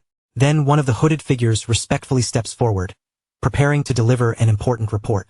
He reports that the mission assigned to them has been brought to a successful close, and most importantly, every single member of the group has made it back safely.